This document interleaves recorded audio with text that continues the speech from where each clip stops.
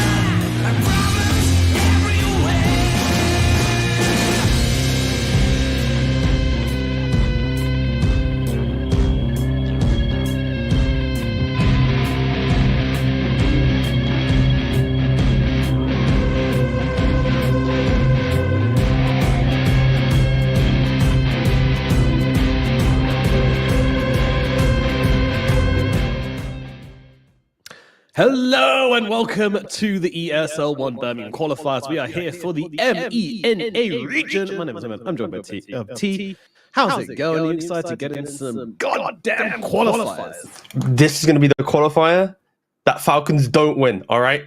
Okay? They won every single one, all right? They're clearly the best in the region. There's no knocking that. You know, they're qualified to dream leagues and all other third-party tournaments you can think about.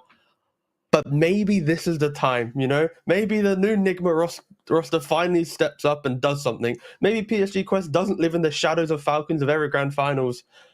In reality, probably Falcons are probably going to win this one as well. But Falcons are quite the team. But yeah, new region, of course. And I think big W for the region already. This time around, we actually have a full bracket. You know, full 8 teams have rocked up to this one. Normally, it's always been like 6, 7, 4.5. So nice to see that it did take 2 or 3 tournaments, but we are now getting a little bit more, you know, depth in at least representation, I guess.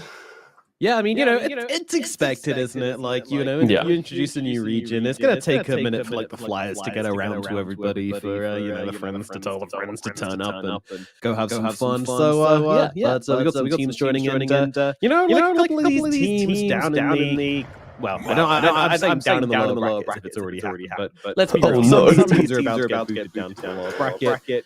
Yeah, Falcons and Nigma and PSG might make them look like chumps, but these aren't chumps. You know, some of these guys, pretty good Dota players. So we could see some upsets, probably not, but we could see some competitive Dota. That's what I'm hoping for out of some of these teams, such as Hanini. Who are of course coming up against Falcons here. We are well into this draft already, but first, you know, Hanini. I think we probably both know a couple players from Hanini, right? Yeah, I think Isla is probably the. He's played in NA, but I've never been really covered his games, so I've never actually had to overcome the demon of is it Isla or Isla. We've always said Isla. Perfect. All right, thank you. I'm copy pasting you then Isla, but no, yeah, we know Isla, and like at least when you look at their previous track record, right? They lost to Winter Bear, they lost to Nigma, so it's like we haven't seen Hanini against like other teams in this position where they're not like the top 3-4 teams in the region, right? Like you'd like to see, let's say, like some Hanini versus 5 Spirits or Adonis or something, just so you can see what the players can do before they play up against like. Before TI contending teams, but alas, it doesn't matter about the backstory and where they come from and how they're here. And we got some drafts that are heavily underway already. And yeah, for Team Falcons, it's almost done. Yeah, the thing with Team Falcons as well is, what people don't really talk about a lot is the overlap between Maureen and Amar.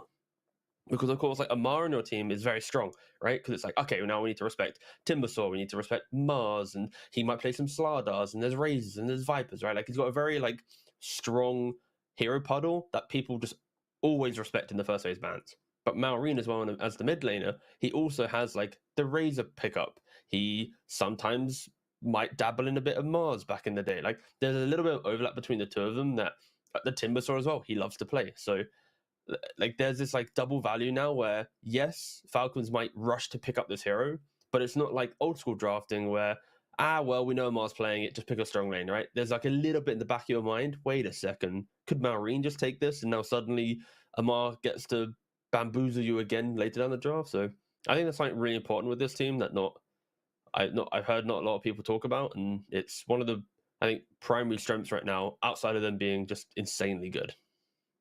Yeah. Well, I mean, how do you expect this team to go on land, by the way? Because obviously we've seen a lot of them from online, but yet to see them kind of really rock up. And of course, we've got a bunch of events around the corner. So, you know, how highly do you kind of rank them outside of the region? I think they're the type of team that will be contenders for like good top 8 runs. I'd be surprised if they were like top 3.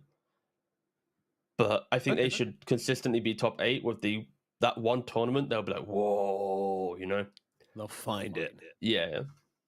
They'll transcend. They'll become electric. I'm looking forward to that. I think I can definitely see it. They do feel like if you've got Amar on the team, I'm sorry, but you're a momentum-based team, right? Like, I can't like look at a team with Amar in and be like, yes, As we're gonna casters, fight. yeah, we're gonna fight. I think Amar is like one of the best offlaners at knowing how to itemize for a game, and because of his raw skill and ability to win lanes, games naturally look like they snowball. But he always has that kind of methodical approach at going, if the game gets rough, his items will allow him to scale and play into a point of the game. So I think it's just because how good he is, games might look like that, but he has that ability to do everything. The Yeah. only downside, I wasn't I'd say really for thinking so much as in-game momentum as more of just like LAN momentum, like overall tournament momentum, where Oh, okay. his mentality is very like, we're gonna kill everybody, and then when you stop killing everybody, it's like, oh, uh-oh. We're having issues now, and things can start to unravel for teams. But Okay, I who see, I knows? see. I mean, I remember the OG documentary is all I'm saying. Oh, those okay. guys, So I thought you were talking about like in-game stuff. I was like, bro, this is so wrong. And then now you're okay. Yeah, okay. I can see obviously the social aspect. Amar is of course like a unique character, very I guess strongly opinionated in certain scenarios. Of course, how he spoke to Seb sometimes. So yeah, I can see that aspect, but he's also surrounded by a lot of like being the opinionated chill one when guys. you have Seb in the team as well really kind of shines a light on the guy. He's a goat. Yeah, I mean, I love Ava. I love big characters in the scene, and obviously a sick Dota player. Expecting big things from his Masters game, and they're gonna end things up with a Wind Ranger as well. So that'll be your carry for this game for Team Falcons. If you've been under a rock the past few weeks, then yeah, wake up because Wind is the new hotness. Ooh, Primal coming out from Hanini. Okay. All right. So that'll be Primal going mid, I suppose, with Titan to the offlane, of course, is on the carry Terrorblade as well. So yeah, looking like there's a few matchups here. I mean, firstly, of course, is it a great Terrorblade game? Yeah, it's like you pick Terrorblade for you see your matchup, right? So you pick some Terrorblade, you push out the lane. It's gonna be okay once he has a lot of items. I think the reason why it could be a little bit uncomfortable and why I'm slightly concerned is because of this Windrunner. Like Windrunner carry is an exceptional hero at locking onto that one hero and just making sure that you bring them low. Like you can use your Ags Windrun to get into the fight, your Focus Fire to do the damage, you then buy BKB to prevent Sunder, and this TB will be isolated in a 1v1 battle that he just can't really beat, right? There's evasion on Windrunner, like I said, the Invis, the BKB, like everything that TB hates playing against, Windrunner has. So if Windrunner has equal net worth to TB, you always know at some point in the fight this will occur. Sure, there's Venge Swap to counterplay that. You've got the auras potentially from a Tidehunter, but it will always be scary that if Windrunner is an equal kind of farm battle to TB, you know at any minute he could get executed on top of the double blink initiation of a Mars puck with that. So it's not the best TB game. It is just a TB game. I think TB is one of those heroes that always just, whenever you look at it, it should have a relatively okay time, right? Like it's always going to get Mantis Guardian and have that one fight. Just they'll probably get outpaced, I think, a lot in this game, and that'll be their biggest struggle. Yeah, can Isla find his timings? That is a question. Will Falcons just kind of run it down on Hanini? Probably is the answer, but I want to see what Hanini can bring to the fight here. Just so we get into this one, game number one here. Do you actually know what Hanini is? Why'd you put me on the spot? I don't think so. I know the picture has a very, I think it's a tea with like lemon or something, I believe, last time I remember. I can't remember. Okay. All right. Do you know? Are you asking me as if you know, or? Yes, I've had it. It's very, very delicious. But it's food. It's not tea in any way. It is food, yes. I know you're tea governor. Yeah, you should know if it's tea. Your name is tea governor. You should know if it's tea or not. No, it's like a. Oh, I can't remember what it's made from. It's dates, I think. Dates and nuts. It's like blended, and then like it's kind of like a dough, and then you have like lemon juice on it. Hence the lemon in the picture. Very, very tasty. Please don't clip me thinking it's actually tea. It was a guess. That's all right. Yeah, it's like a Middle Eastern delicacy. So these guys obviously big fans.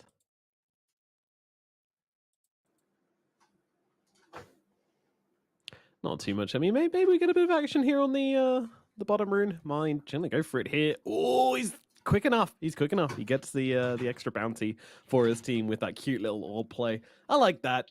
I like that. That's a kind of low commitment but high reward play that you want to see from your mid laner. So, yeah, Malorine making a strong start on his puck. Now I'm ready for it. Now I want to see good stuff coming out from Malorine, as I'm sure we will. Great player.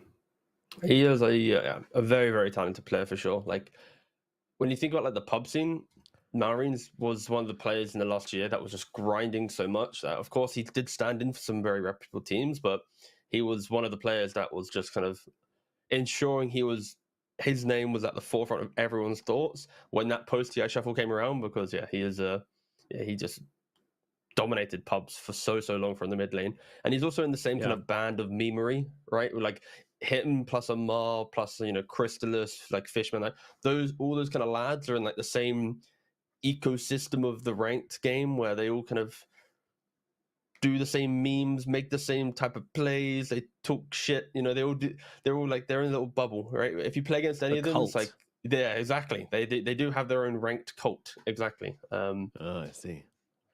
So it was only inevitable that they did return to each other. Kind of adorable. Yeah, a little bit. Friendship. That's what it's all about at the end of the day. And money. Mostly money. But also friendship.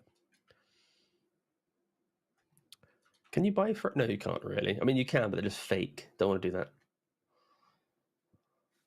Yeah, I mean, if you have lots of money, though, people will try to be your friend. That's true. For the most part, at least. But yeah, these lanes are kind of looking annoying. I don't know. Like they've picked two really strong supports on the side of Falcons, so clearly they were like, yeah, we want to deal with these guys. But Cold actually getting pretty busy up on crit here. Crit having to be a little bit careful. Still has loads of mana for plenty of sticky bombs. Just I don't know. Doesn't want to throw them out. Techies is a exceptionally strong laner, right? Only 30-second cooldown sticky bomb. The bonus radius to the kind of like the latch radius in 7.35B just pretty much brought the hero even to more prominence, right? It kind of like it faded away because of like the tankiness meta. As soon as Heart gets like over nerfed, some have been saying on Reddit, Techie's like, wait a second, heroes don't have a 4,000 HP. Oh, I'm a hero again, right? And plus this little buff is exceptionally strong, and you do kind of want to combo your spells with your offlaner because the sticky bomb plus the rebuke, you're half HP on any hero pretty much in the first couple minutes.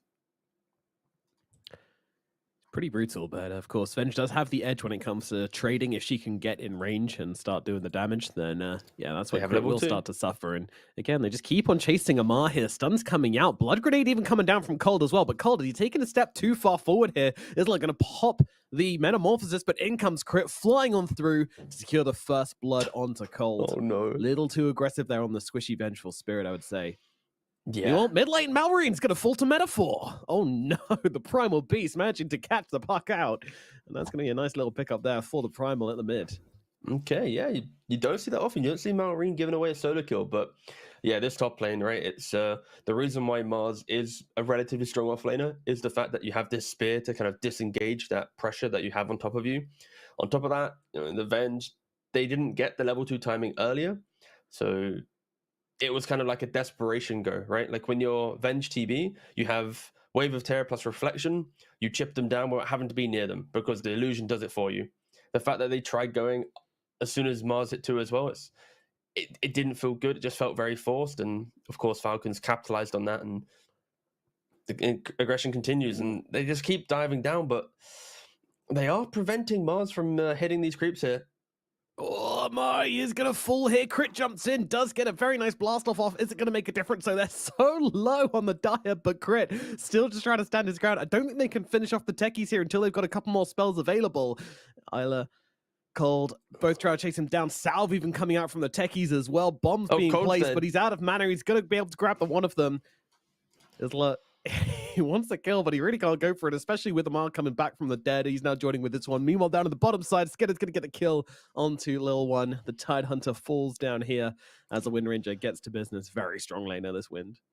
Yeah, and Kind of net win though. You got to give it to Henry, right? The fact that Mars kind of missed out on 3 waves. Like 2 waves were under tower as they were getting pressured, so he didn't get any real CS there. He then lost a couple of creeps as well from his respawn. So incredibly clowny stuff top, but you could at least say Amar's a little bit annoyed that he missed 3 waves. Will it change the next state of the next 5 minutes? I don't think so. Of course, Mars has constant existence within the lane. Terrorblade is locked into does he have meta or not, and Hoodwink does fall in the bot lane. Like Falcons, they have set themselves up with the we will kill you 6 times if we can in laning phase in both side lanes, right? Techies plus Mars, Ench plus Windrunner. We haven't really spoke about bot lane, but snaking, playing on the Enchantress, going for the 2-point Impedus with the 2-point enchant. That pure damage just allows him to eat through the Tidehunter. And now that they've got a couple kills, he's even looking to rotate to mid potentially.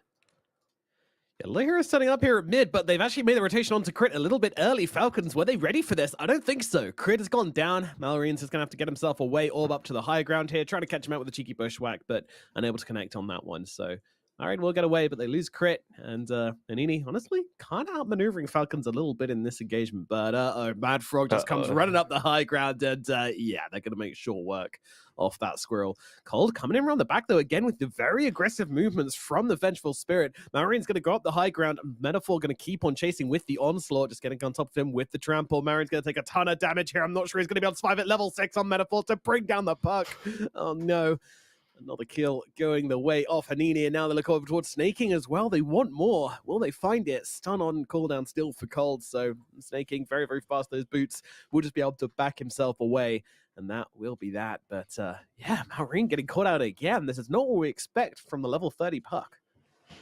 Yeah, it was the choice of the orb, right? Like he can, which way is he going to go? He decides to orb under the safety of his own high ground ward because he had one placed. But yeah, it's just a little bit, I guess, disjointed in general. I think maybe they're a little bit relaxed entering this series. Don't forget the fact that this is Seed 1 versus Seed question mark, because we're yet to really see Hanini play up against any of the other strong teams of the region.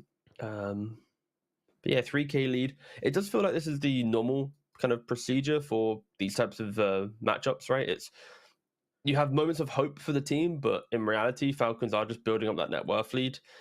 Marine, he's died, but he still farms. Amar farms, he missed 3 waves, but still high net worth than Terrorblade, because the amount of regen needed to kind of survive the lanes is so much that the net worth is naturally dragged back down again. And what is going to be the next move? It does feel like a nice little farm state for Team Falcons. If anything, supports need to enable Amar, and Amar is actually getting jumped right now by the Primal Beast. Yes, indeed. Yeah, should be a death here coming in for the Mars, but yeah, I mean, as you mentioned, these net worths looking pretty good for Team Falcons, despite the amount of kills which Hanini been able to grab here. How much can you do on this Primal Beast to really make Falcons suffer? That's starting to become the question. Marine and Crit will just be able to bring down Cold here. The Venge, an easy pick. Just you can see from Marine's playstyle, right? Like he just doesn't care. Like he just keeps orbing. Like it's not as if he's like in the back of his mind, like, I need to respect this potential hoodwink, right? It's just go, go, go. He throws out another orb in front of them. Oh, did Trample destroy the tree? Yeah, couldn't really combo too cleanly there. And that is not a combo at all, is it? No. Heal down to the bottom side. The Tide gets run down once again. It's it's starting to get a bit messy. Yeah, just a little bit. For Hanini, the saving grace is Primal Beast is having a very good game, right? Like if he goes for that Blade Mail, if he can soak up a little bit of damage, threaten the puck, he now can't get focus fired by the Windrunner. Like he will be like he is everything right now for Dire. If he makes one bad rotation, if he gives away one bad death, then everything could maybe fall apart even worse than it currently is. And he's trying to look at Amar in top, but again, holds back, and Venge dies once again middle. Like, Venge is one of those heroes in the game that you kind of want to play static, even though you have your stuns, your magic missiles, your wave of terrors, your ways to like annoy everyone. You need to be a little bit more lane winning into I'm chilling, I react if my team needs me, but you want to get your 6. If you make all these forced moves in the map and you're level 4.5 at minute 10, looking at a level 6 by 12 or 13, your entire kind of like game plan just falls apart because you're not there for that clutch save, right? The value of your TP drastically increases when you hit 6. So unfortunately for Cold, he's 1-4-2. He's tried to make so many moves now, and he's just put himself in an underleveled position that it will be difficult to feel the effect of the supports from Hanini, especially because also this Enchantress, the one killing Mad Frog, the Hoodwink's only level 4, so Hoodwink. Yeah, these supports are very, very low. As Mad Frog's even getting killed just by the Warpine Raider. He's going to get away to the Snaking, who will fall instead. Crit trying to snipe him out, doesn't quite connect, but in comes Skidder with the focus fire onto the big Primal. Skidder and Metaphor just fighting off on the side here, and Skidder will be the one coming out on top. Oh, beautiful power shot to follow up as well. Mad Frog gets brought down, double kill for Skidder in the middle lane. This guy, he's been practicing Wind Ranger a bit, I think. Yeah, he's hitting some power shots. And the repercussions of what I was talking about kind of coming into play there, right? Like the low-level supports waddling around in the mid lane. Primal's there as well. It's like, wait, guys, why are you here? It's like, there's an active rune? And then, yeah, it just falls apart. Meanwhile, Falcons continue to grow their net worth because they aren't making, a lot of forced moves, right? Amar just AFK hits top. He doesn't really mind what's happening. He's got a Shadow Amulet queued up, but of course he will be changing that. He is just a little bit of a memer. Ooh, Ravage down to the bottom side. They want to get a bit of revenge here, and they're going to be able to do exactly that. Pulverize comes through as, I'm not sure it's worth mentioning, but Cold has died yet again trying to defend a tower where perhaps they should not be defended. That's a tier 2 death. Come on. All right, this one's like tier 2 death at 11 minutes. Avenge can stand here with Wave. That's acceptable. You're accepting it? Okay. Yeah. But Marine's just being very, very annoying. Thirsty. Right, alas. They move to the top lane. They can't really trade towers on Hanini as well. That's one of the downsides of a primal mid. You find kills, but you don't find tower pressure. So the only tower pressure right now is, does Terrorblade press meta? And if he presses meta, 100% there'll be a coil or an arena or a blast off in the face of that hero. So TB naturally just needs to play very defensive in this game. And it's why Hanini are also going to just further struggle, right? Like they can't really progress the map until Terrorblade has 12,000 net worth plus, give or take. What is Amar going for? I'm guessing he's buying Blink. Just the way that he gets there. Like, of course he's not going Shadowblade or he's not doing any of this. There we go. Okay, man, he's going for yours. Yeah, exactly. He was enjoying himself. He was like testing his team. Yeah, I like the Eels if that is the choice he's going for. I really love it. It's a super annoying item for a Primal Beast to play into. Like, very, very difficult. Very true. And this is what I meant about the itemization of Amar, right? He doesn't shy away. A lot of offlaners here would potentially just go for the default Vlad's Blink build. They would look at just straight Blink, BKBs, but no. Yours, it helps deal with a current problem of Primal has a game. Let's remove that. Absolutely. Ping's coming out of the trees on the bottom side, though, as they are smoked up. Looking to get a bit of aggression. Bring down Skidder again, but Snaking, he's kind of being the canary in the mines here, and he is going to be the first one spotted. They'll settle for the kill into Snaking, but Skidder, oh no, there's the Blade Mail coming into effect. Skidder no longer knows what to do with himself, but it doesn't matter. Marine comes in, kills off Mad Frog. Skidder's still absolutely fine as it's Metaphor and Cold will go down instead, and now they start running down the Tide Hunter as well. Lil One just trying to stand his ground. He's got loads of health, but not much else to do. Going for the Ravage. Nice timing on the Shackle there onto Lil One as well, so no chance for TP or any shenanigans like that. So Tide Hunter will slowly and surely get brought down. All right, have you ever seen someone have this much gold for a Yules before? Like, it's not the craziest item to buy, right? He has nearly 4k gold to buy a 2.6k item. There we go. I was like, surely you'd like treat yourself. Yep. Straight goes for the Desolator. It was kind of a case of like, how hard are we winning this game? Like, do I need the proper item, or can I go for the Teehee item? We shouldn't overcomplicate it, right? Like, they are just winning the game. I think yours is an exceptional item, like, logically for this game, if they wanted to play like that. He looked at his net worth and realized he had 4k gold. He goes back to wait, I'm Amar, and let me just scale, right? Deso let's say this game did get complicated. This Deso will allow him to have 3 items instead of 1 now, or 2. Either way, the game 9k net worth lead at the 14-minute mark. Yeesh. Falcons are just moving together now, right? It's the puck stands up front. Support's kind of posturing slightly behind. The jump for Hanini is relatively difficult to kill off a puck. You rely on just basically melee positioning to get your stun off. And that's where puck just punishes that greatly. And we'll see if Maureen does get caught off guard post-laning phase. During laning phase, he did have some troubles, but see how it goes. We are yet to also see the value of the support level 6s come into play, right? The Venge has hit 6, Hoodwink has since hit level 7, but the sharpshooters, the swaps, like they haven't really been okay, they're in the game now. And of course, I think both of these heroes are relatively snowbally. When the game feels good, you just can't stop talking about them. Like they're doing everything. When the game gets tough, it's about the individual player to make the hero shine and to find moments. And Cold has found a moment again to potentially look back at his fountain. Yeah, it's kind of looking that way, isn't it? Maureen is letting him live. He lived. What a blessing. Safety bubble. What can you do? Yeah, it truly is a one of the neutral items of all time. Ooh, Maureen. Just kind of dancing around in the front, knows that if they are going to kill him, then they're going to have to commit something big, and especially with Ravage just coming off cooldown now, wasn't really feeling too much fear, but now that one's going to be in play, but Cold's already gone, so who really cares? Lil One just being hammered at the moment, buyback from Cold even coming out here. Oh, no. The onslaught just kind of goes back to the team, and yeah, this is a underwhelming buyback if ever I've seen one. Oh, I've not seen. Oh, this is just rough. Every 5 players had this game before. Don't worry. Like you're under the threat of a high mobility hero. Like wherever you show, you're gonna get like put down to low HP. You think the Falcons are gonna dive to tier 2. Like this buyback in other games would have been incredible. You know, it's like they're under the tower. Oh, he bought back. Swap. Wow. No, they just disengage instantly. All right, you're gonna buy back? We'll back off then. No worries. Yeah, maybe. And they back off into Roshan, right? You've got the Enchantress to tank with the creep. You've got the Desolator on the Mars, the Focus Fire on the Windrunner. Like 3 exceptional components in taking a pre-20-minute Roshan.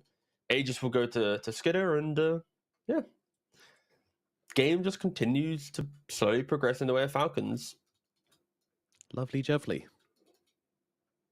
Wait, is it Jovly or Jubbly? Lovely jubbly. Didn't you just say Jovly? I did say jubbly, yeah. Thought I'd mix it up a bit, you know.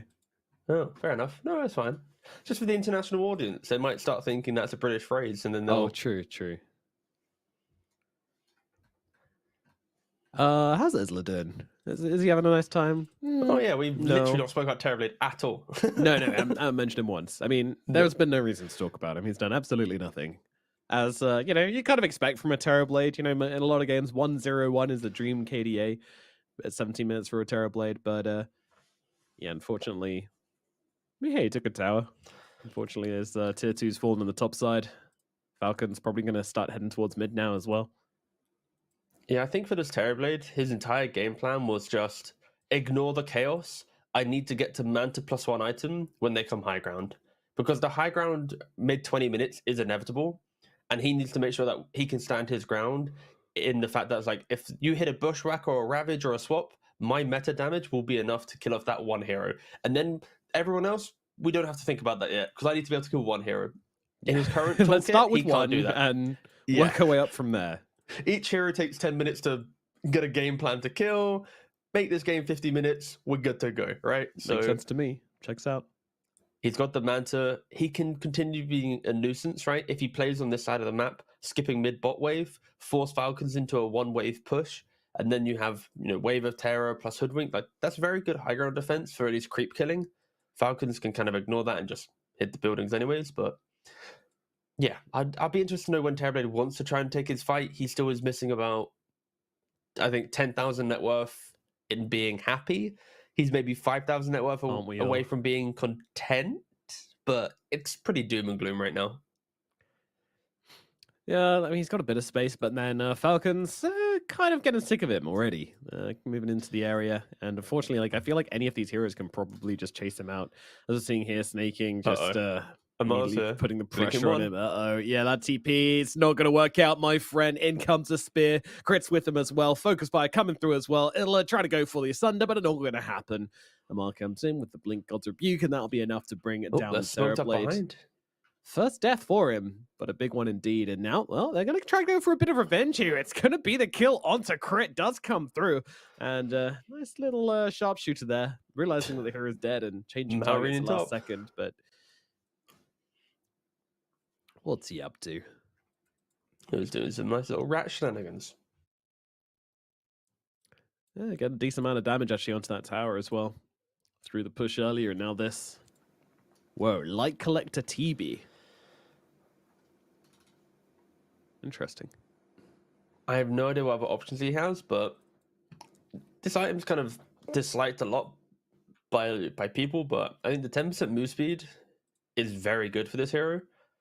And the regen, it's nice, but I think the move speed's very good, and especially at nighttime, Terrorblade is protected because of the reduced vision with the mana regen for additional like illusion spam. I can see there being worlds where it's okay.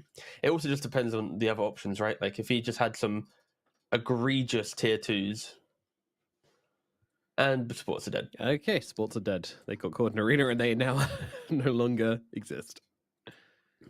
I just want to remind people how difficult this game is for supports to play, right? Like you show yourself for like a millisecond, there's a Deso Blink Mars or a Witchblade Blink Puck on you. Like both of these heroes by themselves could do the kill. Both of them in the game against you.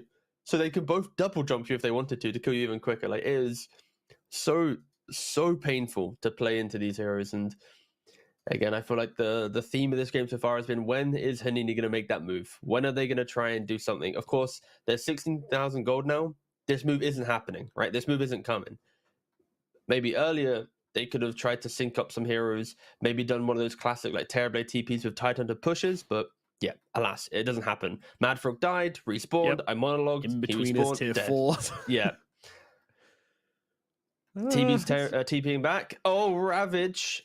Yeah, well, it catches on to Skidder. Let's bring down Skidder. It's a nice step one, but nope, there goes Win Run away. Metaphor trying to get in and make the fight happen for his team by going on the backlines. We've taken so much damage. Snaking just blasting away with the impetuses. In comes the sharpshooter from Mad Frog, but it's not really doing enough. They've only been able to kill the Aegis target. Skidder going to come back to life here, and now Cold once again in the middle of the heroes on the side of Falcons. They're going to be able to take him down with ease. Little One going to be the next target here. Amar brings him down. Another taken by the Rebuke, and now Spear across to the tower. Snaking with the triple kill. There's going to be 4 heroes down on the side of Hanini, and we might be looking at a 22-minute GG here, T. Terrorblade's alive, though. Have hope. Yeah, he could probably just be soloed by the Mars here, so that is unfortunate. Final hero on the side of Hanini falls. And there's the GG's coming out from Mad Frog. Game number 1, comfortably in the hands, or the claws, should we say, Wait, Cold, don't give him another Falcons. One. No, Cold! No! Oh. No, he was on 9 deaths. Like, 9 deaths? That's like, you know, but 10 double-digit deaths? Double digits, yeah. Come on, Cold. Yeah. Think about the stats, man. Think about the post-game. I can't put you as MVP now. No. Anyway, but nah. I think, yeah, Falcons clearly, of course, best in the region for clear reasons. I think, if anything, if Hanini is going to try and take a fight to Falcons, they can't pick supports who are so dependent on levels if they're also going to concede the lanes through picking farming heroes, right? Like Tide farms his lane, Terrorblade farms his lane, and then you pick up Avenger and a Hoodwink who want to get kills in lane and kind of catapult themselves into the game. It's like, if you're doing this, like this draft, I see it as like a draft of a team that is very, a competitive team, right? Like a team that is very strong. For a team that's kind of entering the region as like the underdog, I feel like it's a little bit too many steps ahead, where they kind of need to retract a little bit, go, okay, let's get ourselves into the game first, present our skill, and then we can do stuff. Because right now it's like, you're not going to win lanes against Falcons if you pick farming heroes, and you're not going to make better moves against Falcons because you're trying to then farm after the fact as well. So I hope they do make a slight readjustment, get a little bit more aggression. I think Primal Beast had a relatively good game. He killed Puck solo, right? But there was nothing to follow up with. Like, there was no momentum to create. So I do hope that Henny do identify this and give us a little bit more kind of punch in that second game. Yeah, they had a couple of good moments. They managed to find some good kills, especially in the early game where they did bring down some cores. But ultimately, those lanes just didn't go well enough for them. They had nothing to fall back on. And as you say, Primal Beast, he packed a good punch, but unfortunately there was 0 follow-up. And that would mean they will be losing the first game here. But they've got a second chance at redemption here. Can they bring a better fight to Falcons in game number 2? We're going to find out after a short break.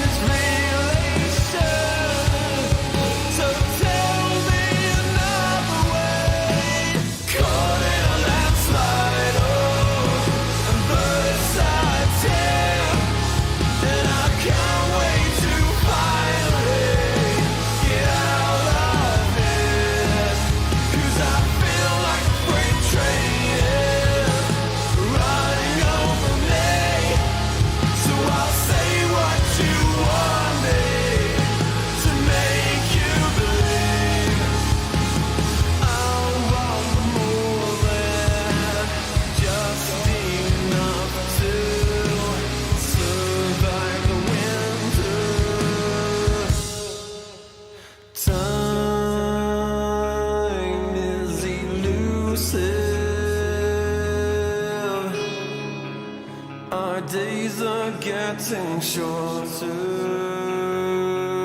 It's now or no way, 'cause life flows like white water. Take a moment to breathe, hold it in, stay a while, forget all that you know, and forgive everyone. It's all in your power to turn away. And maybe I've been blinded, 'cause all I see now is a fairy tale ending. It's not in our course at all. Make a change, forget wait for nothing, to death do I, 'cause I feel like a freight train is running over me. So I'll say what you want me to make you believe. Mortify and complicate. I'll wait by until it's too late.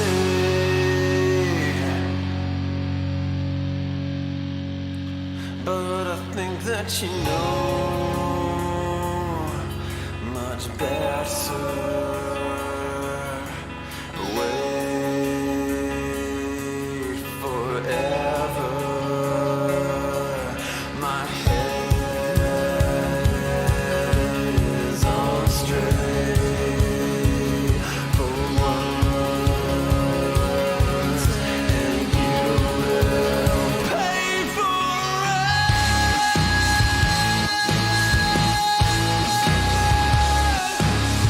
Yeah.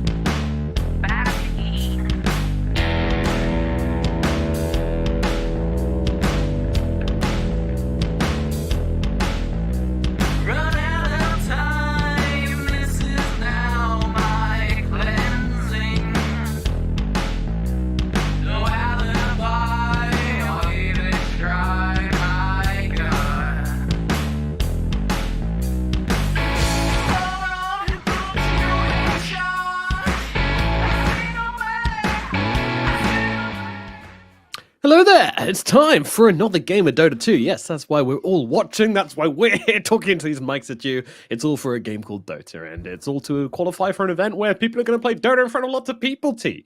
Who's the team which should do it? Well, from this region, so far, it's been Falcons this year. And they are making short work of Hanini thus far in their opening series.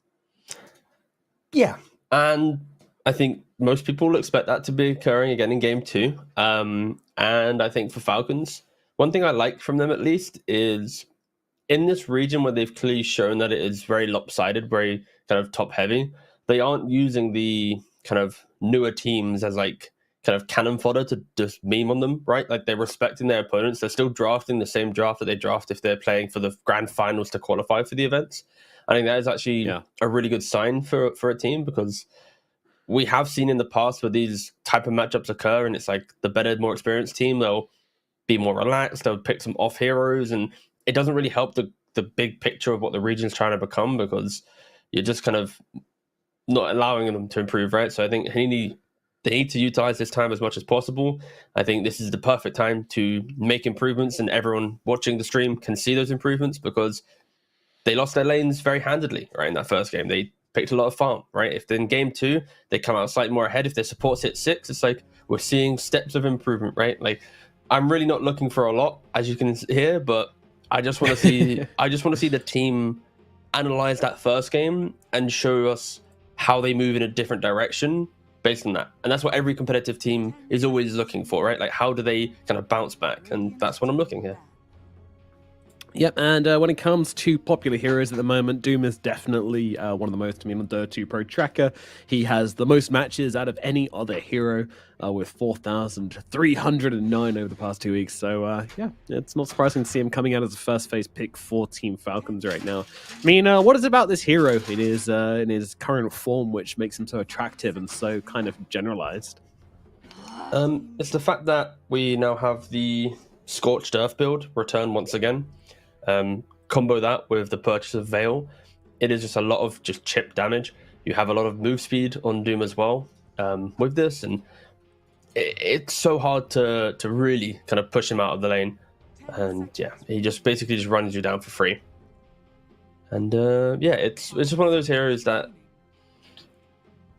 even if you do use resources to kill him off, he's always going to have that kind of gotcha value at some point, right? But I think primarily it's the maxing Scorched Earth with a casual pointed Infernal Blade, with a quick purchase of a Veil, and then just taking over the game, always just deleting a lane from your opponent. It's really, really annoying.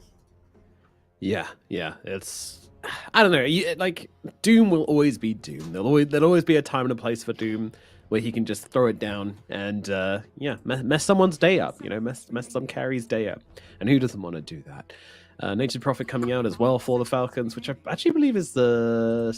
Oh, no, it's not the second most picked hero. That's Hoodwink. But still very, very popular. I think, highest contested hero. That's what he is. So there it is. Everybody's still kind of hungover from the last patch with Nature's Prophet and banning him out of every available opportunity.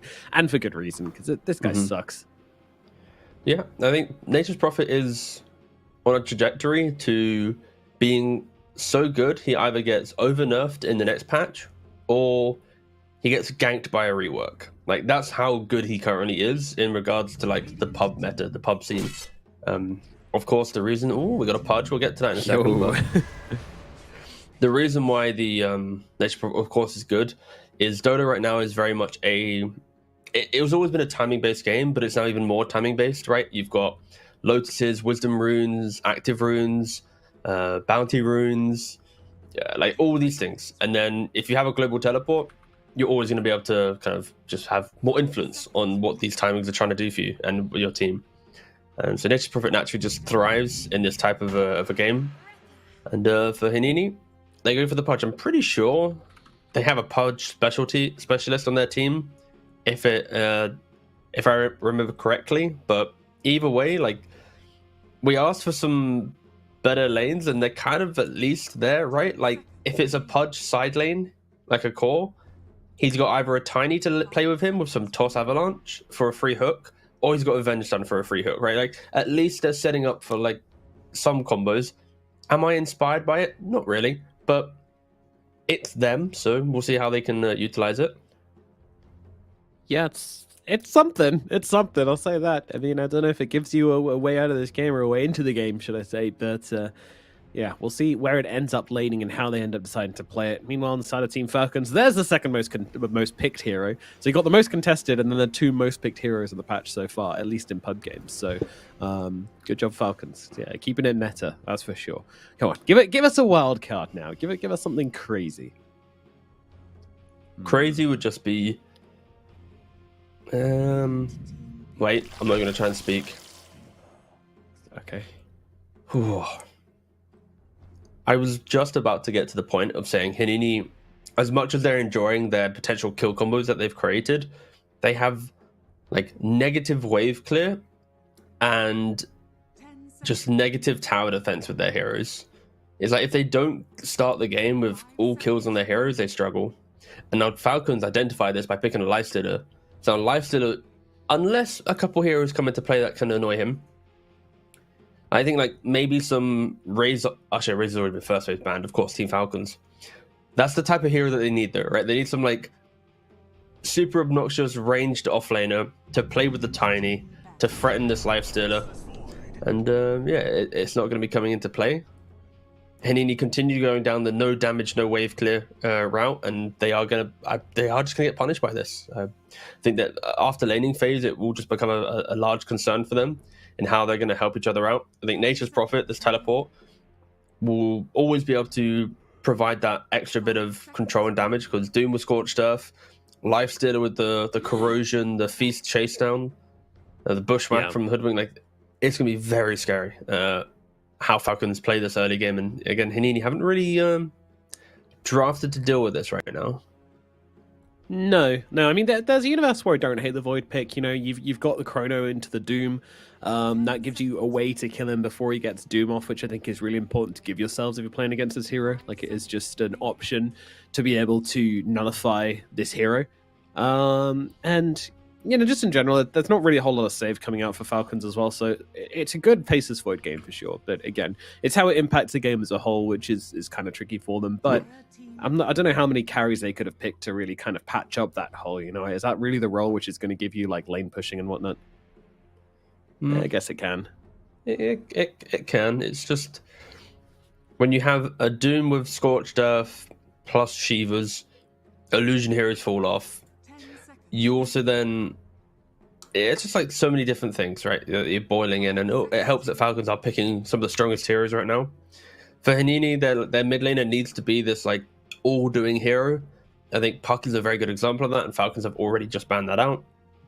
I don't think Zeus is too good because of Lifestealer. Give me some lightning hands. Yeah, Winona's not too bad as well, actually. That was a pretty cool ban. Like, the idea of some power shot, it's not crazy damage, but, like, for Hinini, they just need that one hero that goes, I shall push out this wave, and I'll buy us just that right amount of time to give us that one fight. Because Pudge is chasing that one or two items. Void is chasing stability in the game so he can choose when he wants to chrono rather than having to chrono, right? And, like, when these things align, the game might become better. Like, they're scaling. These heroes, yes, they scale. Hinini, late game, sure. How the hell do they get there? Like, they don't right now. So this mid lane pick, a lot of pressure on it. They need to pick a hero that can get them through the early aggression of the Global Prophet teleport. The fact that Doom Lifestealer won't break your map, but they will just break your lanes and just farm Is a Spirit too slow then, do you reckon? Maybe Earth Spirit, actually, I can see. Again, it doesn't really pressure the Lifestealer. Yeah, that's true. Not a fan too much though. It does a lot of other things. That's true. And they banned out DK and Quap, which does kind of lean to some type of spirity hero because Quap Quap is a lane winner against these heroes, and DK is your instant stun. Other thing I think is Hanini just respecting the tankiness of Falcons, where if you had a tanky Doom, tanky Lifestealer, and a tanky DK, you're probably just losing the game outright. So I think they're just it's less about what they're picking. I don't know Hanini well enough to make accurate predictions on what they're going to go for, but This is a terrible spot. If you're a mid laner right now, you are not enjoying this. Like, maybe, like, even Invoker doesn't feel good because, like, you could say, oh, Invoker, you could go Tornadoes, EMPs and stuff, and I would have never said line in my life. Yeah, I imagine it's tiny mid, but maybe it's line mid. Fuck it, maybe it's tiny mid, line mid. Maybe they get spicy with it. I've not seen a line by Ags for about 3 years. Maybe Hanini is going to whip it out. Remaining. 5 seconds remaining. What are they gonna do? Are they gonna do the normal thing that or maybe put tiny mid. I'm pretty sure. We'll see. Falcons' final pick coming up for them. They've got a plethora of options still available for them. I mean, not the biggest pool, but certainly still plenty of choice in regards to mid laners. They can go for like a Lena mid, just Lena's banned. They could go for, I mean, Void Spirit's still fine. Some Primal was banned. Okay, cool. Just double checking the bans here. They could also, I mean, they could Huskar if they wanted to, because you know this is. I know they go for Slaughter. Interesting. So it's gonna be Amma on the Slaughter. Okay, which means mid-tiny. Marine Dune. Yeah, mid-tiny. All right. It's not crazy. No, it's not. All right. But it's very scary. I think Falcons have given Amar last pick in the draft. If you remember, during the pre-show to Game 1, I said about the flexibility of Marine and Amar and how sometimes these off-lane picks appear in the mid lane. It's perfectly happened in the second game, and I think Hanini damage is my biggest concern for them still. Pudge should not have a very good lane against Lifestealer. Tiny against Doom. Doom will just free farm. And now faces Void needs to try and pressure a Slardar, but that, again, doesn't happen. So I think 3 lanes are favoring Falcons. Hanini are going to have to work some magic, maybe get some smoke plays, do some unconventional stuff, and that could give them a chance in this game. But right now, from draft and lanes, Falcons are looking exceptionally strong.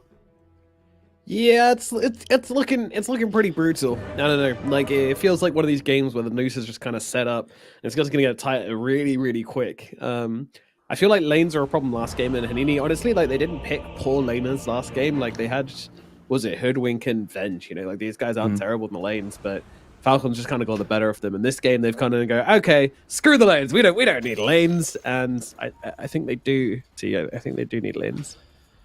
They do. It's fundamental, but alas, we'll see how it goes. Prophet, of course, TPing in, buys both the wards, places both the wards. Both the wards at mid. Against the enemy mid as well. In the melee versus melee mid matchup, he's got 2 wards down. All right. But the key thing here to note is, first of all, Hanini are smoked towards 5. They are looking to see if they can find someone, but Falcons are in quite a nice position. Oh man, this is so aggressive. Coming in between the towers? Really? Are they gonna find anyone? Come on. Land the hook. Void checking for the ward. He knows it's not a high ground ward because the tower didn't aggro him, so they know they're deep in the fog. Dougie knows what's up. Zeroed in on the Pudge. There's only one spell we care about right now. Little one. The hopes and dreams of Hanini rest in this hook. He hits they don't even hook. see each other, by the way, so it's really just like, oh, Crit comes in from behind. Oh my god! Oh, he lands it! Oh my god! They're gonna kill the Hoodwink! Oh, it's over. Falcons. They could call it right now if they wanted to. Huge first blood. Crit just... I mean, it was all the tension. It was all the standoff. You know, it was all like the psychological warfare. And Crit just comes running in like an absolute madman. So they're just quad laning the safe lane. Yeah, They were struggling, of course, in the last game, so they decided to bring 4 heroes to beat Amar in game 2. Hello, Shum. Is he really going to take the portal? It feels slow. Shouldn't miss too much. He misses... 1 CS. Yeah, 1 creep. Yeah, Lions kills it. No, so he misses 2 creeps of XP, Yeah, it wasn't optimal. Okay. It wasn't optimal, but okay. The lanes have set. We have no laning shenanigans occurring. We've got the kind of expected setups on all fronts. And now it just really boils down to how does Hanini approach this, right? Like, is there any kind of X factor moves they can make? Any kind of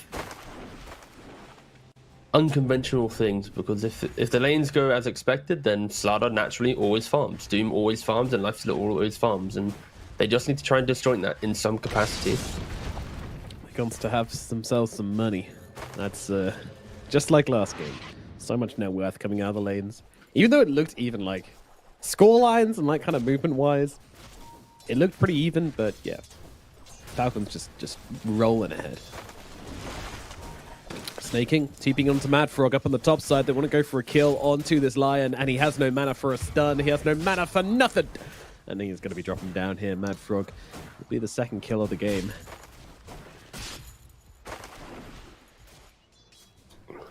Yes, the joy of Nature's Prophet, right? He just TPs to base, TPs back in, has the Blood Grenade, and of course Line, using the Earth Spikes to secure range creeps. As soon as he steps up to use that Earth Spike, it's just free game to chase him down. He has no way to disjoint that aggression, and yeah, I mean, excellent read continues. on the low mana as well, because it did come off cooldown during the chase, but of course, you know, with no mana to throw it down, Yeah. what's he gonna do? Good read. That's the thing. You play against this team, you just things like that, man. You know, other teams you'll get away with it, not having mana in lane. Oh, just wait for the mana drain level 2 or 3 or whatever.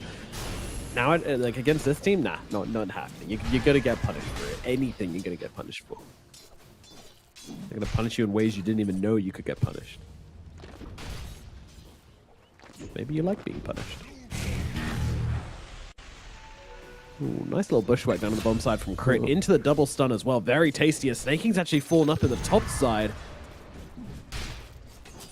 Oh dear. All right, well, return kill coming on in now. Landing the stun and the hook. That's going to get you a kill. Yeah, the Prophet was looking to TP, got hooked, and then TP'd again into the Earth Spike and died. So Snaking kind of off the ball for a second, but he TP'd straight away back to the top lane.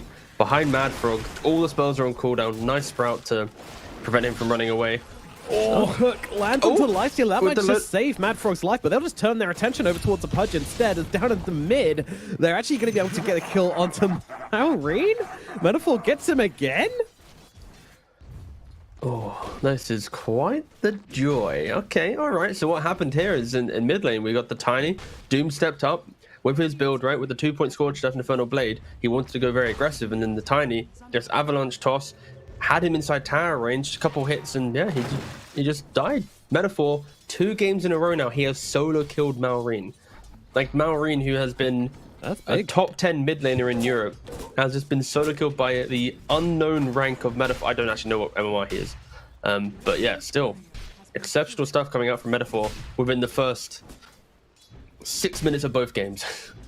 Yeah, what a laner.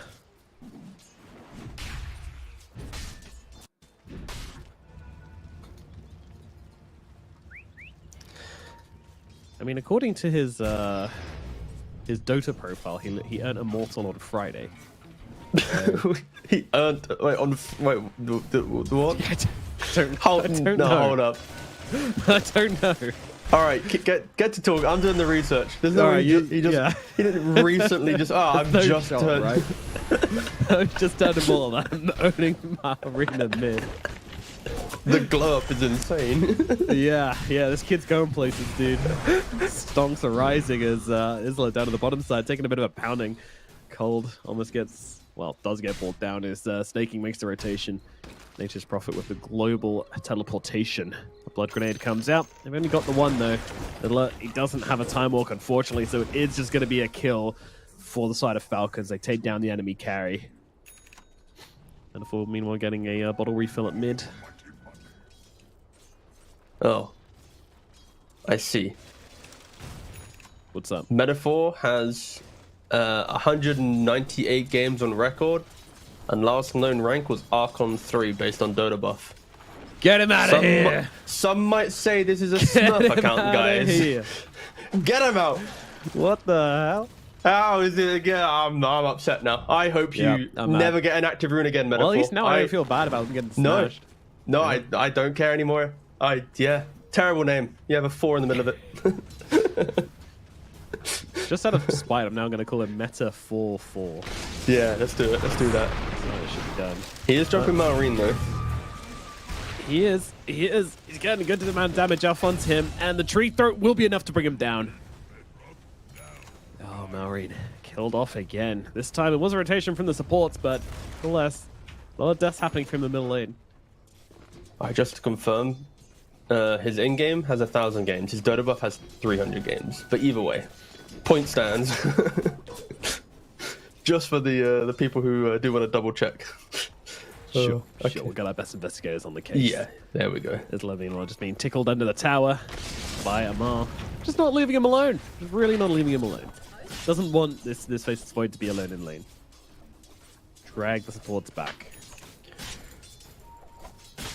And just look at the CS, right? 39-13 Slaughter, 35-14 Leicester, 30 for Doom. Like, even though the Doom died, like, you can just feel the state of the game is just efficiency. Exuding from Falcons, right? Like, all cores, 3k net worth. Void and Pudge struggling to get to 2.5k. Malrine even rotating up to the Pudge as well to make him have an even worse game. And like, these are the type of kills that snaking the position 5 is only 400 gold away from overtaking this Pudge. Like, he is... Yikes. Yeah, I think it's fair to say that this Pudge pick hasn't really worked out for them so far. I mean, it got them a couple of nice kills, but does that make up for the kind of lack of laning presence? Absolutely not. Does it make up for the fact that Lifestealer is now just going to farm his little pants off? Absolutely not. And down on the bottom side, once again, Amar. I mean, he's definitely going to draw the attention down here as the supports come on through. And that's not support. That's a tiny Meta 4-4 coming in for this one.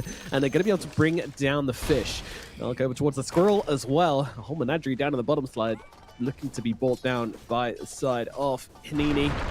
Under the tower they go. Avatos is there, and that'll be enough to bring down Crit.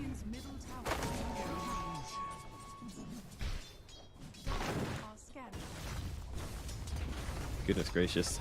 Good rotations, honestly, coming out from the Falcons. From the Hinini. Falcons getting a little bit aggressive under tower here. You know, that you can tell, compared to Game 1 especially, they're playing it a little fast and loose. Kind of, I don't want to say less serious, but I'm going to say a little looser. We'll just stick I with think that. it just comes from the fact that, like, when you're playing, you've got it as well, right? When you play your Dota, Pudge does die in top lane, right? Like, certain drafts give you the confidence to do more plays, right? Like, when I look at Falcons, like, if I'm playing this Prophet, I'm like, okay, wherever I go, I know the game's gonna feel good. Like, whatever happens, no matter what, it's gonna feel good. And Tiny, though, you know, Meta for 4. That's because he's a potential Smurf account. Anyways, he now does have the Blink Dagger, and he's gonna try and make some moves. I feel like if people just tuned in, they actually think that I'm pronouncing Metaphor that incorrectly. I hope so. But just okay, yeah, fair enough. They went here from the start, then that's on them. That's true. First it was Yatoro, now it's Metaphor. Who's next? Okay. Tigo's hit list. Smoke up though from Crit and Malrine. Another day, another Doom. 5 seconds on cooldown. They want to bring down a Faceless Void, and they might just be able to do it. And they're smoked mid on Hinini, but it potentially is just too slow. Yeah, Crit. He sees him. The connection is there. There comes the Bushwhack. There comes the Doom. Faceless Void is definitely going to get melted here. Cold. He doesn't have the level 6 to help out. Oh, no. He's just going to watch his teammate die. Might joining him in death. Show a bit of solidarity, but no. Gets himself way to the tower. Snaking not there with the behind the sprout style. Top side, maybe looking for the return kill onto the Lifestealer here. I mean, they've got the lockdown to stun him up, but Skinner just doesn't really care. Yeah, you don't have the damage. You're not going to kill him. Didn't even rage. I love that. Just walked away. What a baller-ass move. The worst part was Metaphor with his Blink Dagger. He dropped it in the tree line to hide it, farmed mid, picked up the Blink, smoked with Lion. This is all whilst we're killing bottom. Cool. He then double blinked, so instead of killing Snaking under tier 1 for free, he misclicked his blink back into the river while smoked, decided, yeah, you know what, let's just go top instead. So his entire play was just built on the fact that he misclicked his Blink Dagger. Maybe it's all Smurf. No, it's his account's got like 70 games. He's got like a couple thousand games on it now, but it might be a main account today. But the origins of it, of course, were not the lore, the best looking, at least. Indeed. Nevertheless, is he? Ah, yeah, he's just going for the Maelstrom. No Midases today. I don't think that could work for them really. Do you ever go Midas in this patch? I kind of don't think you do on Faces Void anymore. That Maelstrom's too good. Only in like the really despair games. Yeah. Which we're not at yet. 4K gold disadvantage. It hurts, but you know you've got ways to play the game. I think is the big thing. As we're about to see, Snaking should just be brought down here. They've got more than enough stuns to keep him locked down to the next century. And Amar's going to come in, and he's going to get a taste of that as well. But now they're out of stuns, and Amar's going to try and bring him down. Misses the stun though. It's coming in from the side. Has that Chronosphere. Should he want to throw it down here? He's got to be careful though. Doom available in just 8 seconds. They need to be careful of this one. Chronosphere going to land onto the 3 of them. They're going to try and catch the aerial hoodwink, but they don't quite have the damage. Finally brings it down on the end of the Chronosphere, but now Isla, he's in some trouble. Doom in 1 second, but Maureen doesn't quite make the connection. The hook back to save Isla as well. They'll keep him safe.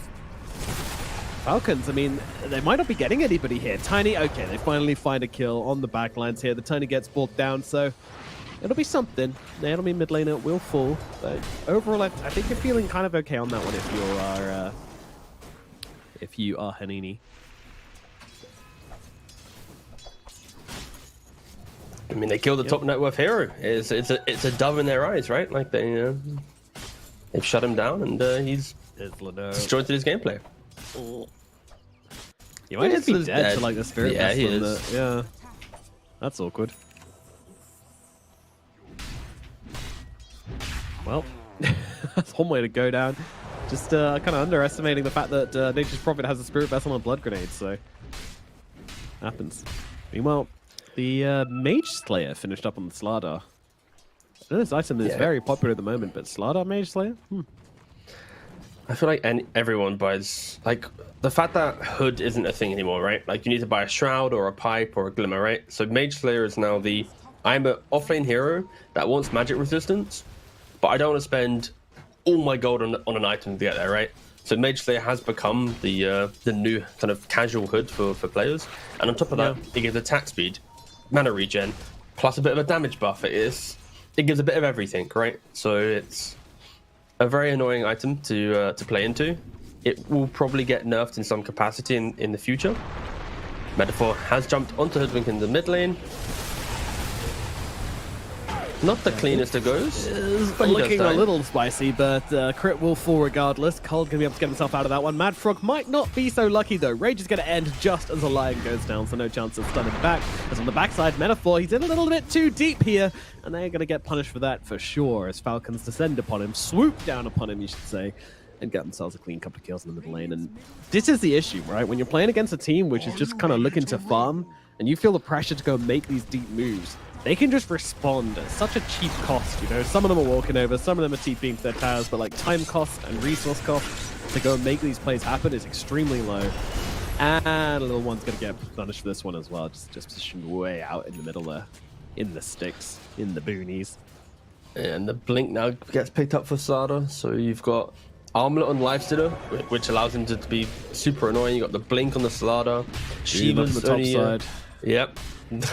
The Sheaves on the Doom, but also Doom on the Void. It's things are crumbling right now, as we do get to our 12th kill of the game for Falcons. Ooh, it ain't looking so hot for Hanini. It's a shame because you can serve Hanini. Hot is quite nice. I do need to try this now. I would recommend it. Do you like dates? I wouldn't say that I have actively knowingly eaten a date for many years, so I don't really know. We are commentating the Middle East region, so it's and North Africa. It's pretty important you like dates. Just say it. Sure. I'm not just gonna suddenly say I love dates, but all right, good. I was testing your character. No, yeah, I will try my best to see if I like them. when the next opportunity arises. Yeah, we'll do a date testing. You've always wanted to. Oh, hold up, Pudge. Yeah, he's in it right now. He's going through it. Unlucky bud. Mad Frog. I mean, I imagine Chrono okay, but... Do they have the damage? Oh, okay, Tiny's here. They do.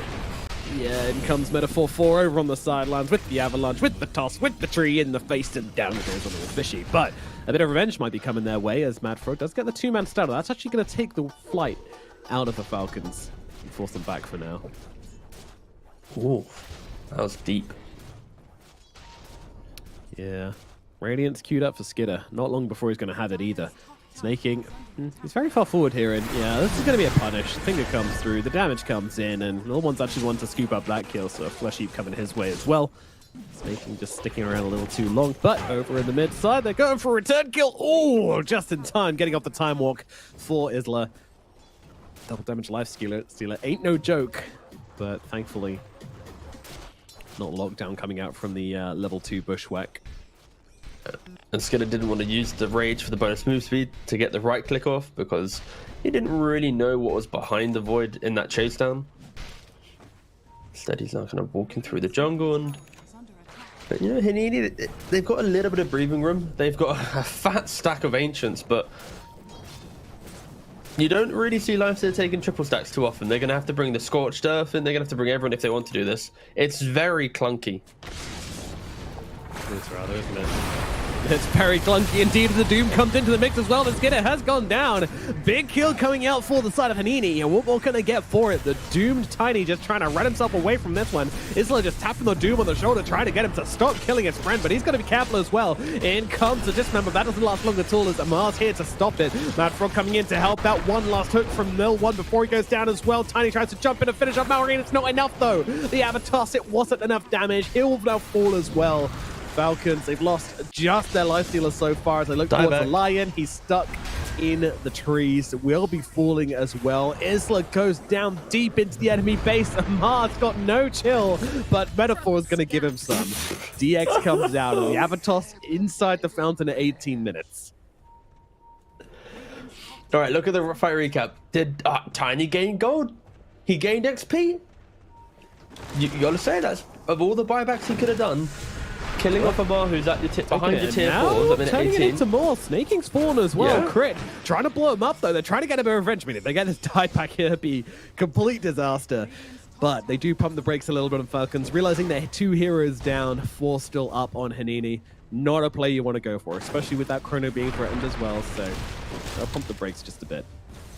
Yeah, I gotta say that for Falcons, trying to go for like some triple quad ancient stack with a lifestealer, where none of your team are, like, to take that stack, you need like, you don't even really have heroes for it, right? Like, you'd need to like awkwardly crush it from Slaughter with a Scorched Earth, and then everyone has to A-click it, kind of group up all weird. It's just, respect the resource just isn't yours to take on the map, right? And because they don't, Hanini now get to take it themselves, Tiny gets a couple kills, still isn't changing the state of the game, right? Like, the net worth, even after all these, you know, the shenanigans that are in play, the net worth still grows towards Falcons, but Falcons are showing us a couple relaxed moves in this second game. Yeah, not game-losing moves, just a little bit relaxed. Ag soon complete on Slaughter. That's just going to make him even tankier, right? Gives him additional regen and armor and status resist and everything you don't want to see on a Slaughter. He's just going to get upon completion of this Agnums, and Mad Frog, he's wrapping around, hoping to find Skidder, but the rage crit just gave just enough vision. As well. Yeah. Chronosphere going to come down onto crit. They want to get something for this, and well, they certainly will. Isla brings down the Squirrel Bird. Now Snaking comes in. The rest of the team coming on through as well. Suddenly, Falcons are everywhere. Isla does get the TP way. They'll leave their Pudge for dead. There's no way he's getting out of this one, and Skidder's going to scoop up that kill. Cold as well. Also looking like he is out in the cold, and he will also fall. So 3 down on the side of Hanini. It's not a worthwhile trade in the slightest, but at least they played some Dota. Yeah, they looked to go aggressive, and it kind of fell a little bit short. Again, just to remind everyone, like, Hanini their draft, it's awkward because they don't really push out waves, and they're always chasing like the next big item, right? Like Void is a hero where you want Mjolnir, Manta, BKB, like Satanic. Like once you're here, you're thriving. You don't really care too much about Chrono. Like Chrono wins you a fight, but you can take fights without it. Tiny, you want Aghanims, you want Daedalus. You want to utilize the fact that your what's it called? Your Void will create the opportunities for you to get those free tree volleys, right? But it's like another like 15,000 gold that we're talking about. And if they get there, then it could become a hysterical game, right? But for now, Hanini are trying their best to do things. It's just they're always running into 5, and they're at best maybe 3, 4. Huh, I had no idea that Tiny Shard increases damage dealt by throwing trees by 100. Yeah, No idea. Today I learned. nice. There you go. That's what I'm talking. You know what, T? It's a sad day where you don't learn something new, so I'm happy about this one. There it is. Of course, everybody watching knew that already, so... The amount of people that hold up. No. Oh, God. Yeah, he died quick enough for us to continue our conversation at least. But do you know people that don't know that the banner from Roshan is global? Because Wait. at least once a day, people go, wait, the banner from Roshan that buffs the creep's global cast range. Every day I get the same. One guy comes into stream, always asks. I'm like, yes, it is. As I place it globally at like the random spot on the map, they're like, oh, thank you. I thought they had to run through the flag. Well, they do, but you can place the flag anywhere. Oh, yeah, I knew that. I said the placement. I don't mean the aura. Right. Imagine the aura was global. Oh like, my god. I was like, my brain was going like, no, I don't understand anything anymore. You want like a mega creeps for free? Just take the Roshan. Come on, hurry up. No. I meant the placement of it. Sorry. Yeah, it's why you always put it in the enemy fountain. Yeah. It does remind me that the average Dota player is around like 2.5k or was it 3k? Radiant are scanning. Puts it into perspective. Just like Metaphor on his Smurfing, no joke.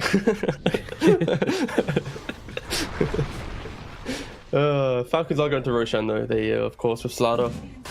It does fall with ease. They could have probably done it a little bit earlier, but they were punishing the map instead. Corrosive Haze. Roshan still 24 armor, but with enough right clicks, it will be going down very nicely. Yeah, that's an easy one. I mean, and what can Hanini really do whilst this is happening? You know, they can get a little bit of their map back, you know, crawl up to the top side. It's not much. They're not eating it. But hey, Mad Frog, he's kind of close to a Blink Dagger. Yeah, might have that for the next fight. Okay. A little bit of Blink Stun, a little bit of Blink Hex. Also, Life today is about to get the Shroud, by the way. So all this initiation is primarily magic damage, right? For Hanini. Yeah, and look at the raid from Falcons as well. They know exactly where these guys are going to snuck up onto the map from. And, well, Chronosphere coming down from Isla. They want to try and fight this. There's a tree spawning coming in from the sidelines as well from a Tiny, but it's not nearly enough damage to bring down these tanky Falcons, as Lion just getting annihilated on the sidelines from Snaking. It was a nice attempt from the side of Hanini, but maybe a last hurrah from them. Isla still trying to run himself away. He is now gone as well, and that is going to be 4 heroes just absolutely blasted out of the top side of the map.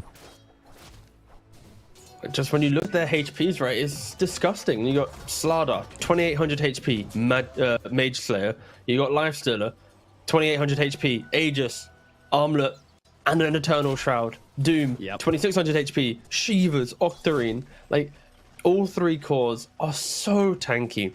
And Hanini right now, we mentioned it during the draft, they lack damage, and the damage that they do have is Finger, Magic Missile, Avalanche Toss into maybe a hook.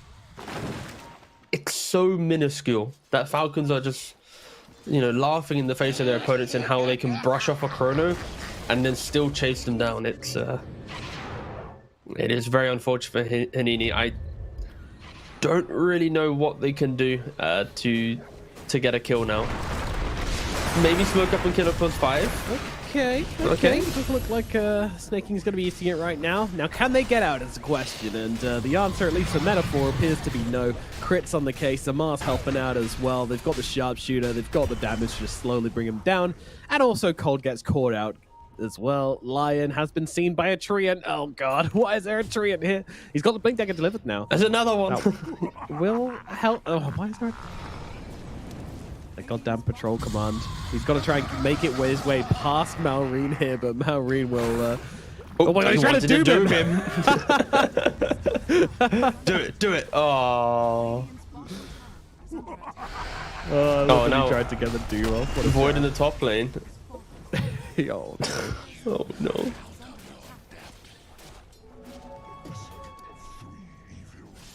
And you know, 16 kills. It's pretty good. We'll see if they get another, but overall, you know, I think I shouldn't be sad about this game, but yeah, definitely you play against the Falcons, you know what's going to happen. These guys are the bosses of this region.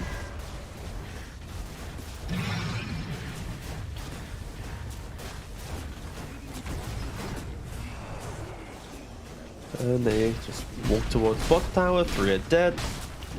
Should be getting their first racks of the game here. Lion tipping the void. I'm guessing there's some memes occurring.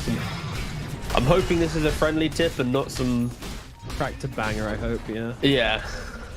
We'll corner them next qualifier. Don't worry, mate. It's all good. The fake back. Ooh, no.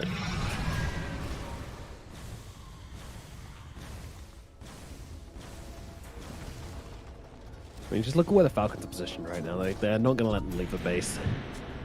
Ward down to the bottom side as well, just to make sure nobody dares attempt to leave their prison. And someone's left the prison. Get him. Immediately jumping onto Metaphor here. Metaphor's just going to try and toss him back, but there's another hero here to take the place. Just get on top of the Tiny and slowly but surely bring down the rock. Alright, get some kills. Crit has fallen. Skinner's in pretty deep. Don't forget, he's got the Aegis. He doesn't really give a damn about dropping here. And with all his charges on the Eternal Shroud as well, he's getting pretty damn tanky as Mad Frog falls as well. Under the tier 4s, they will go. Surely they could be punished for this, but honestly, it doesn't seem like this. A Fortify actually doing the most work here as they split shot from the towers, peppering them out. Looking from the side. Oh, they're just dooming him. They're just straight up dropping the doom onto the Faceless Void. He won't make it back to base, doesn't make it home. Isla falls again.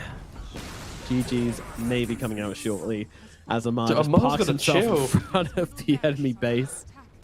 Bro, he tipped cold like 4 times in this series. And he... Oh, cool. Mantle Intelligence has been dropped. There it is. All right. I've not seen it in a while, but...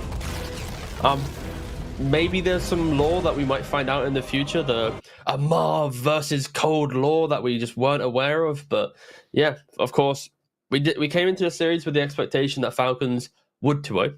We came into the series with the expectations that Hinny probably wouldn't do much to be able to beat Falcons, just because of the disparity in a seasoned team of TI level players versus a, oh wait, there's a brand new qualifier available in my region, let's play it quickly type team. So they are very night and day different teams.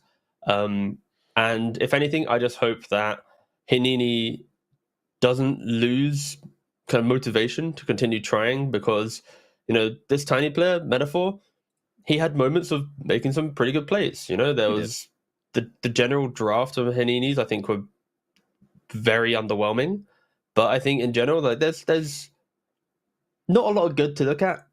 But just don't lose motivation and just keep trying, because like in this region, what happens in the future if there's now suddenly 2 slots and you're a slightly better team, and then you beat some Winter Bear or something, you know, it's like there's a journey to potentially go on. Just Falcons too good. Yeah, I mean, that's what it's all about, you know. A new region comes up, and these are exactly the kind of players we want to see trying to, like, you know, play and just get some games under their belts and, you know, lose against these great teams that they can learn and they can get better. And then you got a new region of players coming up, and you know, sure, they're not going to look good today, and they're probably not going to look good tomorrow, and maybe not even the day after that, but in a year or so from now, or maybe even less, you know, I'm sure we'll see some of these players reaching some good teams. And from the primordial ooze, which is the beginnings of this region, we'll start to see some real teams forming, and who knows what we'll see after that, maybe even bigger stages. But for now, it is going to be an inning knocked down to the lower bracket, and Team Falcons, predictably, they are going to be moving on in the upper bracket, which means we are all done for this series. So we're going to be throwing it to a break, after which we'll be back with more MENA action. So we'll see you in a bit. just like Midas. Back then they wouldn't invite us. Switched up, now they wanna be like us. And now they dealing with identity crisis. I know, I ain't sorry, get a pity party. You could probably get it from your mama now. But if you pull up on me, you gon' see a body. Cause I'm not the one you want a problem with. 10 toes down, if I stumble, watch me stand up. When it goes down, get the toot to your man's dog. You can blame it on your homies, got you hyped up. Whoa. Everybody trippy, yeah, we coming, yes, that back. Yeah, we walking with a body bag full of cash. Cut from a different rary, raise it like a flag. Unapologetic. We gon' keep running it back, running it back, running it back. It won't stop. Running it back, running it back. And that's we gon' keep running it back, running it back, running it back. Running it back, running it back, running it back. Hey, look, hand me the ball, I'm running it back. Answer the call, I'm all in my bag. They want me to ball, I charge them the max. And then they promo cause they paying me tax. I'm the solution and I'm the problem. If it ain't profit, it ain't an option. If you try to play me, I'm gon' get you packed up. If it's something nasty up, nothing's getting past up. No, we bout to act up. This whole game is wrapped up. Talk will get you smacked up. Reflex, you should back up. Hang it up, these plaques up, it's fast, bro. Know that I'm a menace, catch you lacking with your hands up. 10 toes down, if I stumble, watch me stand up. When it goes down, get the toot to your man's dog. You can blame it on your homies, got you hyped up. Whoa. Everybody trippy, yeah, we coming, yes, that back. Yeah, we walking with a body bag full of cash. Cut from a different rary, raise it like a flag. Unapologetic. We gon' keep running it back, running it back, running it back. It won't stop. Running it back, running it back. And that's we gon' keep running it back, running it back, running it back. Running it back, running it back, running it back.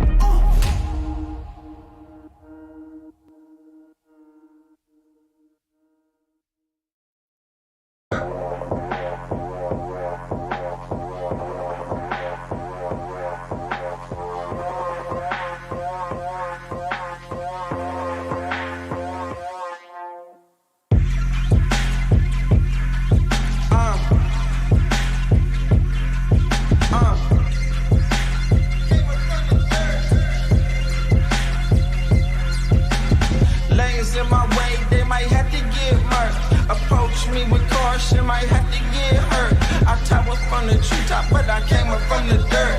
That shotty like a detox, hit the pump and go berserk. Yeah, I don't care, kid. You might get found in the middle of nowhere. Yeah, approach me with caution, might have to get hurt. That shotty like a detox, hit the pump and go berserk. That shotty like a detox, hit the pump and go berserk. I think y'all in my way, so tell me which one going first. You end up in the hearse, you end up in the grave. That shotty like a detox, hit the pump and you enslaved. Hey, yeah, I don't care. You might get found in the middle of nowhere. Yeah, that shotty like a detox, hit the pump and go berserk. I think y'all in my way, so tell me which one going first. Scroll through my living room, chosen the pinnacle. I jump into the spotlight ever since I seen the hidden view. Move how I move, I don't know who you approaching. I'm Jordan, less suggestion, I don't need nobody coaching. All these niggas frozen, that's the usual. Every space I go in, that's not unusual. Approach me with caution, might have to get hurt. That shotty like them Reeboks, hit the pump and go berserk. That shotty like a detox, hit the pump and go berserk. I think y'all in my way, so tell me which one going first. You end up in the hearse, you end up in the grave. That shotty like a detox, hit the pump and you enslaved. Hey, yeah, I don't care. You might get found in the middle of nowhere. Yeah, that shotty like a detox, hit the pump and go berserk. I think y'all in my way, so tell me which one going first. That shotty like a detox, hit the pump and go berserk. I think y'all in my way, so tell me which one going first. You end up in the hearse, you end up in the grave. That shotty like a detox, hit the pump and you enslaved. Hey, yeah, I don't care. You might get found in the middle of nowhere. Yeah, that shotty like a detox, hit the pump and go berserk. I think y'all in my way, so tell me which one going first.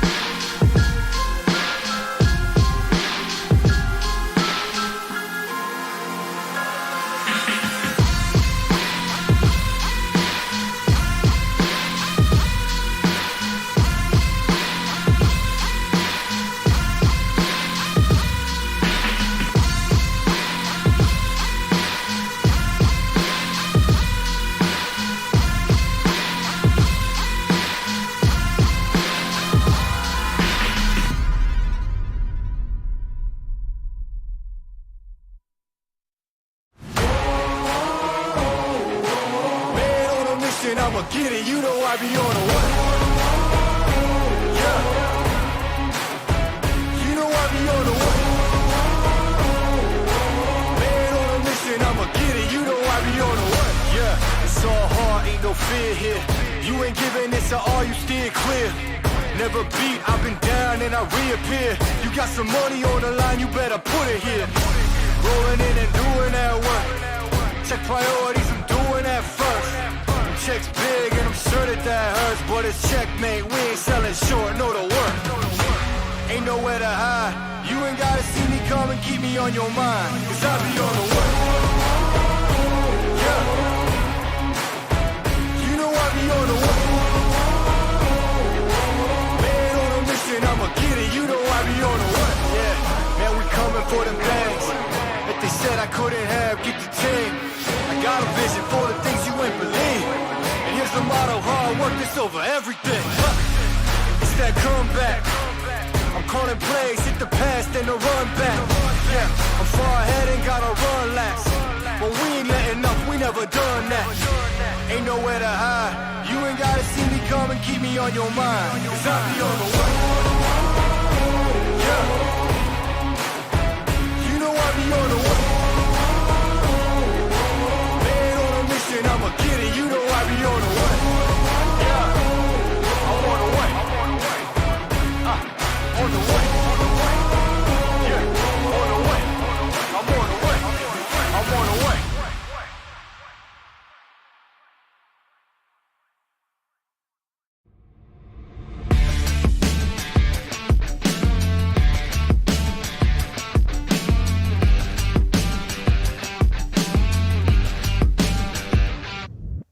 All that time I wasted on something. Growing up, I dreamed just nothing. Ooh, what are you? People talk loud, I get what they're telling me. I fucked up, I didn't care of it. Ooh, what are you? Hey, I gotta say, something's going wrong. And everything's upside down, I'm falling. Hey, I gotta say, I'm always on a run. I'm getting closer to the light. By the time I'm changing my remedy, blowing up, I get sick and tired of this. What a truth. No one talk now, I'm feeling lost on it. Silence is loud, I get it safe from it. What a truth. Hey, I gotta say, something's going wrong. And everything's upside down, I'm falling. Hey,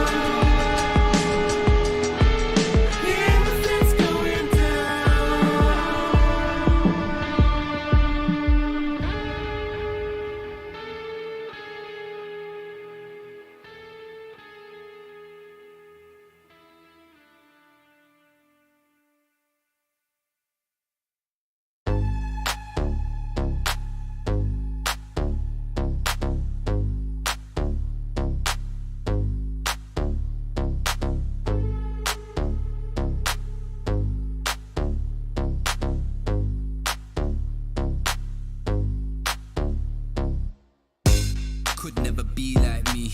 Flow so hot, but the jewels I see. Never think much of a fool I see. Them type of man we are school and teach.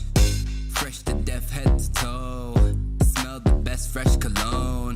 Finesse the best freshest clothes. I dress the best, yes you know.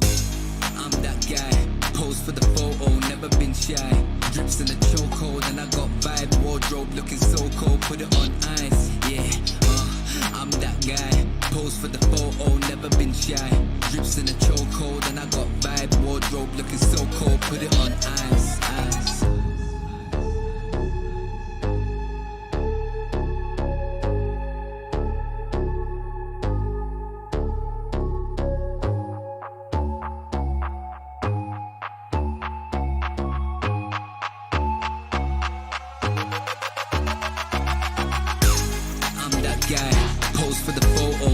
Shy.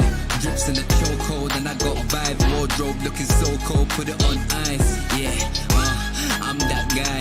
Pose for the photo, never been shy.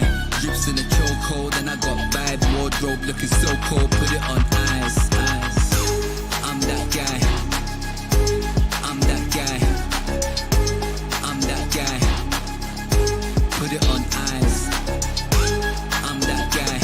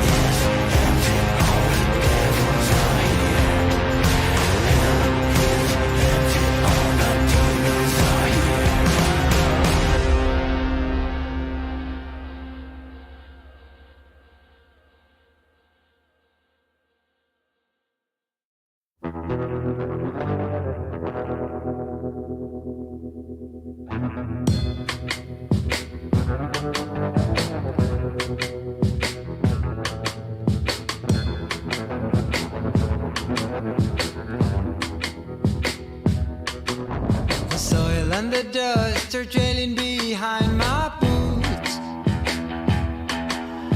Blown by the wind, showed me a piece of my past. The soil and the dust is where we go. 6 feet under, whatever your uniform says. The smell of the dust is sticking onto my clothes. Burns my throat, sends shivers down my spine.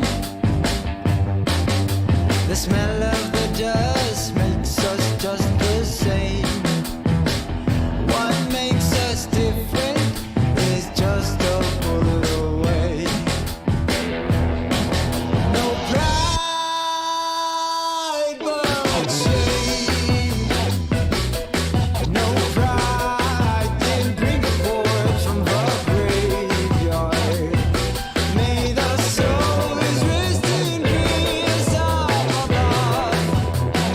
Some say we'll follow them down in the wind. Sooner or later, we're gonna pay the bill.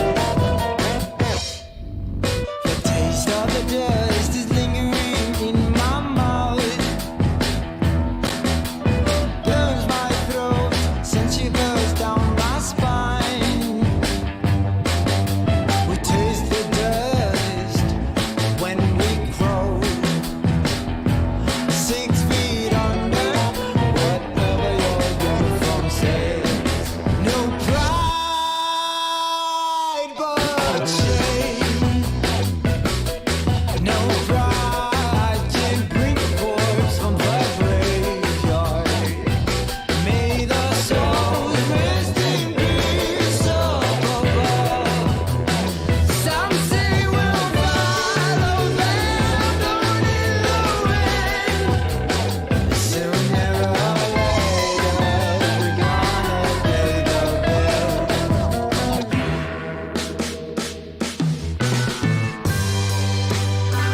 We'll fly in the sky,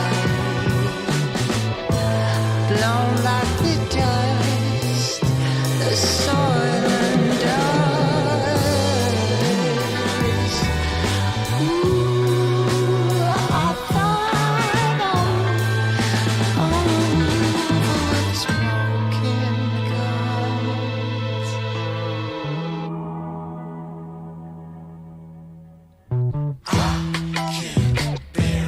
All this mess around me, all this mess around me makes me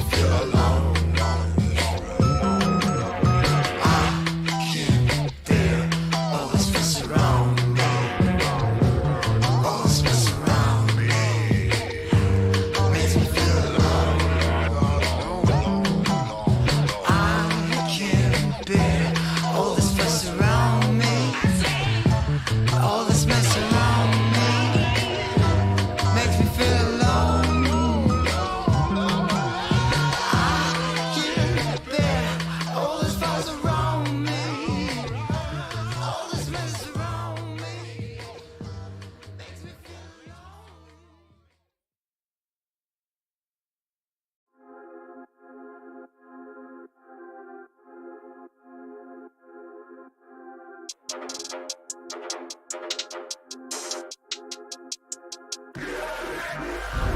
You can't manage this, can't break this, boy, I'm funded.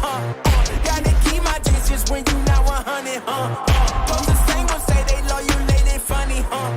You can't match my energy, and yeah, you know it. Way too cold, yeah, man, I'm way too cold. Way too cold, yeah, man, I'm way too cold. Way too cold, yeah, man, I'm way too cold. Yes, I meant it, yeah, man, I'm way too cold. Hey, I'm a problem when I'm on top like this. This my designer flow. Hey, gotta keep my fur coat close, cause I'm a boss and I'm way too cold. I don't really wanna come ask me why I gotta act like this. Tell them that my pockets too swollen, they already know I'ma flex with a bag like this. Like, I'm at the top and that's literal. I'm making money, it's digital. They watch how I step in this pivotal. They wanna be me and it's pitiful. I cannot be no one else and I'm flexing, I'm glad to be me. There's no angle they can come for me, boy, I'm 0 degrees. Way too cold. You can't manage this, can't break this, boy, I'm funded. Gotta keep my G's just when you not 100, Don't the same ones say they love you, late and funny, You can't match my energy, and yeah, you know it, Way too cold, yeah, man, I'm way too cold, Way too cold, yeah, man, I'm way too cold, Way too cold, yeah, man, I'm way too cold, Yes, I meant it, yeah, man, I'm way too cold, Yeah, I'm killing it, I'm the realest. Ain't gotta say, gotta know you feel it. My flow got a cold as sick as the illest. I know that I'm great and they about to witness me going in.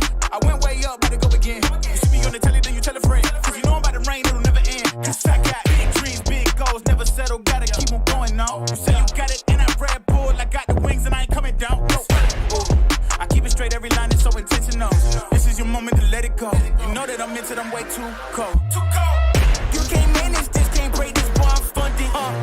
Gotta keep my distance when you not 100, Don't the same ones say they love you, late and funny, You can't match my energy, and yeah, you know it, Way too cold, yeah, man, I'm way too cold, Way too cold, yeah, man, I'm way too cold, Way too cold, yeah, man, I'm way too cold, Yes, I meant it, yeah, man, I'm way too cold,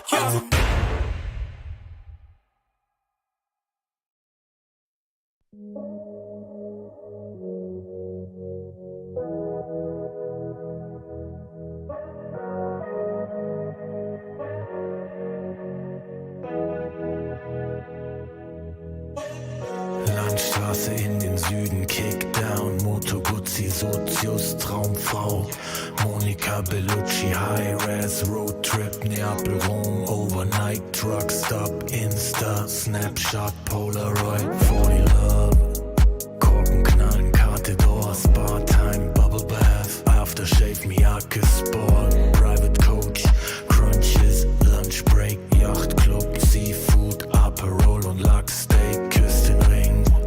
Wir haben Erfolg, Millionen Dinge und dein Lächeln spiegelte meiner Persol, Pilotenbrille, Holz knackt im Kamin. Es werde hell, wir lieben uns die ganze Nacht, nackt auf dem Bärenfell, Wüstenstraße, weiter Himmel. Kawasaki, Speedboat, Karawane, F1, Abu Dhabi, du bist meine Nummer 1 und nicht nur diese Nacht. Ich nehm dich zur Frau, trag dich die Marmortreppen zum Palast. Blaue Stunde, Promenade, Lippenstift an deinem Glas, Soda, Zitrone, Haut glänzt, Haare nass. Ich schenk dir nach, du sagst, wie schön ich bin. Ich küss deinen Hals und du lachst wie eine Königin. Leck die Lippen, ich bin dein bestes Pferd im Stall. Sind am Drippen, trinken Daiquiris aus nem Bergkristall. Schrimps und Limette, Monaco, Saint-Tropez, Dachterrasse, Whirlpool, Eiswürfel, Corbusier, Casino, Hopping.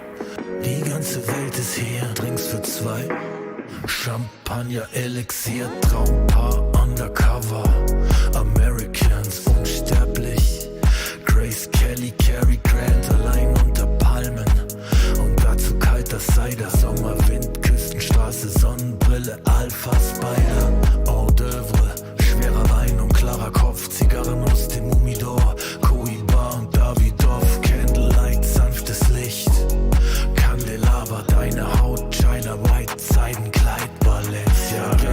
Was die Leute denken, wenn sie uns reden hören, Open Water, Seychellen, Hochseeangeln, Segeltörn, du bist meine Nummer 1 und nicht nur diese Nacht. Ich nehm dich zur Frau, trag dich die Marmortreppen zum Palast. Blaue Stunde, Promenade, Lippenstift an deinem Glas, Soda, Zitrone, Haut glänzt, Haare nass. Ich schenk dir nach, du sagst, wie schön ich bin.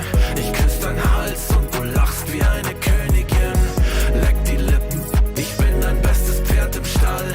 Sind am Drippen, trinken Daiquiris aus nem Bergkristall.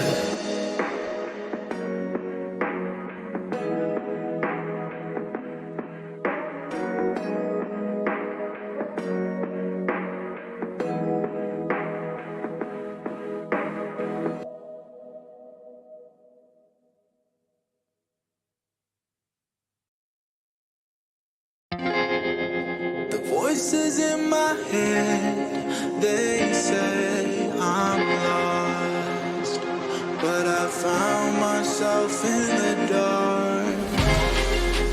Voices in my head, they said I'm lost. Blow me like a C4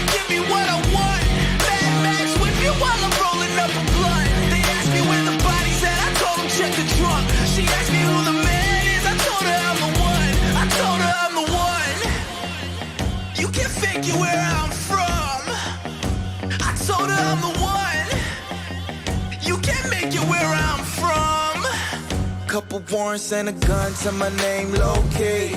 Wood grain gripping and I keep it on me. Whole lot of new faces, I'm the real OG.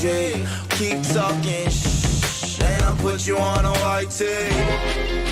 The voices in my head, they said I'm lost. Blow me like a C4, give me what I want. Mad Max with me while I'm rolling up a blunt. They asked me where the body's at, I told them check the trunk. She asked me who the man is, I told her I'm the one. I told her I'm the one. You can figure where I'm from. I told her I'm the one. You can't make it where I'm from. The voices in my head, they said I'm lost, but I found myself in the dark. The voices in my head, they said I'm lost. Blow me like a C4, give me what I want. Mad Max with me while I'm rolling up a blunt. They asked me where the body's at, I told them check the trunk. She asked me who the man is, I told her I'm the one. I told her I'm the one. You can figure where I'm from. I told her I'm the one. You can't make it where I'm from.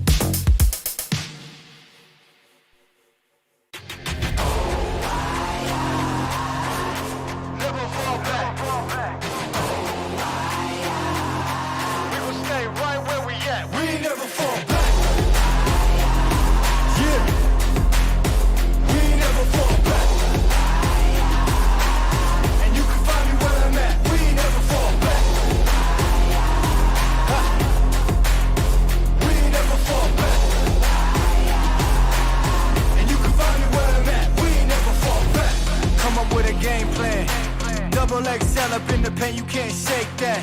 All the way gassed up, full tank, man, moving too quick. Keep the cameras in the playback tank. But tell me how you feel with it. You put a lid on it, I ain't got no chill with it. This right here your problem, you gon' have to deal with it. Lay it on the line, high risk, that's the meal ticket. Yeah, we ain't never fall back. Hold our ground where we at. Never fall back. No lies, no facts. We gon' stay right where we at. We ain't never fall back. Yeah, we ain't never fall back. And you can find me where I'm at. We ain't never fall back. We ain't never fall back. And you can find me where I'm at. We ain't never fall back. Been way down, never falter. Came with the hands out, get them off us.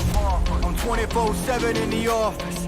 Pay attention cause I ain't repeating offers. Yeah, never met a man I've been scared of. Careful, you gon' get exactly what you asked for. Here for whatever you bring me, getting handled. I answer to no one, I don't need to hassle. Yeah, we ain't never fall back. Hold our ground where we at. We ain't never fall back. Hold our ground where we at. Never fall back. We ain't never fall back. Hold our ground where we at. Yeah. No lies or facts. You can find me right where I'm at. We ain't never fall back. We ain't never fall back. Yeah. We ain't never fall back.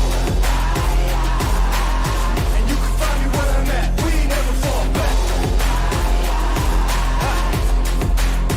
We ain't never fall back. And you can find me where I'm at. We ain't never fall back.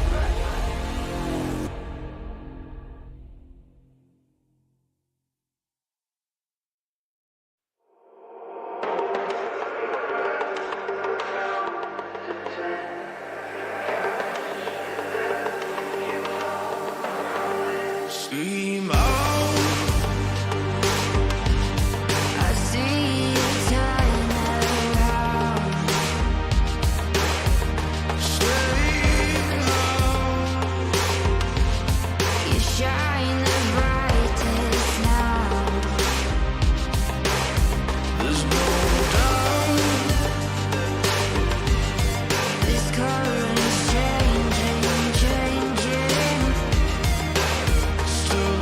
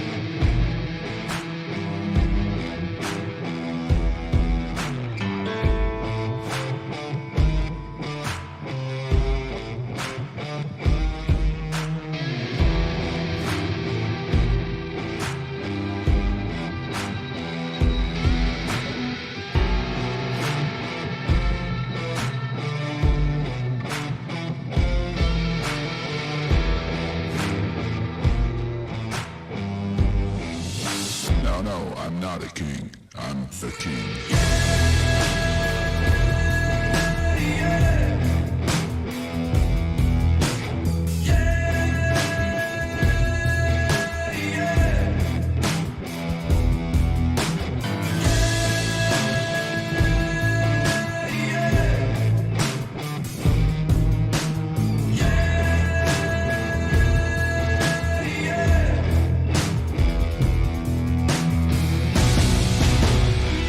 Just wait a minute, I got one last ticket.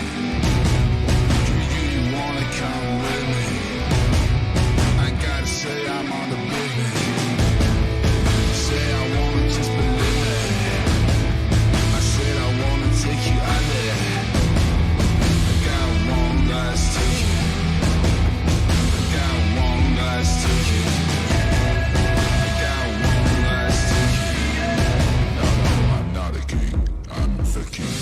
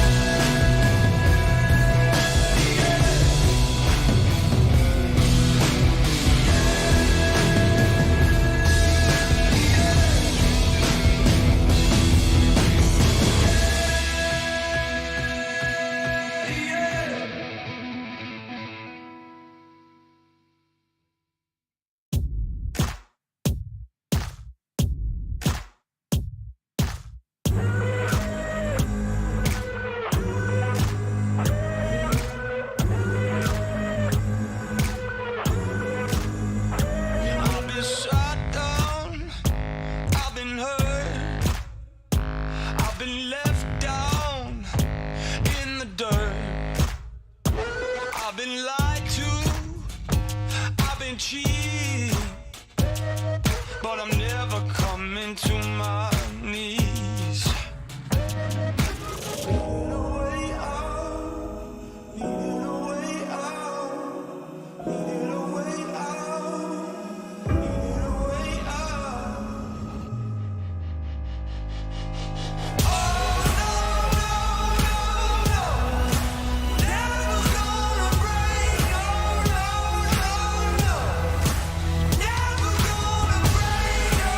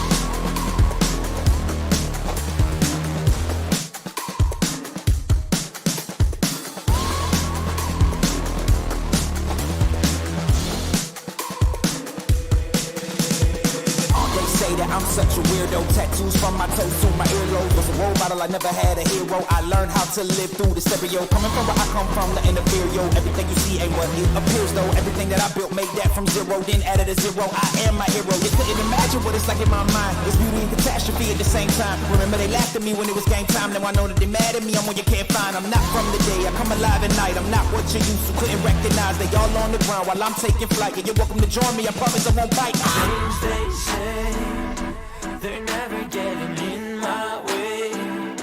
And even if I make mistakes, I will always see them through. Cause I don't wanna play your game. I had enough, I'm burning up so hot I just break your chain. You can never stop what's building up inside of me.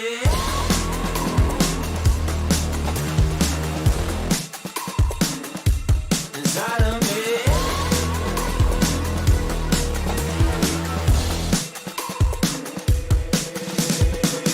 They call me a monster. I guess I don't fit in with the imposters. I'm taking the mask off. Prepare your conscience. Prepare for honest. Cut off all the nonsense. I'm all in your chakra. Wonder who shot you. Go call the doctor. Boom like the chopper. Don't you get chopped up. I'm here to stop you. Whoever wants smoke like a roster, break you off proper. Things they say, they're never getting in my way. And even if I make mistakes, I will always see them through. What's that? Cause I don't wanna play your game. I had enough, I'm burning up so hot I just break your chain. You can never stop what's building up inside of me. Play your game. I had enough, I'm burning up so hot I just break your chain. You can never stop what's building up inside of me.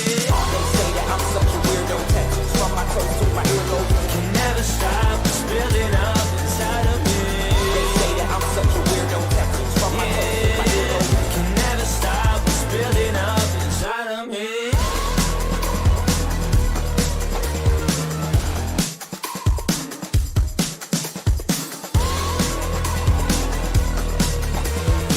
Can never stop what's building up inside of me. You're so cool,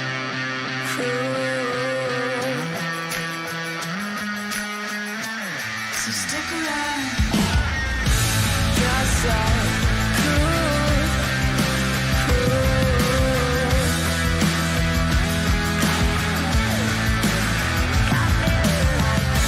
You're so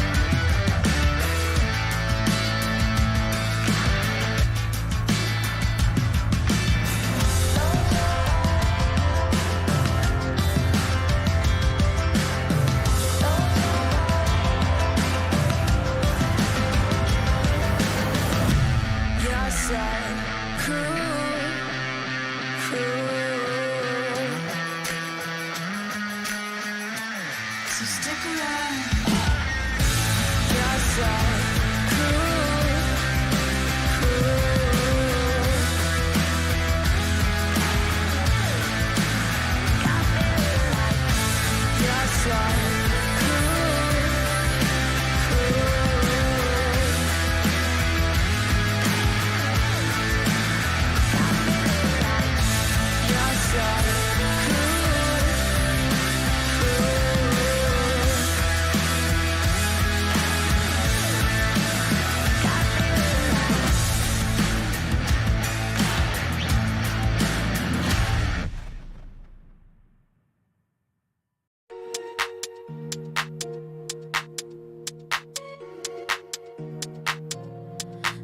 sitz auf meiner Fensterbank, die Nacht zieht vorbei.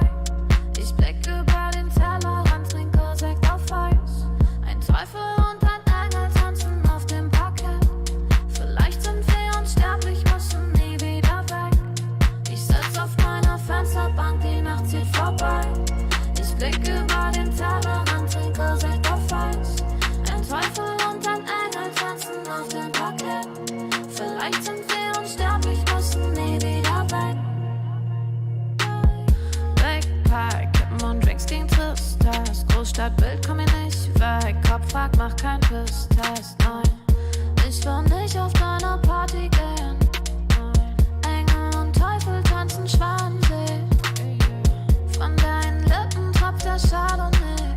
Ich küss ihn weg, bevor du schlafen gehst. Ich sitz auf meiner Fensterbank, die Nacht zieht vorbei. Ich blick über den Tellerrand, trinke Sekt auf Eis. Ein Teufel und ein Engel tanzen auf dem Parkett. Vielleicht sind wir unsterblich, müssen nie wieder weg. Ich sitz auf meiner Fensterbank, die Nacht zieht vorbei. Ich blick über den Tellerrand, trinke Sekt auf Eis. Ein Teufel und ein Engel tanzen auf dem Parkett. Vielleicht sind wir unsterblich, müssen nie wieder weg. Faded auf den Wohnzimmerdielen. Baby, sag, wieso sind wir hier? Kann sein, dass wir den Boden verlieren. Wir heben ab morgens um 4. Ich sitz auf meiner Fensterbank, die Nacht zieht vorbei. Ich blick über den Tellerrand, trinke Sekt auf Eis. Ein Teufel und ein Engel tanzen auf dem Parkett. Vielleicht sind wir unsterblich, müssen nie wieder weg. Ich sitz auf meiner Fensterbank, die Nacht zieht vorbei. Ich blick über den Tellerrand, trinke Sekt auf Eis. Ein Teufel und ein Engel tanzen auf dem Parkett. Vielleicht sind wir unsterblich, müssen nie wieder weg.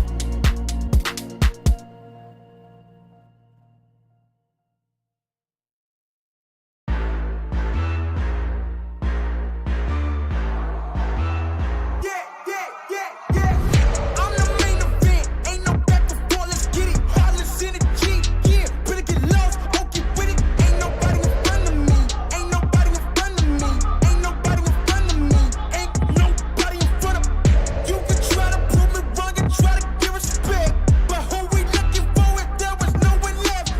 Ain't nobody in front of me, ain't nobody in front of me, ain't nobody in front of me, ain't nobody in front of me. Look, I don't really see y'all as the competition, but if you go against me, you the opposition. But if you wanna test to look like you can close the distance, I'ma give it A forever since you're so persistent.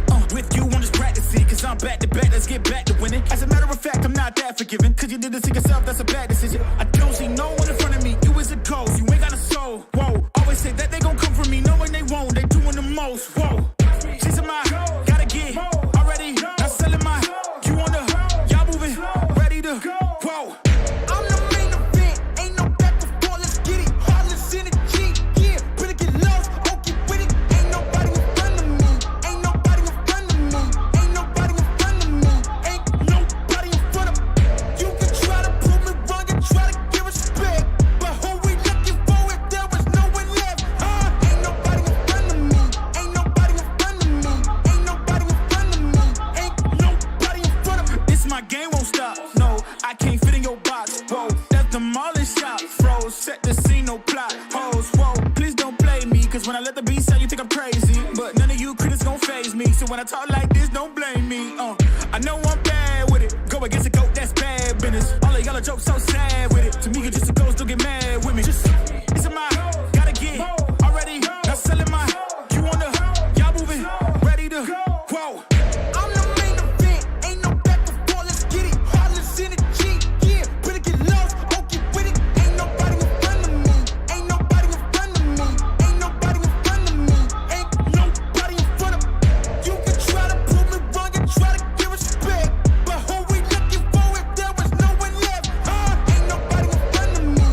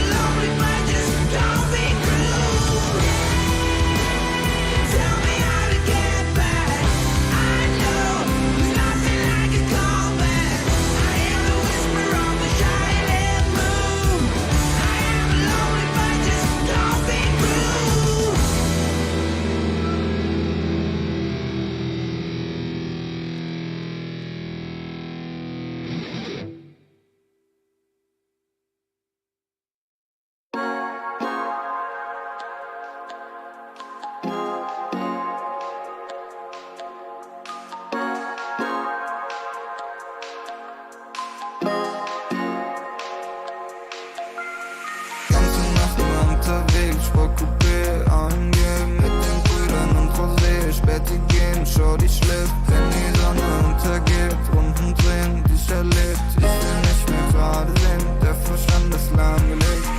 Im Coupé hinten links, ich schreibe und ich trink, mit den Brüdern und wir chillen, heute Abend ohne Sinn, sie will, dass ich sing, doch ich mach mir noch einen Drink, ich brauch nur die Klick, und sie weiß, dass es stimmt,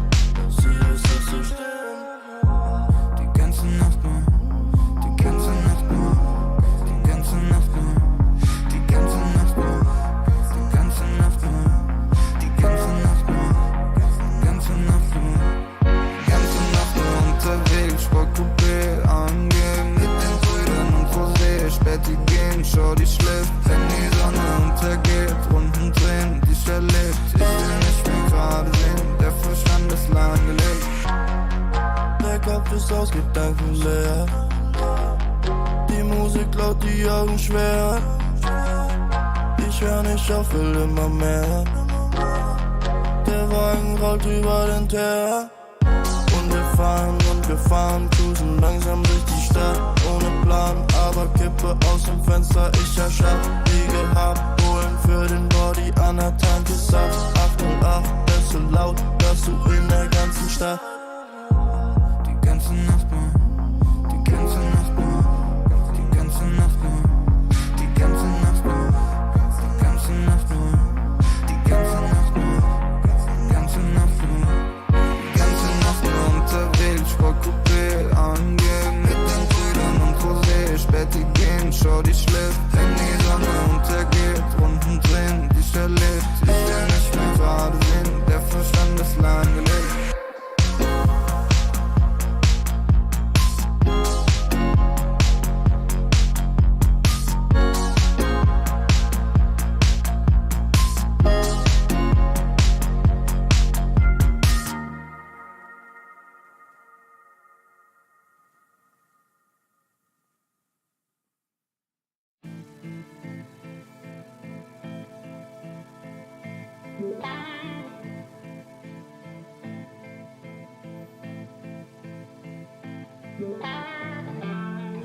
Takes by their money to fast to change.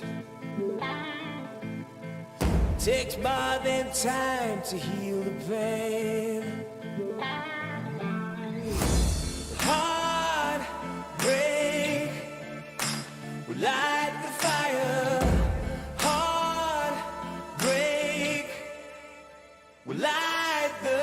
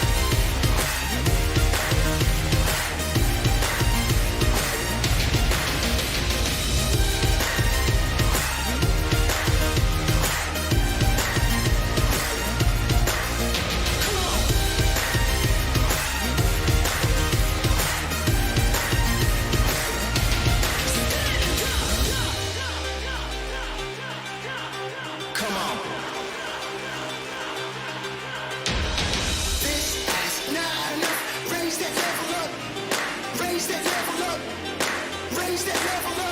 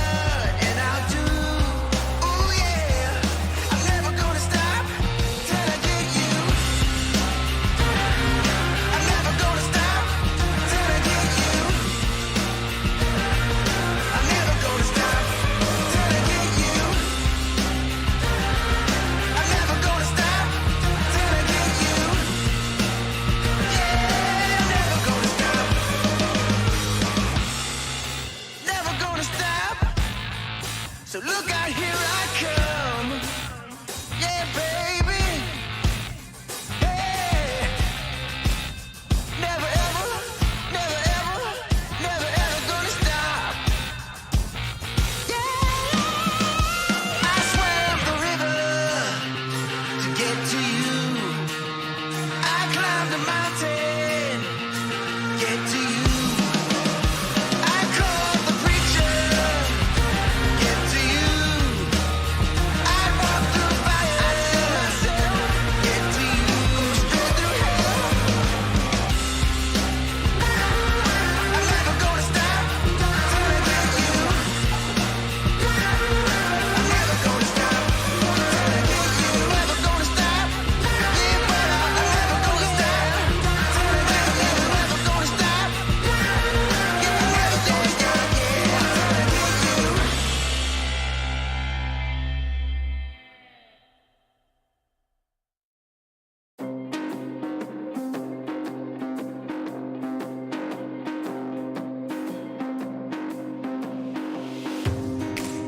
I'm becoming all that I can be.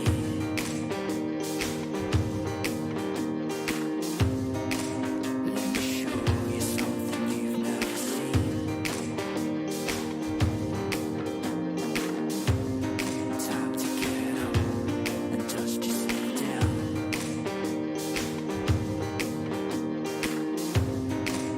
Not every king wears a crown.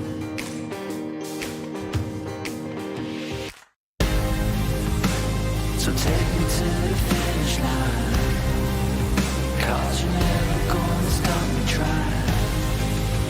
Yeah, what's real is never gonna die. So take me to the finish line. Take me to the finish line.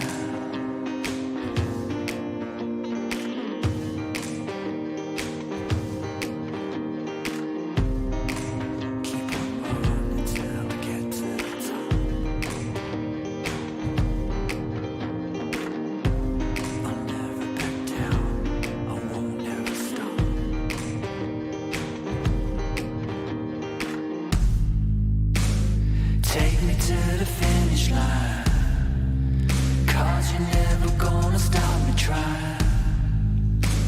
What's real is never gonna die.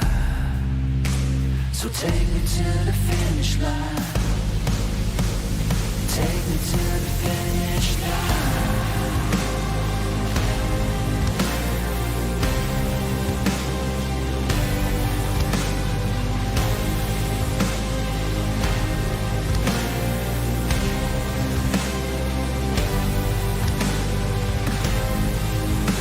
So take me to the finish line. 'Cause what's real is never gonna die. Yeah, you're never gonna stop me trying. So take me to the finish line.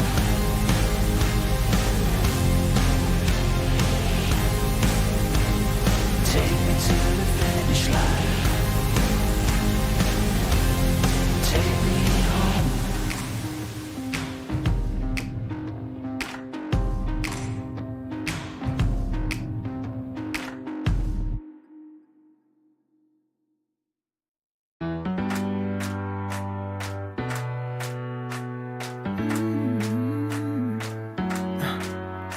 Am I wasting time?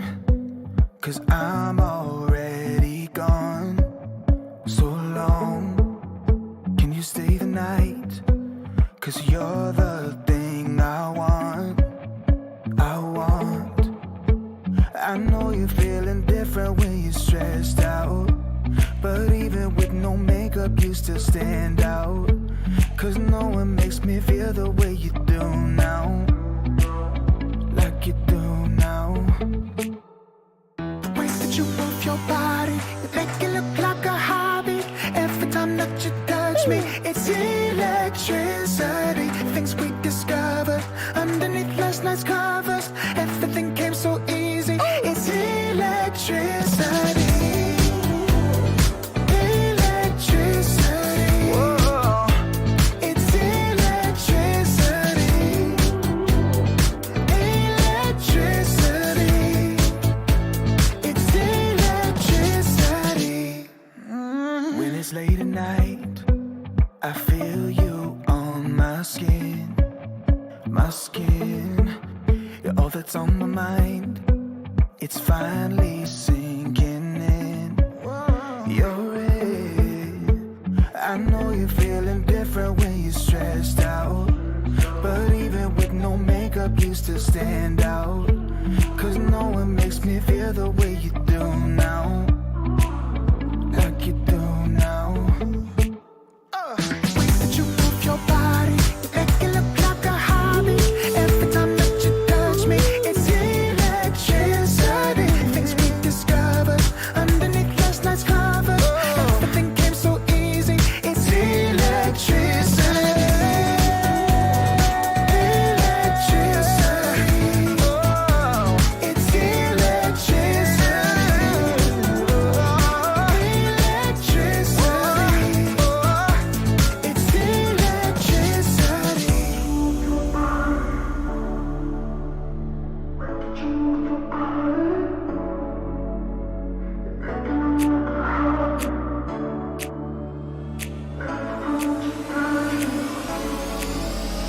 The way that you move your body, you make it look like a hobby. Every time that you touch me, it's electricity. Things we discovered underneath last night's covers. Everything came so easy. It's electricity. Electricity. It's electricity. You move your body. Electricity. You move your body. It's electricity.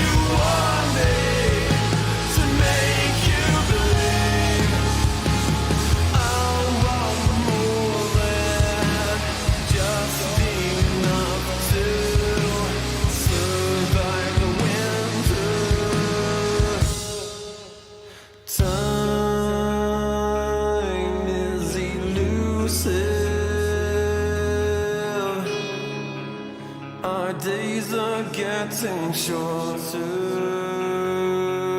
It's now, no way, 'cause life flows like white water. Take a moment to breathe, hold it in, stay a while, forget all that you know, and forgive everyone. It's all in your power to turn away.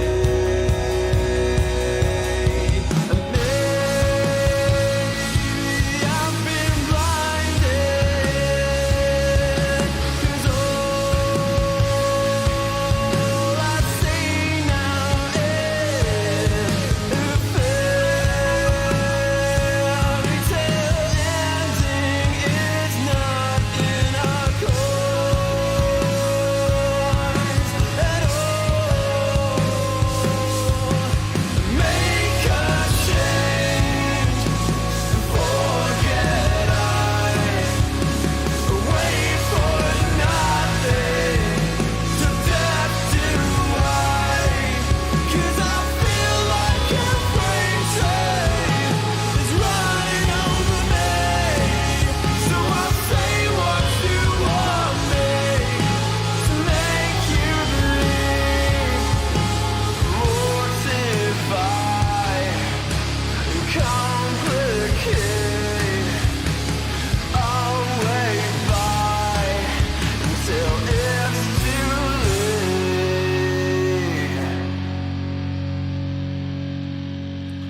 But I think that you know much better. Wait forever. My head is on straight for once, and you will pay for it.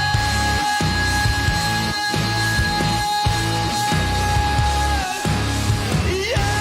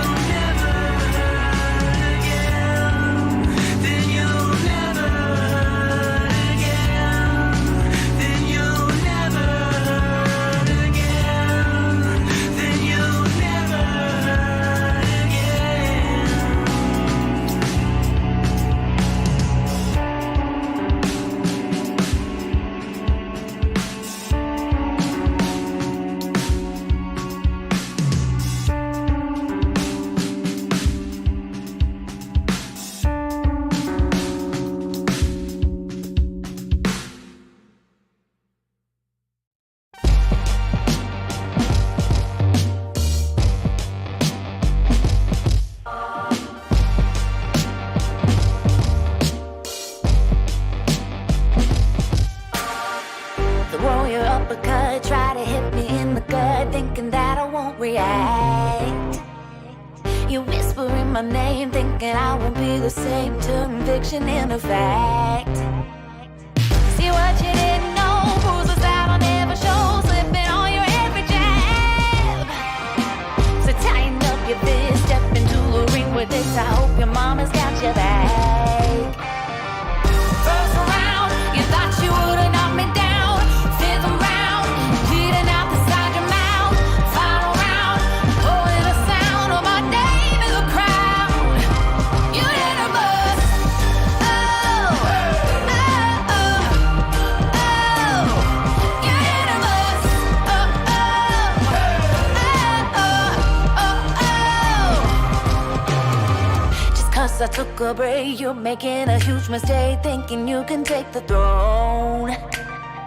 Look at you trembling, step into the lion's den. Bet you wish you stayed at home.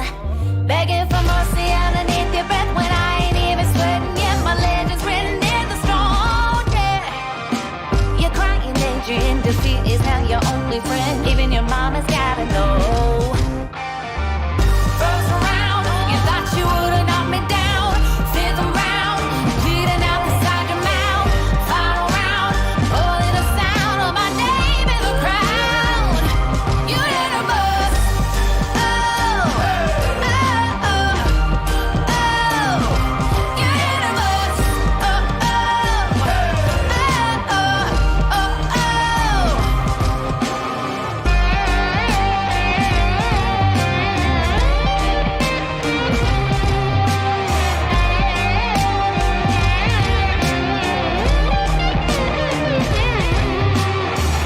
First round, fifth round, final round. Oh, yeah. First round, fifth round, final round. No. First round, you thought you would've knocked me down. Fifth round, bleeding out the side your mouth. Final round, holding the sound of my name in the crowd. You hit a bus. Oh, oh, oh, oh. You hit a bus. Oh,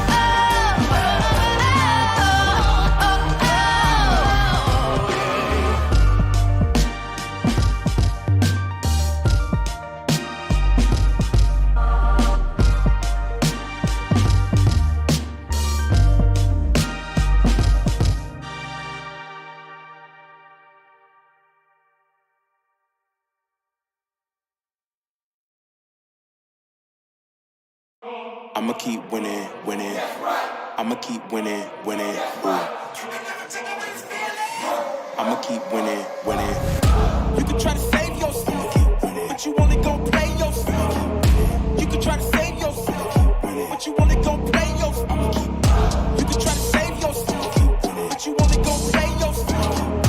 You can try to save yourself, but you only gon' play yourself. Yeah, you gon' need 100 men, 100 scopes, 100 cans, just for you to watch what I'm doing under the sun again. God-given gift, MCs doing the running man. If you want me to get it poppin', may cost 100 pence. Yeah, what I supply is always in demand. The throne is mine, take that. It ain't a high five, got the upper hand. I'm too real, can't fake that. Who you know put a fear in them like this? You a vampire, still suck when you bite this. Lord forgive me for my sins, I'm feeling righteous. But they been next to me to show me I might just. They didn't think I could do it, I had to demonstrate how the flow is so heavenly, keeping demons straight. Who they fooling? I showed them the jig is up again. When I asked them who is the best to get this to stuttering, tell them I'ma keep winning, winning. I'ma keep winning, winning. Ooh. I'ma keep winning, winning. You can try to save yourself, but you only gon' play yourself. You can try to save yourself, but you only gon' play yourself. You can try to save yourself, but you only gon' play yourself. You can try to save yourself, but you only gon' play yourself. I came this far, nothing can't stop me now. They knock me down, but they can't count me out. I can't lose, I won't lose. I can't lose, I won't lose. think it's best you run away. I won't let you finish. When you came for me, you played yourself. You scream for help. It's a shame that nobody will hit me. No pain, no gain. Watch who you bang with. Make it to the top with the same ones I came with. I shoot my shot. You better know that I'ma never miss. When they coming for me, yeah, I'm gonna tell them this. I'ma keep winning, winning. I'ma keep winning, winning. I'ma keep winning, winning. You can try to save yourself, but you only gon' play yourself. You can try to save yourself, but you only gon' play yourself. You can try to save yourself, but you only gon' play yourself. You can try to save yourself, but you only gon' play yourself.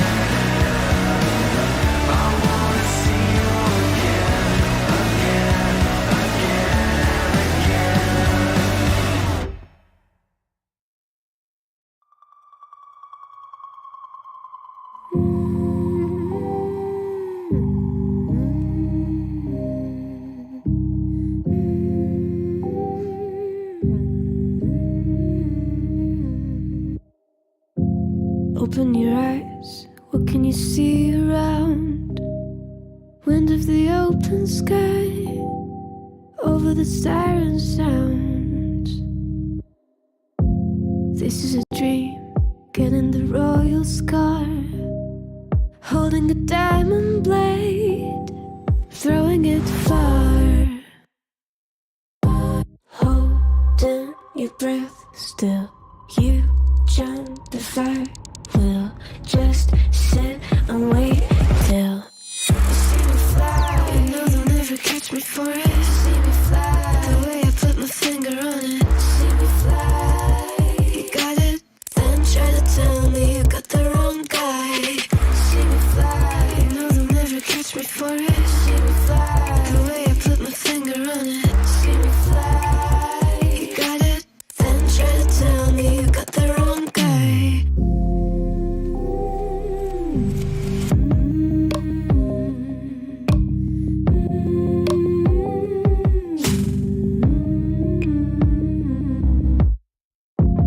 Look at them now, all of the noise they make, counting the cards to one.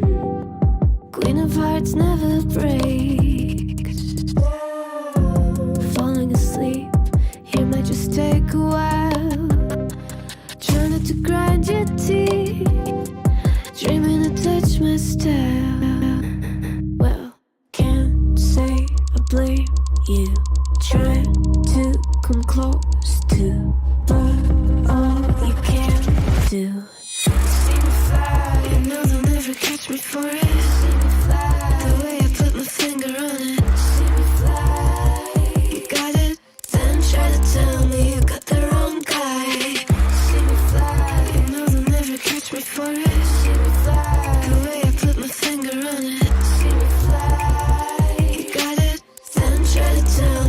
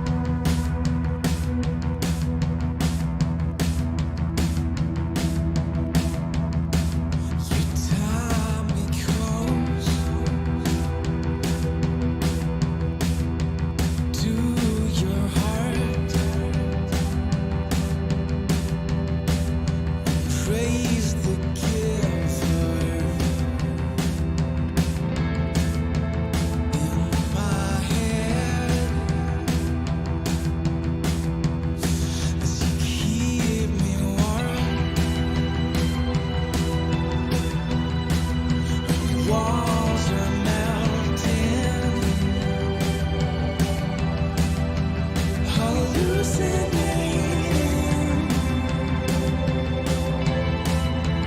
I feel love, and I'll let you be the feeling that I feel, and I'll let you burn a hole right into the sun and call it home.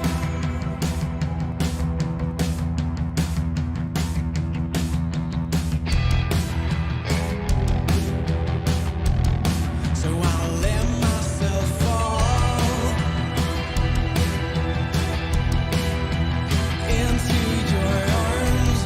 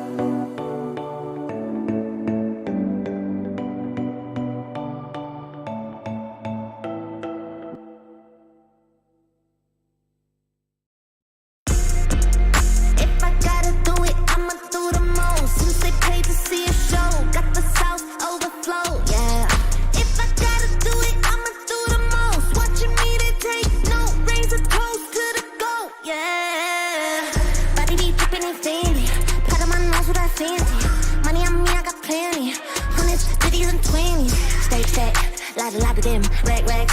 House by the lake, bought that. Ops to the brakes, draw back. Paddock on my wrist, I'ma hit them with a drip. They gon' pay the VIP to get a pic with me. I'm a star. Brand new keys to the car. I'm the boss and the king and the czar. Got me so high, so addicted. Telling me I'm the only queen of his heart. Guess I let you co-star. If I gotta do it, I'ma do the most. Since they paid to see a show, got the sauce overflow. Yeah.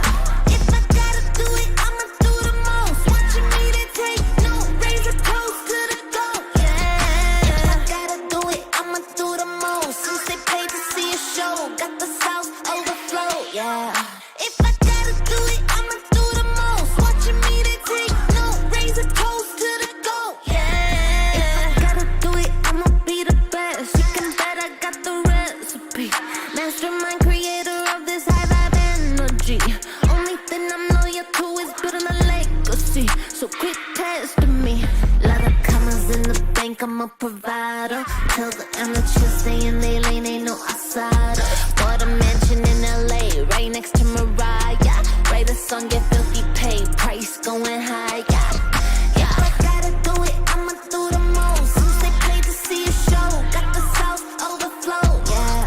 If I gotta do it, I'ma do the most. Watching me, they take no razor close to the goal. Yeah. If I gotta do it, I'ma do the most. Since they paid to see a show, got the sauce overflow. Yeah.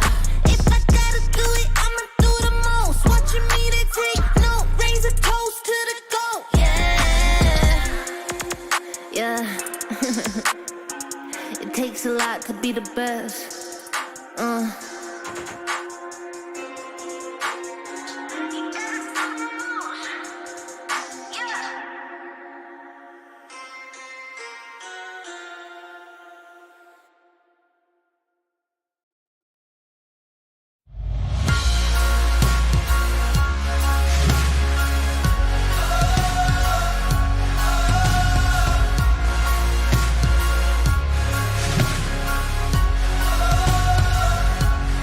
Neues Kapitel, weißes Papier, Seite um Titel, Mitte 20 und hier, Zeile für Zeile, offener Blick, find nur beim nach vorn sehen zu mir selber zurück.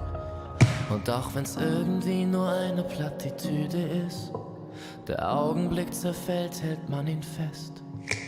Und wenn ich's richtig sehe und verstanden hab, dann sagt er selbst, wenn man ihn ziehen lässt, ich geh einfach nur los, irgendwo hin, auf jeden Weg. Ob klein oder groß, wartet ein Sinn und wir haben's erlebt. Nein, ich hab noch nicht genug, wart mal wieder auf die Flut. Schwimm oder schweb, Leben ist Leben, Leben ist Leben.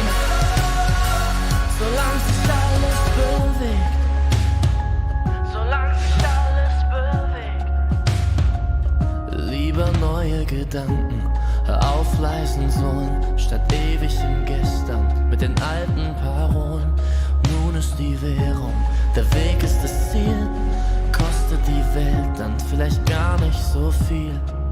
Und auch wenn manches davon sicher Plattitüden sind, man fühlt genau, wenn es stimmt.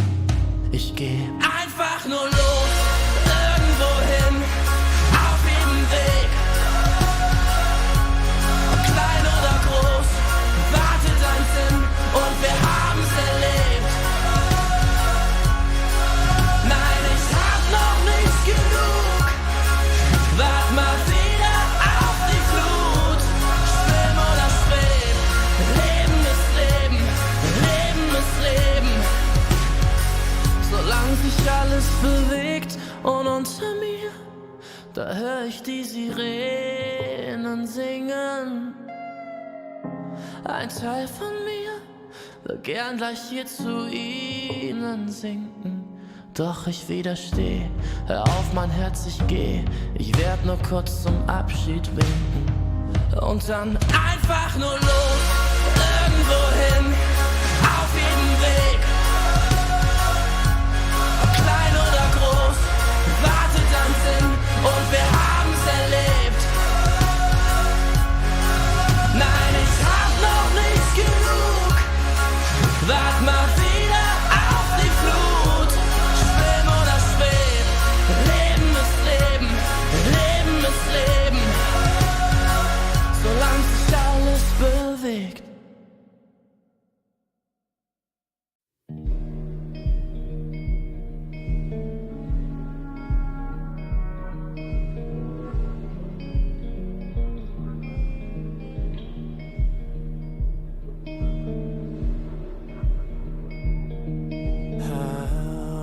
strong is the hammer in my hand.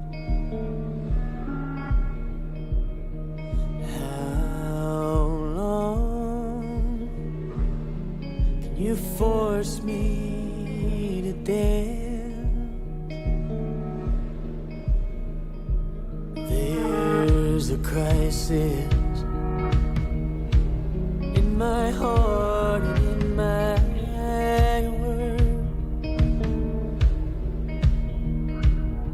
and I saw you smile when I fell into the dirt.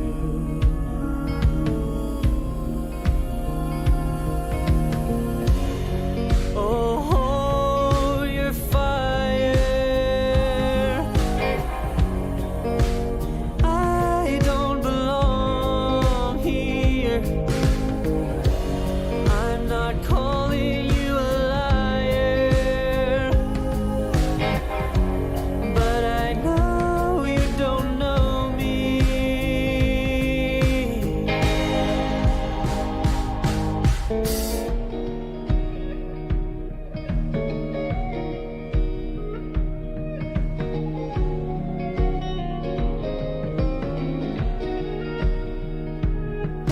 I'm too young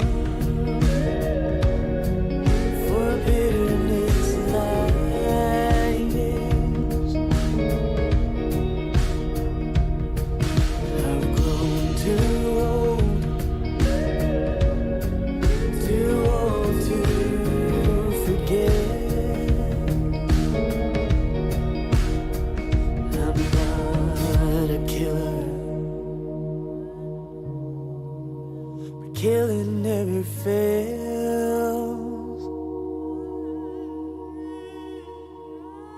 To a hammer,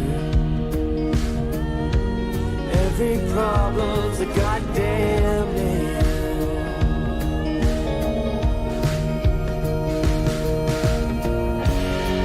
Oh, your fire, I don't belong here. I'm not calling you a liar, but I know you don't know me.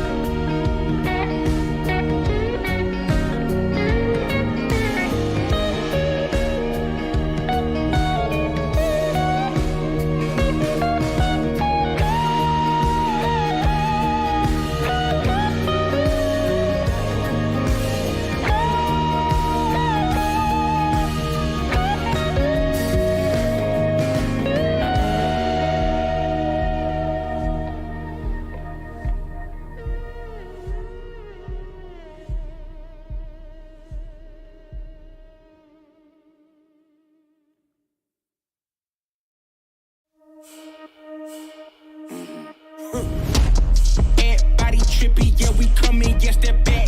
Yeah, we walking with a body bag full of cash. Cut from a different rary, raise it like a flag. Unapologetic. We gon' keep running it back, running it back, running it back. Running it back, running it back. And that's we gon' keep running it back, running it back, running it back. Running it back, running it back, running it back. Hey, 10 toes, I'ma never miss. Boy, I'm locked in, never take a loss in the sport, boy, I'm top 10. Giving work all around the clock, I know they watching. Got it out of the mud, ain't had no options. Oh, yeah. Let me go ahead and change my style up. Got that touch like Midas. Back then they wouldn't invite us. Switched up, now they wanna be like us. And now they dealing with identity crisis. I know, I ain't sorry, get a pity party. You could probably get it from your mama now. But if you pull up on me, you gon' see a body, cause I'm not the one you want a problem with. 10 toes down, if I stumble, watch me stand up. When it goes down, get the to your man.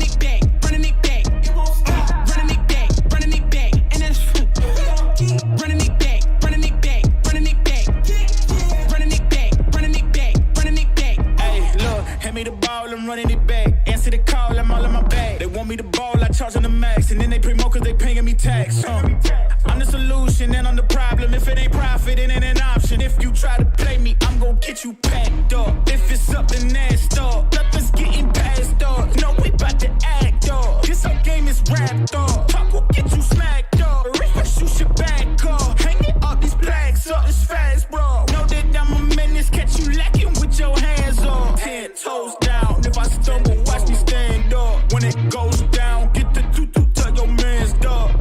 You can blame it on your homies, got you hyped up. Whoa. Everybody trippy, yeah, we coming, yes, that back.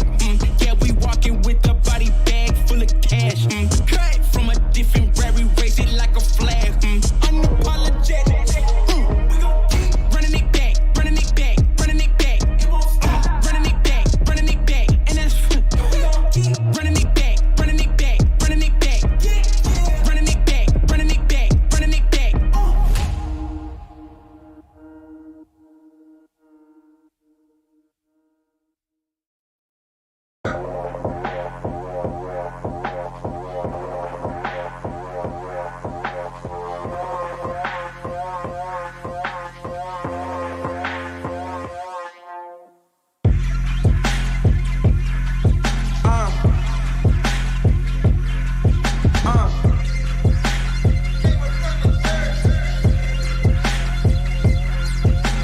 Lanes in my way, they might have to get murked. Approach me with caution, might have to get hurt. I tower from the treetop, but I came up from the dirt. That shotty like a detox, hit the pump and go berserk. Yeah, I don't care. You might get found in the middle of nowhere. Approach me with caution, might have to get hurt. That shotty like a detox, hit the pump and go berserk. That shotty like a detox, hit the pump and go berserk. I think y'all in my way, so tell me which one going first. You end up in the hearse, you end up in the grave. That shotty like a detox, hit the pump and you enslaved. Hey, yeah, I don't care. You might get found in the middle of nowhere. Yeah, that shotty like a detox, hit the pump and go berserk. I think y'all in my way, so tell me which one going first. Scroll through my living room, chosen the pinnacle. I jump into the spotlight ever since I seen the hidden view. Move how I move, I don't know who you approaching. I'm Jordan, less suggestion, I don't need nobody coaching. All these niggas frozen. Hello and welcome back to the ESL Birmingham MENA Qualifiers as we are jumping into our next series of the day, and it is time to watch Nigma Galaxy, a fan favourite team which admittedly hasn't been doing so hot recently. Can they pull it together with their fresh new roster versus Winter Bears, the Iranian-Turkish or Turanian team? I don't know which way you want to call it, but they're a team of Iranians and Turks, and they're looking to cause an upset here. Can they do it again? We're going to find out. How's it going, T? That's good. Yeah. No, I think if anything, this has got to be like the real test for Nigma, right? Because they, of course, made the roster swaps. They removed, was it Ghost and RMN, and now they have FBZ and Matthew. When you think about the players, at least RMN, he was a 5 player who was a coach, but then took a year off Dota in regards to like the public view. Played a bit of Dota. Like he wasn't meant to be the 4, right? Like yeah. I think that's the easy way of saying it, rather than trying to sugarcoat it. They now have a 4-player Matthew. At points in his career, he has been top 2, top 3 in his region for his role. FBZ as well. He's phenomenal offlaner. He's had brief stints in Secret. He was on the Boom team that was triumphant throughout a decent time in SEA. Of course, SEA is so volatile that you can be the best for a week and the next week you're in Div 2. But I think they found themselves some real kind of just real star puzzle pieces. Yeah. Puzzle pieces. But will they from the opposite sides of the globe? So culturally, the almost opposite potentially. Yeah, and I mean, does that barrier, does that distance and the kind of cultural change make it harder for these guys to play with each other, or is Dota just a universal language? I think it's relatively universal. I think a good example would be like OG, right? You got Whisper and Ari. You got South American plus European or British guy playing together. So you've got that kind of cultural clash there to some degree. Of course, I think the same thing's going to be occurring here, and I think the real question will be more about what do they bring to the team? I feel like when you have players like Miracle in the safe lane, Sumal in mid, you need your offlane duo to be like a duo that takes the game from the laning phase, right? Like they enter the lane and no matter what, they're going to do something to delay the carry from getting to play his own time, right? Like how Falcons play, right? Like how Amar always just has a really strong start to finish every game. Like crit enables him, Amar crushes the lane, and now you can pretty much say any Falcons game within the region, that carry in 5, the 5 will be under-leveled and the carry will be looking at jungle. Like if they can replicate that within FPZ and Matthew, then suddenly some Sumail Spirit Hero is owning the game on active runes, and Miracle's got his carry to scale. It's like, if they can do that, they can. Issue is, Ghost and RMN, they didn't do that. FPZ Matthew, no, they didn't. On paper, should be doing that. Yeah. I mean, it's definitely a ton of experience behind them, and they will be able to just bring their fundamentals, and they will be strong. We're not expecting like maybe boat rocking performances from them, but they're such stable players that we know what to expect, and I'm very excited to see how this lane goes. But yeah, it is also a story of vengeance for Nigma as well. A test, because of course in the last qualifiers for Dream League season 22.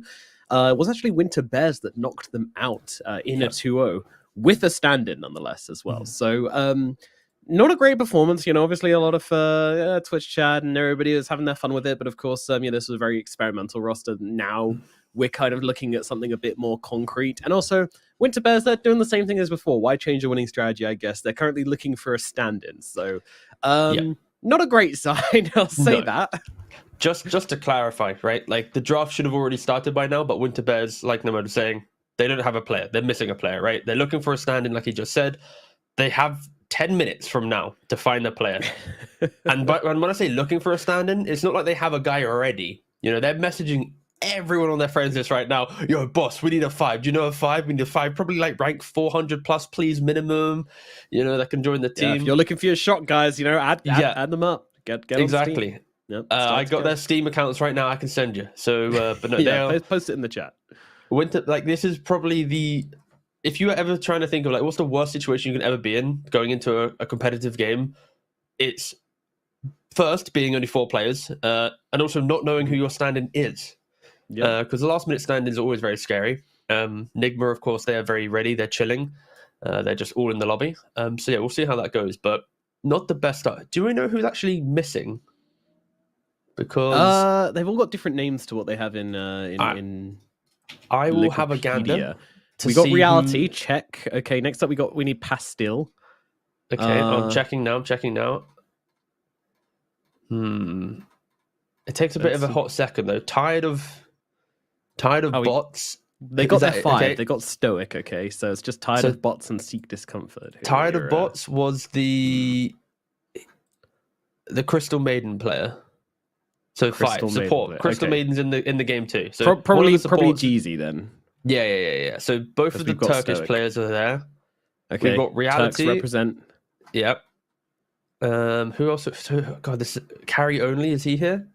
Yeah, Reality. Yeah, of course. You just said that one. Anime profile picture with. Pastille is missing. Thank you, Diggy. Carrying the cast. I was about to get there, crapper. We were a bit lost in the sauce, but no, it's fine. Right, it's all good. We're showing our but the last qualifiers, it was Reality who stood in for Pastille as well, and now Reality's in the full roster, and now Pastille is gone again. So they don't have the stand-in's already here. This is confusing. No, but, I mean they're still looking. So yeah, the stand-in's here, but so who's on that roster this time around? They did some swapping as well. Now they've got. They got rid of Mikey. They got rid of. Yeah, that's the key thing. Okay. They had Mikey last time. Like Mikey is very good mid laner, right? Like stood in for. Not stood in. He played. Whoa, Miracle's here. They've got a stand-in who's literally in-game name is Miracle. I wish. If only we could show that. Just so you're aware, guys. I just said it literally is Miracle Dash, and the other guy is Miracle Dash. So they found a Miracle fanboy to stand it. They did. Chat took us seriously. They actually jumped in, didn't they? Some Nigma fanboy was just like, this is my moment. I get to play against my heroes. God, the fact that we're talking about all this but they can't see anything and we're just speaking through lobby is hysterical. All right, so quick breakdown on this guy, right? His name in-game is Miracle Dash. His Steam name is Normal Game Please, close bracket, close bracket. He is ranked 316. He has 555 Tinker games, 461 Invoker games, and 300 Huskar games. So he's a bit of a mid Nigma. Yeah, going to be interesting to see if they utilize that. But they have found a last minute stand-in for the mid lane. Fake Miracle. Again, you'll see once we load into the game, he literally is called Miracle. Yeah, unless his official name is something different. But I think it's kind of cute that it's a Miracle fanboy playing up against Miracle, finally gets to live out his dream. At least I assume he's a Miracle fanboy. Maybe he's just bad. Yeah, maybe he was Miracle before Miracle was cool. And then True, Miracle's a Miracle fanboy. Yeah, there's actually a guy from the UK whose online persona was called Purge, and he had a little UK organization in esports back in the day. And then Purge, Dota Purge, the one we know. Obviously, he's very big, but he used to be called Purge earlier, and he tried doing stuff in Dota under the name Purge. Like, mate, you're not going to get anywhere. Like, that name is very much taken. That is on lock. Which is funny because imagine in like conventional sports, something where there's like two people called Matt. They're not going to be like, no, we've got a Matt. You gotta use a different name, buddy.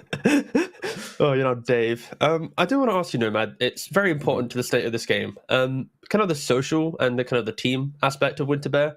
Why is their team names Seek Discomfort, Tired of Bots, Normal Game Please? Like 3 of their 5 players all have really despair Steam names. Like, is that a good sign going into a competitive game if your Steam names are this despair? It's not a good sign. No, it's weak mental. But they also prove they've just been grinding pubs like nobody's business as well. That's why their mental state has gone so bad. So, maybe it's a good sign. Well, what have we got on the side of Nigma, guys? What's the nicknames here? Giuseppe Muscati is Matthew. I don't know who that is, but it sounds fucking dope. What a great name.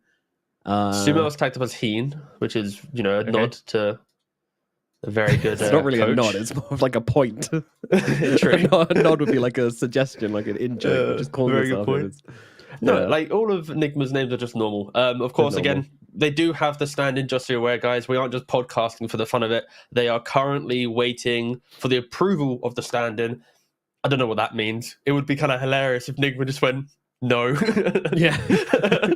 We have to run it past the council. Nigma's the council. Yeah, sorry. No, find another.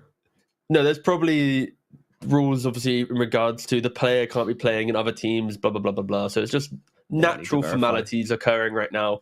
But yeah, we do have 10 players in the lobby, just waiting to, finally confirm that final player can actually is eligible to play, and then we'll be underway. Yeah, but yeah, I feel like teams. No, is he? I don't know. The Smurf. No, is he a Mad Axe murderer wanted in 18 countries? No. Okay, you can play. Now the real question here is this the time for Nigma to show their true strength? Right? Like, of course, there's a lot of. I'm going to go back to actual serious talk, by the way. Okay, all right. Like, there's obviously a lot of talk of the whole Kuroki thing. People saw GH on social media back with the facility. He was actually just doing a brand thing for Nigma because they have a new gaming setup in one of their malls or something, and they were like, "Oh wow, this is amazing! GH plays 5 and Kuroki's our coach." Like, they from one picture they already want it's crazy. It's crazy the logic that people have, right? Like, but I do feel though if there ever was in recent time in the last half year. This is a much better version of the roster compared to the previous one, right? Like, you've got a very strong 4 player now. You have a consistent offlaner with experience. Of course, Ghost is kind of a fresher player. So I feel like this qualifier will be the make or break for this team, where they need to get to the grand finals. They need to beat a very underperforming PSG Quest. PSG Quest, they used to be one of the best teams in Europe. Of course, MENA got created, and then suddenly they're now second best in this region, right? Because Falcons is just so much better than them, and they are underperforming. So I feel like if there ever was a time for Nigma to do well, it needs to be this specific qualifier. Use your 2 fresh guys, get yourself to the grand finals, kind of silence all the haters, basically, all the people who have doubt on social media. Because if they fail again, then it's like, what? They've missed out on Dream League, Birmingham, the Dota tournament. There's maybe like one more qualifier. Like, your entire year is built around the January qualifiers, pretty much, or at least the first half, right? So yeah, but you want to start getting those dubs, getting those invites down the line as well. You know, it just kind of secures the rest of your year. The start is so important now. You know, kind of different to how it's been in the past. But yeah, it's a wild west out here. You got to take every opportunity you can get. That said, on the flip side of that, the fact that the rules just let you kind of swap out rosters at will, you know, the rules are there are no rules. So there's also much more freedom. And, you know, you can just keep testing, keep trying to find what works through the entire year and just try and wing it for the TI qualifiers if you want. Is that a good idea? Probably not. But is it an idea? Yes. You cannot take that away. It is an idea. But I think we will see some teams doing it if they don't find that, you know, immediate spark. They're just going to keep on chopping and changing because there's no rule to say they can't. And they want to find that magic formula. They want to find the exact right players. And I think like sometimes trialing isn't enough. You know, you need to get in some real games. You need to get some real, you know, dirt in your feet and find out exactly what works, you know. That was a terrible analogy. Dirt in your feet? Well, you know, like I was going to go dirt in the toes, but then there's a lot of weird people around. But, like, so there's so many better options. Why are we... Okay. Anyways, but luckily... Better is boring, T-Gov. I like to keep it different, you know. I like to throw a curveball here and there. I was blabbering. And you know what's not boring? The draft that has... I don't know. The bans are pretty boring, T. We can jump over to the draft for sure. But yeah, the bans are not the most exciting phase of the game. But let's jump into it regardless. As we'll thank God I can talk about something else. Oh, no more blabbering. Man. I can get my posture messed up again. Yeah, that's exactly what I just did. I used to just fell back into my chair like, there we go. That's the good stuff right there. Yeah, of course, Winter Bear, they do have the specialties of the Meepo player. Don't forget, look at the right side, guys. Look right now. Who is the first player on Nigma Galaxy? Miracle Dash. Who is the first player for Winter Bear? Miracle Dash. We have Where the are my Miracle fanboys Showdown. at? Because you guys are getting double today. You've been good. And this is like a competitive name, by the way, because when you go to a lobby, it auto takes your competitive name. Yeah. So like, this guy or is he like doesn't have a competitive name. No, because he's got a Steam name that we mentioned as well. Yeah. Oh yeah. This is different. Either way. This is a first. Let's go. Yeah. I wish it was mid lane. That'd have been great. Miracle jumping Miracle. Like, we're calling him Miracle, by the way. Like, we are not what else are we backing gonna down call from him, this. dude? Like fake Miracle, phony Miracle? No, there's just 2 miracles. You guys got to get used to it. Oh God! The thing is, I reckon we'll get like there's gonna be clips of us being like Miracle. He's just not performing, and honestly, like I don't know what he's doing here. And it's gonna be about the other guy, but we're gonna catch flack for it. There's gonna be so many people in chat being like, I can't believe why is he saying bad things about Miracle? They're winning. So we're so screwed. I didn't think of that. We're so screwed. Actually, we're done. Oh my God! Why is Miracle of all players buying? Battle Fury Drow. You can't. Like this guy's gonna be like 0 and 10, and you're not gonna be able to say anything bad about him. That's the situation you're in. He has immunity. What a Chad. He really does. This is the ultimate play. We could maybe preface it if we're really trying to hammer home a good point about them being underwhelming or something. We can Miracle the bear. I don't know. We'll see. Anyway, drafts. What's happening? Bans have occurred so far.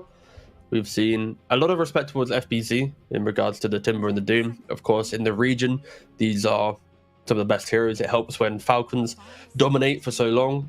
The regional meta will always be kind of what has Falcons done, and then let that trickle down. On top of them just being very good heroes. Yeah. I mean, most of the kind of... I mean, there's quite a few. Like, the pool is relatively deep.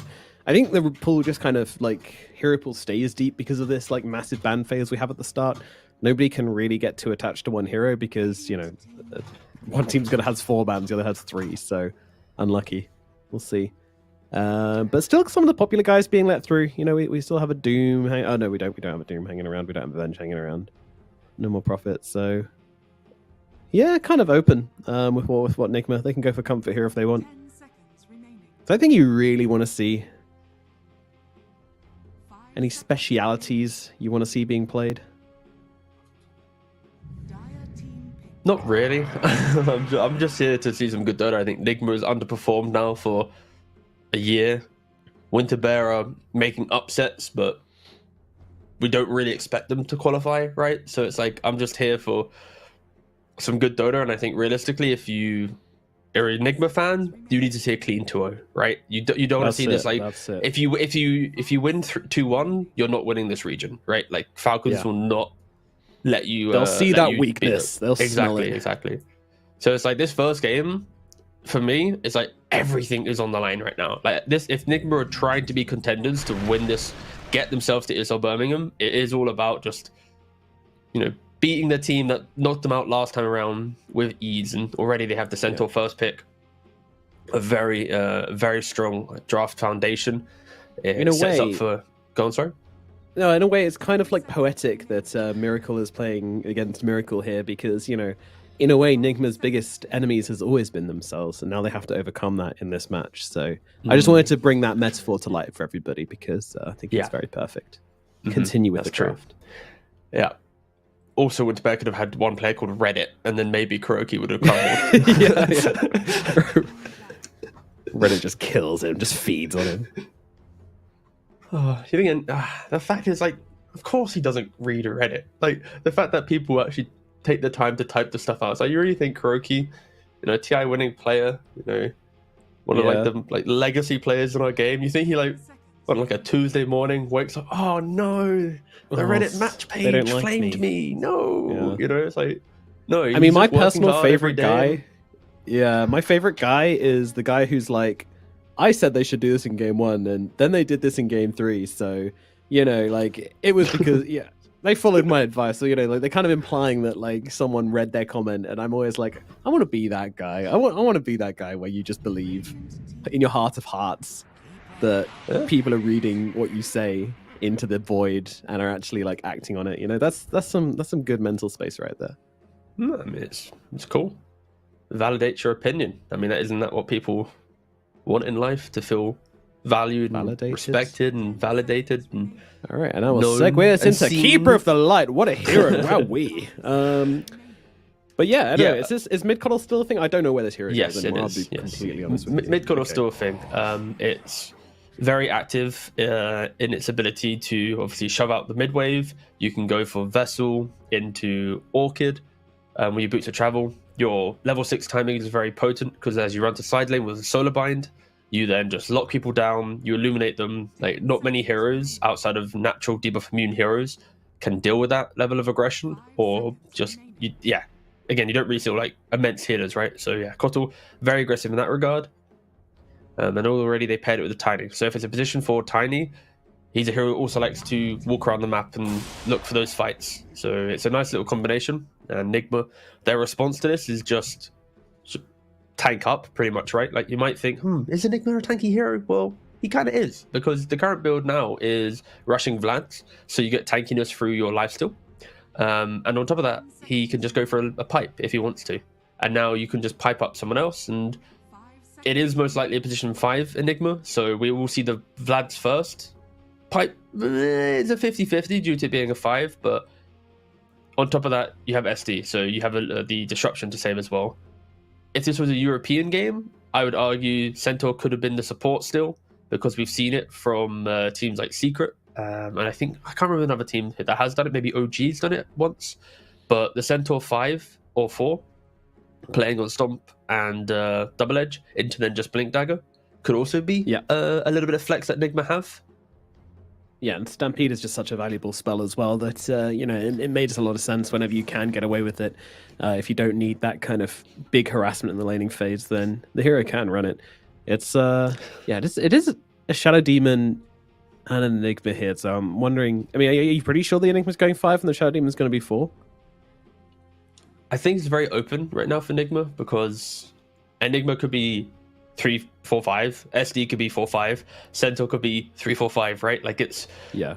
There is a world in which these heroes have multiple options, and for Winter Bear, it's accept there's like a little bit of flex in play, but the key thing here is they are low damage heroes.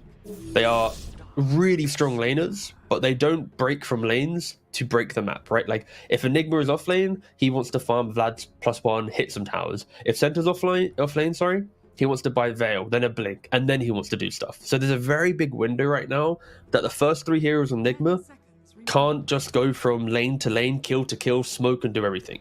And that's where Winter Bear already is so much more aggressive, right? You've got a Darkseer tiny lane potentially, Kotl in the mid. Like it's, you leave your lanes and you push forward on the map. You want to force TPs around, do everything, do the polar opposite of what Nigma right now are presenting. So I am enjoying the fact that we are kind of getting at least 2 different styles entering the kind of the early game of both these drafts so far. Yeah, definitely. Like, Nigma are just saying that, okay, yes, we probably can smash this team, but we still want to play the kind of game we want to play and draft the strategy we want to draft. And it's not like overly aggressive. I mean, they can still go overly aggressive with their final picks if they want to, but a lot of it's making sense right now. Darkseer going to be a very aggressive pick into this Nigma Galaxy lineup at the moment. Now Rubik comes out for Winter Bear as well, of course. Already got the Black Halter Steel, not forgetting Stampede, also a very good ability. As for the easier, like kind of low commitment abilities, there's also plenty of those. Like Enigma, pretty much like any one of his abilities is really good for Rubik to steal. Shadow Demon as well. Got some good ones. Okay. Sorry, I was trying to like guess a hero quickly. So into Winter Bear, a super defensive option for some teams might have been like a Naga. Issue with Naga is Darkseer naturally likes playing against you because you're an illusion hero and the general aggression. So then my mind was, wait a second, you're against Darkseer. You just want to try and do something in lane. So like Troll and then Sven, these are kind of like the carries that can do that. They both have ways to shove out the lane. They also, in the game, don't really care about wall too much. Troll can just press out, but ignoring Troll, let's just focus on Sven. Sven is just so bursty that if, now that Kotl is revealed mid, he's going to be a super high move speed hero that can free cast his spells because he has the bonus cast range on his ultimate. So if you ever just get on top of him, he will die. And that's where Centaur plus Sven, Enigma plus Sven, like you have 2 combos now to, if you ever see Kotl, he should be dead. Like there's no save for Winter Bear. I mean, you can argue there's a toss on Tiny, maybe a lift on Rubik and some auras on Darkseer, but the damage Sven does with 3 items, Kotl will be dead every single time, unless he buys like E-Blade or something along those lines. But then that's like the opposite of what you want to buy on Kotl. So I like the Sven pick, but still there is a big pacing issue for Nigma where it's a lot of, I need items to feel good, and if they never get to the point of setting that farm, that flow, then they could just get run over around the map the entire time. Yeah, I can see it happening. I mean, I don't know. I still do worry about this Sven pick. Like I definitely see your points and like it works, but also Blinding Light, Surge, and you did mention some like not good saves, but they do have options at the disposal. Like, are they able to kite out this Sven? Are they able to make him waste his ulti? I don't know, but inside the bigger fights like that as well, it's all going to come down to kiting. This the BKB timing on the Sven is going to be like absolutely essential. Yeah, I'm good. I'm just You're just choking up all My body's just giving up on me because I'm too emotional. I'm becoming comatose.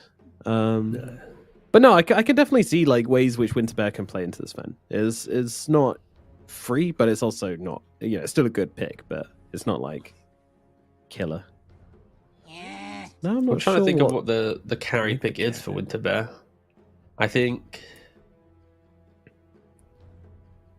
Luna could be cool if Winter Bear want to play pacing, because they already have the fight with Kotl, the team fight with Darkseer. Luna gives them like the Roshan plus the building hitting. They could do a potentially like a Void, because you don't have a farm buff up, but you have the Darkseer shell that helps you early on, and you have a Wave. But then you're playing into SD. Yeah, I guess the next argument behind that would be it doesn't matter that you're in a bad matchup, because you have Darkseer and Tiny and Kotl to kill off the SD that you're about to play, and Nigma just if you want to run at us, please run at us. But if you make mistakes, we're gonna outscale the hell out of you. Oh my god. I feel like we need like a Monkey King or something from Winter Bear, like a I can see that. I just want. I don't really care what hero it is, as long as he plays with the mindset of I'm going to play from lane and kill across the river, right? Like 10, 12 minutes. He's not just trying to hit ancients. I want to see him like doing stuff on the map, right? And Monkey's not a bad shout. Yeah, it's or Ursa. Just punish the greed. Pick, actually. That would get kited a lot though. Yeah, it would, especially in Shadow Demon. Spectre. This is such an old school pick, actually. If back in the day when Spectre had like the old ultimate, I'd been screaming for Spectre, right? But with new ultimate, it's a bit different. Giving context here, old ultimate, of course, I'm sure everyone knows, you just pressed ult and illusion gets spawned behind everyone. So against any initiating heroes like Centaur, any defensive heroes like SD or like kind of reactionary like Enigma, it ruined them, right? You just always see them. Now you're single target on your ultimate until you buy Agnums, so you just need one hero. It will give Winterbear pacing because Tiny or Kot will find a hero, instantly Spectre's on top of that, get a kill, reset, get a kill, go. Simply put, Nigma will just extremely outscale. Like if this game is like some 45-minute game, like it's impossible for Winterbear to fight, right? You're playing into stat, like everything. I'm not even gonna list it. It's just everything. Winterbear need to play super high pace, methodical Dota. They have a stand-in on the mid lane, who's now known as Anumi, not Miracle. Thank God. But we will be referring to him as Miracle out of respect to his lobby name. Are we? No. I don't know which is going to be in the game. It's weird that it's. Oh, okay, that's the official name. Okay, so we should be good. We should be good. Yeah, right, hopefully we'll see when we load in. Yeah. Let's see how this one goes. And of course, the revenge match, hopefully, for Nigma, as they did get eliminated by Winterbears at the hands of Winterbears, with the claws of Winterbears in the Dream League qualifiers, much to, unfortunately, the amusement of many. It's not a defeat we expected. They weren't the strong team then. They're not a particularly strong team now. Like, sure, they're good individual players, but like you expect a team like Nigma to be able to make short work of them. Can they do it? Let's find out. As I said before, I do like that they're just kind of sticking to what the game they want to play and not just being like, okay, we need to beat these guys. Let's just like pick some aggressive draft and like run them over in lanes, etc., etc. Like, now they're playing their Dota, and Stoic is going to walk into 4 heroes straight off the bat here. Big Illuminate coming on through, but probably not going to be enough to save Stoic. And yep, the rest of the Winterbears just going to back themselves away, and that'll be first blood going to FBZ in the offlane. That's going to be a rough feeling, right? Especially when you see the scaling potential in Nigma. Any cheap kill in the early game, it's just going to amplify that, bring it closer to when Nigma feels happy. I think Arc Warden, though, is a hero that surprisingly is a lot more active than before. I think I've been seeing some Arc Warden builds where they go for Vessel. And with the Vessel, then they obviously have their clone, they run it around the map, they just keep looking for fights. And he still eventually goes for the Hurricane Pike, Mjolnir, kind of Hex type of build, Manta. But it's that option of aggression early on. So I'm looking at Sumal to not play a farming Arc Warden, but to play one that balances both fight and farm, to bring Nigma into a little bit more of a proactive mindset. Not too crazy, but just ready to fight. Fight breaking out here. I mean, Miracle will throw out the stun to secure the bounty rune, but taking a ton of damage in the meantime. Avalanche comes out from the low ground. The right click's coming on through. Reality gonna get the click and get the kill. Miracle goes down. The second kill of the game, not the first blood, of course. And Miracle will be able to get to lane in time for that first wave. Ilakura just kind of getting burnt up by Kachal on the way back to lane. And Iron Shell doing bits. Yeah, so for the safe lane, right, you got Croaky and Miracle. This Enigma should have a pretty good time. He has leveled, though, the Malefice because of the contest at the rune. This is going to hurt him a little bit in his ability to pressure against 2 melee heroes. With the Eidolons, if you were to micro them, you'll be able to pressure the Tiny. But again, slightly unconventional leveling from both players, right? You've got Avalanche on a Tiny, you've got Malefice on an Enigma. Normally it's Tree grabbing a Eidolon, so a little bit of a weird start to the bot lane, but again, everyone's just going to be hitting creeps for now. Hitting them creeps. I think for me it comes down a lot to the portal rotations. I think there's a lot of potential for both teams to be able to abuse those portals. One thing I really like seeing is if the carry gets active. This is something which Yatoro does a hell of a lot. if he's playing something like Luna or Sven or, you know, just something with a big ultimate, you hit that 6, you go through the portal, you kill the enemy carry. Like, it's just such a boss move. Yeah. It's a strategy that goes back to just the old days of Dota. Like, you play some Faces Void, as soon as you hit 6, you TP to the tree line and mid lane, you wait for that mid, you get the kill, you take tower, and you play the game, right? So, yeah, I think Twin Gates are still kind of an art form that some teams truly know how to use and others are a little bit lost in their ways. But we'll see how both of the teams utilize them. GZ getting on top of Koro here. Might just be getting run down on the Enigma. Gonna take a bit of time though. GZ. It's a very He's actually out of awkward mana, death. so won't be able to get an avalanche. Does Kuro get the deny? No, he does not. Does means that GZ takes a lot of damage in response, but yeah, overall nice kill coming out from the Tiny, utilizing that Iron Shell from the Darkseer. Oh, Sumo is doing the Urn Vessel build that I was mentioning before we started. It will allow him to just be very potent on the map, and you kind of need it because Keeper Light will always make moves as well. Top Much quicker side, than that'll you be a can. bring down on Stoic. Yeah. Yep. Rubik does die. Yeah, Matthew taking some hits as well in the process there, but of course by himself won't be able to bring him down with a spec. He actually just died to a hoof stomp. I was expecting, as I looked up, like, oh, maybe he got hit by disruption. No, it was just a hoof stomp into right clips. This Sentinel CS Hero difference is absolutely very helps. worrying, right? If you're a Winter Bear fan. Yeah, the Winter Bear fan in chat is probably very worried right now, but not Should we vibe check not real like quick? it's expected. Like, again, there's I a don't slight think delay we on need to. stream, right? But should we vibe check? Sure. Okay, press 1 if you want Nigma to win. Press 2 if you want Winter Bear to win. Thank you. Then I can tailor my casting to be biased based on the majority. No, Good idea. yeah, thank you. It's what the people really want. They don't know it, but Yeah. Sorry, I'll keep that open on the second screen. In like 10 minutes time, we'll improve the casting. I mean, Samel has taken some big hits as Stoic goes down up again on the top side, and Reality once more just unable to really threaten anything. Yeah, the Illuminator's getting very annoying for Smell in the middle lane, but he's keeping his cool. He's landing the CS. He's not really too worried.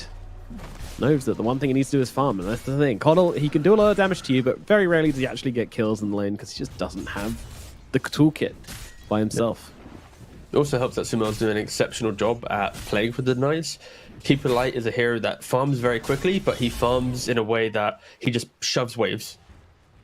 And if he shoves the wave, then there will always be opportunities for a high score player to kind of play around that, get the denies, and he's got 12 of them. And it is just starving the Keeper Light just a little bit, and it's giving Sumo just a little lease of life. There isn't really a rotation to come into mid, right? There's no Tiny for Nigma that can just Avatos him into a bad position. So I'd be surprised if Keeper Light ever does go down, but yeah, Sumo is having an exceptional start to this game. 27 for 13. He hasn't been shoved out of his lane, and he will get kind of in good stride to Top enter this side, game. they're going for the big target this time. They want to bring down the Spectre. Another double edge, another kill. Matthew brings down Reality. Stoic, unfortunately, not there to help out in that situation. Sumail getting rotated upon a little bit here, but they actually missed the blood grenade. GT might be in some trouble now. They've caught him in the river. Matthew rotates in, and yeah, with the spark rays coming on through, GT is likely to fall. There we go. Matthew get the kill the Shadow Poison again here. Nice move there, coming out from Matthew. I like the reaction from Nigma. I think this is how they need to play out this game, right? Like, your heroes shouldn't be smoking to find kills. It should be locking down the kills in lane and then just TPing when opportunities arise. It's all on Winter Bear in the early game to want to make these kind of engagements and yeah, just punish them when they present themselves. 2,000 gold lead now at the 5-minute mark. We're into the 6 minutes in about 30 seconds time. I'm expecting there to be mid-river contest as Kuroki already walks down here. Matthew smoked up very deep behind the Keeper of Light. Was looking to block the counts. He's body blocked one, got an observer as well. So doing everything in his power to stop that kind of the normal motions that Kotal has. Yeah. Yeah, I mean, this is great. You know, you secure FBZ's lane for it. FBZ just says, hey, yep, go away. You can do what you want to do. And Matthew's all right, I want to annoy the hell out of this Coddle. This is super obnoxious. And Kuro even coming in for this one as well. Wow, look at the depth of this play. This is ridiculous. The toss comes in to get Kuro away from him. A little bit more damage will be required, and they have it. Anumi goes down. Sumail gets the kill, and now they're looking for more. Stoic under the tier 2s at 6 minutes into the game. Surely that's not going to happen. He does have a bit of healing to come his way, but the poison, the right click, oh, it's enough. Sumail gets a double kill under the tier 2 tower. Oh my god, what is this aggression coming out from Nigma Galaxy? Yeah, they just play it beautifully, right? It's like they're there first. The Sumail's got all this level advantage that we're talking about. It's a level 5 Keeper of Light. This is exactly what gives Nigma kind of just confidence to make these moves. I'm speaking about being reactionary, but when you have this much of a level lead, then utilize it, right? Punish them, and of course the urn helps out. He's now only like 900 gold away from the vessel. Tiny will be walking to get the Wisdom Rune bottom. I'm expecting maybe Matthew or someone. Doesn't look like anyone on Nigma is rushing towards the Wisdom right now. Croaky is level 3 in the enemy jungle, saying hello. Yeah, now he's trying to say goodbye. Trying to get himself away. Coddle with that ultimate very, very fast as well. But Stampede's even faster. FBZ's got another month contract extended. There we go. Good Stampede, boss. Stoke,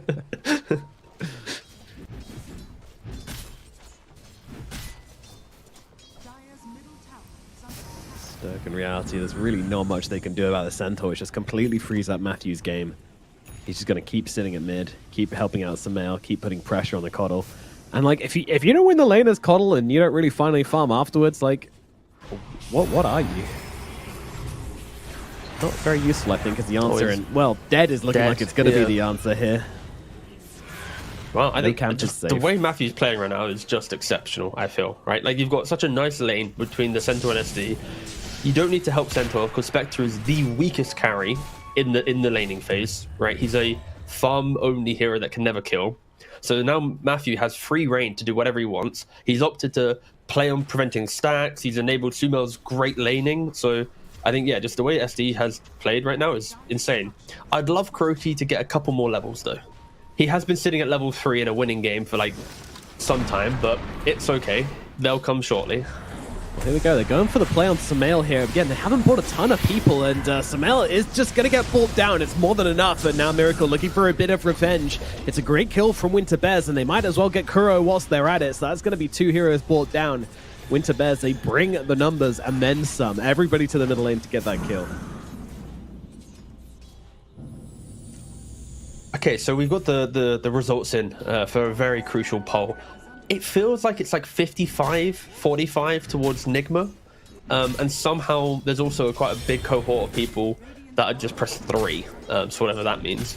So yeah, it does seem barely Nigma favored, but I'd argue, you know what, it's a lot closer than I expected. So we can keep our cast unbiased, Nomad.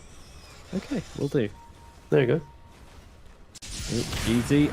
I don't know what he's doing here, but he's too easy for Jeezy, as he... dead. He's dead. Poison. Yeah. No, again, I'm very impressed with just Matthew right now, and yep. Rubik also dies. Like, who comes to mid lane? That's the thing, right? Like, Keeper of Light is all about positioning and fighting. Nice and timing. Matthew just dropping down the demonic purge. The moment that surge comes out, that means no escape for Kachal. I'll just pick up the free one down on the bottom side. You hit 6 on the Shadow Demon from the kill onto the first hero, and then you use that ultimate to kill the second hero. Very nice indeed. Matthew, it just feels like they jumped here. Okay, just a little bit though. Means he's still on full HP, but 19 1. Yeah. Getting away. No, he's getting away. Oh, he's gone. There was nothing to save him. Nothing at all left in the tank. But they're getting a bit of revenge now on Nigma Galaxy here. Jeezy's the one being jumped at, but that's it. The slows are there. Avalanche coming in from the sidelines. Miracle actually popping the ultimate to kill off his own teammates from the walls. So there is a big stack nearby, which is probably the real reason why. Stoic and Kachal, he can't really do much about this. He's just being chased down on the sidelines. A free Tiny, a free stack. Sure, Stoic's able to steal one, but what's it going to cost him? Miracle doesn't want to quite commit like this. He's got his limits. Okay. So I'm looking at Kroki's build right now, and it's pretty unconventional, right? Like, every Enigma player has always played around Demonic Summon at some point, right? And also I'm looking at Pro Tracker, and there's only one other player who does this, which is Pichu from China. So it's not as if this is a never been done build before. I am seeing at least one other pro that has dabbled with this. Ollie and Y as well have also done this, where they don't go for any points in Eidolon. So this is not a, interesting stuff. I'll explain it in a second once we see if Gachal does go down here. Yeah, he's already used the surge, so it's going to be a tricky one to get away from. FBZ just waiting for the double edge, and we'll be able to grab that kill. Easy peasy. Numi comes across, though. Let's see if he can pick up something here, but FBZ is just too damn tanky. Yeah, okay, so like I said, I'm seeing players, POS 5 pros from China, from SEA, playing this Enigma build where they don't opt to go for Eidolons. I'm guessing it is due to the fact that there is Illuminate, Iron Shell, Fable. There's a lot of cheap ways to kill off the Eidolons, and his team's already kind of winning him the game through their aggression, right? Like, he doesn't need to push a tower because Sumo's going to do it for him. So it really is kind of like an amp-up thing. I think he has been quite underleveled up until now, where he suddenly hit level 6 at minute 12 due to the kills. But yeah, trying to very get much mid a build towers over on the top side. Yeah. Stoic getting run down. Stampede comes on through. Another God Strength being used here by Miracle. Stun available in 1 second. Stoic might be reaching the end of his days right now. Stun into Mask of Madness, into cleaving the guy into oblivion. Yeah, there it is. But I feel like that's the way Nigma need to play now, right? Like, the way that Kroki has itemized or leveled, Sumo's gone for the Vessel back from Midas. You've got the Blink on Centaur now, who's killing off Spectre. Like, it's just go, go, go. Like, the laning phase was so good for Nigma that they don't have to carry out anything. Like, this Kotal isn't going to surprise them with any big damage source. Tiny's 1900 gold away from a Blink Dagger. They're smoking up as 4 now, or 3, sorry, in the hope to find someone. Spectre is respawning in 10 seconds. If there was a kill to get, it would ideally be on the Sven. But with how they've drafted Enigma, you kill a Sven, Ark's still freely farming up. So the fact that you're behind 7k gold at 30 minutes against a lineup that is scaling against you, this is going to be a massive uphill battle for Winter Bear. You got to find a way back in some way, somehow. And, well, the only way you're going to do that is by making more plays, which, if it doesn't go well, is probably going to look bad. Look a bit like running a face into the wall, but that's what they need to try. I like this. This is a cute smoke wraparound. Very, very long, drawn-out play here. Now the smokes are going to pop for wards as well from the Dire. As Matthew does see Mr. Tiny here. Jeezy caught out by the 2 heroes and, well, doesn't have a team to back him up. The team was nearby, but they've chosen to do something else. They're going to go try and make a different play while BZ and Matthew are occupied. This could be really smart, but Spectre just dies straight up, and with the Black Hole coming down, I'm not sure there's going to be anything here in time to save her. She's just gone. Miracle's going to be the next target, but they can't just close the gap, especially with the Stampede coming on through, forcing them away. Stoic taking hits from the sidelines. Winter Spirit Vessel, it's more than enough damage to just kill him off. Down he goes. Another hero dead, and the play just did not work out at all. Nothing came together for Winter Bears there. Like, how would you fight against him? Like, the fact that you have this Arc Warden who's already getting so many kills, so he's getting Vessel charges. His clone, then, when he activates the clone, also has the Vessel charges, so he's getting double the Vessel charges for free, using them on the clone, not his main hero, to reserve them. It's too much coming from Nigma. Like, your Spectre just picked up a Blade Mail. Like, is he really getting a level 9 Blade Mail really going to help him out right now? They're going to have to try and find a way to delay this game and just get themselves to a couple, like, I say a couple items, that's very optimistic, but at least a pick off. And they might find Miracle. Oh, the hesitation. They just don't trust it. They just don't know where the rest of the team are, and they know that they're not on this like strip of wards they have up on the top side, so pretty hard for them to commit to that. But I feel like that's the kind of play you can't be letting like just go like that, you know. They found Kotal. Yep, a new me. Well, getting roasted and toasted in the middle lane. The Stoic goes down simultaneously. Jeez is going to be the next target here. They spot yet another one. Miracle, no hesitation on the God Strength there, just using it to try and blow up this Tiny. Stomp out, double edge, right clicks in from Miracle, and Jeezy's gone as well. It's not a close one, TL. I'm going to say it. No, not at all. I do thoroughly enjoy though watching Twitch chat be like as free flowing as an ocean. You know, they started during the draft in one tone of voice, tone of text, and now they're watching this game and seeing how Nigma are playing, and the tones have changed. With Enigma, with Enigma chats, there's always that guy or those guys who are like, guys, it's not over yet. Be careful. We've been burnt one too many times. Let's not celebrate too early. Every time, man, you'll see it. I mean, they are 12k up right now. It's going to be pretty hard to lose this one. Simo though walks into the river, but there's no one else there. They're jumping. It's basically 50-50. Easy is getting blasted. Meanwhile, the collar goes down as well. Oh, stolen Stampede. I mean, it's cute, and it might just get the Tiny out of danger, so that's something. Yep, FBZ just jumps straight up to the high ground. He really wants to finish off the kill here onto the Tiny, and might just be able to do so. Stun comes across from Miracle as well, and FBZ collects himself yet another kill. I mean, when we're looking back on the success of Nigma, like, obviously all the lanes went pretty well, but top lane was really kind of like the main focus point for me in the laning phase. Like, how well did FBZ and Matthew do? Like, they did excellently, and then that was able to bleed over into the middle lane and just allowed Samael, who was already doing very well, to just completely stomp down on the Kotal. It also doesn't help that Winter Bears picked like the weakest laning carry against one of the strongest off-lane duos. Yeah, like Centaur SD is, you will always get hoof stomp off because you have the disruption set up. And then Spectre is a hero that is so weak, teams enjoy picking Night Stalker into him. And Night Stalker is like the weakest off-laning hero, right? Like, that's how weak this hero is in terms of aggression of the lane. So I do feel like Winter Bears kind of drafted themselves into a, we can't help Kotal now because we picked Spectre and our 5 can't do anything, and it all went a little bit south. But for Nigma to still play on those reads, to punish like they do, and then to break the game, it's very refreshing to see. It has been a long time coming, but again, it is their first demon they have to beat. Miracle jumps onto the Kotal top.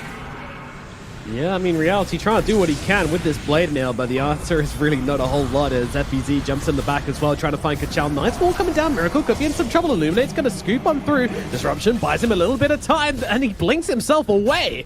Miracle lives for the time being. Kachal, Anumi, and Stoic all dead, and actually everybody lying down the side of Winter Bears. And now into the pit they go. And the camaraderie as well. Tips getting thrown around. Sumo tipping Miracle. Matthew tipping Miracle. Miracle then going back to help out Matthew with a tip. Like, yeah, they're enjoying themselves. Roshan, 19 minutes. Not even looking at the daytime. Roshan securing it before it hits 20 minutes. Yeah. I thought he died, but the disruption was actually just so on point from Matthew. Like, just as it was supposed to hit him. Really sick. So yeah, Matthew, again, such a nice game.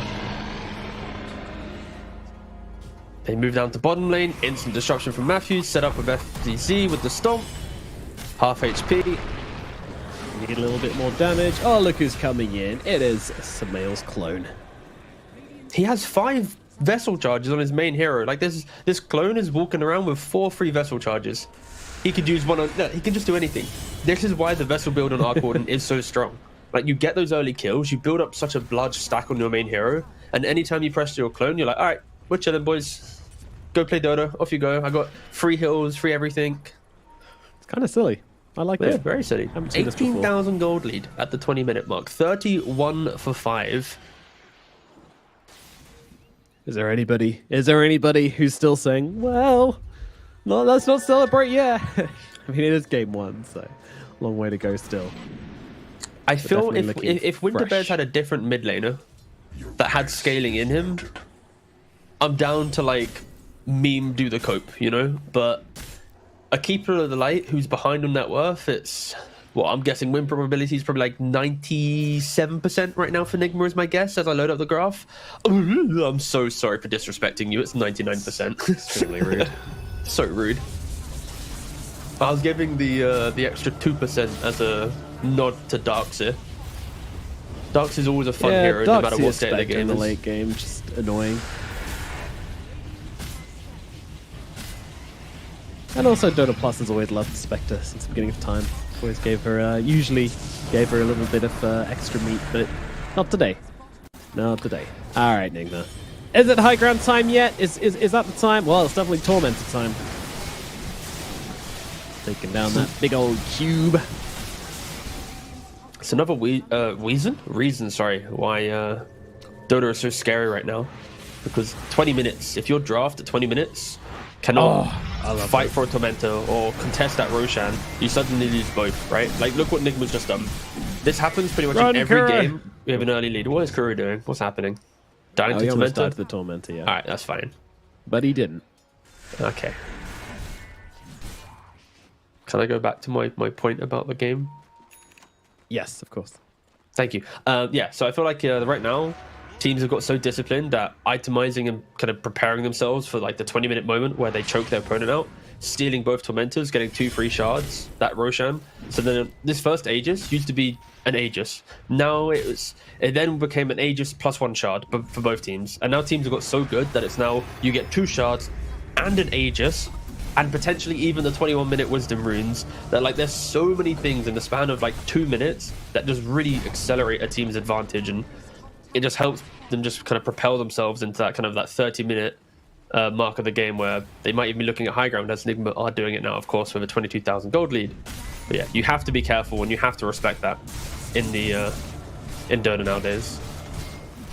That's the thing. Like, a lot of people did talk about it, like when Tormentor introduced and everything, and they were saying, "Oh, well, surely if you push that off-lane tower tier 2, get it at 20 minutes, and then all of a sudden you're like looking really good." And like that theory was passed around a lot very early on, but actually turning that into a executable in-game strategy without just like throwing away all your map presence and throwing away like other stuff, Roshan, your own towers, is entirely different. Like you have to kind of rewire how your brain thinks, and when you've paid what 10, 15, 20,000 games plus without Tormentors, and now suddenly you got to like rewire everything to figure it takes a bit of time. But right now they're going high ground. They're taking some barracks. FFBZ does get tossed in pretty deep here, but of course always has those bubbles to cover him. Some really nice little answer they've got to the Tiny. So Mail kind of just chilling on the front lines here. Still has a minute left on this Aegis, so kind of wants to die. Would be pretty happy if someone were to take him down here.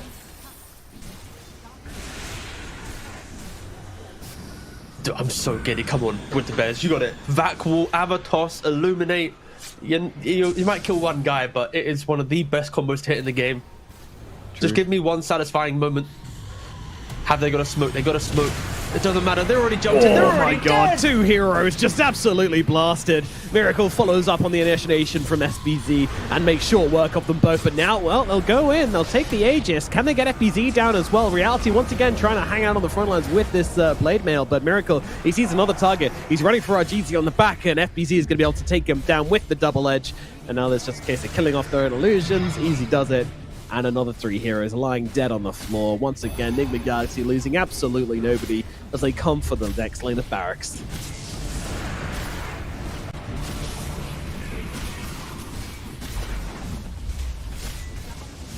There is no tier 2 alive either in the bot lane, so if Nigma do want to walk there, they can. But the Vac Wall, but that's it. What? Oh. Yeah, follow-up is not really here, but Samael, he's getting kind of low. It's like Iron Shell plus Radiance plus Blade Mail, This Spectre has a hot minute where no one wants to touch her. Everybody just wants to run away, and especially when you're low on resources, that's exactly what's going to happen here, so. Now imagine if that could have been something different, right? Now imagine they do that top lane, Vac Wall, 5-man, somehow, Avatos, everything, boom, boom, boom, bam, boom, maybe. Yeah, no. Nigma have just played maybe one hero well. dies. Oh, God. Maybe they'll catch up, Matthew. We haven't really respected FBZ in this game. I will say that much. He's 11-0-14 on Centaur. He's not given away any cheap kill. He's scaled beautifully. Has Shivas. He has Shroud. Looking at the heart. Yeah, I'm excited to see Nigma MVP go up against like Falcons, like Falcons and PSG. That's all I'm saying, right? Like after this game, I feel like in the year that Nigma have been underwhelming, they always have that 1 or 2 games that bait their fans into, oh my god, this team's so aggressive, they're hype, you know? And then they play up against the other teams and they kind of get brought back down to reality, right?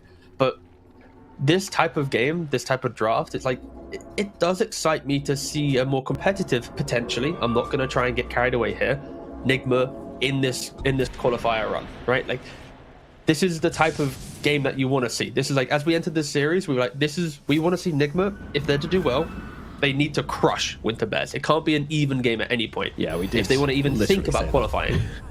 And so far, I mean, yeah, so far it's kind of happening. Yeah, it is. I would say this is a stomp. I mean, you've got over 1k of gold per minute at the 26-minute mark. Smoke. It definitely qualifies. It definitely qualifies. And FBZ has absolutely been on the forefront of that, winning his lane. Look at this. They've read the read. They've read the call so damn well. Miracle's just straight upon him, trying to bring down GD, trying to bring down Kachal. They know that Kachal's the only chance of stopping them from taking these barracks. And guess what? He's in the grave. Buyback is available for the both of them here. They're going to have to use it. There will be a moment where God Strength is down and maybe, just maybe, they can look to make an aggressive play. But with those buybacks, I'm pretty sure it's just the bell for Nigma Galaxy to probably back themselves away. I mean, they can go for a re-engage if they really want to whilst God Strength is up, but with the last few seconds starting to dwindle, it's probably time to chill. And look at Kachao just going for the blind play up onto the high ground. You know, you got to respect it sometimes. He was like, oh, they might be waiting there. Oh, yeah, I didn't even realize he used wall. Okay, yeah. Yeah, he went full commitment into that. My camera was just slightly to the right, and I just heard a vacuum. And I'm like, oh, okay. Maybe with the free passage to high ground. Say like, maybe you should have checked that one out, scout it beforehand. But yeah, this is a free patch. It's probably game, that wall, honestly, which is a shame. He went for the all-in play and didn't pay off, and now he calls GG. That'll be game number 1, very handily going the way of the Galaxy. The black hole comes out and Matthew cancels it. Very nice. Great ending, great game, great start for this new Nigma Galaxy roster team. Yeah, no, I mean, it was extremely refreshing to see. I think when this kind of roster or this core of a roster gets to play these types of games where it's all-out aggression, deciding when and where to fight, like, when I say all-out aggression, like, they were calculated in the laning phase, played a really smart game where how the Shadow Demon blocked the Coddle's camps, was thinking about mid lane. They didn't rotate until they knew Sumo could actually kill, because if you go to rotate... Sorry, just joking. It's so emotional. Moment. I know. Oh my god, Kuroki won, guys. No, but no, I think just the way they played was just... It was just smart Dota, right? They were slow. They knew what they wanted to do. And as soon as they hit the point where they knew they could crush, that's when they played the super high pacing game, right? But they didn't do it until they knew they could actually continuously break the map. And I think that is something that I look forward to seeing if they can replicate in a second game, if they can replicate this type of play against better teams. But their draft looked strong. The way that they played it looked like they fully understood what they needed to do. There was no gaps where it was like, why are we doing this? Why are we doing that? And yeah, it was just really good to see. Of course, Sumo, Arc Warden just slaughtering mid-Kotl. Like, it was really good to see. Yeah, very nicely done indeed. Great first game. Can they repeat the same success in game number 2? I mean, I'd imagine so. Winter Bear did not look put together in this one. You know, they were searching for a stand at the start of the game. It was bad signs from the get-go. And of course, they have beaten Nigma previously in this exact same situation, but this time around, they won't be getting away with it. Game number 1 goes Nigma. Can they pull it back in game number 2? Well, we're going to find out after a short break. We'll see you in a bit.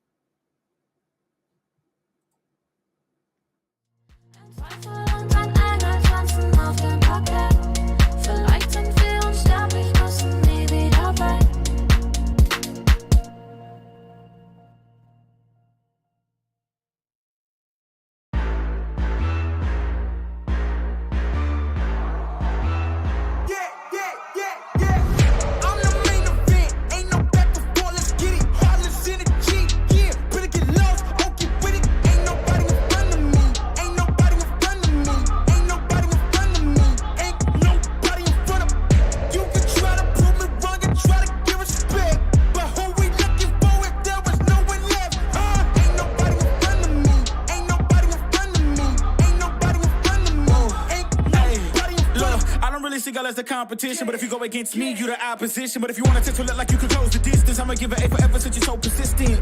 With you, I'm just practicing, cause I'm back to back, let's get back to winning. As a matter of fact, I'm not that forgiving, cause you did this to yourself, that's a bad decision. I don't see no one in front of me, you is a ghost, you ain't got a soul. Whoa, always say that they gon' come for me, knowing they won't, they doing the most. Whoa, chasing my, gotta get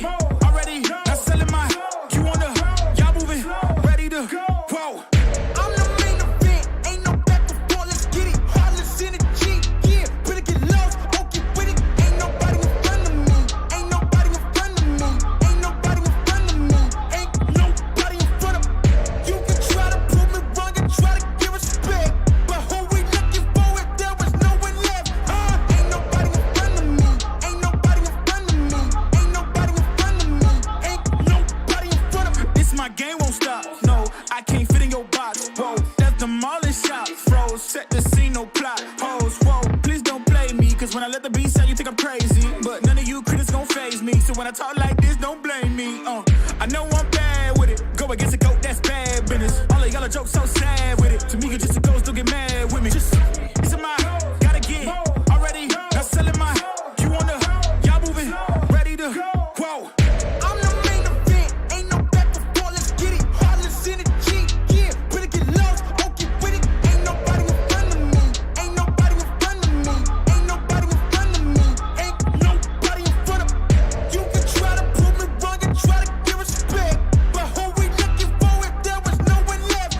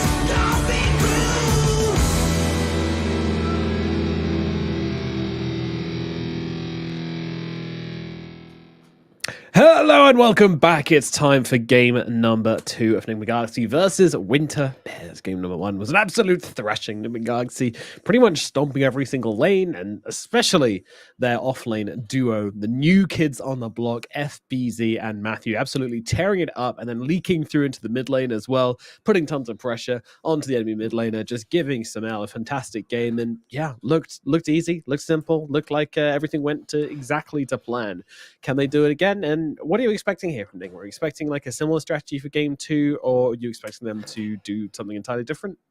I feel like I like how they're approaching drafts. After only one game, I already can kind of sense that if FBZ is the type of offlaner that will sacrifice his own pick position just for the greater good, then this is pretty cool for this team, right? Like I feel like when you have Sumo, Miracle, core players that in the right scenario, if they can get their big pick, their knowledge of everything, they will be in some insane position. So I think if FBZ is able to consistently lock down his hero early and have a good laning partner with Matthew, then we are going to see these Arc Warden mids. In the future, we're going to see different types of carry come into play. Sumo might get some random like Alk mid or some Storm Spirit in the perfect game. So yeah, I think just knowing that FBZ is this type of offlaner, it gives them so much more room for drafts to have that depth that we need to see from them. Okay, yeah, I certainly kind of like can see where you're coming from, where like you want to give him like a chance to, you know, show us what else he can do, right? Like you want to see what else they can pull out in that regard, and how that's kind of define their strategy overall as well. Like I think when you get new people into the team, you know, say you get two new players into the team, as a captain, are you like trying to merge ideas, or are you just like, okay, you know, we all know Dota, let's decide what's best for us all? You know, what's your kind of take on that? I think Dota has matured now, where we aren't seeing this kind of one player tells the other four what to do and everyone listens perfect in harmony. So I think when you pick up new players nowadays, it is more of that, let's just play some games. Things will naturally kind of shift into a system, and then we'll see what type of voice they have, right? Because you never know, right? Like on the outside perspective, people might go, Croaky just plays 5, he doesn't speak, for example. But it's like, when in reality, he might be very vocal and might shotcall a lot, you know? Like, same thing with FBZ. Like, FBZ is like, people might expect him to be a loud offlaner, for example. But in reality, he could be super quiet. And, you know, so it's like, I feel like it really is just like a natural thing that occurs these days. And depending on your character out of game, it will then influence how you kind of slot into the team in regards to leadership. Alrighty, well, we do have a draft underway, so let's get into it for game number 2 and find out exactly what style they're going to be going for. And so far, so good, keeping it the same as game number 1. They bring out the Centaur Warrior, but a bit of respect thrown the way of Matthew as the Shadow Demon is taken out of the pool. 5 seconds. Yeah, very good ban. I think it's if Winter Bear don't want to ban Centaur, then I think SD at least is a strong contender to be banned, because like Centaur, you can expect them to pick, you can draft around it. The SD, you can combo with like any offlaner, right? So if they respect it that much, they do. And they this was a 23 pick Arc Warden that they've now shoved all the way up to first phase. That is bold.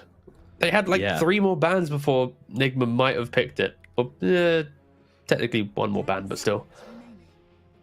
Yeah, the 9-pick Arc Warden. Okay, all right, Winter Bear. I mean, you're certainly saying something here. I'm not quite sure what it is, but I guess we can play this hero really damn well, better than you guys.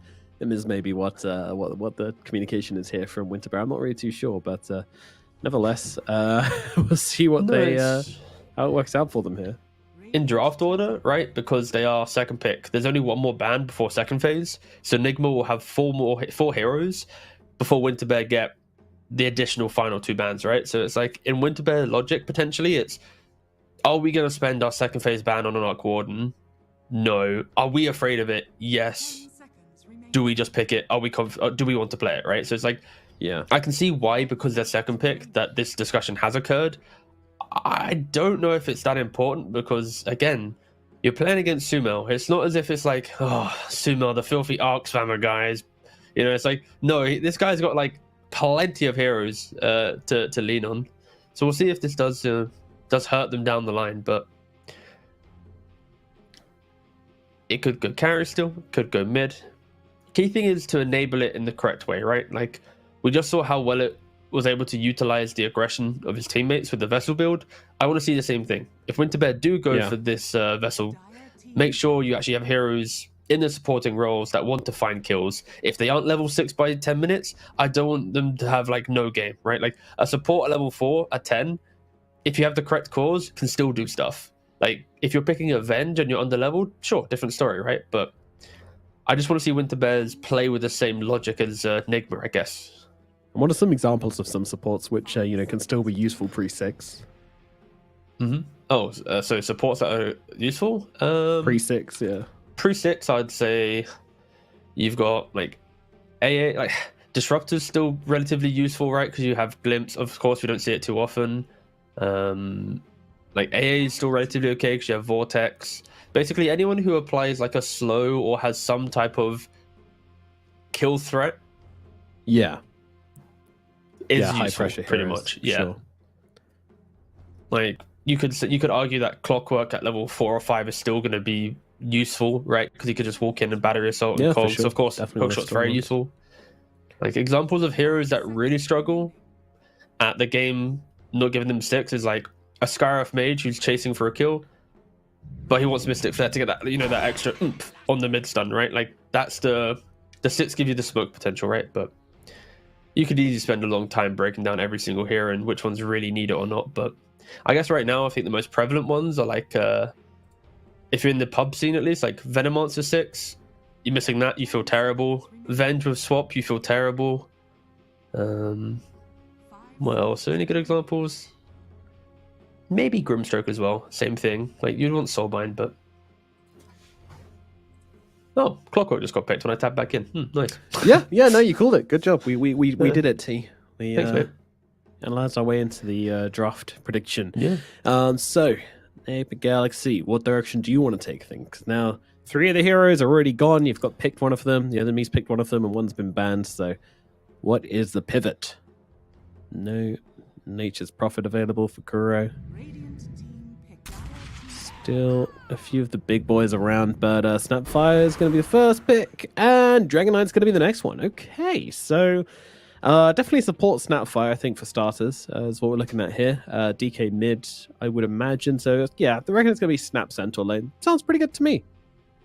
10 seconds remaining. Ooh, very kind of tanky as well, and backline finding, right? Because Arcorden plays on slows a lot with his Flux, and then you've had Stampede. You then have Dragon Knight, who, once he gets to like Man to Agnims, you will always find Arcwarden from one illusion going to look for him. And then Snapfire kind of brings the damage, either the blink from the DK, the blink from the Centaur. So, no, overall, I like it a lot. It is answering Arcwarden, and we now have a Meepo. The Arcwarden Meepo draft, all right. Yeah. We had Arc Sven, now we got Arc Meepo. Is there such thing as too much cheese?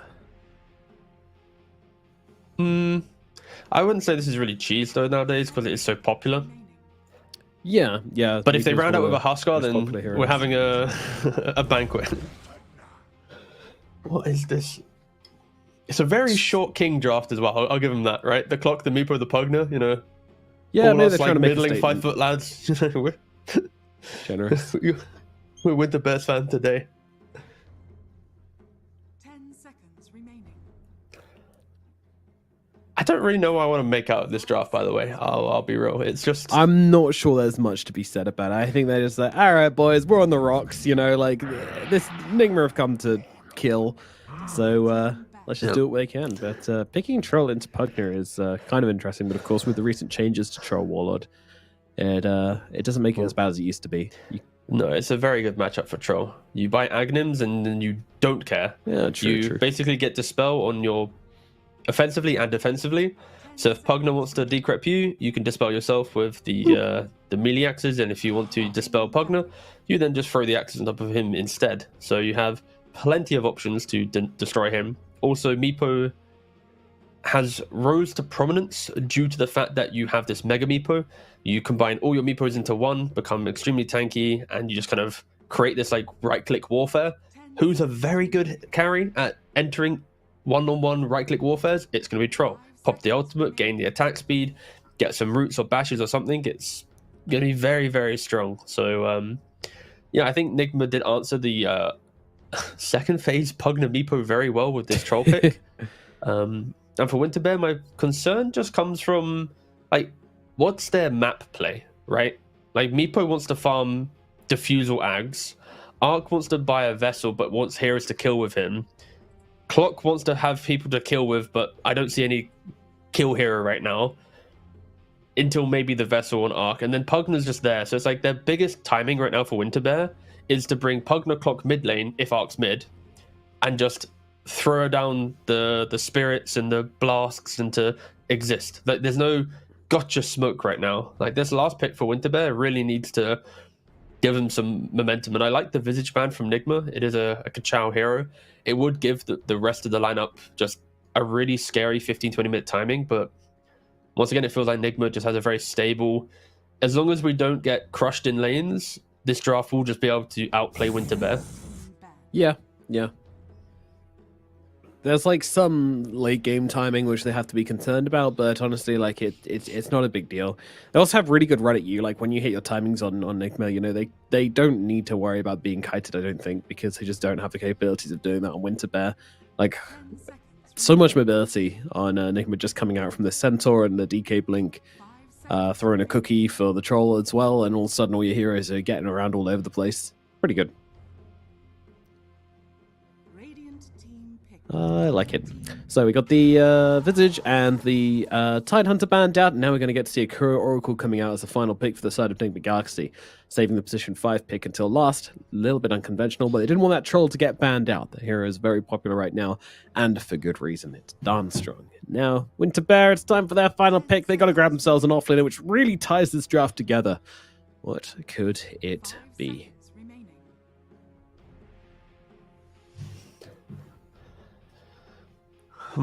Yeah, I don't know. I don't want to try and predict the Winter Bear draft. I'm just going to let it, ride out. I'll be real. Talk about the Oracle pick as well. It's like slightly underpicked hero, but it really just boils down to the 1v1 duel that I mentioned. Oracle is a very good hero at amping up those heroes. Additionally, a change that we saw to Oracle some patches ago, but Oracle just not been good enough to be played, is the fact that Fate's Edict doesn't disarm your allies anymore. So they still get the immunity, but then they get the right click, so it really helps push them forward. Even against heroes like Sand King now, it's like you jump Troll, all Kuroki needs to do is A, be in position, B, press Fate's Edict or False Promise, and Troll will always be able to get his ultimate off, right? And that's when the fight turns, and you have Stampedes to help prevent the kiting, where Troll again gets kited a lot. So you've got Stampede to get him in position, you've got Kuroki and the Oracle to push the Troll forward. It's as long as Troll gets farm, he should be able to decide exactly where he wants to fight and buy a Blink Dagger, and now he will never get kited. So I think Nigma has a really, really strong draft. I think Winter Bears maybe got a little bit too reactionary to this Arc pick from the previous game. But if they are to win this, it's going to be off of a quick Blink Dagger timing from the Sand King. Keep playing on the Vessel of Arc Warden, and from there, just never let it down. But do we have a new player on Meepo? Yes. He's got a new, we do. He's got a new nickname. Yeah. So it's Prayer. Is his right side name. His in-game name seems to be Most Dog Wanted. No idea. Another new player. Yeah, I don't think it's Pastille. I'm not 100%. I'll try and get confirmation on that. But yeah, it's definitely not the same player from last game. So yeah, changing things up mid-series. I guess Miracle Mark II wasn't up for the job, so they've made a switch. But we'll see what they're able to do. He earned level 25 on Meepo yesterday. Right. So, okay. Well, at least he's fresh. Yeah, he's fresh with some Meepo games. I'm going to investigate the new player. It is rare that you see a stand-in swap mid-series. But yeah, this guy is rank 70, supposedly. Okay. No idea. Might be the real player then. I don't know. We'll see. Oh wait, is this? Wait. Yeah. He used to play Winter Bear 14 days ago. Is this just Pastille? So it's Pastille's back. So the stand-in was only for game 1. All right. So maybe he just got out of bed late, is what I'm. Yeah. Okay, cool. All right, in that case, yeah. Winter Bears don't have a stand-in anymore, guys. Woo! Real series. Now the series begins. Yeah. Yes. Nice little dodge out there from Kachal, honestly. Standing on the high ground, sees them coming, doesn't get caught by the axes. You're not exactly going to stand your ground there against all those heroes, but if he stood where most people would stand, then he would have got caught by the whirling axes and probably died. So he's very, very cautious by himself. Meanwhile, the rest of Winter Bears waiting over on the top side of the river. I don't think there's going to be any shenanigans coming out, trying to steal bounties from each other. I imagine this is just 2 for 2, so we can start talking about these lanes. I mean, middle lane, we're expecting a Smail wash again? Don't think so. DK's not the hero that really applies the pressure in that regard. He might get some additional denies, but shouldn't be anything too crazy. But Lane Kachal having to level stun, trying to disengage, has 3 sticks, but another not going to be able blunder. to do so. Miracle has the whirling axes leveled. Pretty short cooldown on that one as well. And with actually a little shredder level 1 coming out from Matthew as well. And this spell just feels like it does so much damage though. So good for trading. Yeah, so it does take away 3 armor at max level. He might regret not having some cookie or something right now. Well, they can turn around to Stoic and try and get off a bit of the damage which he's just taken. I mean, Stoic, of course, doing a lot of work with that battery assault, but now they will turn a bit of that damage back to him as Reality and Stoic get off to a very messy start to the lane. All over mid. It's the old Meepo versus DK matchup. I think this is going to be... DK can get some early denies on Meepo. Meepo gets his second clone at level 4, and then he probably should just be a little bit more efficient in his ability to push out lane and go jungle. But knowing that it is still back in the game with Meepo does give me a little bit more hope for Winter Bears compared to if their stand-in player was trying to play it. That's where it's a little bit more confusing. Maybe Nigma didn't know he was back and didn't ban the Meepo, and they're like, oh, the main guy's back again. Oh, the Meepo guy snuck him back in through the back door. But no, so far, once again, Nigma are just leading in CS. It's happened now 2 games in a row. All 3 of their cores are heading to 10 CS, whilst Arc Warden only has 2 to his name. Yeah, he's not really getting a look in this top lane, I'll be honest. No. And it's not as if Radiant have a lot of denies either, right? It's 4 deniers combined, and there's been, what, like 4 waves so far? So it's just miss-CSing coming out from this this Arc Warden. Yeah, I mean, the Miracle getting a kill down to the bottom side. They're able to run down Kachal. Of course, very, very kill-heavy lane down here.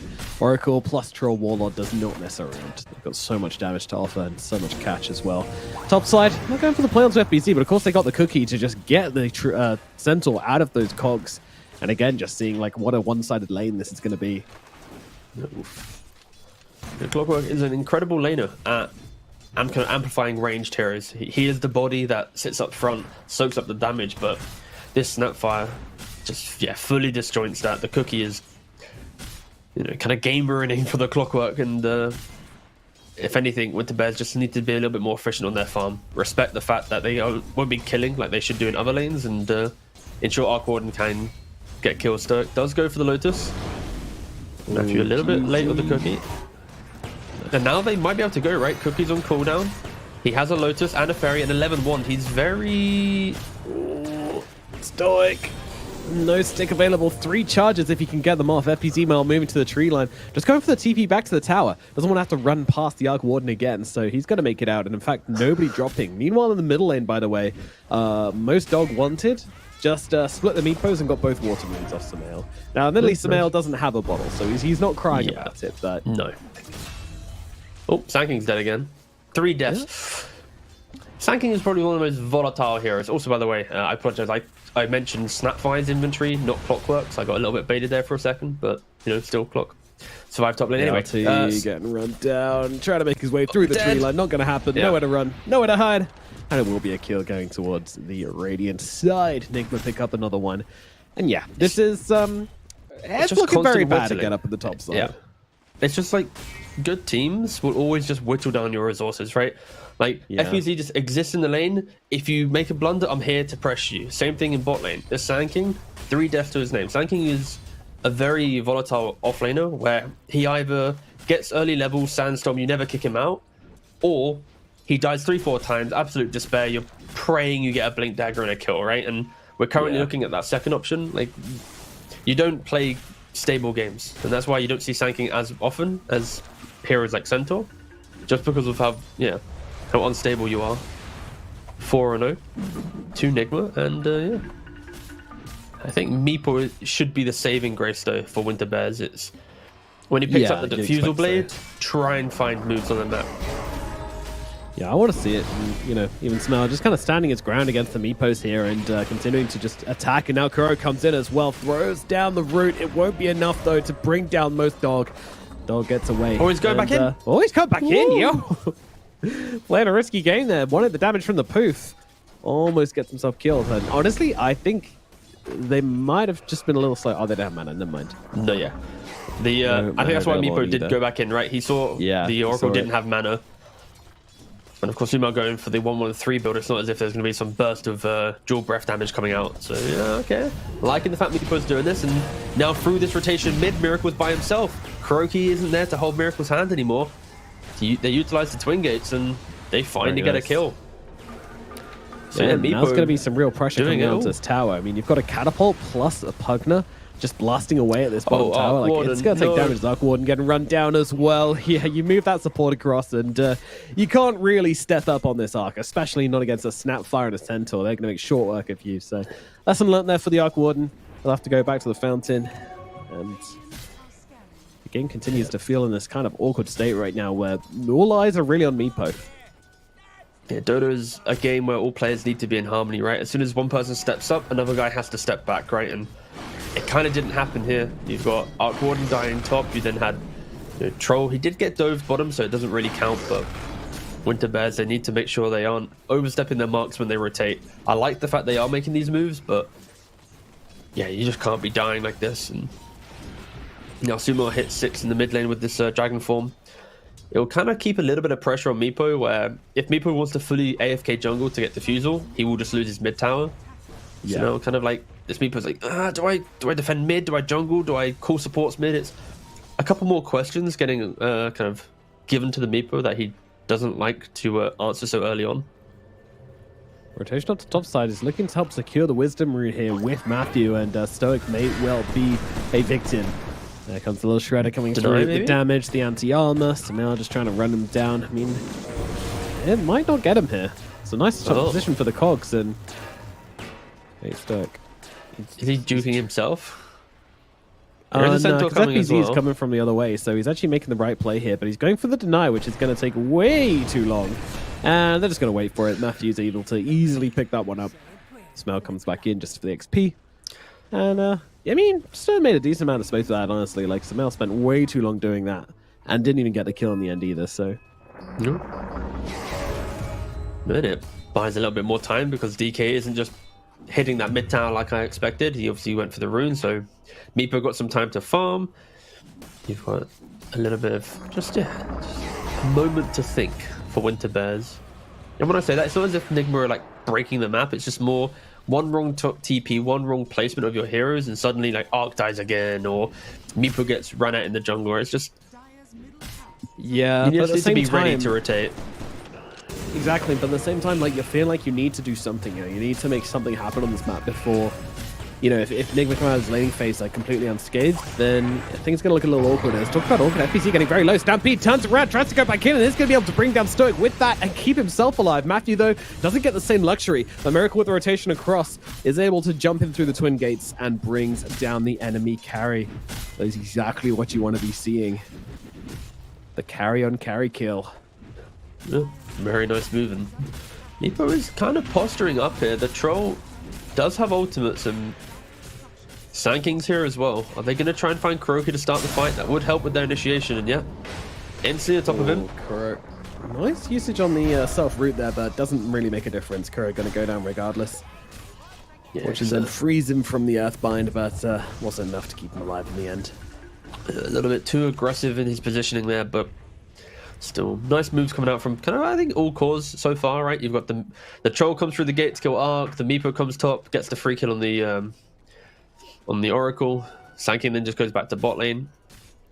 Kachao, after quite a bad start, is looking to go for, I believe, the Veil first.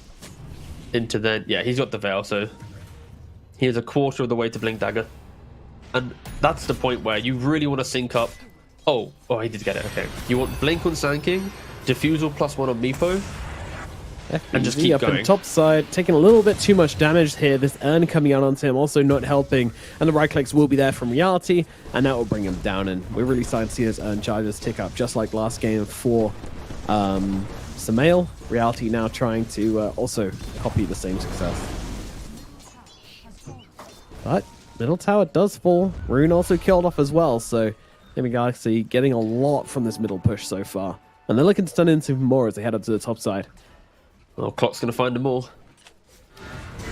Yeah, I'm not sure how mad he is about that. I mean, he's kind of tanking the gang for other heroes who are more important than himself, so we'll be dropping as GZ and Reality running to the trees, but look who's waiting for the Miracle comes right the side and immediately gets on top of him. Ultimate comes through to cancel out the TP, and Reality will be dropping. GZ meanwhile going for the TP out of the side, but they catch him! They have the damage as well. Kuro with the Purifying Flames along with the Dragon Tail is just enough to bring down the Pugner, and now 4 dead just from one smooth rotation up from Nigma. Oust them off this part of the map with ease.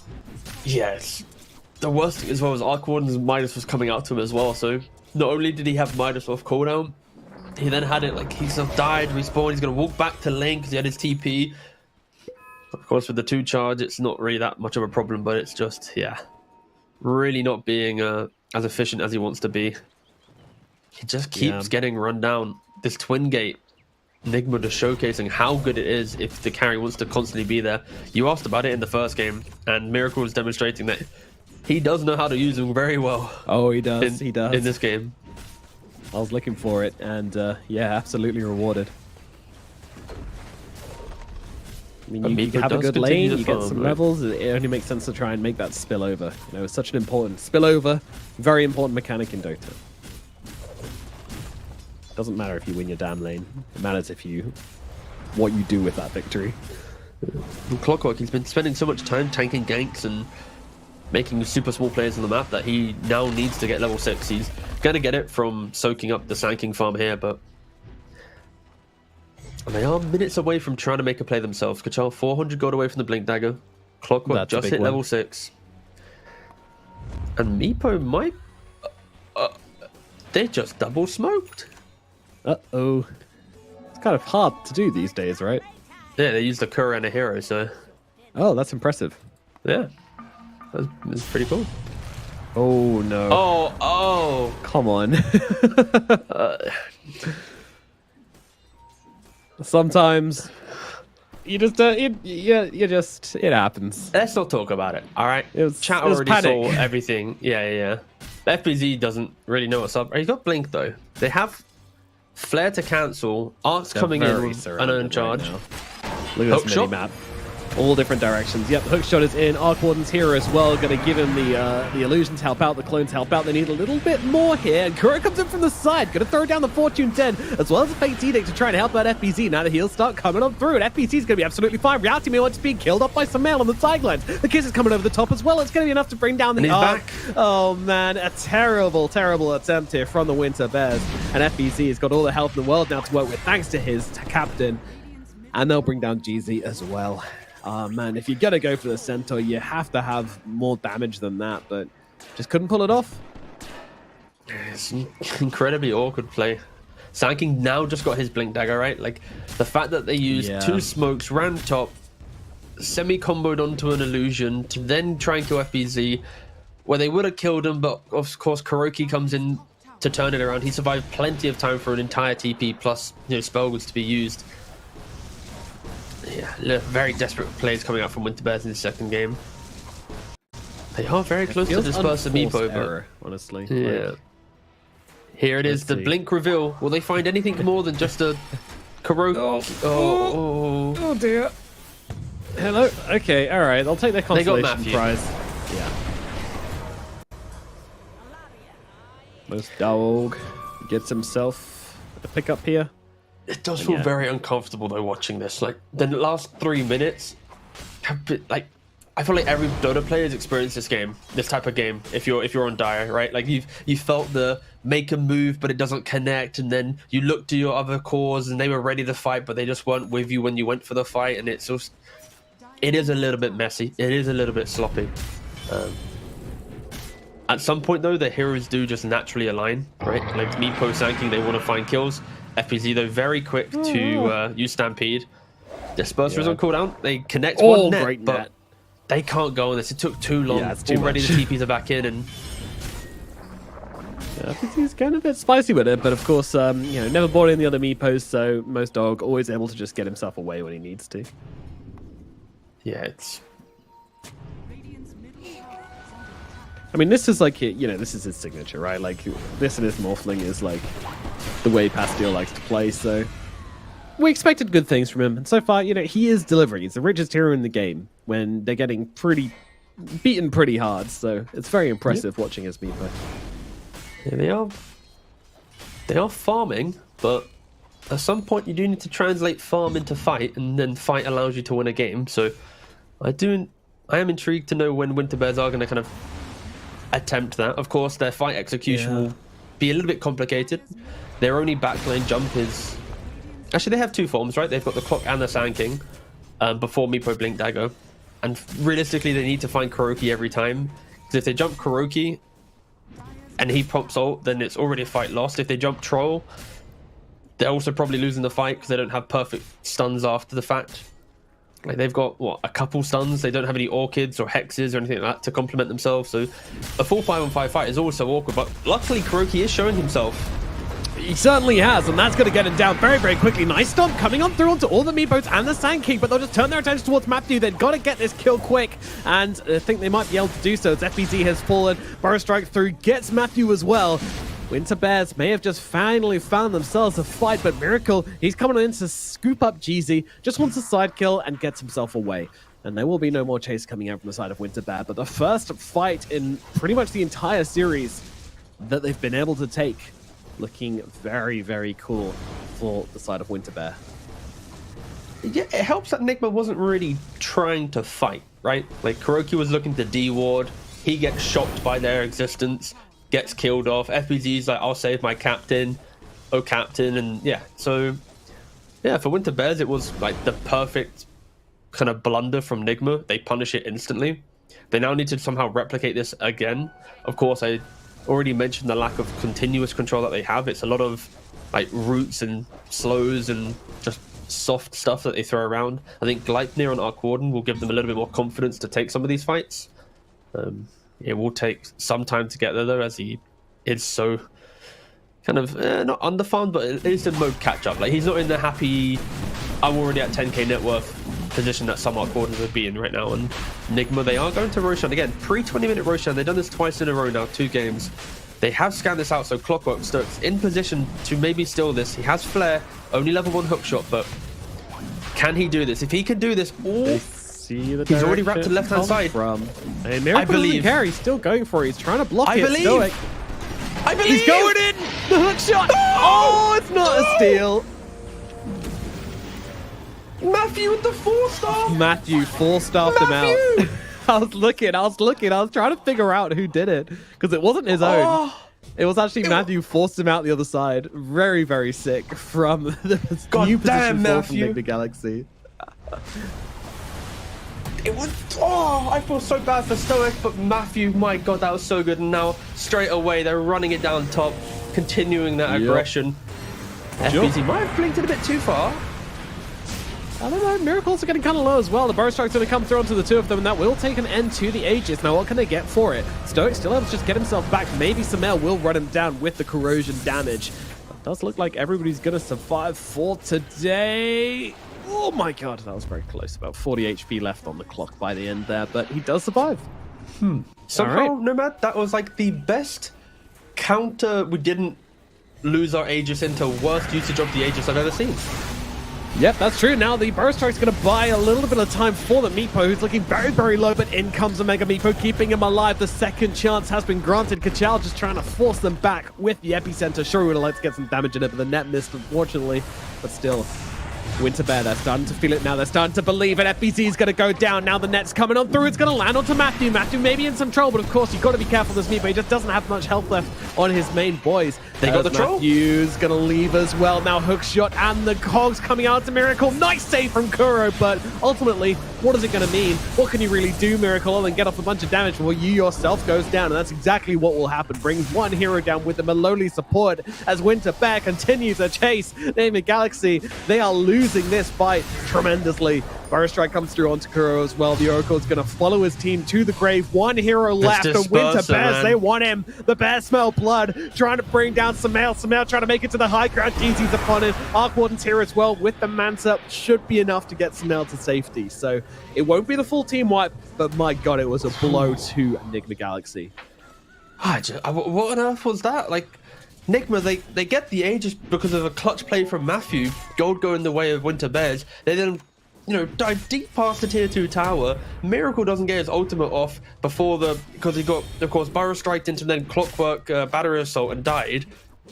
The fight continues, and at that point, I think Disperser plus the Pugner, they were the key MVPs of this fight. The amount of time that this Meepo used the Disperser to help kind of just disengage a hero that was under threat. Jeezy just with the life drains and the decreps just turned it around, and yeah, Nigma, after comfortably farming and hitting a good stride in this game, just threw away everything that they'd done so calmly. And 5k lead now. We're nearly close to Shiva's on a Sand King. Like every hero's just picking up an item basically for Dire now. What did he go for on Meepo? He's shipping out an item. Oh no, shards, FBZ. Yeah. I mean, this guy's supposed to be tanky. He might just be able to get away with it with the Stampede, but Meepo nearly just 100 to 0ing the guy. What a ridiculous hero. Okay. Yeah, I think if you're Nigma now, you're probably Team Toolkits, guys. Hold. Reset. Okay, we just need Miracle to get like BKB Axe. If Troll gets BKB Axe, this game on paper should be like impossible to lose. Because after that, he then doesn't care about Decrep. He doesn't care about the Burrow Strikes of a Sand King. He gets a Swift Blink and a Nullifier maybe or something, or just even Swift Blink. He doesn't have positional issues. Like, they are just like 15,000 gold away from this Troll Warlord dictating the entire game. But if they blunder, then of course, Meepo can just put the team on his back and just run through the map. Yeah. Well, this game got exciting. I was worried it'd be a little bit really of a... Yeah, I say worried as if it was, 2-0 isn't enjoyable for the fans, but I'd like to see a Winter Bears, a little bit of a punch up, right? No, you never want to see a team just like not do anything for a series unless you've got something to do immediately afterwards. And they're not playing with, of course, Mikey, right? So a lot of Samael people going to be the target. Hook shot a little bit off the mark, damage? but now they follow up. They've got the Epicenter, but it's going to get stunned up. Samael able to cancel that one. And the team just back themselves away. Look at this little party here. Again, don't forget that this draft from Dire is incredibly short. Like, Sand King's low to the ground. Pugner's a short hero. Like, I know this is really dumb what I'm saying, but it is very funny just seeing a team of very small heroes running around. Anyways, we're in a bit of a... Especially when they're all jogging across the map in a little, like, huddle together. Okay. It's just more like again, I'm a short guy. I got little stumpy legs, right? Like, if I was dispersed IRL, I'd look hilarious running across a field or something, right? Those little legs speeding away. Get me out of here. Okay, let's do a little update on the Troll, guys. He's 400 gold away from BKB. This also feels like the type of game where I could see Kuroki going straight Blink Dagger rather than Aether Lens. Because there's always going to be some type of way to find him through Rocket Flare. So it's less about having the cast range, but more about the position to get the ult off. Like, if he can combo break any spell of Dire, the fight should go their way, right? I think Winter Bears have been winning because they've hit a Burrow Strike into then... Oh, wait, they also died because they just stood inside Sandstorm, or... They've lost all their resources, so I do think that this could be the type of game that Kuroki could go for that build. And Winter Bears, they are smoked up. Shiva's is complete. on the Sand King. Blink Dagger complete on the Meepo. We have smoke on smoke action. Meepo just walking into the high ground.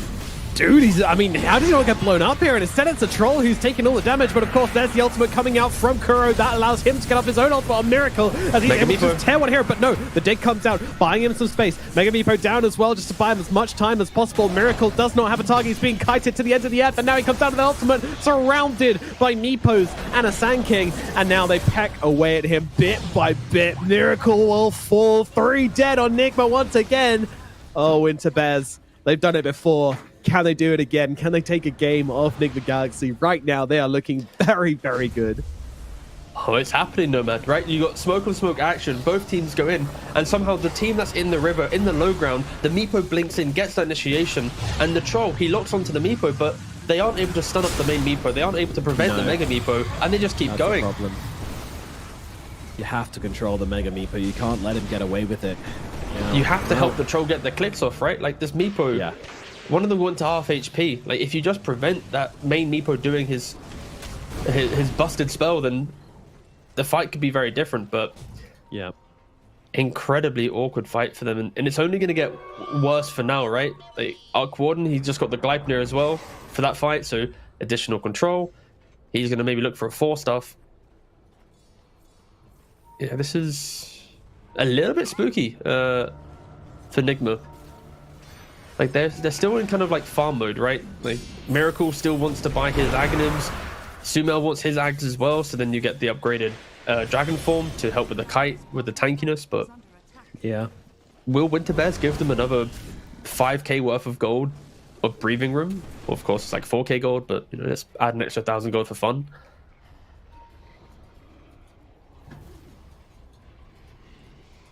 Roshan is, of course, going to be the next big... Oh, that's a short timer indeed. That's a very short time, about 10 seconds. And Roche respawns. Taking this tower, of course, men are going to make things much, much easier. I mean, what is the best way to find the main Meepos? Just by clicking on them? Yes. Yeah, I was going to say yes. That is the answer. You just click and find the one with the items, and then you stun him, and then he doesn't get Mega Meepo. It's the only way to do it. Disperser, such a good item as well. Especially for Meepo. Just allows him to get a bit of mobility, which he was otherwise missing. And now Roshan is up. Now it does give the roar, because of course it was the clockwork which blew up Roshan last time, so... You know, it's going to let them know there's nothing they can do about it. And now an Aegis on the Meepo as well. Good God. She's on the Sand King. Those 2 frontliners are looking very, very beefy indeed. You need to find a way to get your troll onto the back. You need to find a way for the troll to take out like this Arc Ward or something. Who, by the way, we hadn't talked about at all. Like, reality is literally an afterthought in this game for us. And probably for everybody else as well, to be fair. It's because he died a lot in the early game. He had 3-4 deaths to Miracle's rotation. He hasn't been at the front of the engagements. He's just been super far back. It has been the Meepo show. I think also Kachao, after a disastrous start, dying 3 times in laning phase, has played exceptionally well with his initiations. And yeah, they've hit this skirmishing stride with ease, it feels like. And the kiting will also get easier, I think, for Winter Bears once Kachao gets to like Aghanims, of course, with the little mini burrow strikes that appear in Sandstorm. If you don't have BKBs in play, you are just going to get, you know, awkwardly controlled up. Meepo just hugs it as well. It's going to be a lot of just AoE nuisance damage. And Matthew walking up into the Meepo. Yeah, I'm surprised he's gotten away with this. Never mind. Kachao catches him on the way out. You know, my guy had dreams of getting a Wisdom Rune, and unfortunately he's not going to be achieving them anymore as he gets brought down. And actually, FBZ might be another one caught out here as he yields down onto him with those cogs, pushing him back into the Meepos, who just peck away at him like a horde of angry pigeons. There is that ultimate coming out from Kuro, but will it be enough to save FBZ? I think it should be. The heals are out thick and fast, and he will survive. But just because the heroes are alive doesn't mean your base is. The Meepos on the high ground pecking away, and now the tower.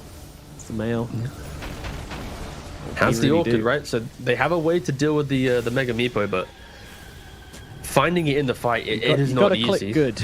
Yeah, like from like a viewer perspective, you're like, okay, sure, they've found the answer, but it's not that easy, and they jump onto DK as well. Yeah, a bit of damage coming through on Tim. He's pretty chill, but at the same time, he's had to back away from the defense, which means the barracks are now left wide open. FBZ comes in. Now the kisses coming through. Of course, Mega Meepo got to come down here again, and Most Dog will get himself away. Also, he bought Orchid when he already had Disperser on Meepo. Yeah. So he can just get rid of it really instantly. Yeah.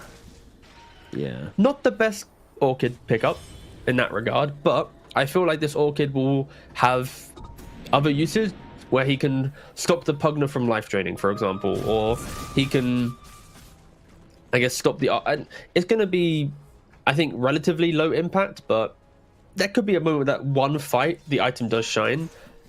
I do think Aghanims could have been better, just for the fact that Dire are so tanky, so match their tankiness with your tankiness and hope that Troll can get his way to an item, but alas, this didn't happen.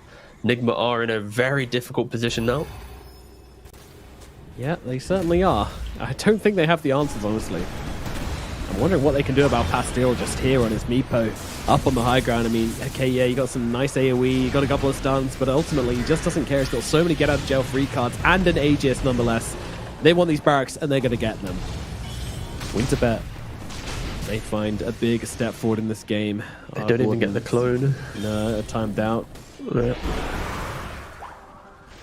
This kind of feels like how Nigma should have been potentially playing, right? Like when they got that first Aegis, if they just took a step back for a brief second, farmed that key item, and then made the aggressive plays, this game would, in theory, be very different, right? Like this Arc Warden had just got to a Midas at like the minute 16 or something, 17. It was super late. Everything was very disjointed from Dire, but yeah, Nigma got a little bit too carried away with what they wanted to do, and now a second Disperser comes out. Now the Arc Warden has his own Dispel, an ability to just disengage the fight. Dude, are they really gonna lose again? I mean, of course. I mean, you're playing into a very exceptional Meepo player with whose Riley has teamed up into him, and yeah, Nigma just don't have the execution this time around. So this game very easily could be a loss for them. Here we go, nice catches coming out from Winterbears over in the bottom side. Samael caught very far from base. Whoa, Cogs just zipping him down to the low ground, kind of helping him out a little bit, but they managed to take down Kuro. That means no saves coming out. That means the DK, he's just toast as well. Samael is gone, 2 heroes dead. Most Dog wanted, keeps the chase going. Pastille on top of the Snapfire, brings that down, moving across towards the bigger target. In fact, fuck the Sharpfire, we want the Troll, and they get him. Miracle is gone. Oh my goodness. It's just the aggression. It's just the Meepo. It is just the Pastille show. They get their player back. He had to sleep in because he was getting ready for this performance, which he's putting on now. Meepo's getting banned in game 3, that's for sure. Oh, yeah. Like they forgot to ban it in this second game, and now they heavily regret it. Hindsight will be Nigma's best friend in this post-game analysis. Yep, oh, GG. Dear. I mean, that's it. The main creeps come through. And game number 2, it goes the way of Winterbears.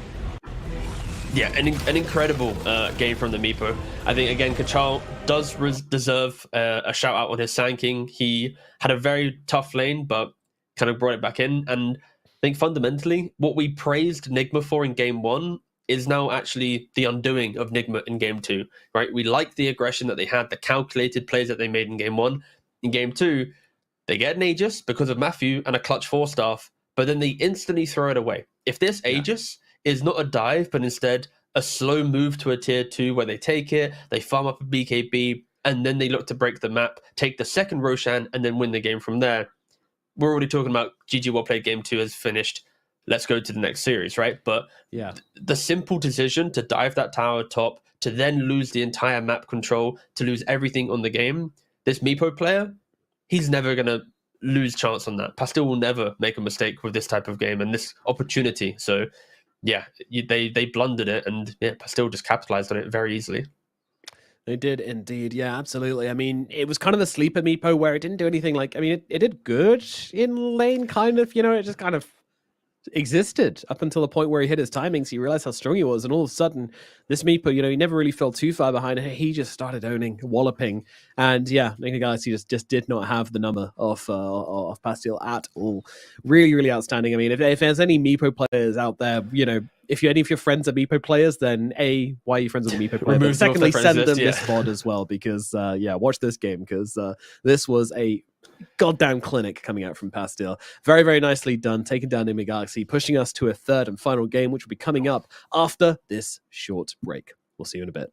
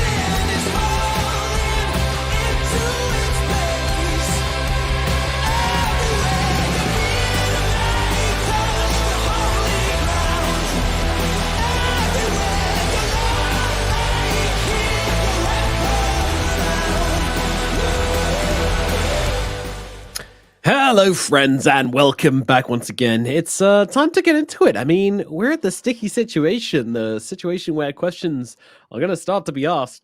It is Nigma versus Winter Bears at the 1-1 once again. Yeah, I mean, if we compare this to like the last time these two teams met, obviously very different situations, but at the same time, still the underdog, still taking games off Nigma Galaxy, and yeah, I mean, sure, they get another chance if they do lose a series here on Nigma, but I mean, my goodness, it's not the start they wanted for this roster. I'll say that much. Yeah, I think it's one of those ones where you could boil it down to they got Meepo, we didn't ban it, we lost, or you could look at the gameplay and they overextended to give Meepo the game that we see a lot of times with Meepo players right now. So it really depends on what angle you want to look at it. Was it a misdraft giving the Meepo player Meepo? Was it a misplay? Failing to use Aegis and farm and just win the game when you're practically winning the game anyways? Like, really depends on what type of person you want to be there. But yeah, they draw up the series now. I'm expecting them to ban Meepo in game 3. Well, let's get into the draft. Let's get into the draft because there is yeah, there we go. We didn't have to wait long. We didn't have to wait long. First phase, very first ban, Meepo. Get it out of here. It's you pretty much have the option of, do they ban it, or do you make the bold play, don't ban it, and go, we will just play better, and of course you ban it. It's a silly argument. Playing better, don't do it. You don't want the mental pressure of playing against that, even though you probably feel like you can. You probably look back on it and go, yeah, come on, we can. It was just a Meepo. We should have done this. We should have done that. We should have picked this. We should have like made this move instead. And I mean, honestly, if we're looking at any move in that game, it has to be that kind of Aegis dive thing, which kind of just took the wind out of the sails. But we didn't really talk about the end of last game. So okay, so Nigma instantly change up kind of the entire script, right? They now ban Arc Warden themselves, even though they demolished it early game. They don't care about Centaur first pick anymore, giving Winter Bear the ability to have free choice pretty much. And I'm big fan of Venge. As a 5, this hero, you actually do have some variations in what you can do. In successful games, you can go like brown boots or tranquils into Ags. In games which are closer and physical damage is key, you can just rush Solar Crest. And also the other variation is going for mana boots and drum. So for a 5 hero to have 3 different types of play outside of your natural skill build is very refreshing. And of course it has a lot of aggressive and defensive capabilities. Yeah, swap is just a good ability. It's just good. Get your friends out of danger, get the enemy into danger, or just pull a switch on someone and confuse the hell out of them, whatever you want to do. It's always got that. And it's a weird one as well. Like, there is always that moment when you get swapped where like nobody, no matter the best players, will be able to like immediately continue doing like whatever they were doing beforehand. You have that like, even if it's 0.2 of a second of going like, oh, I'm not where I was a second ago. I need to recast this and that and whatever.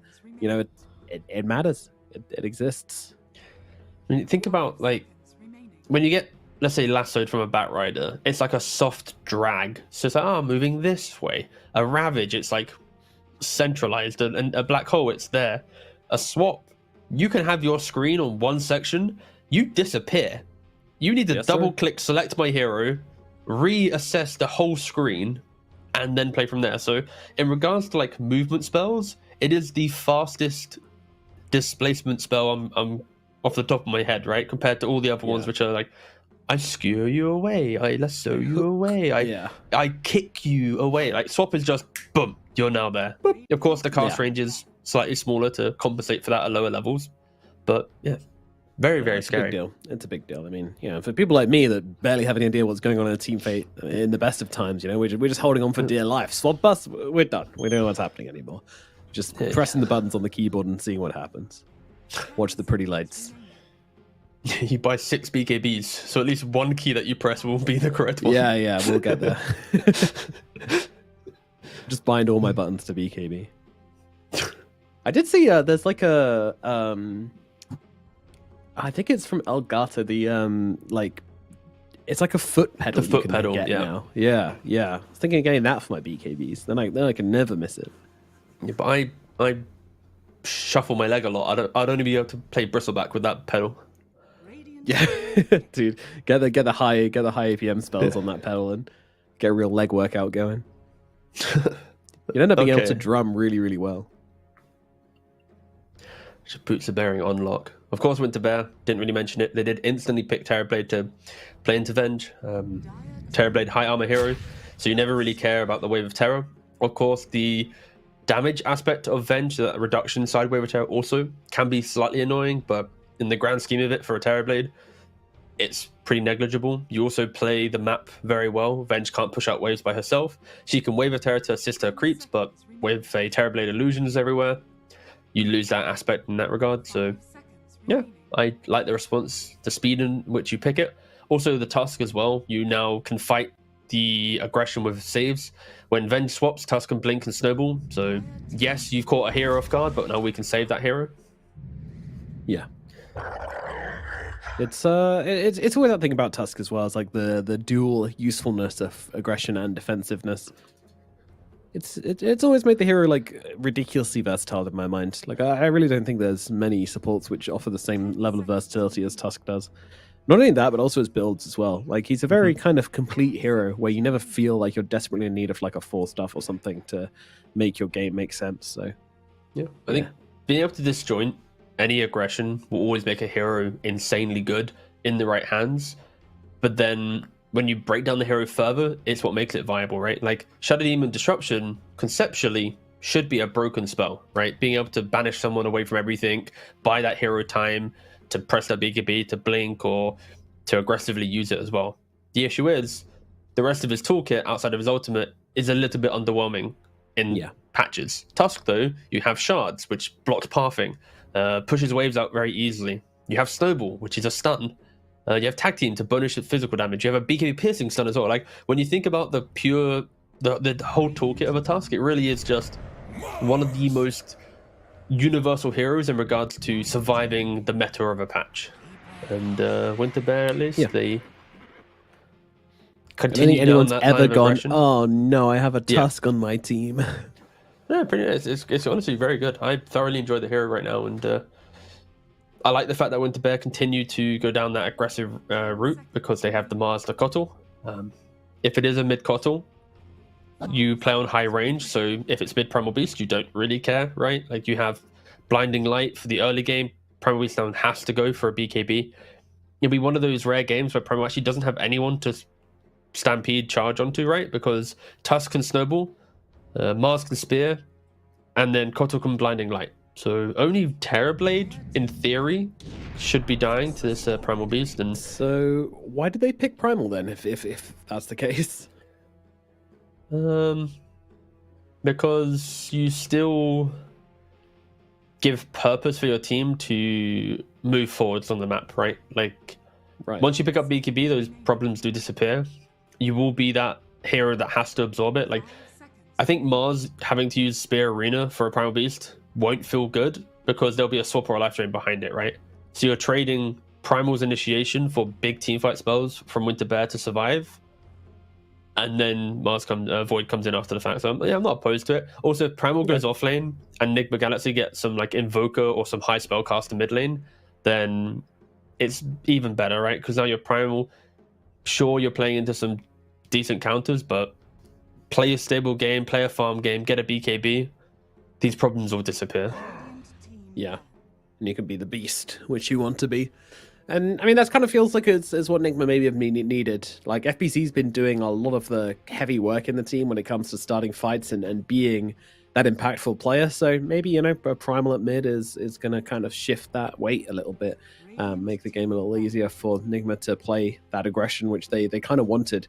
Last game just felt a little bit awkward because they hit that Roche timing, they got the Aegis, and then they start running, and then it's like, oh, well, we don't have a draft which does the things that we're doing right now. It was very strange. Like the dives under towers, just so much aggression, and it's like, well, but we still have a DK. It happened in 25 seconds, no man. Like, you're making it sound like it was like it literally was in a matter of like millisecond, boom, everything's over for Nigma. It was crazy how quick it was violent. It faded. It was violent, but yeah. Also, these bans from Nigma is a respect towards specialties from Winterbear, but also they look so toxic, right? Meepo ban, Arc ban, Huskar ban, the Nature's Prophet in the current meta ban. Like, it's a lot of... We don't want to lose to this heroes, which is, again, not knocking it, it's very fair, but it looks very ugly to see all these heroes in the ban list. What will be their final ban to conclude this? I am expecting it to be a mid laner for Sumo, going to be the last pick. Yeah, I'd imagine so. Although I wouldn't mind a primal mid depending on the matchup. The thing is that they don't have last pick, so Winterbear can flex if they wanted to. Oh yeah, true. So true. I kind of feel like Nigma just need to pick up. Yeah, just go for something safer. Like, you have so much frontline with Primal Void. Like, when Void picks up like Maelstrom Man to BKB, he is a very frontlining hero, right? And you just need a mid laner that can play with Primal to get those kills. Some co-op, some anything like this, and okay, cool. Cool. Clutch prediction, Nice boys. call. Nice call. Yeah, got it in there. Yeah, that was scary. I was milliseconds. If you roll back the tape, it was spooky, but yeah. But no, it's good. It's good. I mean, you've now got the Primal plus the Queen of Pain. These are two big anti-TB heroes, which are going to help out a lot in giving you the ability to kill him off, rip through that HP and that armor. Winterbear, final pick for them. They themselves need a mid laner as well. I have information that apparently the other big hero which Pastel plays is Morphling, but I can't really see that being a thing this game. Yeah, no. So, Corp's good against Kotl mid because you also have Scream to push out waves.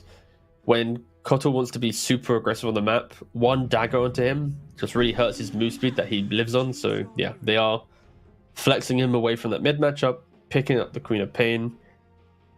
It's going to be a position 5 Kotl, maybe? Yes, okay, it is. It's like, are they going pos 5 Mars? That would be kind of wild, but didn't happen. So, yeah, Winterbear, they conclude the draft with a puck. This is going to be, on paper, it's a pretty good puck game, right? Like, you can dodge the dagger in laning phase against Quap. You have Coil to deal with the aggression of a Primal Beast. Basically, pre-BKB, Winterbear, if in position, should be in a very healthy spot to win a lot of fights. But if they don't execute, and TB's like not got meta, or TB's obviously jungling and you're fighting as 4, and Nigma bring all 5 and survive the coil, of course Nigma are going to be in a good spot. So yeah, I'm intrigued to know if Winterbear have the execution once again to be able to utilize these big spells. Yeah, we'll see. We'll see. I mean, it's not like last game where you're kind of put everything on most dog wanted's back and letting him kind of like carry through, like, sure, I mean, puck can do that in certain builds, but that's not what it's picked for, and that's not what it's going to do this game. You're picking 4 heroes which can go around the map and fight together, whilst hopefully Reality gets his farm going on the TB, and we see a game coming out from him, because honestly, yeah, we've had 2 very quiet performances from Reality. He has not been the standout player. He's not been the standout carry in any of the games. He's kind of taken a backline, so we'll see what he can do in his TB. And whether Nigma Galaxy, of course, can actually find him when he does go off the jungle, whether they can sneak past the Winterbear's kind of skirmishing lineup and get some pickups there, because that'll be very, very vital if they are looking to try and take him down quick. Yeah, I think for Nigma, this is going to be a slightly different game, just because your supports naturally are a little bit more defensive in nature, right? You amp up your team through life drain, decrypts, and swaps, and your early skirmishing is strong but not map breaking. So for Nigma, at least, it will be, how do the supports bring Primal into the game? How do the supports bring Quap into the game? And if they get, some level of item to play on, then they can continue looking for further heroes. But if Nigma go over aggressive with these heroes, and then suddenly you have an underleveled Venge and an underleveled Pugner running into Arena, into coils and illuminate damage, it could be very scary for TV just to free farm and you not get any kills. So I think this early game is super critical for Nigma to play their side lanes correctly, and for the supports to enter the game calmly, because if there isn't logic with their early moves, suddenly you just have an unkillable puck running around with no easy stun, and Corp's now having to buy Orchid, and yeah, it could all get very messy. So all eyes on the early game for Nigma, just to be methodical and to not get too carried away with a high pressure game 3. Yeah, I feel like if this isn't a stomp, then every single support in this game is going to have like over 10 deaths for sure. Like, there's just so much killing from both teams, and I think the supports might be on the receiving end of that for the most part.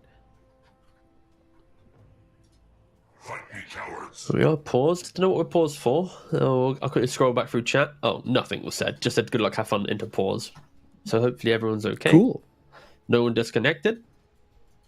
Yeah, everything seems fine on our end, but I guess that's sorting something out. We'll get back to it whenever we can. But yeah, so middle lane matchup, of course, Quap versus the Puck. This used to be pretty Quap favored, right? Or has it always been Puck favored? I can't remember with this one because there's like the daggers, which is like kind of Quap's like main laning ability, but then Puck can dodge it. But then, so I think on face value, you say it's Puck favored because you have phase shift to dodge the dagger. But then when you actually get more into the depth of the matchup, it's like Quap can fake out the dagger to bait the phase shift and then use dagger. Quap could also go no points dagger, go 2 points blink into 3 point scream, and you both equally farm. So we get to say the line skill based matchup. Yeah, there we go. Love that one. But it isn't like, oh damn, Sumel's got this 30 deny 50 mid laner CS against Puck, haha, or something. It's just okay. Yeah, probably very even. Imagine it's going to be mostly a trade, and then of course rotations become really important. Do they rotate to other lanes? Do they get rotations into their lane? Do they counter rotate on each other? Yeah. If Puck gets level 6 and Tusk just TPs to mid tower into like snowball level 2 tag team, you always kill the Quap. So it really is going to be about the efficiencies of the early denies to make sure your 6 timing is a little bit quicker. Again, this is why I emphasize that Nigma's entire draft, I feel, is based around Venge Pugna not getting underleveled, securing their wisdom runes, and being just aware of the map state. Yeah, definitely. Well, nah, not going to go and contest that bounty rune. I thought Smell and Matthew were feeling a little bit thrifty, but nah, they go for 2 for 2, as expected.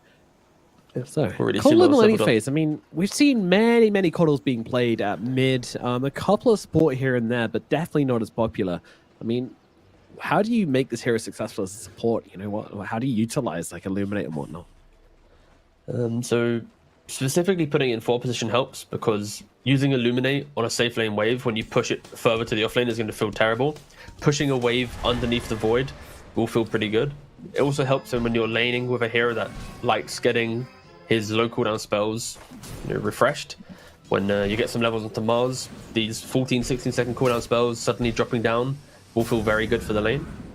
So that helps as well. And I think itemization for Coddle is very key. Support Coddles, I think Aghanims could be just a nice casual pickup. Of course, Vessel's still extremely good this game against the heals of the Pugna. So yeah, definitely. He can still itemize like a mid laner, but just a little bit slower. And Vessel works on Time Walk as well, right? I have no clue off the top of my head. Yeah, that's a weird one, isn't it? I will not even try and lie to you there, boss. I have Thank you. Not remember seeing that interaction. I can go demo mode and test it, but after let's watch the game. Yeah, we go. Yeah. Got better things to watch. Pause the game. You're a miracle, boss. Real quick, hold up. Yeah. Got a question. Quick interview. Yeah, mid-game interview. That'd be sick. It's kind of like the side lane reporting that you do in like traditional sports. Like, hey man, you just conceded a goal. How are you feeling? It's like, well, whilst they're dead, just rock up into the booth. Like, so you just died. Hey, you just died to Tormentor for the 3rd time this game. How are you feeling? You're gonna make the same mistake again. Imagine Slack's doing that as well, because just busting into the booth. God, I can't think of anything worse. He's the only person who would do it. All right, you know something about skill-based mid matchup, by the way? I gotta dip out of that conversation. Look at the CS difference. This is just a slaughter. Yeah, well, destroying Puck. You come for the king, you know. And I think some else. Oh no, he's got an illusory orb to make sure that he gets the water rune. But Yeah. But he's going to Smells. lose out on What do you do now? a wave. Is he just going to blink after him? See. Orb across to the mid. Smell still keeping eyes upon him. Locking eyes. Thinking, maybe I'll come get you. He's also holding a point as well. He's level 4, but only has 3 points leveled at the moment, so... Yeah, he has the option to still level up Shadow Strike if he sees the puck waste a spell and there's a chance to blink on top. But no, he does go for the 2 points blink. I am expecting him to go 0-2-3 in this matchup. Matthew down the bottom side, being run down. This might be your first blood here coming out. They'll have to wait for the Decrepify to end, but when it does, the right clicks will come through. That said, Matthew moving to the tree lines. He's buying himself a little bit of space, a little bit of time, and he's going to get himself away. That speedy little Pugner gets himself to safety. Yeah, paired with the uproar slow from FBZ, it was just enough to disengage there, and no one dying yet. Jeezy also kind of chasing down Croaky in the top lane. Yeah, Kuro should survive this, I think. I mean, he's going to chase very, him. very fast, though. Oh no, Kuroki, no! Anyone's He's going to come bringing in help a Mr. salve. President? He's got a fairy fire. He's got a salve. Like, it's Yeah, not going to okay, happen, cool. right? Yeah, okay. Sheesh. Oh. Mid lane. Ooh, almost dog water trying to get away. Matthew comes in from the side, and he's going to be the one to pick up the kill. First blood drawn with a nice rotation across from Pugner, spotting the opportunity to catch the puck as he goes for the water rune. And that will finally be your first blood here at 4 minutes. Yeah, this is not what you wanted to see from your mid lane matchup, right? You kind of wanted an even trade of farm, but here now Sumel's just absolutely popping off. And Matthew, beautiful rotation there. Make sure that the water rune doesn't come into play for the puck. Get the first blood, bring that gold that you just obtained from the kill back into the bot lane, and then overwhelm this Terrorblade. Terrorblade into Primal at any minute, Terrorblade just instantly can get deleted, right? At level 4 with the 1 point in Onslaught, FBZ will be able to kind of close that gap and easily do plenty of damage to him. Of course, Trample is magic damage, and Terrorblade hates playing into magic damage due to his low health pool. Yes, indeed. Ooh, bash Ironically, bash again. Easy. Oh, nice spear coming in from the sidelines from Kachai.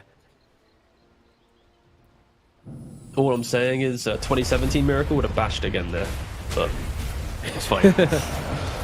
He only just made his great return. Next month, he'd bash again. I expect it.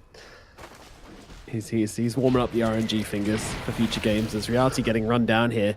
Matthew, I mean, he has got the wand for a Decrepify. Oh, he's going to get the kill with another blast. Brings him down whilst he's TPing as well, so it's a walk back to lane. What a costly mistake from Reality. Oh, that one's going to hurt. That one's really, really going to hurt. It's fine. We get to watch the Walk of Shame now. There we go. Oh, man.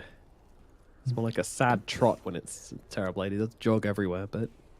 It's fine. We don't need to say anything. We just need to accept that this is a rough position. You know, Arcane Rune grabbed by Samael into his bottle. Things just keep going his way. That's what happens when you smash your middle lane. Lanes have gone incredibly well. Yeah, farming up with it. And also just Matthew, just the efficiency of Matthew. I feel like Matthew plays best when he can leave his off lane to be independent, right? Because he thinks about the water runes, he's thinking about stacks. He's now made triple stacks in the hard camp, double stacks in the ancients. He's killed the Terrorblade, killed the puck. He's set up both his cores now for great success. These stacks will probably be farmed up by FBZ. So no, yeah, I think Matthew, we're not really seeing it, but he's making so much impact. Dude, Reality just finished this walk to lane. If they get this kill here, it could be huge. But actually, Samel cancels the TP. No, he got coiled, I believe. He got coiled? Oh, yes. Yeah, coils and cooldown. All right. Well, that makes a lot more sense. It does make a lot more sense. That would have been... Yeah, like you said, that would have been a disaster. Reality easily would die, but now Sumail is still rotating down. Surely they ping out. They don't have any ward here. They did see the river ward at the rune, so some knowledge of Corp's disappearance. FBZ, he doesn't get it. He's like, I'm here. He does, but yeah, FBZ just right under the tower with the Sonic Wave coming on through. Reality's gone once again. Now they're looking for a bit of revenge, though. The Arena comes down. Oh no, but the Ice Shard stopped the spear from connecting onto the side. FBZ just patiently waiting to be released from this prison as Stoic gets brought down as well. Some males in the house, and he's going to be able to take down yet another hero. Ooh, dear. This is looking a little bit rough for the Terrorblade. We were hoping for a decent game from him, but at least this time he can TP back, right? Well, no, he goes to the jungle. Yeah, I don't know if you want to TP back into a Primal who just now has the ultimate as well, right? Like, it's pretty despair for this Terrorblade. Now, Miracle's rocked up into mid lane, has the Chrono. Yep, but unfortunately still doesn't really have the items to follow up with this one, and that's going to set up some ale for death, and Miracle also with a bit of bother as well. Matthew comes in trying to help out with the Decrepify, but that's just going to wait for the coil to run out, which it's not going to do. Miracle falls. They get the puck return kill at the very least, but very, very good trade from Wild Bear. Sorry, from... Go on. What are they... Go on. No, I'm not saying anything. You got this by yourself. I got this. I'm not tabbing either. It's a season. Winter? Yeah. Bears? Buffaloes. Oh, no. Bears. Winter Bears. Oh, they found Terrorblade. Yeah, they certainly did. And with the pulverizer. Oh, he doesn't even have sticks, man. He's just dead. He's just dead, dude. Yikes. So, overall, still net positive for Nigma. I think the only awkwardness from the game was Miracle's entry to it. He runs mid, throws a Chrono out, but the resources were just used bottom, and he's like, guys, let's go. You know, it's like, you've just used all your toolkit to kill bot lane. You need to take a minute to reset, at least get some spell back off cooldown before you throw the Chrono out. And yeah, Miracle does go down. In the dying moment of Puck, he threw the coil to kill off the Void. If the coil wasn't thrown, then Void would have lived. Looked a lot better, right? So, was very marginal. And Matthew? Yeah, kind of just running into a bunch of heroes here. You know, Samel tries to get a bit of retribution, but I don't have to really do much about it. Kuro kind of left behind as well, so he's going to fall. Just an awkward series of events. Like, it feels like every time Nigma approaches mid lane, things just get awkward very quickly. I mean, they don't have the vision down. Yeah. I think one thing as well from the 3 games that we've seen so far is Kuroki likes to be very active on the map. Right? Like in the... Oh, just like Samel being very active now. Sonic Wave. Oh, he misses. Sidestepped. Misses, sidestepped. You know, two kinds of people in the world, I guess. I was thinking the same thing. I was like, yeah. As a caster, you're always like, did he miss it or did someone dodge it? And I'm like, nah, he whiffed it, boss. Nah, it was a very good sidestep, of course. He had a haste rune, which did simplify that one. But yeah.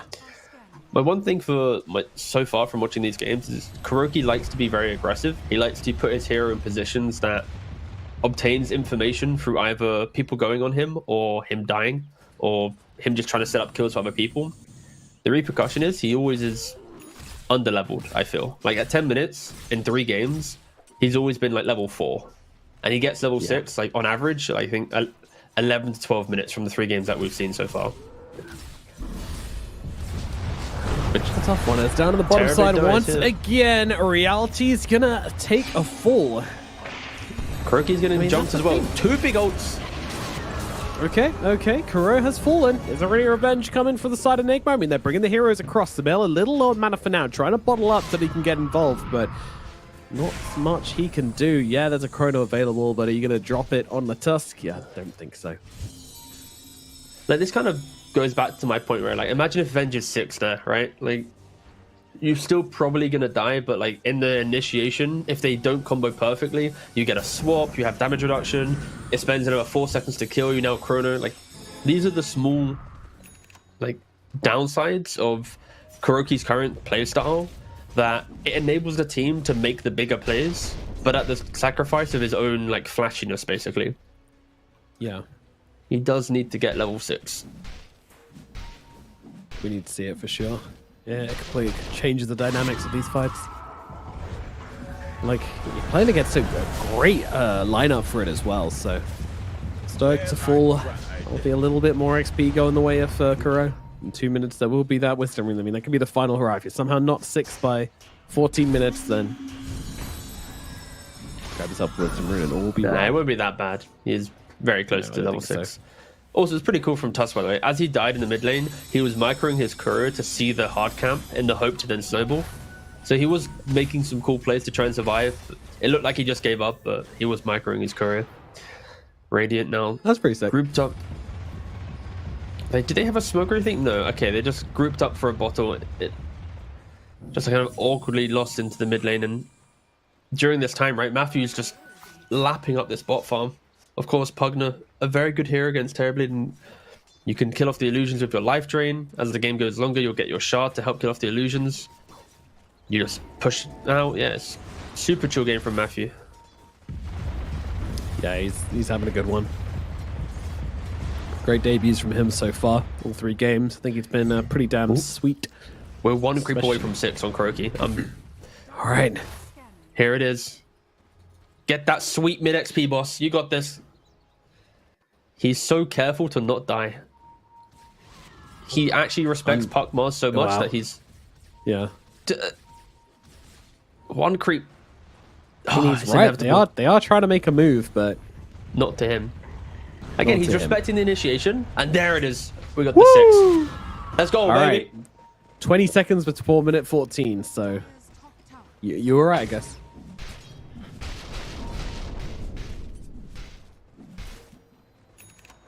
They're looking at Miracle. He jumps down. Yeah, he's going to drop the chrono here and try to get the turnaround coming. And I mean, it does buy time for his team to come in, but it might not save his own life here. He's taking a lot of damage. Matthew trying to heal him up. The life drain, is it enough? Yes, it is. He survives through it all. And they kill off the puck whilst to go with it as well. Stoic has also fallen. Sonic Wave going to cut through Jezzy. Jezzy needs to get himself away. Won't be able to do so. Samael is upon him and does bring him down. Wowee. 3 heroes dead. I mean, they went very deep for that kill. Way too deep for that kill. It's one of those plays where if they can break the smoke with the coil instantly, they have the damage. But the fact that it's not the coil starting the fight, then the time walk comes in into instant chrono to disjoint that aggression. It's a perfect turnaround from Miracle, a blunder of spells from Winter Bears, and the net worth continues to grow for them. Yeah. Coming with 15-minute marks, and you know, we are waiting. I think what we've seen so far from Winter Bears is that they've definitely been kind of like the slower team when it comes to their timings. So we'll see what they believe their moments are. I mean, if we're looking at like Blink on Tusk or anything like that, though, it's still going to be quite a while before we hit those. And I love the fact Sumo did go for the Orchid. It's like so many times I see these matchups where nowadays, because of the how strong Witchblade is, the Axe build, you've got all these options that aren't defensive. You buy an Orchid, you now go, okay, you're not allowed to have fun. You now need to buy a Yules or a BKB, then you buy these big items. And Matthew, he is looking for D1, has the Glimmer Cape, swapped though from Kuroki, keeping him alive, and yep, that's no more initiation. Yeah, they don't want to sit and try and kill off the Nether Sword Venge. It's just a waste of time. And yeah.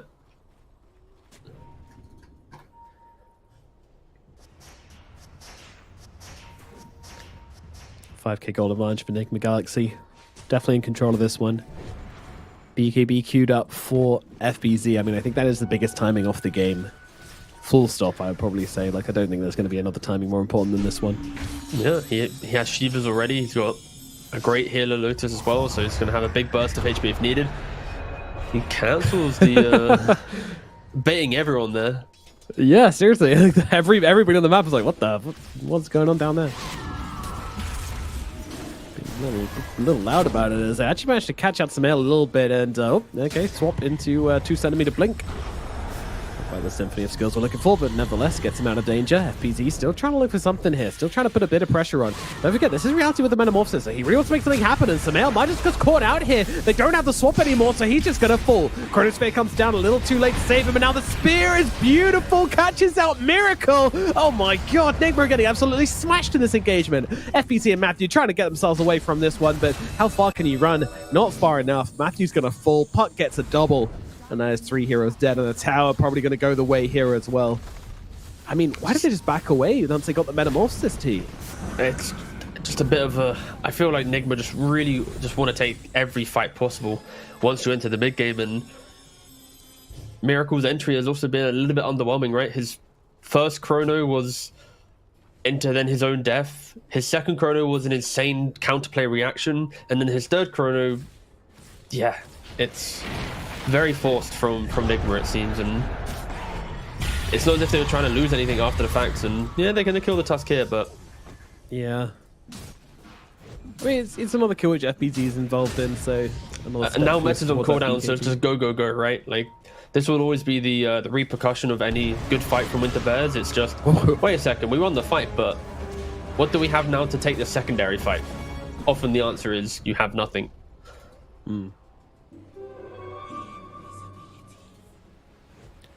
Nice Arena TP out from the Mars, gets him to safety, but that does mean Arena's on cooldown. And they're gonna, well, they want to take full advantage of that, despite losing the last fight. Now that those big spells are on cooldown, they get into the pit and they start looking at taking down Roshan for themselves. I'm not sure this is going to be read by Aegis could go to Sumo here.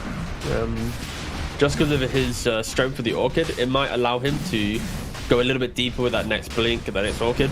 Other option would just be put it on Miracle. He can now initiate without chronoing, understand the lay of the land, and then chrono after. But okay, I prefer the Sumo option for sure.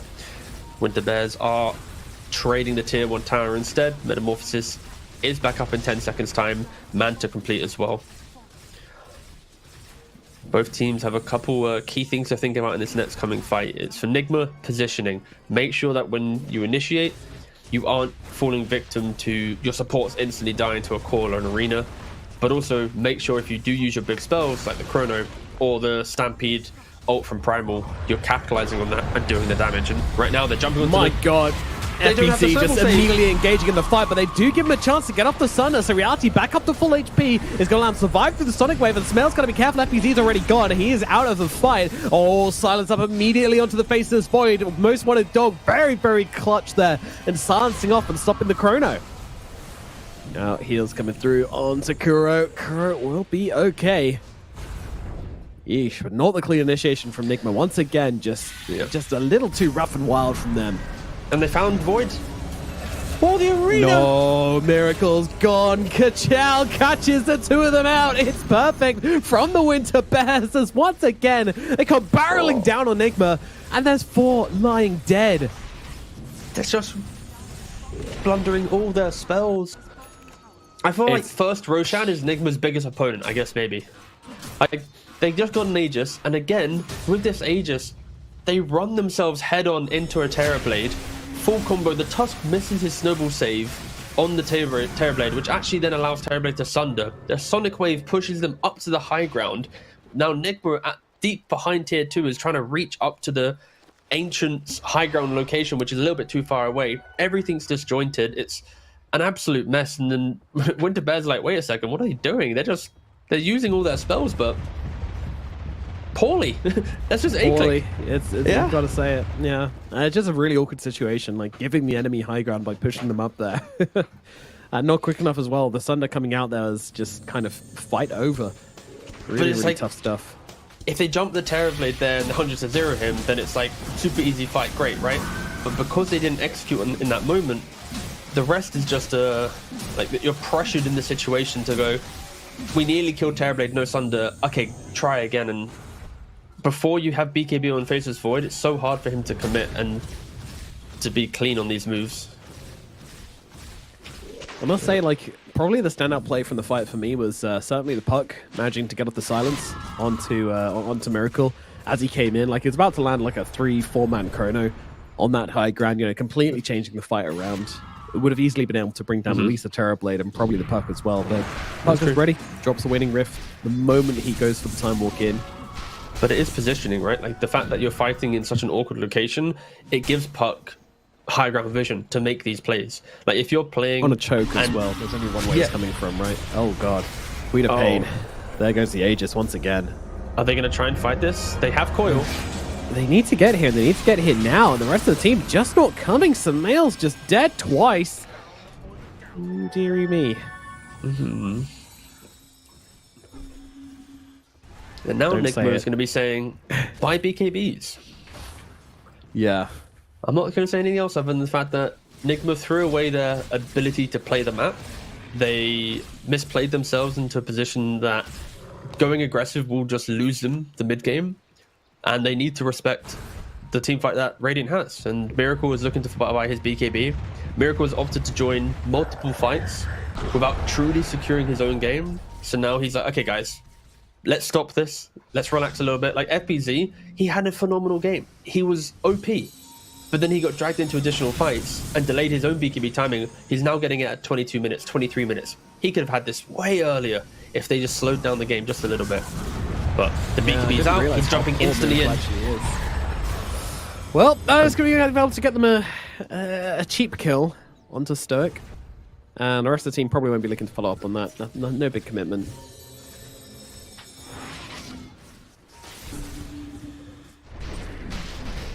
Yeah, I mean, God, the fact that like Miracle's next item is a BKB as well, you know, it's not even like he's going to be able to turn up to a fight, land a big chrono, and bring down these big heroes. You know, it's still a long way off Miracle being a real hero. It hurts, but I don't think it. If he doesn't buy BKB, sorry, there's like it's impossible for him to play, right? So it's like the BKB that he must buy. Yeah. If he does catch a puck or he catches a Kotl, these heroes will die. So it's about jumping in FBZ. Again, Pump fakes the onslaught. Doesn't want to commit. Giving everyone a heart attack. This Orchid Kotl running away. You're just playing Kotl and in like your right ear, you're just hearing every like 5 seconds. Like, FBZ, man, calm down. Yeah. I mean, you've always got the yields to throw on him, you know. He's not going to be here for a solo Kotl kill, so. Jeezy's pretty freezy. Just chilling. Okay. 900 gold for Sumo BKB. BKB complete on Faceless Void. For Nigma Galaxy, if there ever was a time to smoke, it's going to be in about 3 minutes time. 3 core BKBs are available. All will be 9-second. Yep, won't have Roshan should respawn around that point as well, so... It's a 2 to 5 minute window for Roshan to respawn. The game does look a little bit Winterbear's favoured, at least in the last 5 minutes, but it is about to become incredibly scary to find Nigma Galaxy. Asterix, if they execute. That's a big asterisk, my friend. It's big. It's growing bigger the more this series continues. Yes. Game 1 is so clean. Super small. Couldn't even see the asterisks. Absolutely. It was like a dot on your screen. It was a pixel. Exclamation mark of efficiencies. It then faded away into awkwardness. Yeah, it's gone messy. But it was also credit to Winterbears. Yes. Like, Winterbears, by the way, is like a product of the DPC. Of course, the DPC has faded, but these players have got to their position because of what it was, and it is incredible to see them still competing, and also from a part of the world where we haven't seen too many competitive pro players. So props to Winterbears, and alas, the BKB timings are in full force. Can Nigma utilize it? They have 3 BKBs. Everything's ready from both teams. Whoever wins this fight will be getting Roshan, will be getting the second Aegis.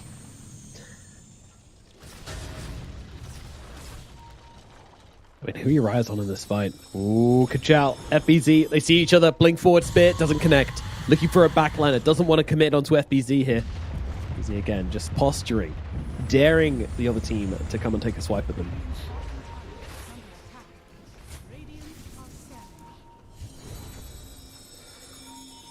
If you're Winterbears right now, you're trying to poke out that Chrono, you're trying to poke out a BKB. Give yourself a window to see through this front line that Nigma has created now at the 26-minute mark. And for Nigma, advantage is currently held on by Nigma Galaxy. You know, everybody knows where the vision is. BZ, he's silenced up, but I don't really think he cares. Jump in the backline, they manage to find a big target as they take down Kuro. No swap going to be available to Mail. Immediately turning around, Stoic is going to die along with the puck. 2 for 1. It's a good trade for Nigma. A good start for them. BKBs have been used. FBZ finds the illusion, doesn't commit to it. Realizes immediately, but there's a Chrono coming on down. It's pretty damn good. Manages to bring down Jeezy, but now what? Reality, he's still doing the damage. Time on course, just in time. He survives for now, but Reality is running forwards. He's got Kachal with him as well. Fucks up the arena, that's bad. Miracle is going to be able to get himself away. A mercy from Kachal as FBC TPs himself away from this one, but all said and done, the Roshan pit, it currently belongs to the Winterbears. Nigma. But it's a 1 minute respawn. Oh, that's unlucky. That is unlucky for the Bears. Yeah, and 2 buybacks as well from the Puck and the Tusk. This Queen of Pain Orchid just allowed the Puck to instantly die down. Sure, you killed him off, and Miracle living on like 100 HP, and then Kachao trying to hit the spear into Arena, but then missing it as well. Miracle should have died in this engagement, but he doesn't go down. Nigma, not the... It was like... Oh, this was quite the fight, and if anything, it's relatively even. Yeah, so Roche is going to respawn whilst Chrono is still on cooldown, so... But they're smoked up. They're looking for Kachao again. Ooh. Be careful, Puck. I mean, the Orb's in an awful place, but Puck's still able to back out. Instead, they're going to engage upon the Tusk instead. It's a consolation prize, but one which Nigma will definitely take at the moment. Now, wow, FB's even trying to look for more here, trying to look for Kachao, but Kachao is gone. He is not willing to stick around. Yeah, again in that fight, both teams are being so disciplined up until the point where I think Nigma got a little bit too excited to break out from their defensive position, and then, of course, we didn't really get to see the support shine too much in that fight, and it was more kind of the brawl of the cause, and Nigma now does walk towards the Roshan pit. Aegis Cheese is available. It screams that it's getting hurt. Help me! No one from Radiant will be looking to go there. But they need to have a conversation about it first. No, just kidding. There is a pause for a reason, I assume technical, but yeah. 30 seconds still on the Tusk. Very unlikely that they'll be able to make a march up to the top side. Don't think they're going to get there in time to contest it. Honestly, this is just an Nigma rush. There's no discussion to be had. Yeah, it's more, I think, this Aegis should give Nigma some comfort in the next fight, but we've kind of now got to the point where we were praising Nigma on identifying their blunders, waiting for BKBs, and then making the team play, right? That's the good move they need to make. They make it, they capitalize on it, they force 2 buybacks, they get a Roshan, all right? So tick, Nigma bring themselves back into a game that they were kind of throwing a little bit towards Winter Bears. Now on the flip side, Winter Bears are now in the same position as Nigma, right? It's like they look to their Puck and go, okay, Puck, your coil is devastating for their team. But the issue is there's an Orchid on the co-op since like minute 16 that you haven't respected yet. So every single fight we play, Terrorblade shouldn't in theory die, but you're dying every time. And if you can survive, suddenly this Chrono isn't as value because no one dies in Chrono, Puck doesn't die. Where does Nigma's big fight come from? Because the damage doesn't come from Venge or Pugna, right? It comes from Corp, Void, and Primal. If these 3 heroes don't have BKBs, they don't do any damage because they can't survive the fight. So I'm looking at Puck right now as you need to get yourself to surviving a fight level of items as quick as possible. Otherwise, each fight will just continue to go this way where it's close enough, the game's not over, but you could be winning it, right? Or positioning could just be a little bit more defensive. Allow the Mars to blink in with his Mage Slayer, soak up that fight, identify the heroes, and then jump in. But yeah, it's a little bit difficult right now for Winter Bears, and if they can get Puck to BKB Ags, then I think the momentum of the game will once again shift. I mean, it's a big if, but it's not a million miles away, to be fair. I am surprised that he's actually going for the Aghanims before he goes for the BKB, because he's been caught out quite a few times. Doesn't have a single defensive item. In fact, has a Nemesis Curse, one of the few anti-defensive items, which actually makes you take more damage. So, yeah, that's bold. Certainly bold from the Puck, but feeling like they don't quite have his number yet, even though he has been one of the few casualties in the last few fights. The thing is, though, it's like the reason why I'm requesting the BKB is simply because of Sumail Orchid, right? If Corp didn't have an Orchid, we wouldn't be talking about it, right? And I think that's maybe why he was reluctant to go for this item, because he knows back then it's like, wait, if I just don't get hit by Quap, then why would I need it, right? Like, if he just plays the fight slightly different, but alas, this isn't the case. All right, seems like both teams are ready. Here we go, back into the game. So, very much assuming that there is going to be no contest coming out here for the Winter Bears. It just doesn't seem possible for them to get here in time, and that's exactly the case. Miracle is going to be able to take down this Roshan and grab himself an Aegis, and the cheese will go to Sumail. So, we We just want to see one good Aegis usage from Nigma. Yeah. You know, the last couple, this game and last game, it's been tough.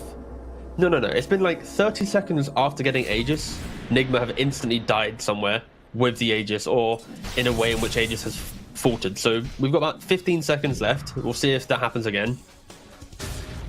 If they've broken the curse or not. It does look like they've broken the curse though, so... Curse equals broken.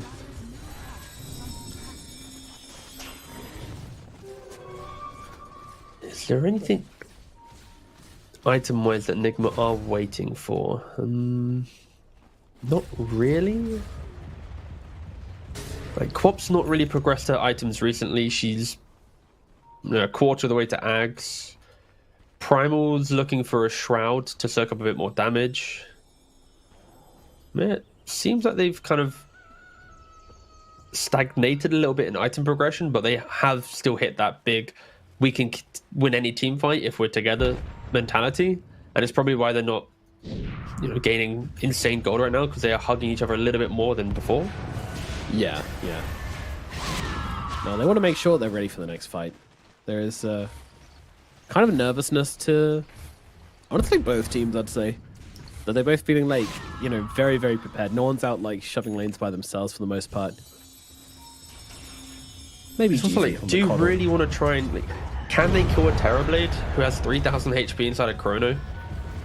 They would need Quop plus Void with Wave of Terror all in one. Like, they would need so much.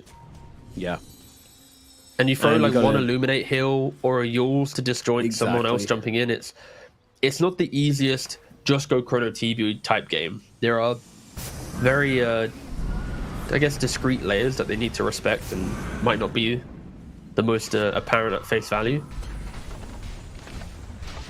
And if you whiff your spells, then Terrorblade just soon has Daedalus will just A-click everyone down. Yeah, he's getting to the point where you literally cannot let him attack for more than like a second at a time. He will just kill you in that space. His time to kill is getting ridiculously low. That's something you need to respect. Miracle though, he's up on the high ground right now. Fortification comes out. Counter Fortify probably not going to be used. Not in this game state. Although there is a top lane being pushed in. I mean, it would clear out that top wave for them, so could be a consideration. Illusions coming in as well onto that top tier 2 from the Terrorblade to really try and put the pressure on elsewhere. Miracle backs himself away. Going high ground is just not fun. Yeah. Kiting it out with couriers, like what a high ground defense. You've got Illusory Orb, Illuminate, Terrorblade Illusions, and then Tusk is using his courier to drag an entire creep wave because Nigma was so focused on the one wave that they had that, yeah, all the small plays coming out from Winter Bears there to keep themselves in it. Sure, they buy themselves what, an extra 25 seconds of breathing room, and that's the 20 seconds for TB to now get a Daedalus. So very good plays there. And they go with a spear to the tower. Classic Mars maneuver. Gets silenced up, but has the Ogre Seal Totem to get himself away regardless. Faces Void, is forced to face tank a bunch of damage here due to the silence. Doesn't even Time Walk afterwards. Wants to hold the Time Walk to be able to keep doing damage to these buildings, but Fortification comes up once again. Need to wait for the next wave. Oh, going high ground is so difficult. We really need to make it like more accessible. Give me an escalator to the high ground. Mars is in. Big KB comes out, but they immediately get the Pulverize out onto the Mars. He needs to come and save it. In comes the Arena, and the Snowball save is there, but the Sonic Wave immediately follows when he gets out the other side, but Reality just blasting away at these heroes. Oh my god, there's so much damage. Samael, he's going to cheese, but still has to blink himself away. Aegis is gone as well. Samael dies regardless. Smoke Dog catches him out anyway, and now faces Void versus the Terrorblade. I mean, that's not a fight which Miracle can really win. He's just got to back himself away, and look at the Pug just around the back line. It's just doing absolute bits. Kuro's going to fall next as well. Through that whole thing, he didn't drop a Chrono? Wow. I mean, again, he just doesn't have the damage in the 1v1 versus Terrorblade, so he's not committing it because he knows that he'll just get sundered after the fact, and it's just very awkward. I feel for there from Nigma, and even from Winter Bears, right? With the initiation, they jump in, but they weren't able to keep Kachal alive, but also Kachal starts to fight losing all his HP. Very strange from both teams. And I think net win will go the way of Winter Bears. Reality, after such a difficult start, is becoming a force to be reckoned with. Miracle needs to find the confidence to hit a chrono, to find someone to isolate anyone. And of course, Puck, this time around, didn't get caught off guard by the Orchid, was able to get in and out of the fight, completely obliterate the backlines, and yeah, poor Orochi did die, and Kotl died to the Tormentor. But he did get paid for his hard work. Swings and roundabouts. Ups and downs. But now, Wisdom Rune available? Who they're leaving it for? I mean, Kuro is level 13, but it looks like Samel's going to be the one to pick it up here. Level 20 would be very nice indeed. Kuroki, no! Oh, it's another one. 9 HP or 10 HP? See, this is the difference. This is the difference between Kuro and Jeezy, you know? Yeah, a winner wouldn't lose to... Exactly. Or die to a Tormentor. Literally PvE. Easy live. Okay. Well, Winter Bears are smoked up themselves. They are very excited to get the fight, and GT is actually going for the Wind Waker. He's a 1,400 gold away from it. That is, if he gets that, then Miracle will never want to chrono again in his life, because there's no nullifier coming out anytime soon. I mean, what a hero to have it on as well. Yeah. Sorry, go on. Well, what a hero to have it on as well, because when you pop that ultimate, you get loads of cast range. Nice. Thanks for Arena. that one. I appreciate it. Yeah, I managed to catch out Kuro, but I mean, they're not super bothered by it. It's kind of letting him die slowly. Don't want to overcommit to the kill. Don't want to give away too much information. Don't want to give a chrono opportunity to Samael. Miracle, sorry. He comes wrapping around the sidelines here under the cover of smoke. If they can catch out the puck, that is really everything. They have a ward, though. Vision down. Ward is placed. They do see the puck right now. But how quick is he? Oh, no! Oh, my goodness. That is not what you want to see. Miracle drops the chrono on the illusion and now pinned to the base. Samel's just taking a hell of a lot of hurt. Winter Bears, they'll settle for the Matthew kill. Now there's absolutely nothing to stop them just going up high ground right now. So much suspense, so much waiting. He thinks he's found the real one, but it's just not the case. Still, FBZ gonna keep trying to make the fight happen here. And a beautiful spear into shards there. I mean, that's a very nice combo indeed. Samael ripping the fight apart with the Sonic Wave. It will allow him to get the kill onto Stoic. The BKBs are still doing work, and they're actually going to catch on the poke. FBZ, he's making some recovery happen here. There's a gem on the deck as well. Kachao trying to get himself away with the BKB TB out, and he does survive through it. Somehow, Winter Bears do end up losing that fight.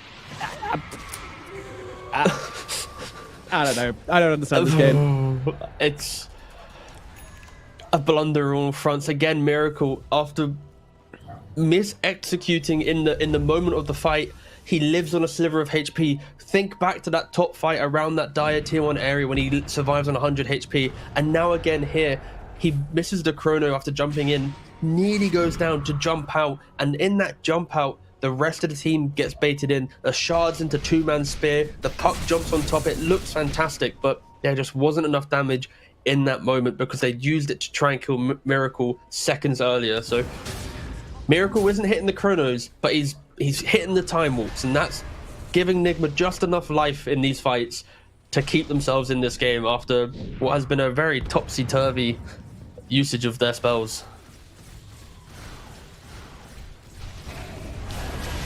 My goodness. Well, so, who needs chrono anyway? That's all I'm saying. FBZ, meanwhile, had a bit of fun with Stoic. Stoic does have a Psychic Headband, which is very, very nice item to pick up versus the Primal Beast. Get the hell away from the weird dinosaur guy. Dire's bottom tower is under attack.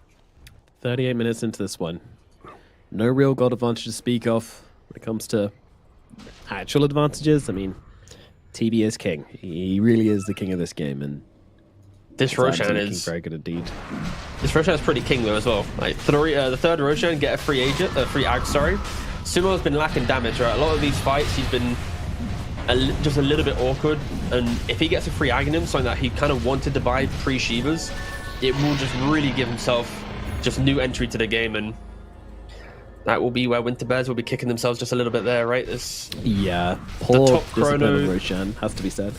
Like second Roshan, the respawn was just a little bit too long for them. They used all the resources, they controlled the pit, but it was like double the length that they wanted to be a respawn. Third Roshan, they can't contest it because they blundered the top tier 3 siege, right? So if Roshan is going to be, potentially could be the reason why Nigma is able to win this game, it's because Winter Bears have just been out of sync with the respawns and when they're able to really fight. Yeah, I still find it a little surprising that Winter Bears just straight up give up that rush. Like, they don't even try and contest it anyway. I feel like they were too split on the map, and they maybe thought about it, but they already realized that they've kind of not forgotten, but they've not allocated the resources quick enough. So if they run there, then they'll just get completely torn to shreds. Yeah, we need to respect the setup that teams often do around the pit. And of course, yes, Cordell does have the Wind Waker, so we'll be seeing that in future fights. And Kachao is holding on to 5,000 gold, so potentially he could pivot for a Hex. I feel like Kachao has been incredibly efficient with his initiations, except that bottom tier 3 one where he jumped into a Primal Beast. But I believe that this can't stop. Sonic Waves there. Okay. The damage coming in. FBZ pulverized, and that'll bring him down. Nice, very nice kill actually. Onto the puck, so now just catching him out. Again, still no defensive item on the puck, so any stun, any silence is going to kill him off, and they're able to get him down. Ooh, quick blink from Matthew in the bot lane. Very fast. Radiant's middle tower is under attack. Yeah, the Pugna Blink comes in big.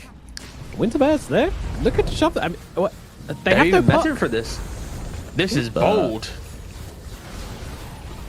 This is incredibly bold. I mean, there's no way they get away with this, right? Well, let's see how it goes down. The fight engages. Pulverize comes out onto Terrorblade Samael. Shuri's taking damage, but does it really matter? No, it does not. They kill off Reality Regards, and now the Chrono comes down, freely used onto a Coddle. Who gives a damn anymore? The big boys are dead. They'll take off what remains. And what remains, well, it's going to be a Tusk next. He does get a nice little blink down to the tree lines. All right, that was cute. It saves one more going down, but what kind of call was that? A bad one. Oh, okay. I'll be real. I feel like right now we could try and sugarcoat this, you know, but I feel like honesty is the best policy. And when your puck's dead for 50, if your TB has like a BKB and the confidence of his entire team, maybe. But like the fact that you can't reliably get off Sunder, and your opponent just got a free Ags and an Aegis and a Cheese. There's like a 1% chance that this ever works. So I would say you should never make this play, and incredibly forced. And now Nigma have a 10k lead with the Aegis still in play. Miracle. Chrono and cooldown for 80 seconds. We'll see how Winter Bears react from this one, but they have the damage. They just need to use it together. Both teams getting a little bit impatient in this game, it feels, at different moments. Definitely. Miracle doing the work onto the barracks here, of course, jump in, but very ready for it, FBZ, looking for the punish, but the Snowball Save is there once again. Sonic Wave once again there to punish. They know what's going to happen. I mean, it's a nice coil on the backlines, but the damage is coming in, so the heals will have to come through thick and fast to keep Kuro alive, but they will. And Samael, he wants to finish the job here. He wants to take down that pesky mid laner that's been messing with him all game, but he's going to get saved. In comes the swap, and down goes Kuro. Xiao buying back into this one as well. The Mars looking to keep the chase going, but it does look like Nigma are going to be able to get themselves out for this one, so a pretty big win for them. They don't get the barracks, but still, they managed to force some buybacks and get themselves away. And now if you're a Winter Bears fan, you're kicking yourself. It's like, wait a second, Nigma, they're struggling to fight us if we're a 5 heroes. So why did we make this move bottom whilst Puck was dead? If we don't make that move bottom and skip the waves, they'll run into us, Puck will respawn, we'll be 5 heroes, no buybacks. We win the fight, game's back in our hand, right? So it's incredibly unfortunate plays from Winter Bears. Their own errors are costing them the ability to be confident, but as I said, they are smoked up right now. They are looking to try and find a pick. Enigma are defensively in base. Yeah, BKB is available. Aegis for 20 seconds. Honestly, I think they would have maybe jumped on whichever hero came to defend to kill that wave. But he still got the Aegis for another 20 seconds. So very, very unfortunate for Winter Bears there, I guess. But also, makes sense. And it helps that Miracle's got the ninja gear, right? Like, we didn't really talk about it, but for heroes that need initiation, ninja gear did get nerfed a lot through previous patches. There used to be like no downtime on it, but now there is a downtime between the actual being smoked and the cooldown. But still, just allows him to find entry. Kachao smoked up himself, tries to go for the spear, but misses it on the quap. Now heavily out of position. Yeah, BKB is going to have to come down. Miracle, he sees the opportunity and he takes it. 2 heroes on the side of Chronosphere. Oh, make it 3. Thank you very much, Puck. The refresher off Sonic Wave coming on through, taking them apart. Stun connects as well. He's down as well. They'll take down the Terror Blade. It's a 5-man team wipe. Looked absolutely effortless. The Puck, he jumped into the Chrono. It's a tough time. Where are the Miracle doubters now, huh? Miracle Void, he's had a terrible game. 2+1 Chrono. There it is. No, but yeah, Miracle had a very, very rough game in his Chrono usages, but finally he connects in the final hour. No buybacks are available for Winter Bears on any of the heroes that are now dead. Only 2 heroes are up, and quite the game. Quite an emotional game for sure. Yep. You can see the teams. Yeah. Very tasty indeed. Yeah, very tasty. Also, 2+1 man Chrono, pretty tasty as well. Refresher used. Oh wow. On the Void. Yeah, we want to tier win the game, 20 seconds on TV, but no meta for another 55, and their Ancient ain't going to be surviving that long. So maybe the game. What can you do? Scan's still available, guys. Puck just trying to make something happen on the backlines, but GG's. Yep. That'll do it. Oh, another Chrono! Oh, he actually hit heroes. I didn't see the heroes. Yeah, I don't even think he meant to catch anybody in that one. I think he was just chronoing the Ancient, but actually catch 2 heroes in it. So I don't know. Sometimes it'd be like that. But nevertheless, Nigma Galaxy will be taking the win here and moving on. In the MENA region. But man, did they make that difficult. Oh, yeah. I mean, it's not their finest hour. I feel like when they go to review, I think Nigma's going to look at their early game. They are controlling it, right? They are, I think, the way that Matthew plays, the laning abilities of FBZ, Sumo dominating the mid lane, these things are giving Nigma the ability to consistently look at 17 to 18-minute Roshans. But after that, they just seem to go, it's easy, go. And then they go fight everything, and then they throw away their early lead, and suddenly it's a competitive game again. So I feel like for Nigma, if they can continue doing well in the lanes, relax post first Roshan, and just look for a game-breaking timing, then they'll be a competitive team. But the volatility that they showed us in Game 2 and 3 concerns me a little bit, that the growing pains of the new roster won't instantly go, honeymoon gives us auto qualification, because sometimes it happens with these teams where you get some new player and it's like that's the secret sauce for instant qualification. But they do need to work a little bit. I still think there's still some room to grow, of course, because this wasn't the cleanest game from them, and it does put a little bit of doubt in my mind if they are going to be able to beat teams like Falcons in this region. I'm down for the storyline, of course. I think if there ever was a team to ever make improvements, it would be the Quests, the Nigmas. But yeah, it's spooky series if you're a Nigma fan still, even though you won, I think. Yeah, it definitely didn't look comfortable at all. I mean, second game, sure, you can put it down to like, we just got caught out by the Meepo pick. These Meepo guys coming out with their last minute picks, and yeah, sure, whatever. But I mean, ultimately, when it comes down to it, that third game as well, it just wasn't clean. It was not clean. It wasn't the beatdown you'd like to see from Nigma against a team such as Winter Bears. So they had trouble, but they won, and that's what's exactly important. They did manage to come out with a victory, so they get to continue on the upper bracket here and see if they can improve on their mistakes today and come out stronger tomorrow, which means we are all done for this series now. So we will be moving on to the next series. So stick around for more MENA action, or go and check out any of the other regions currently happening for the ESL 1 Birmingham qualifiers, and we'll see you in a bit.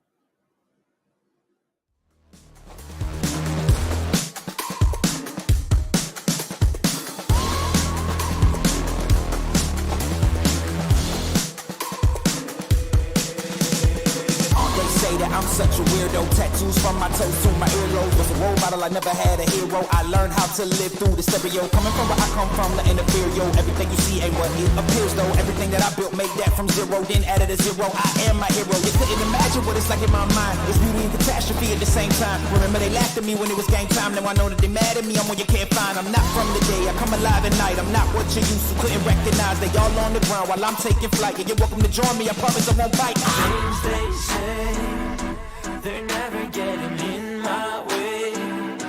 And even if I make mistakes, I will always see them through. Cause I don't wanna play your game. I had enough, I'm burning up so hot I just break your chain. You can never stop what's building up inside of me.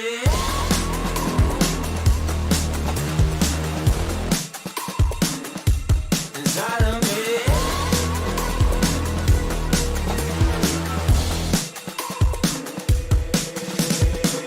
They call me a monster. I guess I don't fit in with the imposters. I'm taking the mask off. Prepare your conscience. Prepare for honest. Cut off all the nonsense. I'm all in your chakra. Wonder who shot you. Go call the doctor. Boom like the chopper. Don't you get chopped up. I'm here to stop you. Whoever wants smoke like a roster, break you off proper. Things they say, they're never getting in my way. And even if I make mistakes, I will always see them through. What's that? Cause I don't wanna play your game. I had enough, I'm burning up so hot I just break your chain. You can never stop what's building up inside of me. Play your game. I had enough, I'm burning up so hot I just break your chain. You can never stop what's building up inside of me. They say that I'm such a weirdo. Tattoos from my toes to my earlobe. Can never stop what's building up inside of me. They say that I'm such a weirdo. Tattoos from my toes to my earlobe. Can never stop what's building up inside of me.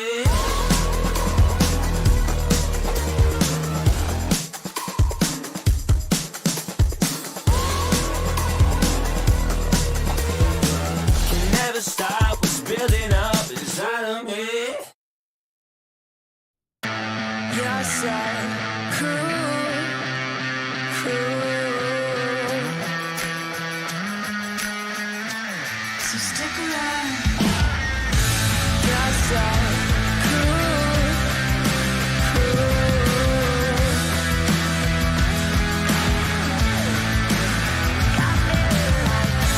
You're so cool, cool.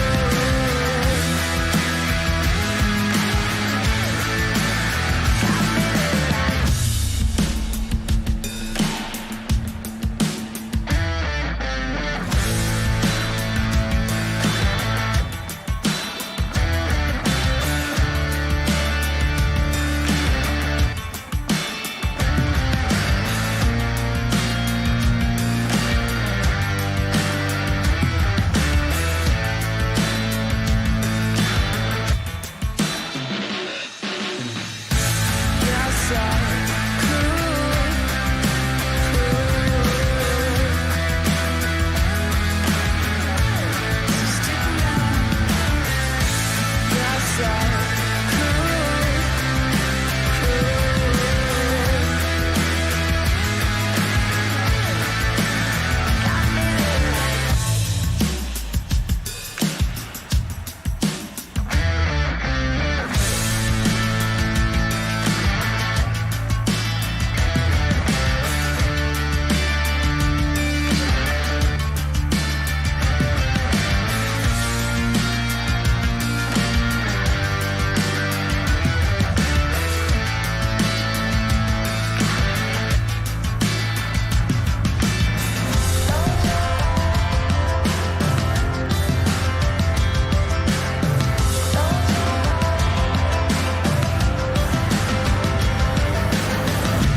You're so cool, cool. So stick around. You're so cool, cool.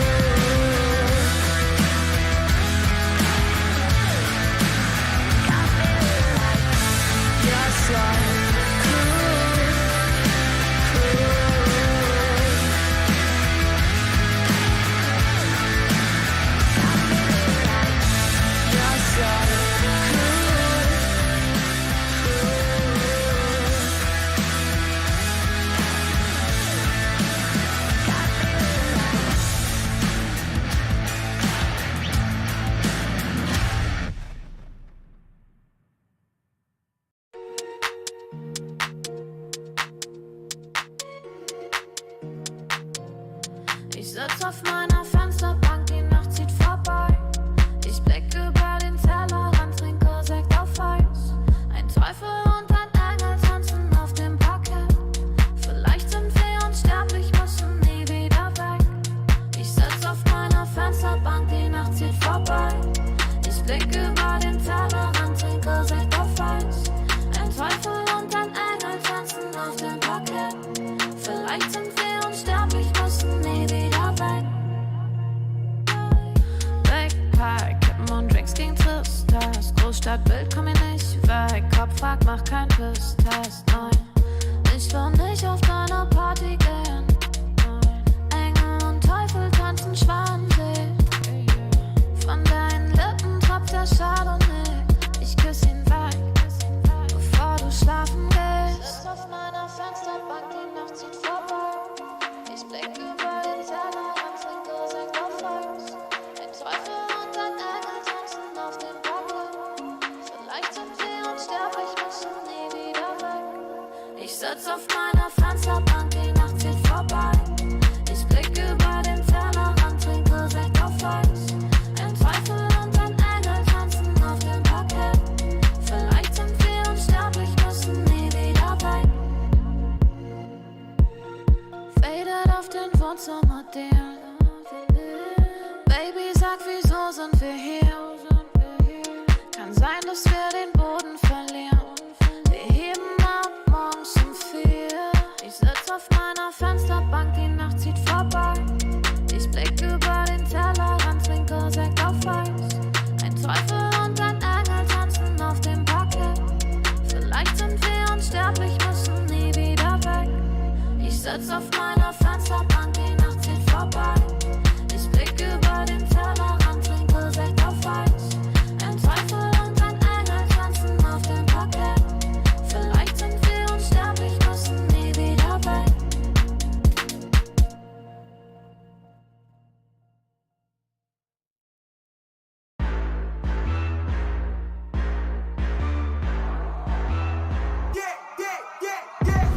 I'm the main event, ain't no back and forth, let's get it. Heartless in the G, yeah. Better get lost, don't get with it. Ain't nobody in front of me, ain't nobody in front of me, ain't nobody in front of me, ain't nobody in front of me.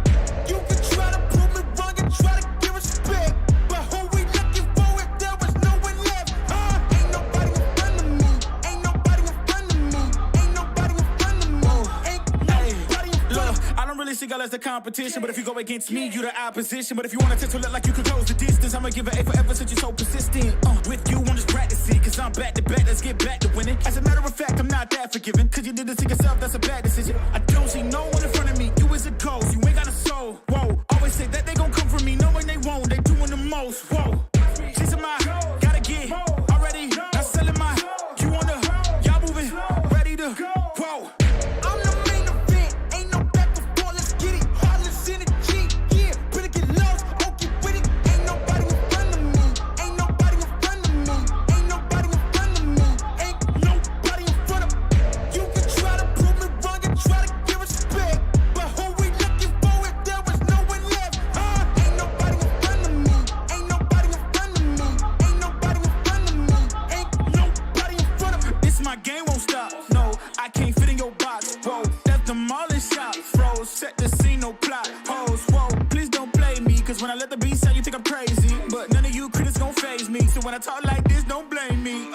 I know I'm bad with it. Go against a goat, that's bad business. All of y'all are jokes so sad with it. To me, you're just a ghost, don't get mad with me. Just, it's in my, gotta get already. Not selling my, you on the, y'all moving, ready to, whoa. I'm the main event, ain't no back and forth, let's get it. Heartless in the G, yeah. Better get lost, don't get with it. Ain't nobody in front of me, ain't nobody in front of me, ain't nobody in front of me, ain't nobody in front of me. You can try to prove me wrong and try to give respect, but who we looking for if there was no one left? Ain't nobody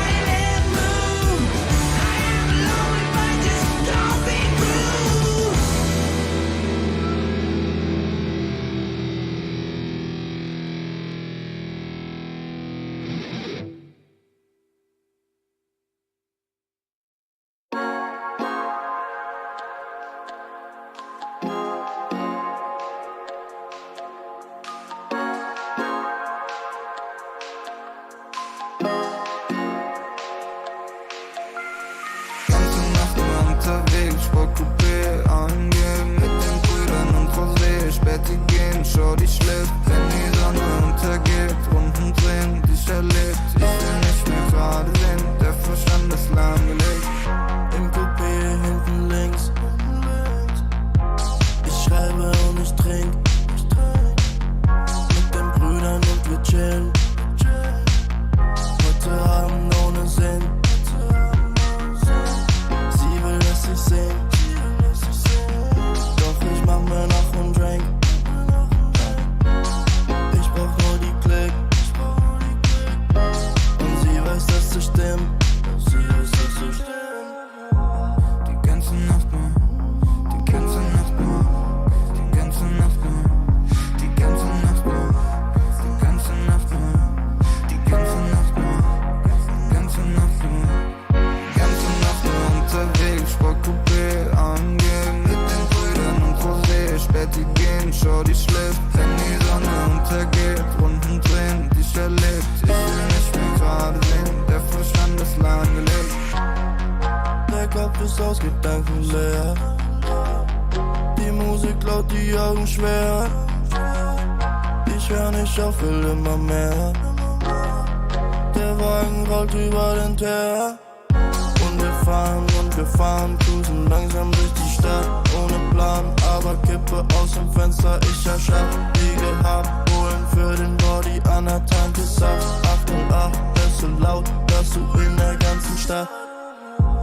Die ganze Nacht nur, die ganze Nacht nur, die ganze Nacht nur, die ganze Nacht nur, die ganze Nacht nur, die ganze Nacht nur, die ganze Nacht nur, die ganze Nacht nur unterwegs, Sportcoupé angehen mit den Brüdern und Rosé, Späti gehen, Shorty schläft, wenn die Sonne untergeht, Runden drehen, dich erlebt, ich will nicht mehr gerade sehen, der Verstand ist lahmgelegt.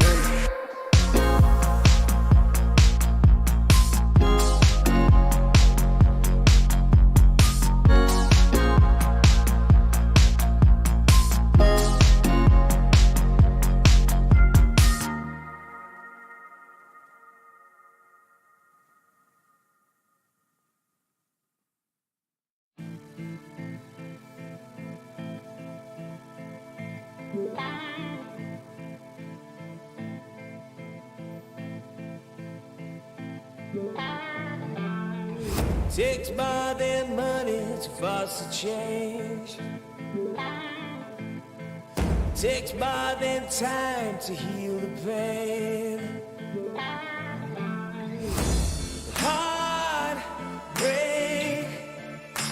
will light the fire. Heartbreak will light the fire. Fire will light the fire. Fire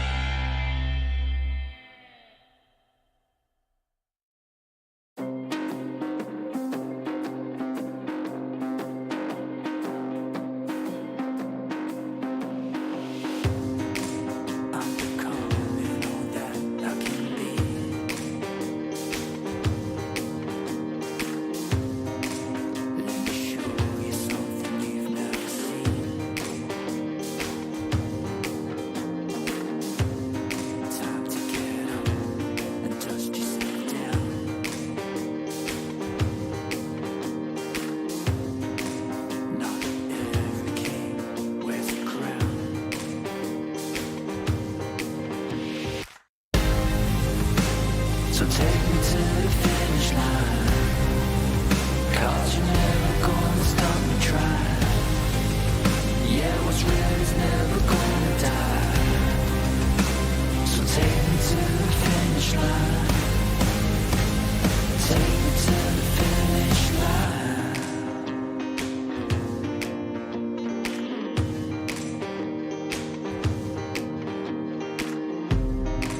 Keep on running till I get to the top.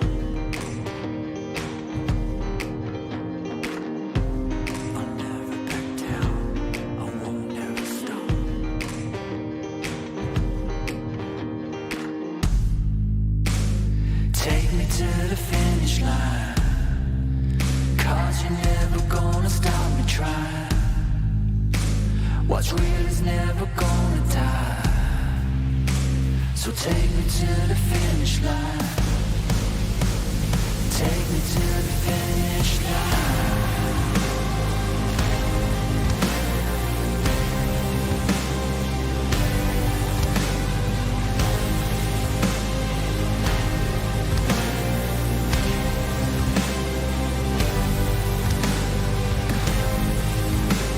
So take me to the finish line. Cause what's real is never gonna die. Yeah, you're never gonna stop me trying. So take me to the finish line.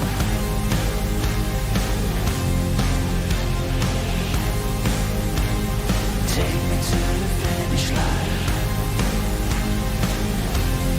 Take me home.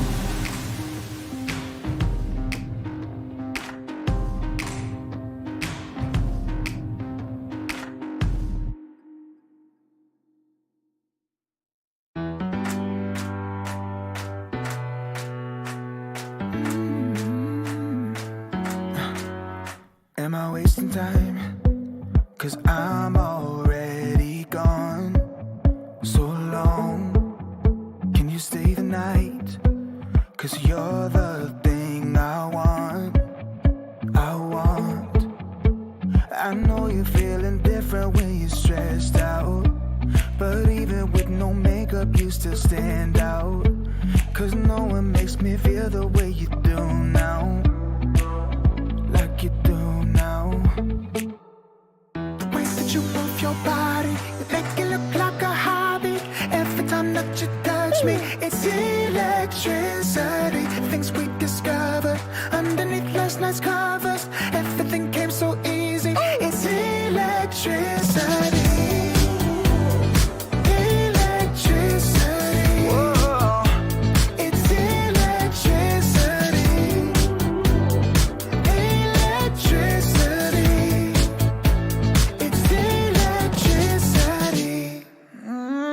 Late at night, I feel you on my skin.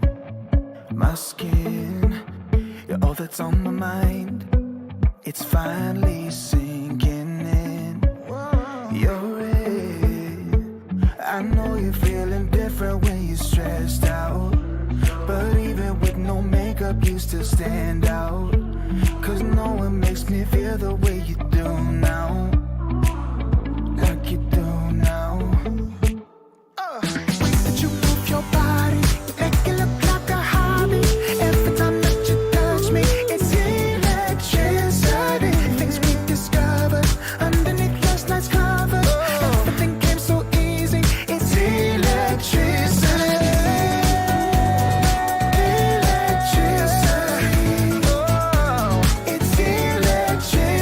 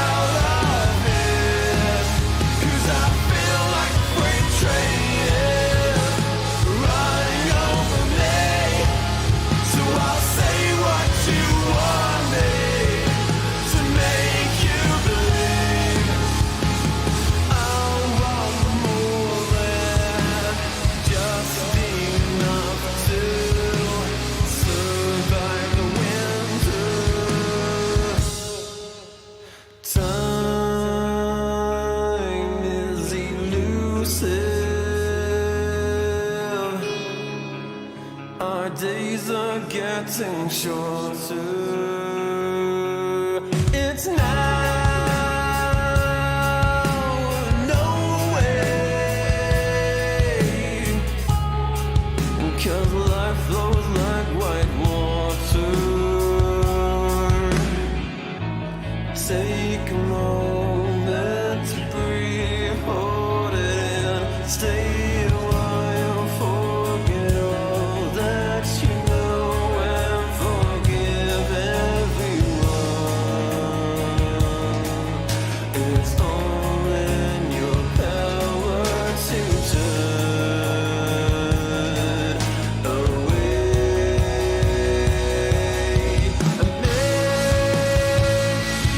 I've been blinded,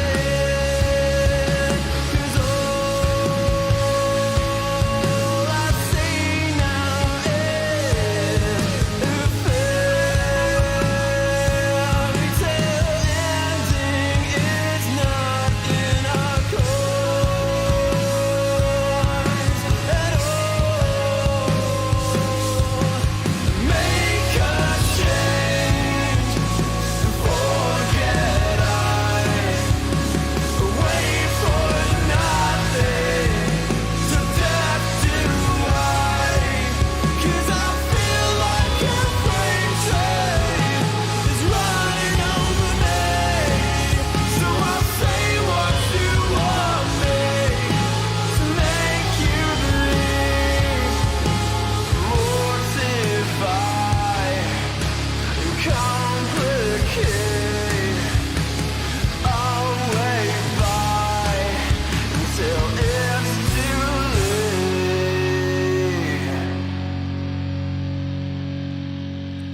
But I think that you know much better.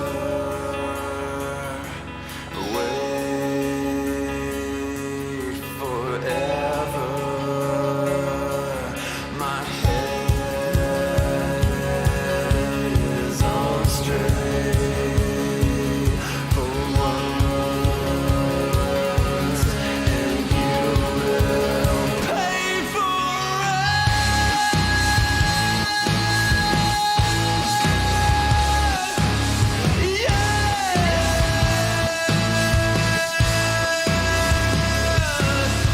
Caught in a landslide, and birds I take, and I can't wait to finally get out of here.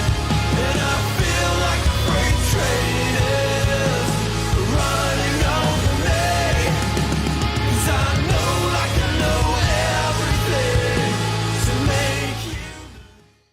Hello and welcome back to ESL1 Birmingham Qualifiers, where we are going to jump into the next game, which is of course going to be Zolka Warriors versus Hinini.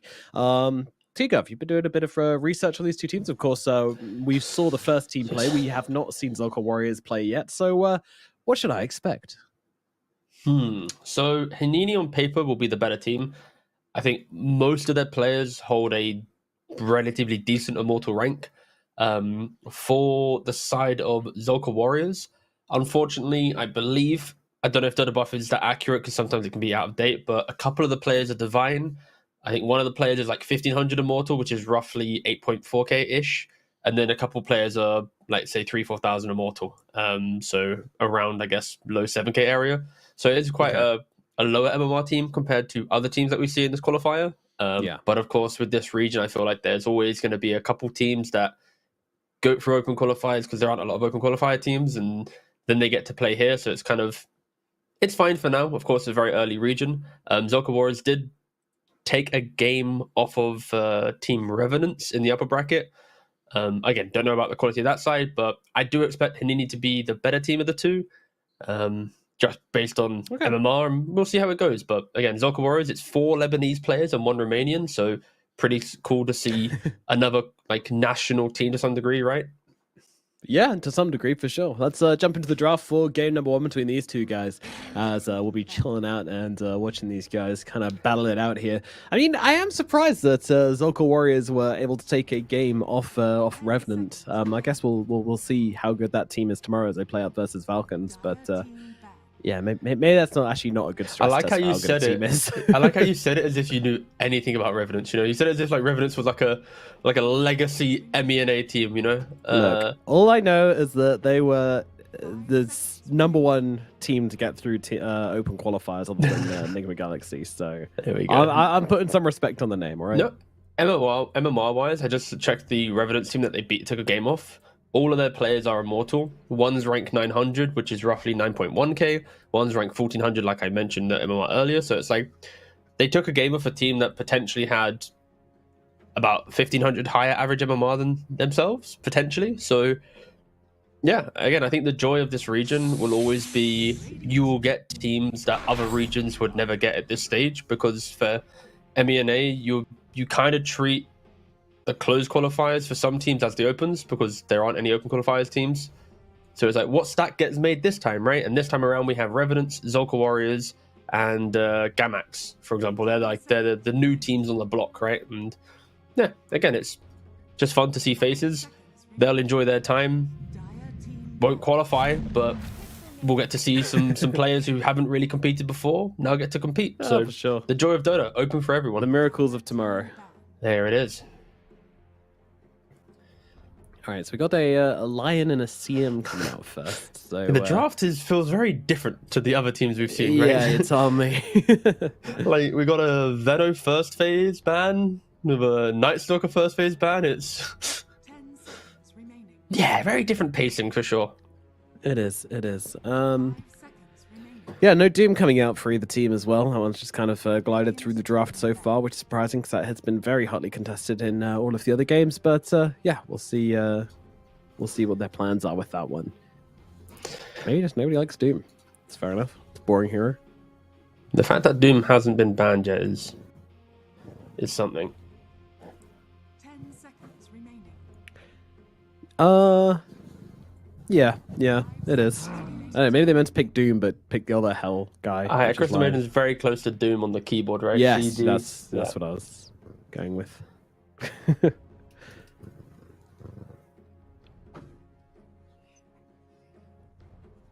don't think, like, I don't know, Doom's always one of those weird heroes. Like, why is his ultimate his own name? You know?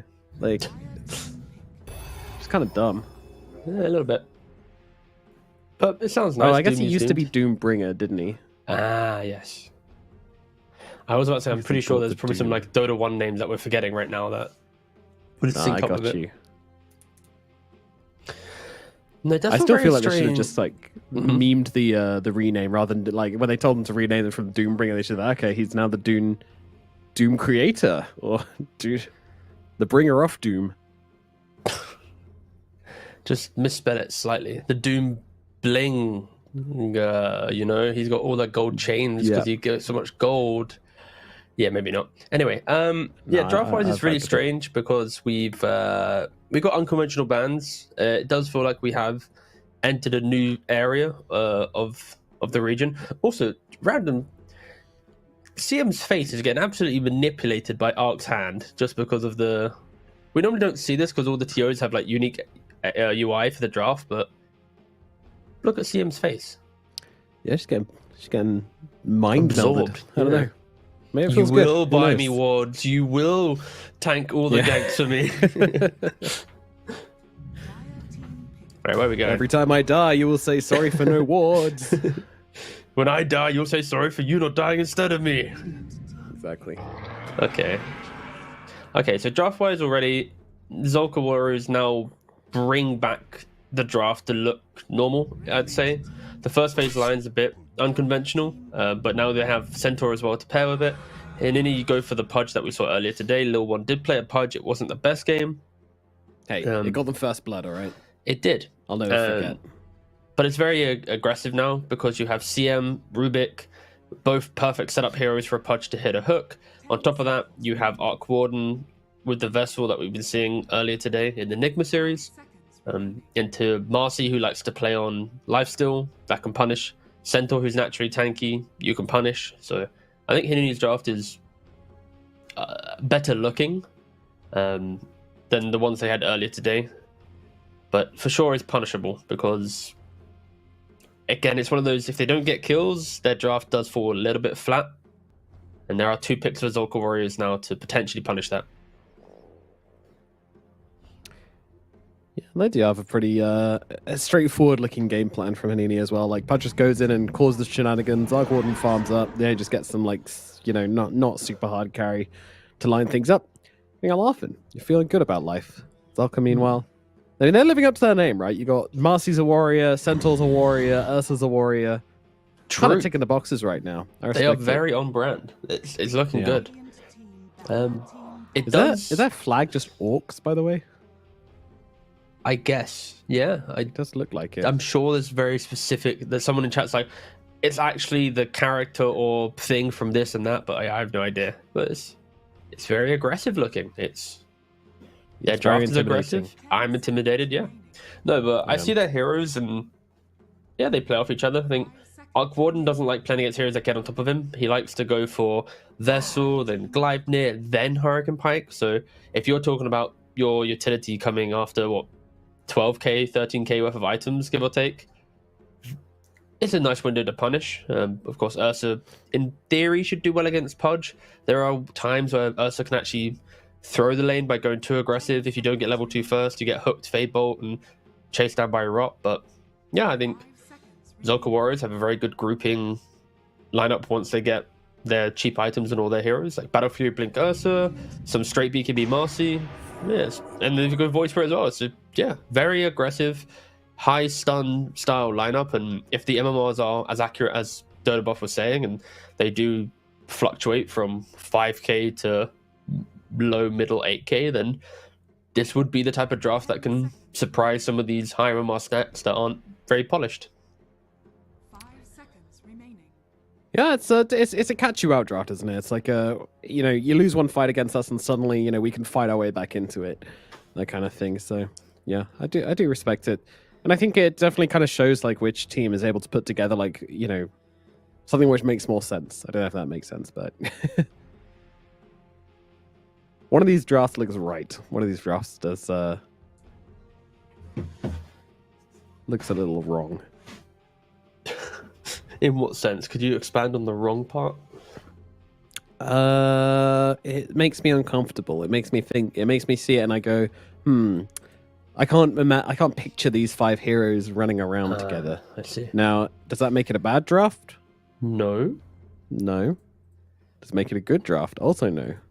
I feel like we have just entered a realm of not seasoned drafters drafting against each other that are just kind of picking for themselves, like in the most respectful way possible. This feels like a weekend league in-house draft from both teams. I think it's fine to say that though, because I mean, it is. Again, it's not bad in any way. It's just like there's like a clear line of what the meta is, right? And what these teams have kind of just respectfully done is gone, we know the meta is there, we're not going to rush for it, we're going to do our own thing, and we might like layer in some like key heroes here and there, right? Like the Arc Warden is a regional meta that Hinini have put in, the Pudge is not. You then have Zolka Warriors going for a Void Spirit that's relatively rare, with the Ursa that's also rare, but they still got like the Centaur and the Lion to cushion it. So it's like both teams have like had a little nod to the meta, but gone, we're just going to do our own thing, and yeah, it's fine. I think I prefer the scaling of Hinini's lineup based on the fact they also are just higher caliber players potentially on paper. But Zolka Warriors, it's like if they can farm correctly for 15 minutes and then play the map, Roshan should be theirs, most of the team fight should be theirs. Like they are very scary. Yeah. I mean, if it kind of devolves into like a kind of game which these drafts are suggesting, then yeah, there's definitely a lot of ways into it. There's a lot of skirmishing capabilities, and I never dislike a team which has options to kind of play not as 5. Like if a team's 5-man game is a little confusing, but if they can just skirmish their way through to the late game anyway, then I'm completely fine with that. Like I think a lot of teams actually thrive better in that situation. I think that does stop being possible in like the Super League game, where you've always need to bring 5 man to every single play, because otherwise they'll just respond with more, and when everyone's on the same page, it just kind of changes a little bit. But yeah, I don't know. I think I'd be willing to throw a bet towards Zolka Warriors, despite the it's a little fair play. Feel a little good about their chances of kind of steamrolling this game. There's an Ursa called PMA only. How can you not have faith in this guy? They're the ones that get you though. Oh, smoke on smoke. Central straight true. away in. Certainly Big is. stun. And 4-man stun from the Mercy. Who cares what else happens? Well, it's going to be Metaphor dying, but not before the Centaur does. First blood goes to Idla on the Arc Warden. And now they're also going to be able to take down the Ursa as well. Oh, dearie me. This is not looking good for Zolka Warriors right now. Hanini getting 2, looking for 3. It's all about the hook. It's all about the hook. Yep. Oh, I didn't even try to dodge it. Knows his fate. Aim pass, sorry. Also going to fall as well. And it is a double kill for Lil One as well. And a first blood, of course, for Isla. What a start for the side of Hanini. All right, I take it all back. Hanini got this. Yeah, it was... it looked so cool, but they just didn't have any other follow-up. So there wasn't like the big 5-man Earth Spike as well. Like the 4-man Earth Spike, it was a... not the best start. And the fact that Arc Gordon gets the kill as well, Earn is so close already.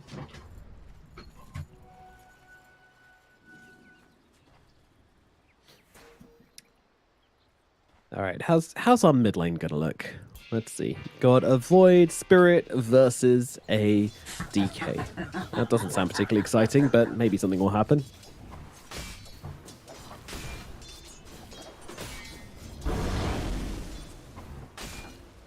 I feel like it's very much on the DK to kind of just zone out the Void Spirit, force them to play for rotations, put pressure on the runes as well, which can be really difficult as a DK, to be fair. Yeah, Void Spirit likes playing against matchups that he has the slight chance of maybe killing you. Like when it's a DK, none of your spells actually hurt him because he has the points in passive. So now it's like, okay, well, I'm never going to keep my enemy mid low. When I rotate, he'll hit my tower with Dragon Form. So Void Spirit the entire time just has to, I guess, overthink every move he makes, where DK is just like, I hit creeps, I deny. And you see already with the CS, it's 8 for 1 for the DK to the 1 and 0 of the Void Spirit. Yeah, he's going to get both the range creeps here, thankfully, which is going to help him kind of catch up a little tiny bit. But yeah, it's a tough time in the middle lane for the Void Spirit. Hopefully he'll be able to dig himself out of this hole, or at least play himself out of that hole later on if we do get some rotations coming either to or from the middle lane. One up on the top side, we got PMA only on the Ursa, of course, along with the Lion. Ursa Lion lane, it's one of those lanes which if it works, it works. If it doesn't, then you're going to die a lot. Yeah, I think luckily... Ooh, might just get caught out there. Yep, certainly will. Isla going to grab another one. Colt might die in response, though. Okay, Pierre... Oh, he went back in! Oh, he went back in! Criminal behavior from Mr. Cold.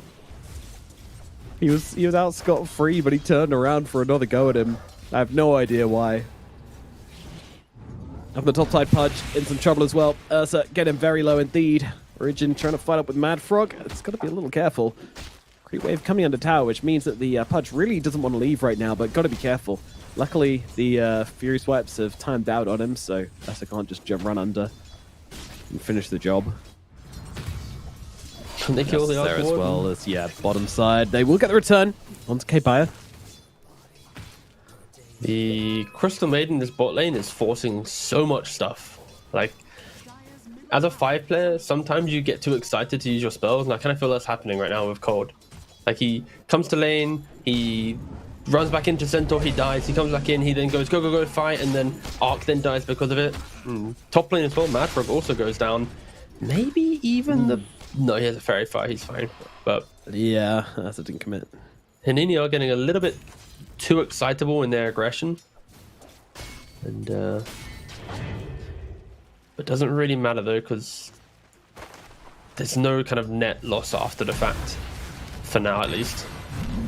CM in some trouble once again, down in the bottom side, and aim pass is going to be able to give him a kick to finish the job. But if it's looking to get a return kill here, it might be worthwhile, but he's out of spells, he's out of damage. The Centaur will be able to just back himself away. So from the top side, once again, another hook comes through for the Pudge, trying to blow up the Ursa, but he's getting so low, and it does get finished down. In fact, I didn't even throw out the hook, it was just the aggression of the Lion Ursa lane coming through to play. You're so hungry for the +1 today, T. But their stun was available. It was stun in 1. He had it in 1. He stunned in none. No, yeah, it's I'm just looking for the small plays that occur, and they haven't connected yet, unfortunately, for either team. This bot lane is just constant go, go, go. They're going to get baited in. Who's dying? Again, in comes K-Pyre, throwing him back. They need a little bit more in the tank, but of course, Double Edge, such a low cooldown, he can just keep on chasing Isla, but those raindrops doing so much work, and actually putting K-Pyre in a really awkward position as well. They might be able to turn around and kill off the Centaur instead. They certainly will. Down goes Fire, but aim pass also going to fall. Both of them die? Oh no, that is complete disaster in the bottom side of the map. Meanwhile, over towards the mid side. Died mid. We have a death for the Void Spirit. Oh dear. And that is possible because Metaphor did go for the 3-1-1 build, right? He didn't go for the points in passive, which we saw earlier today from DK. He's going for that aggressive play. I think after the first wave, when he saw the CSing from Void Spirit, he's like, okay, I'm going to try and do some outplay potential, and it is occurring, right? 34 for 4 from the DK, already level 6, clicking down the Void Spirit. Bad miss on the hook. There's already, what, 14 kills in 5 minutes? This is refreshing to see. I'm all here for it, yeah. Sure, last game we only had first blood around now, so... Oh, no, it wasn't. Who even died first last game? I don't know that. I can't remember. There's such large breaks between the games. It's hard to remember who did what. Robbie. And just run down again here. Dragontail is available. 8th Remnant comes out. It's going to save his life, though. I'm not sure. The corrosive hits are coming on through. The Hex is there, though. The rotation from the Lion and from the Master are going to make sure the Metaphor goes down instead. Ooh, a little close to comfort there, but in the end, it was enough. Very greedy dive. But the repercussion, poor old Centaur. Yeah, thank you. Yeah. Rubik then takes away the invis top.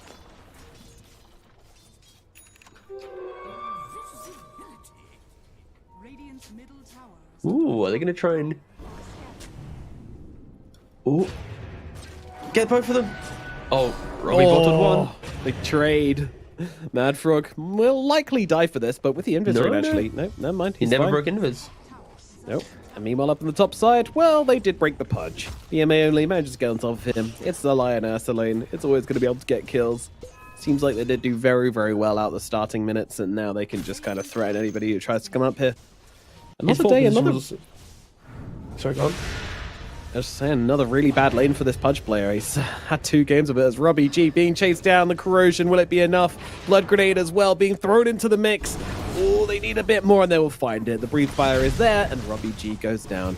Ooh, nice little catch on Mad Frog though. That's going to be able to get them at least one return kill, and trying to fight up with this DK. I'm not sure these 2 supports actually have enough in the tank to bring this guy down, and they're starting to realize that as well. Right, they go. Lane pass, trying to run up. Oh, never mind. Gets caught out in the creep wave, and he's going to take a fall. Double kill for the DK. Not respecting this guy at all. It's down to the bottom side once again. Kaya falls, and up to the top side. It's actually the Ursa who's getting turned around upon, so 3 lanes, 3 kills. Man, Hanini not taking any prisoners in this early game. None. Maybe they get a D ward here as well. If they see the Lion, they might expect him to place the ward here in cold. Ooh. Doesn't go for the D ward.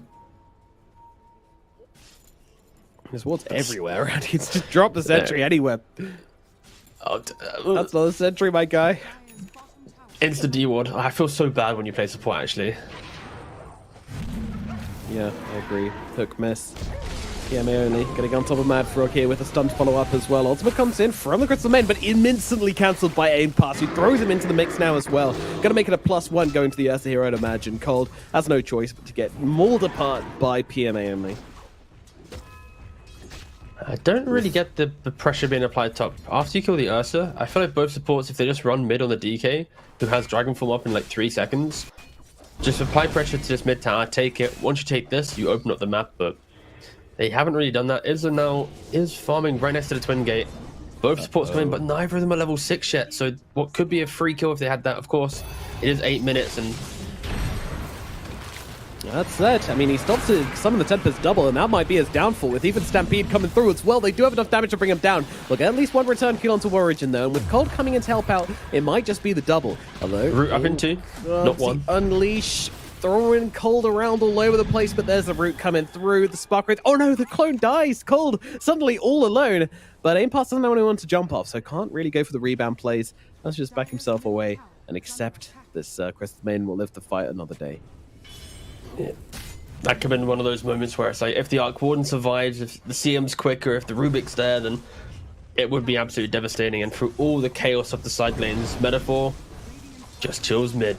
64 for 4 on the CS, 24 more than the Void Spirit. With a Midas in play, mid tower about to go down at the 9.5 minute mark. Jesus, Finger being used immediately up on the top side just to rip through this Pudge, and that is what they'll do. This Pudge, man, he's... Three and three, I guess, is all right.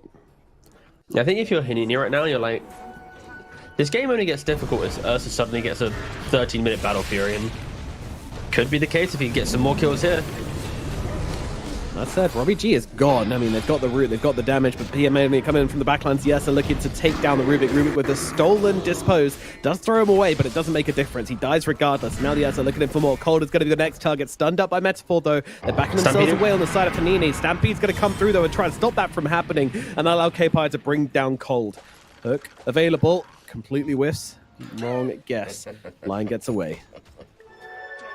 Okay, and Ursa's giggling a little bit here. He's got killed a couple, but he's now got 6 kills, 3 assists at the 10-minute mark. He's already got the Claymore soon to be finished. Only a broadsword and a recipe away from the Battle Fury. And on the flip side, though, this Arc Warden, Midas, Javelin, soon to have Maelstrom. He's not bothering with the Vessel. His lane was too free to even care about that.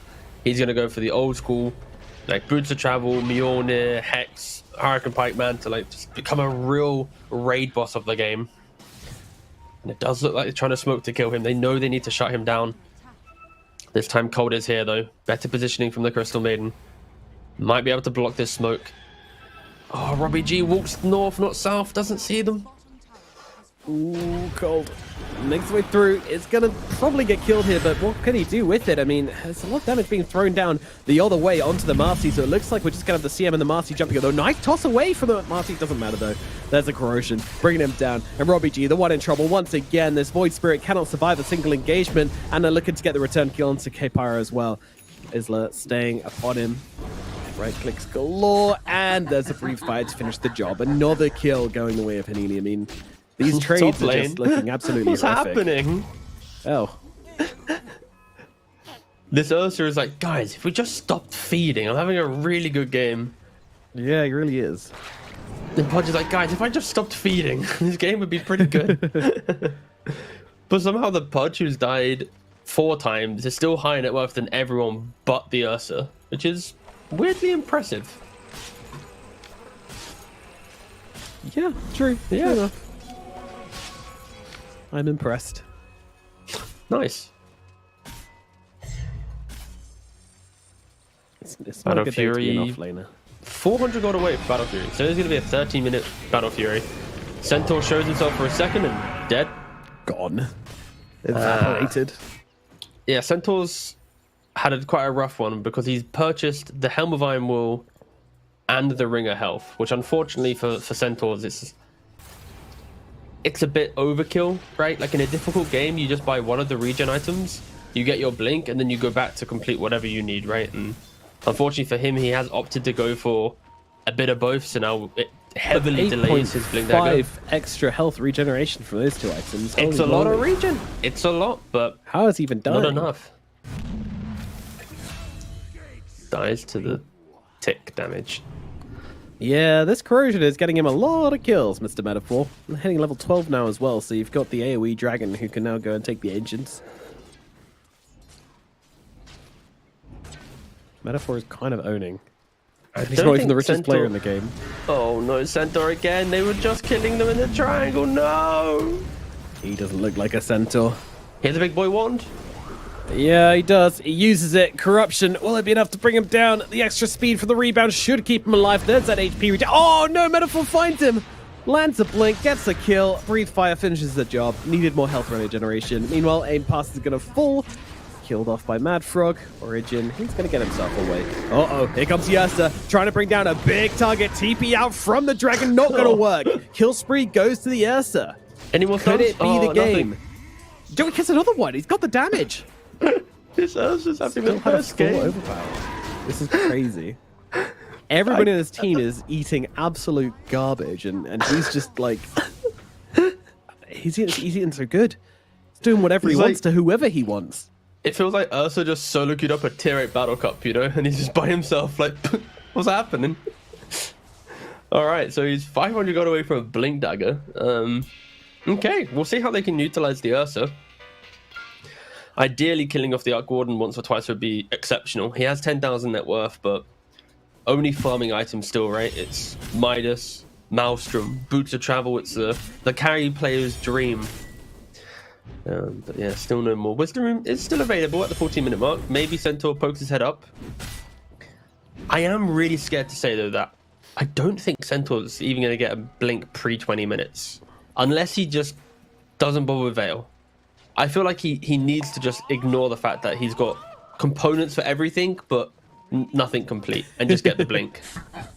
Look, my guy likes the base items, all right? He doesn't like all this complicated, boring combining, you know? He's not a mathematician, he's a Centaur Warrior. Yeah, he is very tanky, but not really at the same time. It's like fake tank. Yeah, fake tank. Okay, Ursa has the Blink Dagger. He's walking to his team. They have a smoke available on Marcy, and no points in sidekick yet to amp up this Ursa.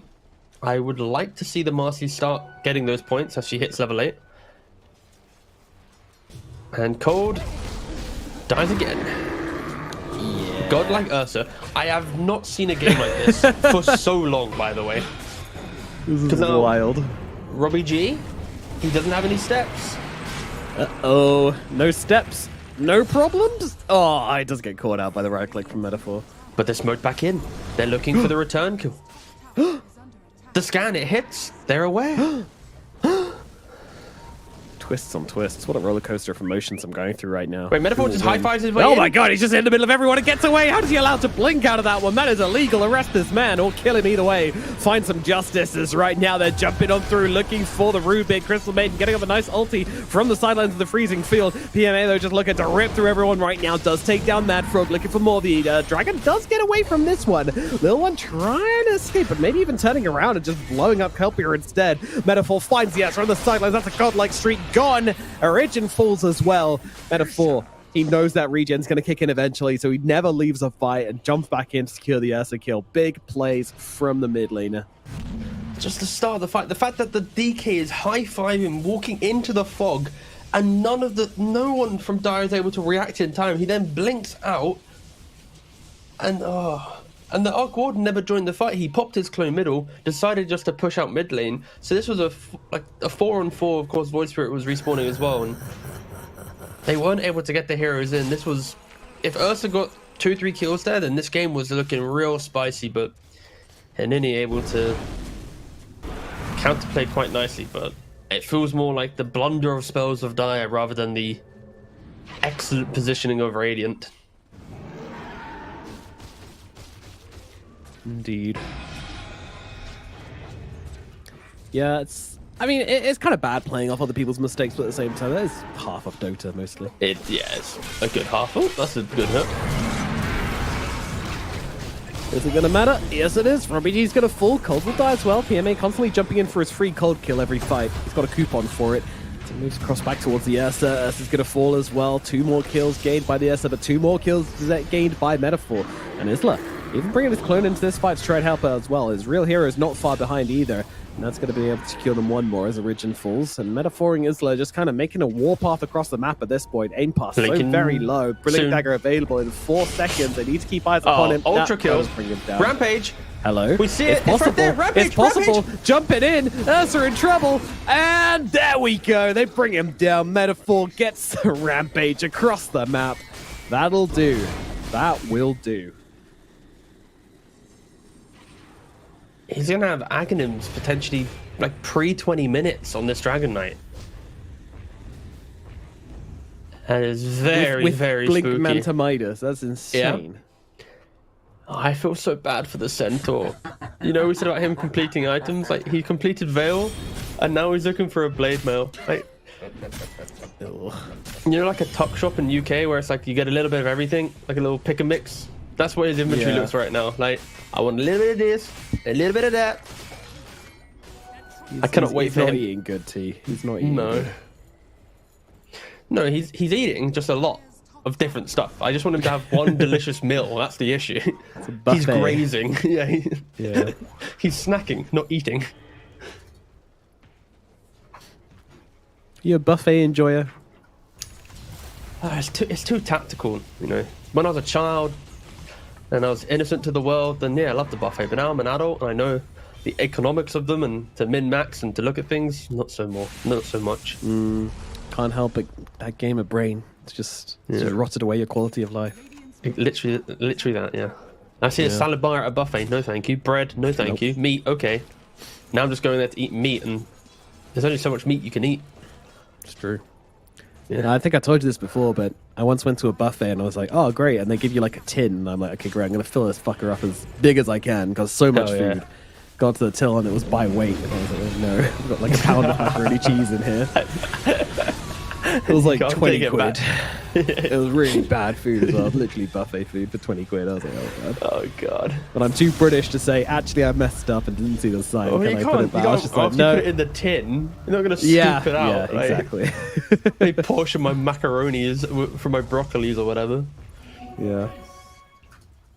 That was tough. Well, you live, you learn. DK has Aghanims. He has Axe before he's even level 18. Ursa's getting chased down. God. It's a haste DK. What do you do? He's got an enrage. He's got to use it very wisely here. If he has 5. In fact, yeah, just TP away. You're good. Metaphor. A little early with the stun there, perhaps, but you just chase him down with the Ice Dragon, but that's fine. We'll forgive. Well, I'll forgive. I can't speak for you. I've found 2 heroes out here alone, one of which is Isla, who isn't surviving through this by the looks of it. The damage is coming through. I'm sure he gets a bit back, but he will die. Both of them, Isla and Mad Frog, just stepped up way too far. Nice read, honestly, from the Zolka Warriors to go for that play when they know that their carry is being harassed elsewhere on the map. So, nice moves. Yeah, Hinini are being, like, overly aggressive, right? Like, you can see from Metaphor, I don't like using the phrase cocky, but he's playing with like a no-cares attitude. Like the way that he's running into the fog, high-fiving, chasing down Ursa. Like, if this was Falcons, he's not doing any of these moves, right? He's thinking more like super disciplined. But this Ursa is relentless. Oh, little one, I don't know if you want to... Wait, Ursa? What? Okay. Did you just see that? He had his hands completely off his keyboard there. Yeah. He got hooked and just suddenly stopped and then auto-attacked at creep. There was no input there. Just celebrating the kill on Cold, I guess. Yeah. Having a victory sip. Killed a position 5 for the 5th time in a row. Yeah. Hands in the air. Tip me. That was very strange. All right, who's getting the shard? Oh, Robbie G might be dead. Bonk. Dismember. Yeah. Oh, he got the silence off. Hey, he's got an axe. Oh, cool. He got an item. Good job, buddy. Well, that lets him live. And Aim Pass is the one who gets the shard. So yeah, Centaur's deciding never to buy Blink in this game. He's got Blade Mail Veil. Now he's looking for Crimson Guard. Crimson Guard, unfortunately, is a very underwhelming item. As much as it does give a damage block to buildings, Wait, there's a rush going on? What the hell? Yeah. It's just playing his own little like mini game right now. We got Metaphor jumping in, Ursa killing everything, Arc Warden's farming. It's like we got 3 sub Dota games inside 1 Dota game right now. You gotta keep track. And they're jumping onto the DK now. He does have Manta available. He's chilling. No blink. Hoof stomp on Rubik. That's a big spell. Yes. 4 stuff. Stomp. Die. There's no DK form. Even though there's an Aegis, it could be a window for them to look to go for a little poke if they wanted to. I just wish Centaur bought a Blink Dagger. I know like blinking on a DK doesn't feel great, but just blink on the Arc post Aegis or the Pudge who dismembers or something. It's too pivotal for your hero. Good from the Pudge. Is that what he wanted though? Well, surrounded by enemy heroes, and it doesn't really matter as Cold is dead on the back lines. Dismember comes through to bring down Origin. He's going to die as well, but PMA starting to get the stacks up onto this Pudge. And the damage is really starting to come through thick and fast as Lil One will finally fall. Took a while, but they get there. And now, do they even want to go for the dragon? No. Not with Isla coming in from the sidelines. Goodness me, no. Isla looking to try and bring down Origin. They're going to be able to do exactly that, but under the tower, Isla taking some heavy hits here. Of course, has the Aegis, but will be trading his life for this engagement. Is it worth it? I mean, so far, so good. It's looking pretty damn tasty. As going to be able to bring down yet another one. Another rampage! Yes, there is! Two rampages in one game. One for the Ursa, one for the DK, and one for the Arc Warden. All right, who's next? Pudge, then Rubik, then CM? Yeah, I think so. Everyone needs to get one, I think, at this point. All right, we want CM to get it. All right. I mean, if Ursa forgets to use his hero after he gets hooked, it could happen. It could happen. If he celebrates too hard. Yeah, I got hooked. Oh. Yay. Maybe he just really likes it. Hands in the air like a roller coaster. His screen shake on. Just hits him different. And they're walking up to the high ground. Rax is fallen. Hook has been hit. Yeah, that was a tasty one. That was a very tasty one indeed. There's going to be a freebie. Kepler falls again. It's not a good day to be a Centaur. Middle barracks falling. They find the clone on the sidelines. They want to take him down and get that gold. Ah, yeah, get into the Marcy. Get out of here, Robbie G. This is my money. I'm carrying now. BKB queued up on the Marcy even as the Ursa commits to the fight. BKB's been used. They need to find something here, and they will. Cold has gone down, but it comes to dismember once again from the Pudge. Interrupted by Origin as from the high ground. Aimpart's getting very low, but does take down Isla with him. PMA gets a kill onto Isla. Origin falls as an afterthought here as Metaphor just hunting around the fight, hunting around the trees, trying to look for that pesky Ursa, but the teddy bear is gone. But that said, that means nobody is left to defend these barracks. The net worth in this game is so crazy, right? It's like DK Arc Warden 21,000. Ursa kind of close. That's so much money. And it's just 3 8k net worth heroes on Dire. It's just... I've not seen like the 4 Protect 1... Obviously this isn't 4 Protect 1 strategy, but the net worths kind of say it is. It's 1 Protect 3 Protect 1. Ursa protects his team. That's kind of it, maybe. 1 Protect 4. There you go. That's what the real worth story is. Yeah. And Ursa's looking to go for the too far away from the rest of the fort. Yeah, that's fair. There's 3 levels. That's the thing. It's like the platform, but there's too many people in the middle. Oh, I can't look at Centaur. Not seeing the blink just gives me the shivers. The veil and the cloak and the yeah. It's a tough old time. GB rough. Oh no. Sweet prince, well, no. He got off the stampede, you know, give him that. Meanwhile, Metaphor, he's focused on the objectives. He's getting the tier 2 tower up on the top side. No, that no one can even touch him. They can't even think about touching him. Arc Warden does get deleted though. Like if you get Marcy now with the BKB, throw the Psychic on the Ursa, like this Arc Warden isn't as strong. Shit. The boys are coming to the bottom lane. The boys are coming. No! To the right! Go right! Right! Oh no! Isla has no clue. He's got absolutely no idea. He's just mindlessly wandering down the lane. Doo. That's a nice tree. Dude, I'm loving this game right now. Team pushing high ground.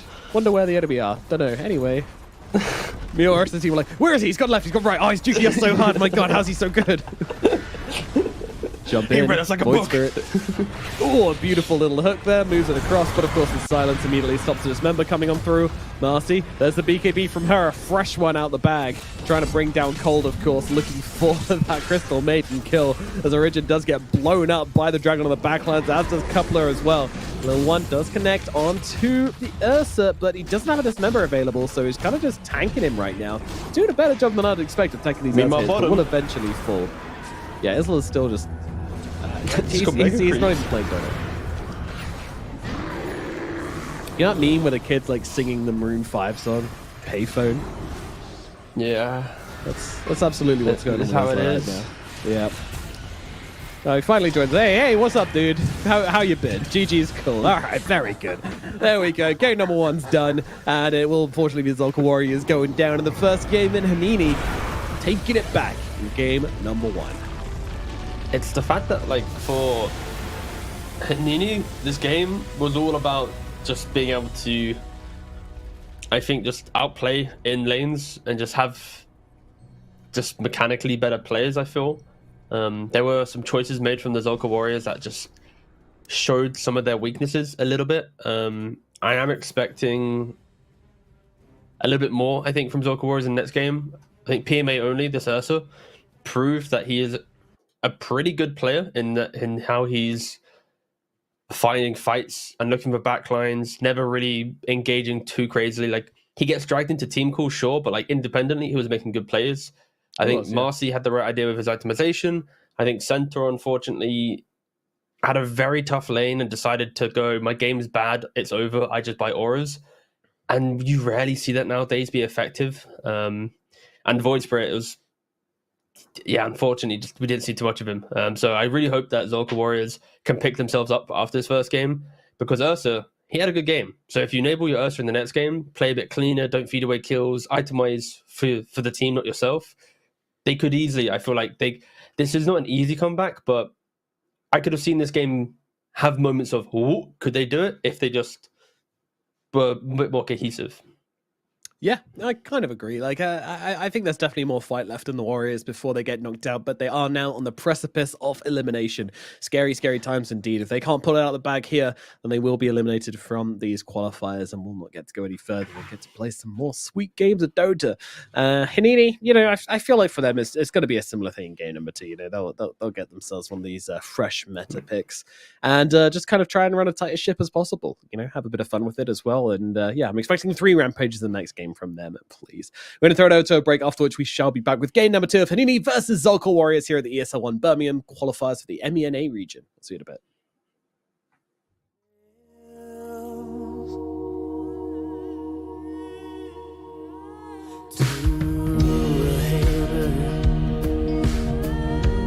Every problem's a goddamn nail.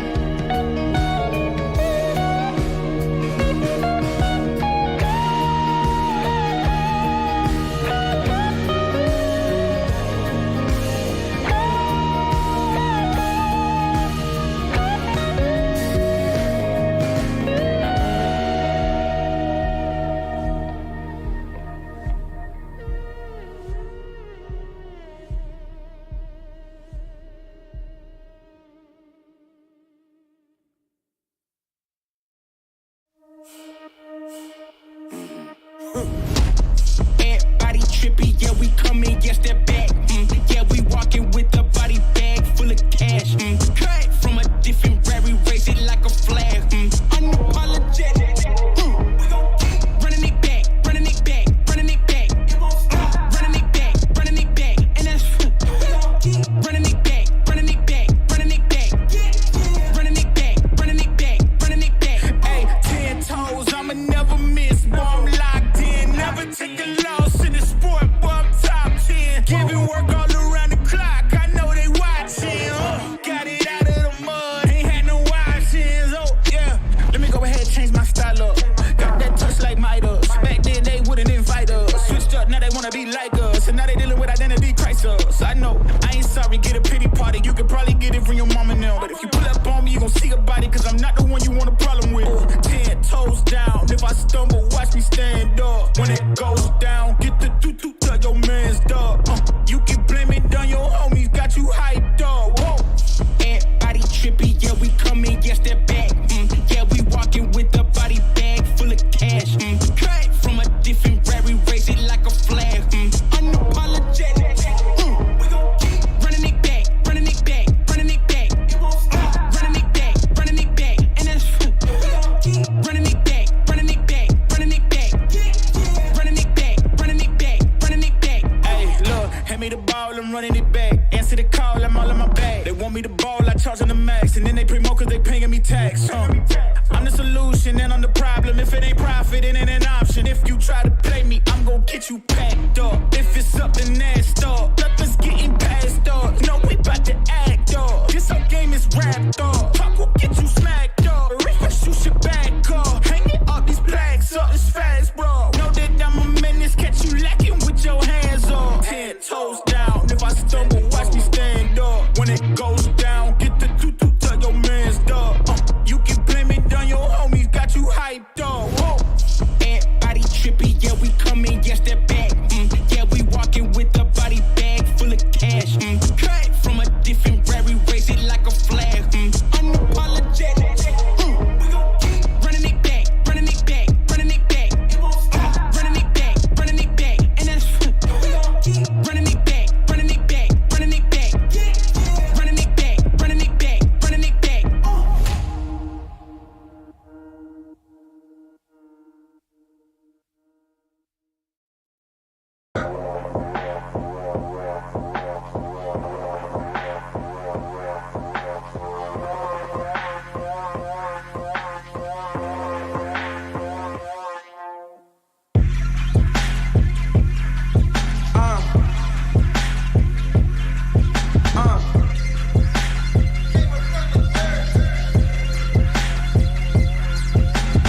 Lanes in my way, they might have to get murked. Approach me with caution, might have to get hurt. I traveled from the treetop, but I came up from the dirt. That shotty like a detox, hit the pump and go berserk. Yeah, I don't care. You might get found in the middle of nowhere. Yeah, approach me with caution, might have to get hurt. That shotty like a detox, hit the pump and go berserk. That shotty like a detox, hit the pump and go berserk. I think y'all in my way, so tell me which one going first. You end up in the hearse, you end up in the grave. That shotty like a detox, hit the pump and you enslaved. Hey, yeah, I don't care. You might get found in the middle of nowhere. Yeah, that shotty like a detox, hit the pump and go berserk. I think y'all in my way, so tell me which one going first. Scroll through my living room, chosen the pinnacle. I jump into the spotlight ever since I seen the hidden view. Move how I move, I don't know who you approaching. I'm Jordan, less suggestion, I don't need nobody coaching. All these niggas frozen, that's unusual. Every space I go in, that's not unusual. Approach me with caution, might have to get hurt. That shawty like them Reeboks, hit the pump and go berserk. That shawty like a detox, hit the pump and go berserk. I think y'all in my way, so tell me which one going first. You end up in the hearse, you end up in the grave. That shawty like a detox, hit the pump and you enslaved. Hey, yeah, I don't care. You might get found in the middle of nowhere. Yeah, that shawty like a detox, hit the pump and go berserk. I think y'all in my way, so tell me which one going first. That shawty like a detox, hit the pump and go berserk. I think y'all in my way, so tell me which one going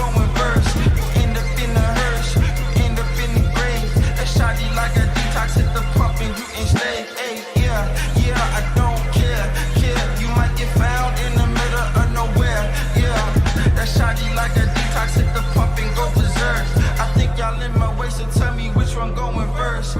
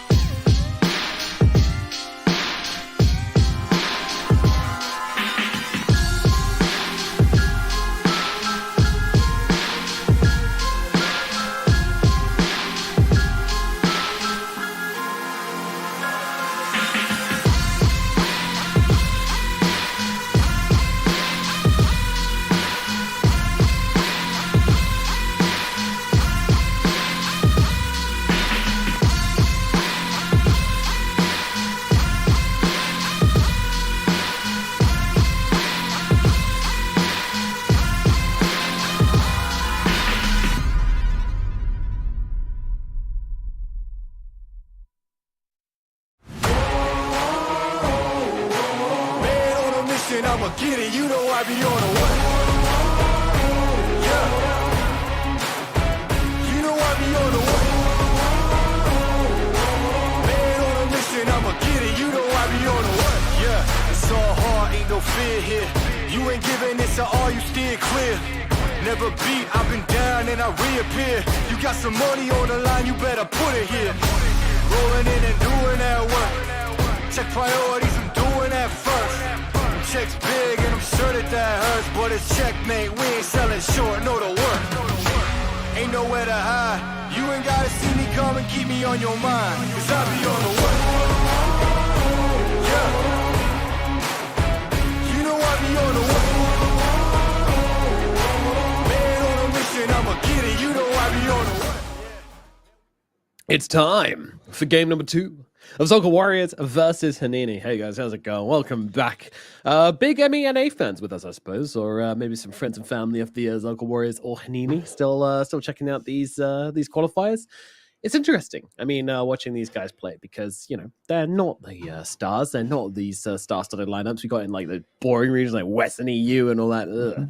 But yeah, we might maybe there's a star of tomorrow, or maybe there's a team of tomorrow hanging out here. Out of the players we've seen, I think 3 of them, I would say, maybe 3 of them have looked particularly outstanding, at least. PMA only, still unsure about what their actual game tag should be, but they had a banging game on the ESL. Despite his team losing horrifically, he still managed to go godlike somehow. I mean, that's kind of sick.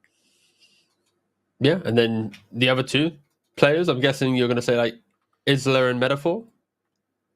Yeah, the Rampages. Yeah, there we go. No, I think, overall, nothing too crazy. I feel when I double-checked the qualifying to get here, there were 2 open qualifiers, right, for MENA. Qualifier 1, only 3 teams showed up, and all 3 automatically qualified. That was Revenants, Zolka Warriors, and Nigma Galaxy. In Qualifier 2, we had the best turnout for a single qualifier, Falcon qualifier for MENA. They had 8 teams play. And obviously then Hinini came third, beating out Riyadh Chefs, which were the previous team in some of these qualifiers. So I would argue that if these 8 teams played maybe the first qualifier as well, we might see different teams in this thing. But alas, they played the second one. So the scene is growing. We are getting more teams into the main event, or the closed qualifier, sorry. We're getting more teams playing the open qualifiers, specifically number 2. So it's growing pains at least, but it's slowly growing, the region. It is growing outside of like the big 3/4. Yeah, we'll see what it can deliver, and we'll see what this game delivers, as we now have a draft available, so let's jump into it and see exactly how Zulka Warriors versus Hanini is gonna go down. We have the Nature's Prophet and the Venge manned out by Zulka already. Hanini, meanwhile, they're gonna get rid of the Treant Protector, the Wyvern, and the Night Stalker so far. One more ban to go for them, one more ban to go for Zulka. So I think for me, at least, I want to see Zulka just enable the carry, right? Of course, they don't have last pick in the draft, so they can't do it through like overall draft order, but at least use the closing second phase pick as a way in which the carry sees 4 heroes and goes, okay, this is what I'm playing. And then from there, good Dota. And normally that's a product of like a first pick Centaur into then like strong roaming supports plus carry. I feel like Zulka Warriors can punch again in this second game, but if they keep their draft a little bit too flexible or like one-dimensional, then they will just struggle. Yeah, at the same time, they've given like a pretty big nail for Hanini to hammer down on if they want to, you know, like we kind of saw that this might be just like a carry focused team, so if they can punish PMA only, then shit might start to go bad. But they're going to grab themselves a Meepos first phase for Hanini. That's kind of terrifying if you ask me. Yeah, it is, especially because you're playing into like a Veno where Veno could, in theory, be annoying with like Plague Wards and like the slows and the Gales, and you kite all the entire time. You know, there's like the ultimate as well, has like some AoE slow as well combined, so Meepo will always be just annoyed by his existence. Disperser, though, unfortunately, it does kind of destroy most aspects of the Veno's game plan, but yeah, we'll see. One hero that I really, really love against Meepo, and people might be like, huh? Weirdly enough, it's Drow. I feel like... Huh? Hold up, let me get to you. If you can build a draft with enough frontline that the Drow can get to like Ags plus 1 item, she just right-clicks to Meepo the entire time. Like Hurricane Pike Ags with a shard as well. Like, you just need to see the Meepo coming in. Like, the change to Meepo with his Mega Meepo, it altered how he's played, right? He is still a blink initiating hero, but it's not about like mass. It's about like swarmed mass, sorry. He now becomes a single point of mass. And Drow hates playing up against a lot of stuff. If it becomes one unit, Drow thrives once again, right? She loves just locking onto a hero and A-clicking. So if you can protect her, utilizing the Ags to hypothermia, right, it can do a lot of work to this Meepo. AoE silence as well, pretty good, but I would be surprised if we were to see it. It's just something that I feel like in the future, we could see some like Team Spirit Yatoru whipping out some like Drow with some like offlane Beast or Mars or something, and suddenly you now have like a pretty good draft. No, something to think about. Definitely something to consider, yeah. And something else to consider is this Gen coming out for Hanini now as well. So we'll see if Zulka do go for the Drow like you suggest, because I do like the pointy play start, but not a conventional pickup as the answer to the Meepo, that's for sure. But Chen, you know, it's a strong laning hero, and Meepo, I don't know, Meepo's like pretty bad in lane to a point, but Chen can definitely make up for that. Tusk is going to be the response from the Zulka Warriors. Talked about Tusk a little earlier, just a great generalist, gives you a lot of what you need. Venomancer is kind of like the opposite, absolutely not a generalist, but gives you some interesting things to play with, especially when it comes to kind of lane presence and team fighting. It's just very kill hungry, right? Like, good old Zulka Warriors. At least it gives us a whole new concept of... Okay. All right, like, very kill hungry. if you ever like look at the history of pro drafting before, I'm pretty sure there's like less than 5 games where the draft was Veno, Tusk, then Axe. Yes. Across yeah, I all think you the might be right. thousands of games you've ever covered or seen played across all regions, it's It's a strange opening. It's strange, but like there's like concepts to play into. I just feel like they're missing the beat on why Meepo's good. Meepo's good because he buys Disperser, he has high move speed, he buys Ags, he then becomes tanky, he right clicks you, he punishes your initiations where you don't get the kill, and now you've come to him rather than the Meepo are getting out of position. And now Zulka Warriors are picking like Axe, which is a low damage hero that requires right clicks to hit him to kill him off. And it's like, if Axe can get a good lane, blink, jump on Meepo before Mega Meepo, of course, all those Meepos hitting him, lots of spins, it's good. But then there's a Chen Hill, some auras, it's like, yeah, I don't think Axe is good in here. It's not good. Okay. Mixed messages. Yeah. I mean, in my mind, Axe works against Meepo, so I guess we'll see how it plays out in the game. Of course, the Chen is a big X factor in that, but yeah, we shall see. Pugner and Brew, just bam bam, straight out from Hanini. They decide the heroes they wanted and they picked them. That's how it goes. So this will be... Pugner... So Pugner's good versus Axe now, right? Because let's say there's a world where Axe pops off in laning phase, he gets an early blade mail, he keeps killing everyone. Now Pugner just needs to decrep. You can't right-click the Axe, no more spins. Damage is reduced. You don't take any blade mail damage because you're not right-clicking him. So this Pugner, if in the correct position, will just remove Axe from the game. And then Brewmaster is your teamfight control. So Hanini, as soon as Meepo is ready, there's so much swarming available with these heroes. And what will be the carry pick to help this all out? They got good fighting. They got very good fighting indeed. I don't just... Ooh, Lina. This is a hero I haven't seen in a while. Not at least for the last couple of days. I'm guessing it's carry Lina here. So it's going to be some like Veno Axe lane with some Tusk Lina lane. Of course, Lina goes Gleipnir nowadays, so you have more control for the Meepo. You have a very strong lane with Tusk Lina, but you need to find kills. Issue is you are right-click focus lane into a Pugner that has decrep once again, with the evasions and tankiness of Brewmaster. So it isn't going to be like the best lane of Alina. Just a little bit worried that Zulka Warriors have no hero that front lines right now. Axe wants to reinitiate, Tusk wants to reinitiate, Veno puts Plague Wards as Alina. So whatever this most like mid pick is for Zulka, really needs to just stand up front. Some like Primal Beast type hero from the mid lane would potentially round that out. Any banning out the Puck and the Ember. Couple heroes that would punish the lack of control, something that we haven't mentioned for Hanini. They have Meepo Roots, Centaur Creeps, and Brew Split. That's it. That's all they have for control, which is very limited. So some hypermobile mid also would have been pretty good for Zulka. Yeah, I could definitely help out. What are those left? Well, there's still a couple of spirits available. I'm not quite sure Robbie G is going to be happy to go back and play the Void Spirit again. That was pretty rough last time.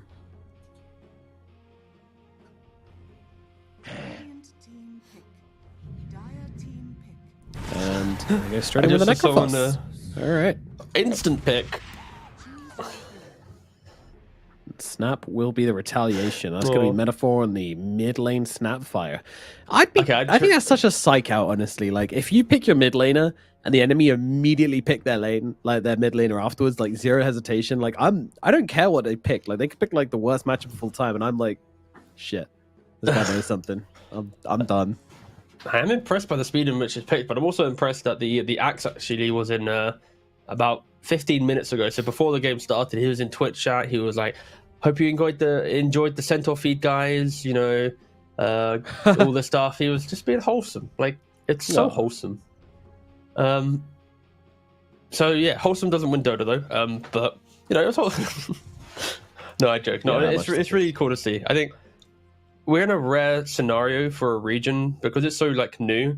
Like, this is the type of like energy you get from open qualifier teams, right? Like back in the day when TI open qualifiers were a thing, like getting that like 3K, 4K stack of NA players that played up against EG, and it's like we played against RTG. Like, this is kind of Can the we same kill thing we're RTG seeing. once? Yeah, exactly. And this is like the same thing we're seeing, right? Like, for Zolka Warriors, unfortunately for them, they didn't get to do like the dream run where it's like play up against Falcons and then lose and then play some team, whatever, you know? Like, they did play up against another open qualifier team and then Hanini. So it's like, it's not as if they've had their moment of, we got to play up against Miracle or Amar, you know, but maybe next time. But it's still just cool to see the spirits are kept well. They know they aren't really favorites for winning series, but it's about the joy of competition, like fostering that kind of community spirit. And then, yeah, it's just cool to see. It is, sure. I'm definitely excited to see what they can play in this game, especially the Isla Meepo as well. I mean, first phase Meepo, mid lane, last pick, immediate snap response with the snap, ironically. Yeah, that's... I'm looking to see what Hanini put down on this one. I think this might be a bit of a shutout, but we shall see. Oops. Oops. You didn't see that one. I feel like casters should be able to voice line. What do you mean? You know how the players get to use voice lines in game? Oh, yeah. Just imagine like a... You know, don't worry. In game. It'd have to be very tastefully used. Teams like get eliminated from like TI and then there's like Owen and Fod going like GG ball play, GG ball play, GG ball play. yeah, just some beatboxing line or something. Yeah. I retract my statement. Of course, that is clearly a meme, guys. I don't actually think that should be in the game, but imagine if it was. All right, I'd like to see some... I don't know, this level 1 feels kind of rocky for Zolka. I think... I guess you got Lina. You've always got the damage. You've always got the LSAs coming on down if you need it. Yeah, I think everybody's just holding their own here. I feel fine. Don't know what everyone's worried about. All right, so our mid lane matchup is going to be the Necro versus Snap, as we mentioned. Snap is just an annoying mid. She really is. Like, especially with this new style of just like leveling little shredder like crazy. Like, you just every 12 seconds you just get blasted in the face. Yeah. With like a ridiculous amount of damage.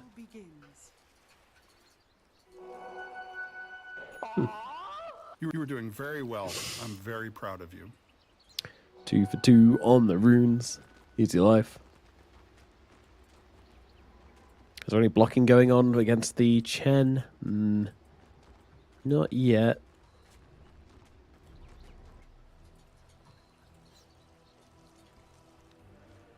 I don't know. What other camps you want to block as a... against the Chen when you're playing both the small camps? Yeah. So if you're playing against Chen, you want to block both the small camps and just prevent him from getting like the Harpy or like the Frost Creep or anything like this that can just bully the lane. Of course, Chen has started by taking the melee creep, already battered the Veno into half HP. And yeah, Lina also has near no HP in the bot lane. So quite an aggressive start coming out from Hineni. Definitely taking this game by the scruff of the neck. But, you know, so far, no kills as of yet, I guess. So that's a bright side. Isla is actually taking a ton of damage here as the return aggression's coming in. The Chen goes to get another creep. And, oh, it's a heal creep. Let's go. Now, keep that thing on autocast and keep it near Meepo. And, yeah, it's quite a lot of heal. It's 100 heal on a 10-second cooldown. So it's like a free salve. It's actually 115 healing because of the heal amplification aura, 15%. My apologies there. Thank you very much. Idiot. Yes. A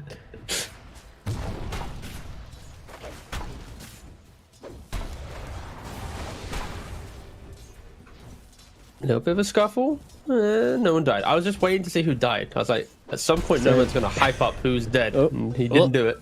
I'm not going too early today. We're only dropping it when it's actually going to happen.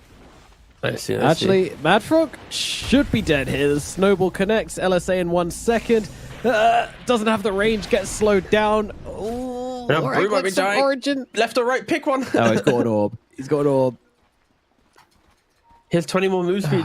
He's got 20 On the but wait. Pugna, it's impossible. But wait, there's a Necrophos! There's a Necro from downtown. Gets him with the chair. Mad Frog laid out for the count. Top side. Oh, everyone's dying at once. Great. Wait, Everyone's running. Meepo did too. Holy shit. Let's go, Zolka. All right. That's the type of 4 heroes dead, 3 of which are on the side of Hanini. You know, like the Zolka. to be continued meme, where it's like you see the thing and it's like pauses, and you have to try and decide where it goes. That's what happens. Like, does Lena kill Brew? Does Tusk kill Pugna? And it's like, actually, it's option C, and then Necrophos just suddenly kills him. Yeah. All right, that was a nice little start. You know, Zolka to win this game, they do need to get some just good kills early and get the ball rolling.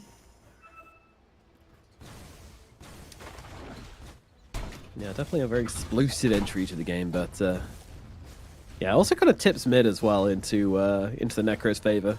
It's kind of annoying for Snapfire to have to deal with.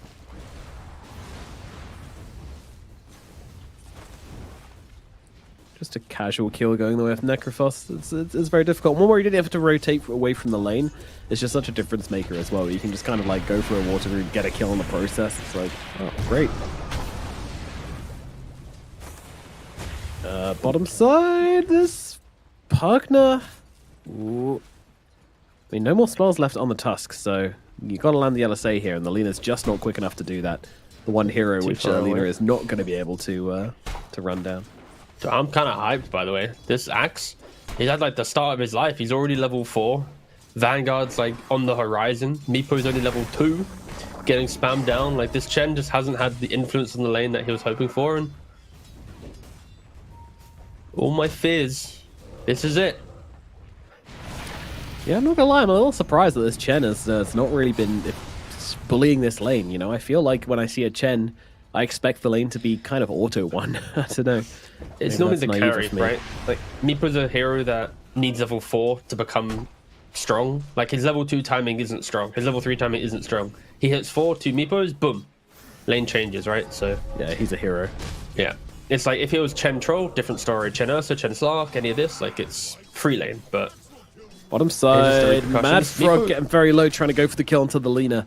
Lena does just about survive through it, but Mad Frog is going to get cut down eventually. By the looks of it, though, PNA comes forward to try and finish the job here, and Lil One is going to be able to kill him with the right click. Almost disconnected there with the LSA, but oh, did I top as well? Ooh, that's big. Isla. Yeah, His there was life a- taken by his support. Nomad was providing us the second angle, right? We were watching the kill top.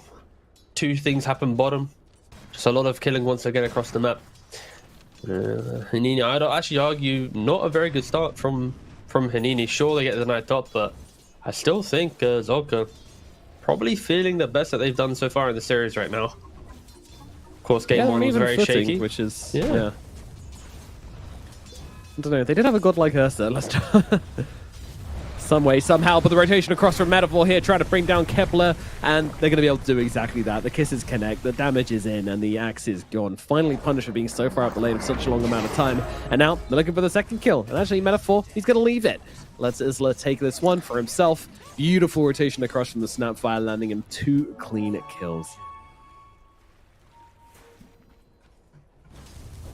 And as the Pugna tries to come in and secure the 6-minute rune, isn't able to do so, but nevertheless, an attempt was made. Mid, meanwhile, well, there's nobody here, so it's just being pushed in like crazy by Robbie on the Necro. He's even got illusion runes to help him out here as well. Probably maybe the best rune he could have asked for in this situation where you're just trying to get a lot of damage on the tower. Yeah. We'll see if they're trying to set up on Brewmaster bottom as well. Tusk is wrapping around behind him. But meanwhile, Lena's also getting jumped as well as the double go. Well, I mean, she's back under the tower, so I think she should be okay. And it's actually Mad Frog who's just being lasered on down here. Though a couple more clicks will be required. Blood Grenade, will it be enough to tick the Pugna down? Yes, it will. Second to last tick gets the job done. Meanwhile, Isla is actually looking to try and steal a Wisdom Rune here off of Aim Pass. That Kepler's going to come in as well. I'm not sure about this one, Meepo, my friend. Has he clicked fast enough? Yes, he has. Can he get away, though? He needs to get off the poof. And I think he's absolutely fine. What a play. 2 Wisdom Runes going the way of Hanini. That is... pretty awkward, I'd say. I don't know where I was going to go with that one. I was like, yeah, where do I go? Bad. You could have just said bad. Bad frog. Very aggressive on this puck and just constantly looking to ruffle some truffles. Oh, I guess I lost tail on that creep as well. What a savage. I do feel bad, by the way, Nomad, because you know when you said about like watching this game, there is one guy who's clearly a very passionate fan of Radiant. You know, and we're analysing this with some... Actually, let's watch Robbie G. Hold on. Robbie G? Can he hold his own? I don't think so. He's gone. Mega kill streak for Cold. What the hell? This is like the opposite of his... Oh, and bot lane as well? Oh, no, Lena. Yeah, she gone. Well, yeah, like I said, there's one guy who's like really passionate for Zolka, and he's upset that we were being honest with our opinion of Zolka not being, you know, favourites to win the game, and he's really upset that we were. Yeah, and he said that we were bribed to hate on Zolka. You could bribe me. I'd take a bribe to be passed. Yeah, I mean, Panini didn't pay us a dime. They're just playing better. I'd also be honest about it though. Oh, screw it. Let's give this guy the cast he wants. Yeah, go on. Yeah, you know, sure they might have died at bottom. You know, the leader might have died at bottom, but that's kind of part of the game plan, I would say. And now Aim Pass going to tactically walk up this high ground here, and Dice 2 here. Yeah, exactly as he planned there. You see that Cold and Metaphor just kind of left a little bit stumped after that play because they just kind of got outplayed pretty hard there, really. Yeah, just freeing up time for the Lena to farm.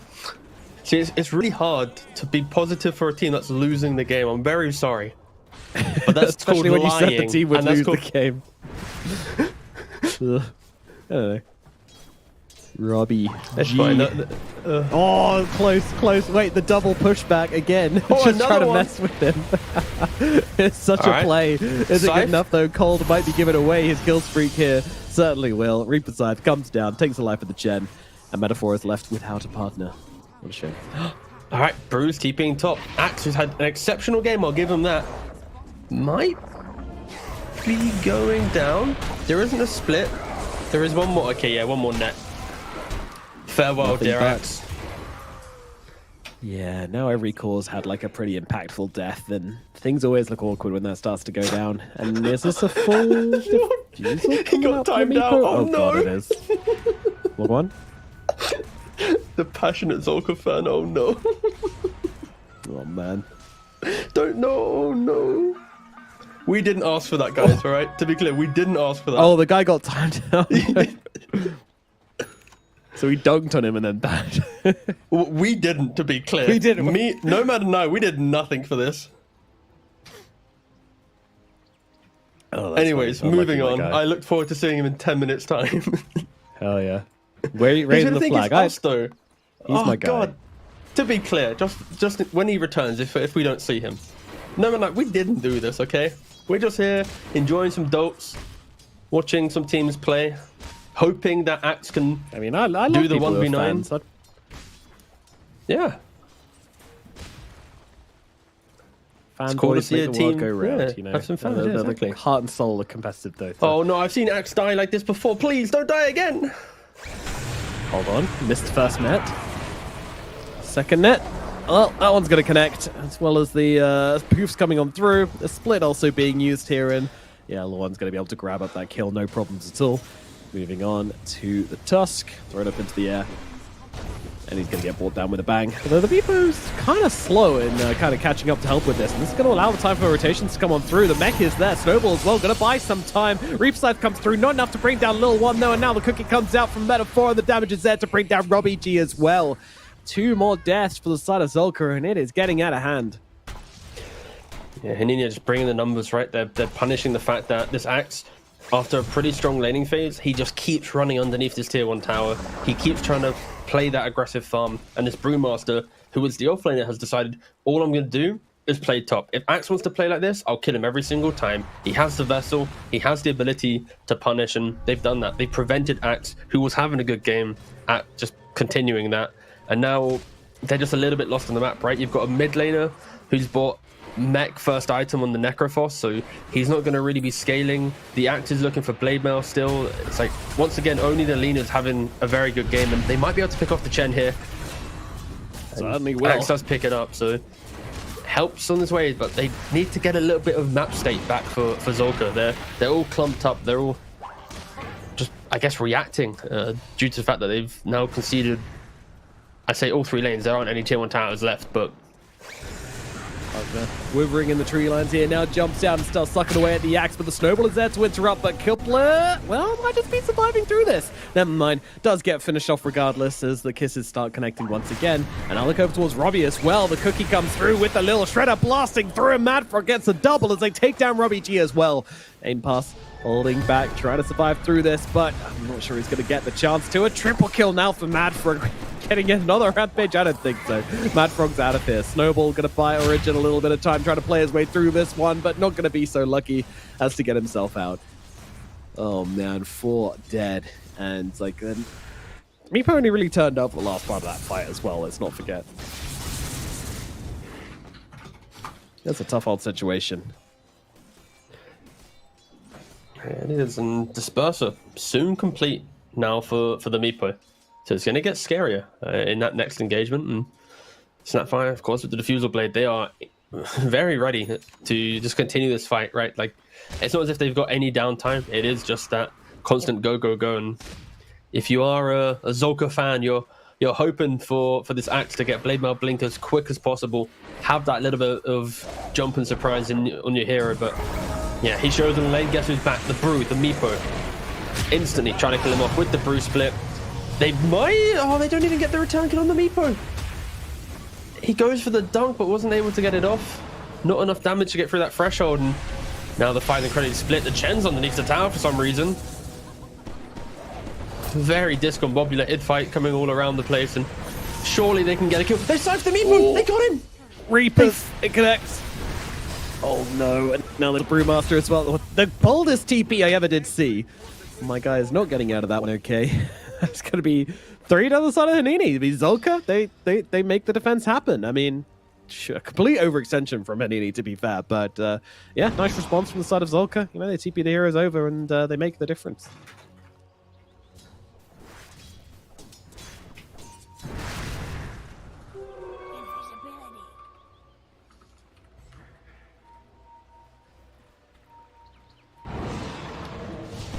Oh, they found the Lina. Cookie comes through once again. Metaphor just dealing damage with the right clicks, but doesn't have quite enough to finish the job. And Madfrog's actually the one who's going to get killed off. Kisses, though, will finally finish the job here. Metaphor trying to TP away. Oh, that snowball! It whispered next to his ear, but didn't quite connect. My God. Yeah, I feel like Anini are just kind of making some unnecessary, like, unstrategic moves at the moment. Could definitely deal with kind of pumping the brakes a little bit. No, I like the fact that this game has just got the aggression you want to see, right? There's none of this scale. It's just constant brawl. Of course, you know, Hanini are playing a little bit loose and wild, and I do hope that Zolka can capitalize on that, right? Axe now has the Blade Mail. He desperately needs the Blink Dagger now. It's been a couple games where he's opted to go for other items instead of just getting that Blink Dagger. But we'll see where he goes. It does feel like this would have been a really good Radiance game for this Necrophos. He didn't go for it, of course, because of the struggles he had in the game, and it would have been a lot of greed. I'll be clear on that. Like, his game wasn't good enough to be able to reliably try, but if you're playing for the comeback, I think maybe the greed could have been good. You play for some defense, you skip some waves, you get a Radiance, and you go from there. But yeah, he's opted to go for the auras, so PMA only, the Lina. So much pressure on him executing cleanly in these fights. If his positioning is off, then most of the damage will go. Yeah.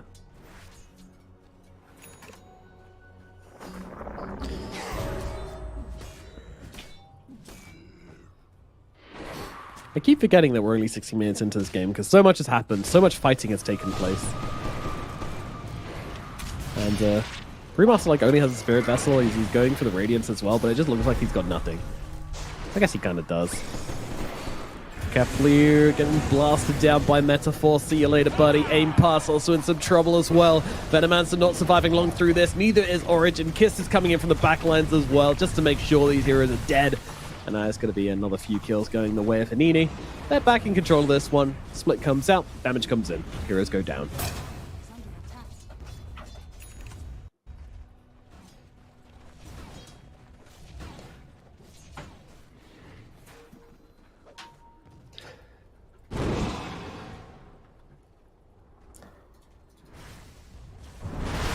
Should I just say it, waiting for the axe blink again, or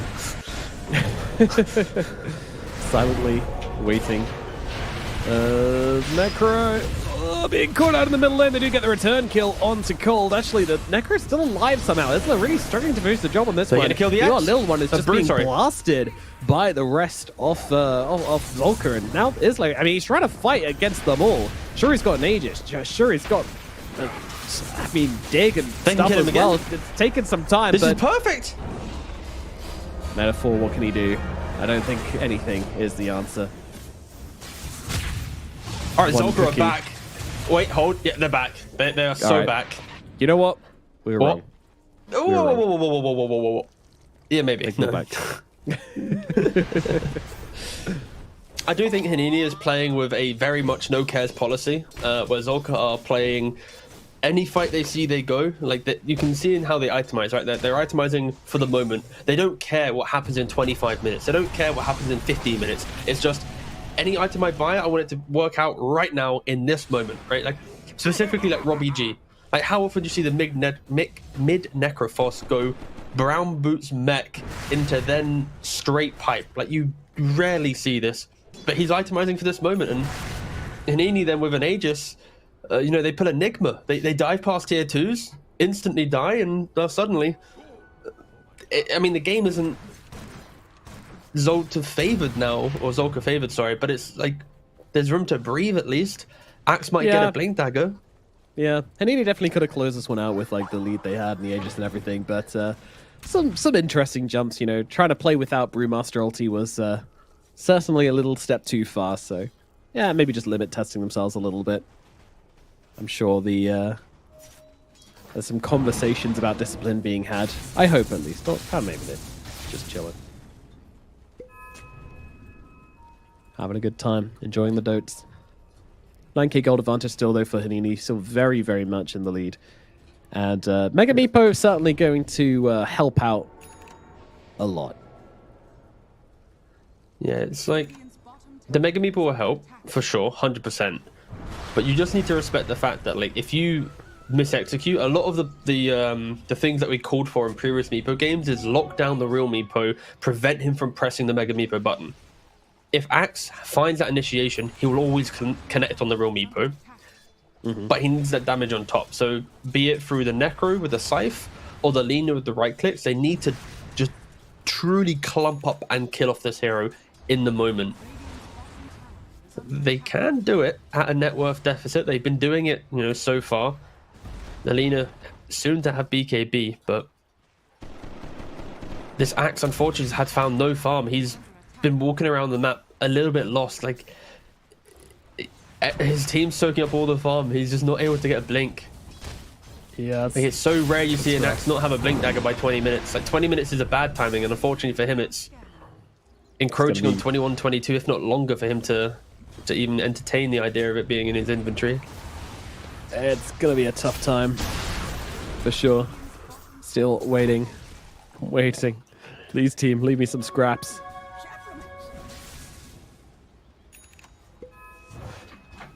Because the Tusker's actually like not that poor. He's already got a blink dagger. He's got tranquils. He's doing all right.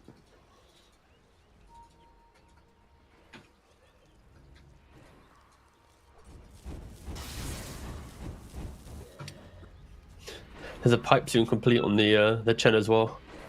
We're gonna have pipe on pipe action. When was the last time you saw no one's two gonna do pipes in any a game? magic damage? Yeah. There you go. No magic damage for anyone. Alright, now does Zolka make a smoke play when they get the blink? Like you got BKB Lina, Blink Tusk, Blink Axe, Pipe Necro. It kind of feels like they have the chance to maybe give it a good go. Yeah, I mean, as you say, they've kind of very much itemized for this, the next couple of fights. So if they can actually turn the game around at that time, then things will look pretty good for them. A nice snowball save indeed.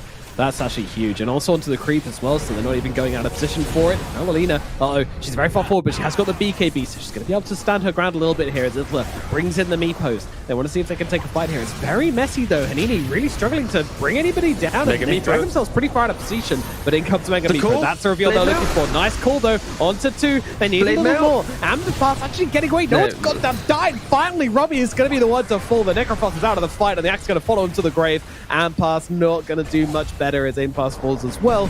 Mad Frog will be the one turnaround kill, but Origin will follow him to the grave very quickly indeed. And it's just Alina left alive at the end. Won't be able to catch her and bring her down, but still another win for the side of Hanini. All of those items, all of those mid-game fighting items they bought just didn't do enough.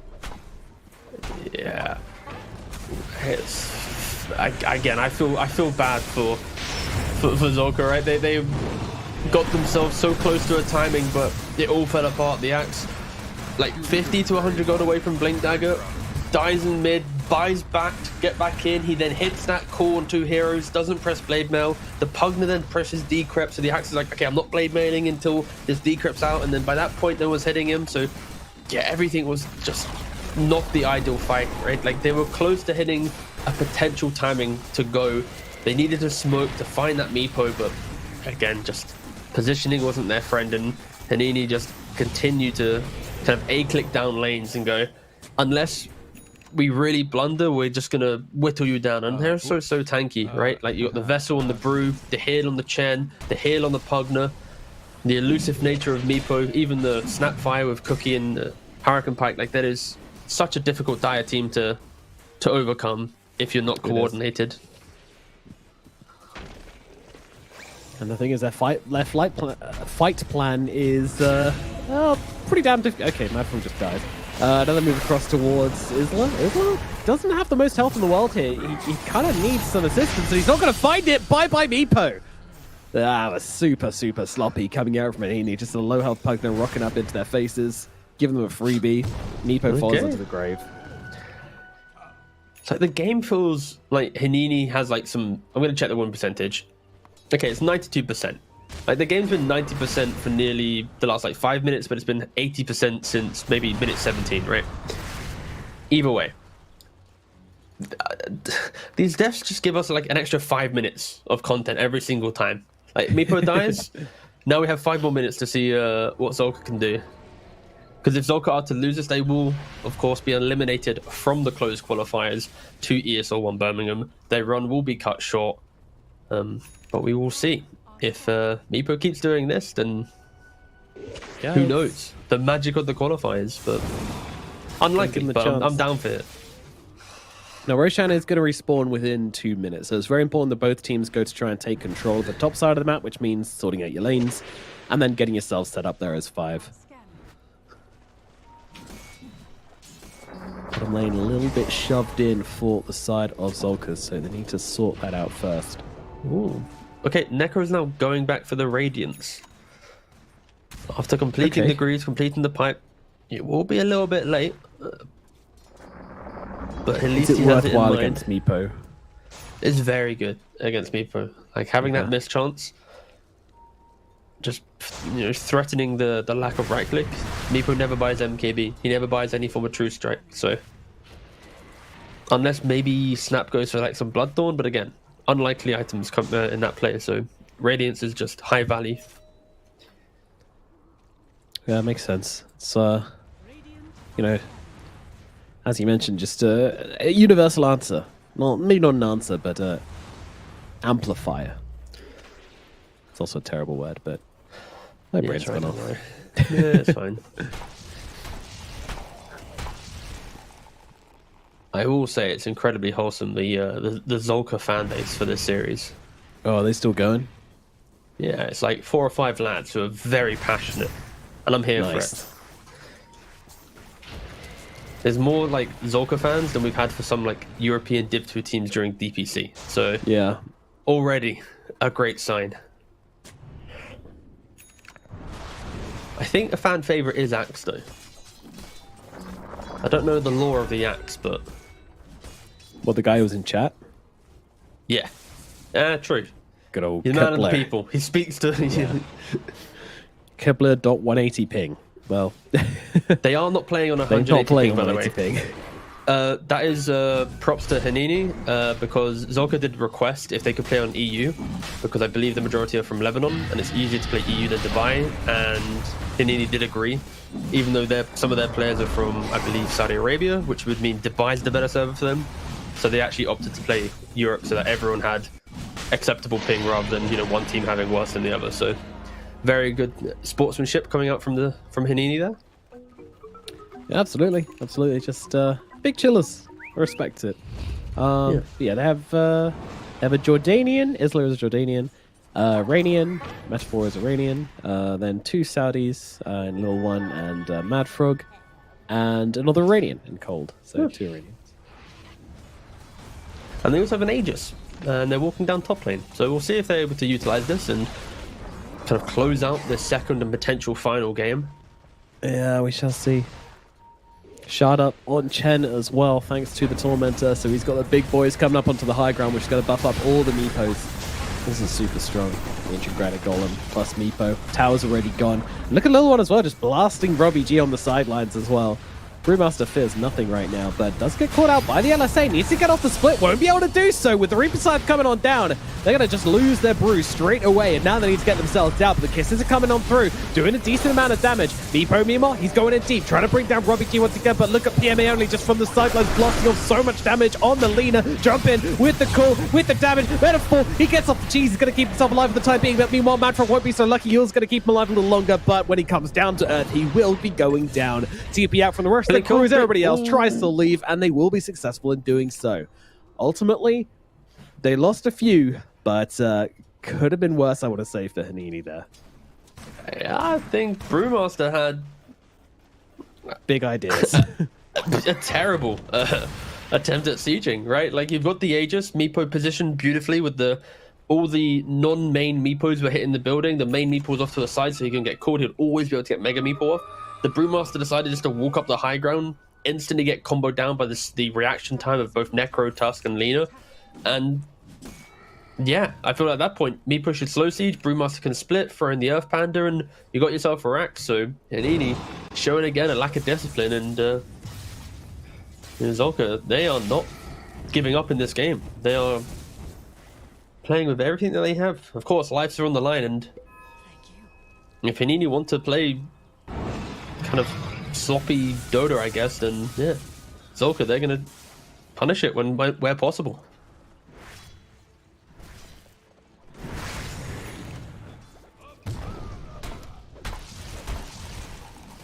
Again, just like discipline problems, just like why, Little One? Why are you just running out on the side? They definitely have a team which can 100-0 you. All right, round 2 bot lane. Down. Different vibes when you see Here we go. See, here we go. That's called learning from your mistakes, and I'm here for it. Look at that! Look at that siege. All right, so clean. The Chen creeps, the Meepo, the split. Much different. Hello, jump in. Big call onto a bunch of heroes here. The Holy Persuasion and the Hand of God going to come through and heal them all up. Isla Mega Meepo'd up, and they'll take down Kepler with relative ease here, and now move on towards Robbie G as well. Don't forget Aegis on the Meepo as well, so not really worried about losing a life. They really want to bring down this Necrophos, and I think they might just be able to do it. Cookie on through, damage on in, and down he falls. The M8 still blasting off quite a few hits from the sidelines here. They've got to do something about this leader in. Well, harassing her down with the Snapfire is definitely the play. Aya Scadi on the snap, just blasting through heroes one by one. 3 dead, looking for number 4 in the fountain. Metaphor doesn't give a damn, still blasting away at them, forcing them back, trying to keep them in there. Hanini looking to finish this one off. Tier 4's being targeted right now. Venomancer buyback, not the most threatening in the world. Still plenty of barracks remaining though for Hanini to take if they want to. Lina doing her best to defend. Stun out onto the Meepos. Meepo, Aegis, gonna be cracked. Origin getting back. Frog with The life drain, just trying to force him back at the moment. Isla, he respawns just immediately into the core with the blade mail. It might actually be enough, but no. Mega Meepo comes out. Isla's going to be able to live for now, and the Mega Creeps are got by the side of Hanini regardless. They lose the Pugner. Are they going to lose any more? Isla, jump away, manages to get the blink, drags the rest of the Meepos with him, but Axe is coming with them on the snowball, but it doesn't matter. The Disperser is there to try and get him away. Coupler goes for the call, but how's that going to work out for you, buddy? I think the answer is not so hot. Poof, Mega Poof coming through and killing off the Axe. Axe buyback though. They want to keep this game going. They want to try and keep it on coming, and they're going to be able to find the Meepo again here. Dig comes through to buy him a little bit more time, and he's going to try and turn this one around, and obviously that's not going to happen. So Robbie G is going to bring down Isla as well. They got the Mega Creeps though, so any deaths here are kind of just incidental. I'm not sure Zolka can do a whole lot. They're going to kill off the Gen? Wait, Solar Crest. Wait, Magic Wand. It's a pretty awkward death. Wait. Forced the bonus armor from Golem? Divine Favor. Oh, the Snapfire? What the hell? I was actually expecting a play to be made out of this, but look at the damage coming out from the Snap right now. Almost brings down Origin. Has to force himself down to the low ground. Has the Yoga Seal Totem as well. Kiss is going to come through as well. Can they finish off the Tusk with this? They'll need a little more land, and yes, they certainly can. Stun out onto the Chen. So Chen looking like, surely they get the kill. Cold, die for God's sakes. He's trying to run himself away. Oh my God, the Death Seeker's not going to bring him down. He's still alive. No one's dying. Ridiculous. Nobody is dying. Mad Frog, he's going to try his luck as well. Oh my God, that leader just turned him inside out though. Apparently you're not a Chen, so you don't get to live. Now the split comes through and onto PMA only. He's going to fall. Robbie G also in a whole world of hurt as Metaphor just blasts them apart. Oh my God, this Snapfire is absolutely no joke. IF Skadi, Mantis-style Hurricane Pike on a Universal Hero. And that is 313 base damage. Oh, this game is truly... it's a joy to watch, you know? It's like the polar opposite of some other games that you can see within this region. But it's just like, it's Dota in its like rawest form. You know, it's just... everyday Dota. Just everyday things. Oh, yeah, Axe I relate is to... Oh, Axe is dead. Unlucky. I don't know what he was doing there. Alright, defending without your Axe might be a little tricky. Just a little bit. Dead for a minute. They are already hitting onto the tier 4s.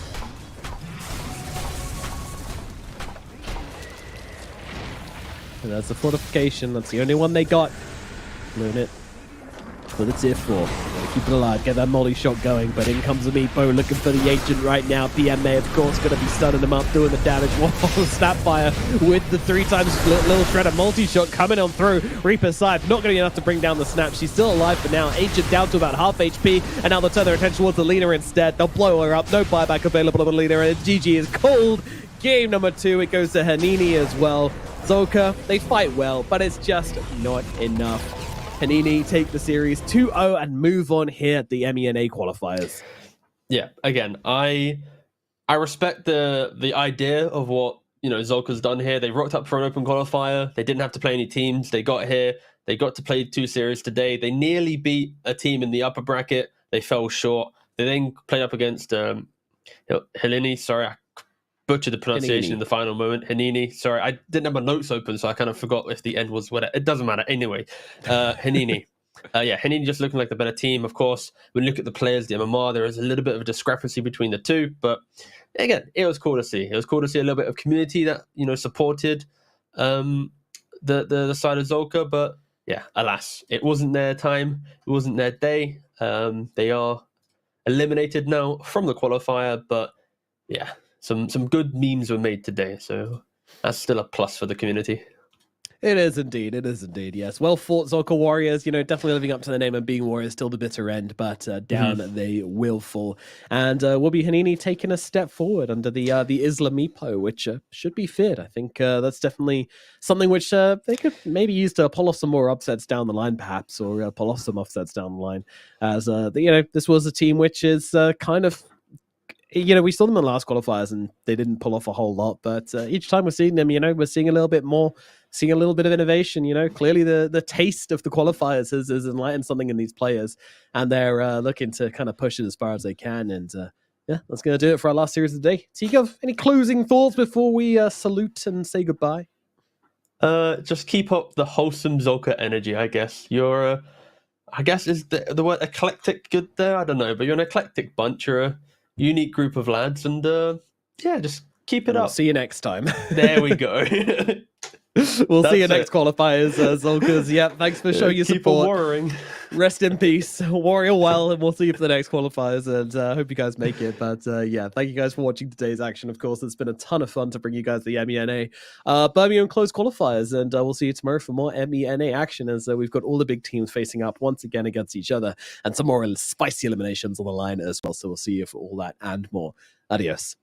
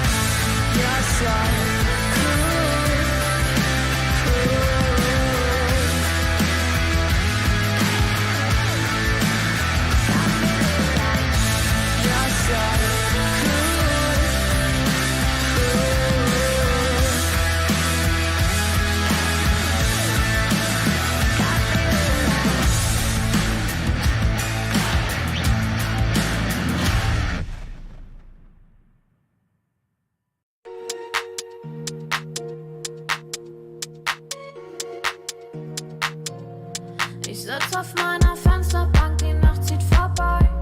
Ich blick über den Tellerrand, trinke Sekt auf Eis. Ein Teufel und ein Engel tanzen auf dem Parkett. Vielleicht sind wir unsterblich, müssen nie wieder weg. Ich sitz auf meiner Fensterbank, die Nacht zieht vorbei. Ich blick über den Tellerrand, trinke Sekt auf Eis. Ein Teufel und ein Engel tanzen auf dem Parkett. Vielleicht sind wir unsterblich, müssen nie wieder weg. Backpack, Kippen und Drinks gegen Tristess. Großstadtbild, komm mir nicht weg. Kopfwag, mach kein Pisstest, nein. Ich will nicht auf deine Party gehen, nein. Engel und Teufel tanzen Schwansee. Von deinen Lippen tropft der Chardonnay. Ich küss ihn weg, bevor du schlafen gehst. Ich sitz auf meiner Fensterbank, die Nacht zieht vorbei. Ich blick über den Tellerrand, trinke Sekt auf Eis. Ein Teufel und ein Engel tanzen auf dem Parkett. Vielleicht sind wir unsterblich, müssen nie wieder weg. Ich sitz auf meiner Fensterbank, die Nacht zieht vorbei. Ich blick über den Tellerrand, trinke Sekt auf Eis. Ein Teufel und ein Engel tanzen auf dem Parkett. Vielleicht sind wir unsterblich, müssen nie wieder weg. Faded auf den Wohnzimmerdeal. Baby, sag, wieso sind wir hier? Kann sein, dass wir den Boden verlieren. Wir heben ab morgens um 4. Ich sitz auf meiner Fensterbank, die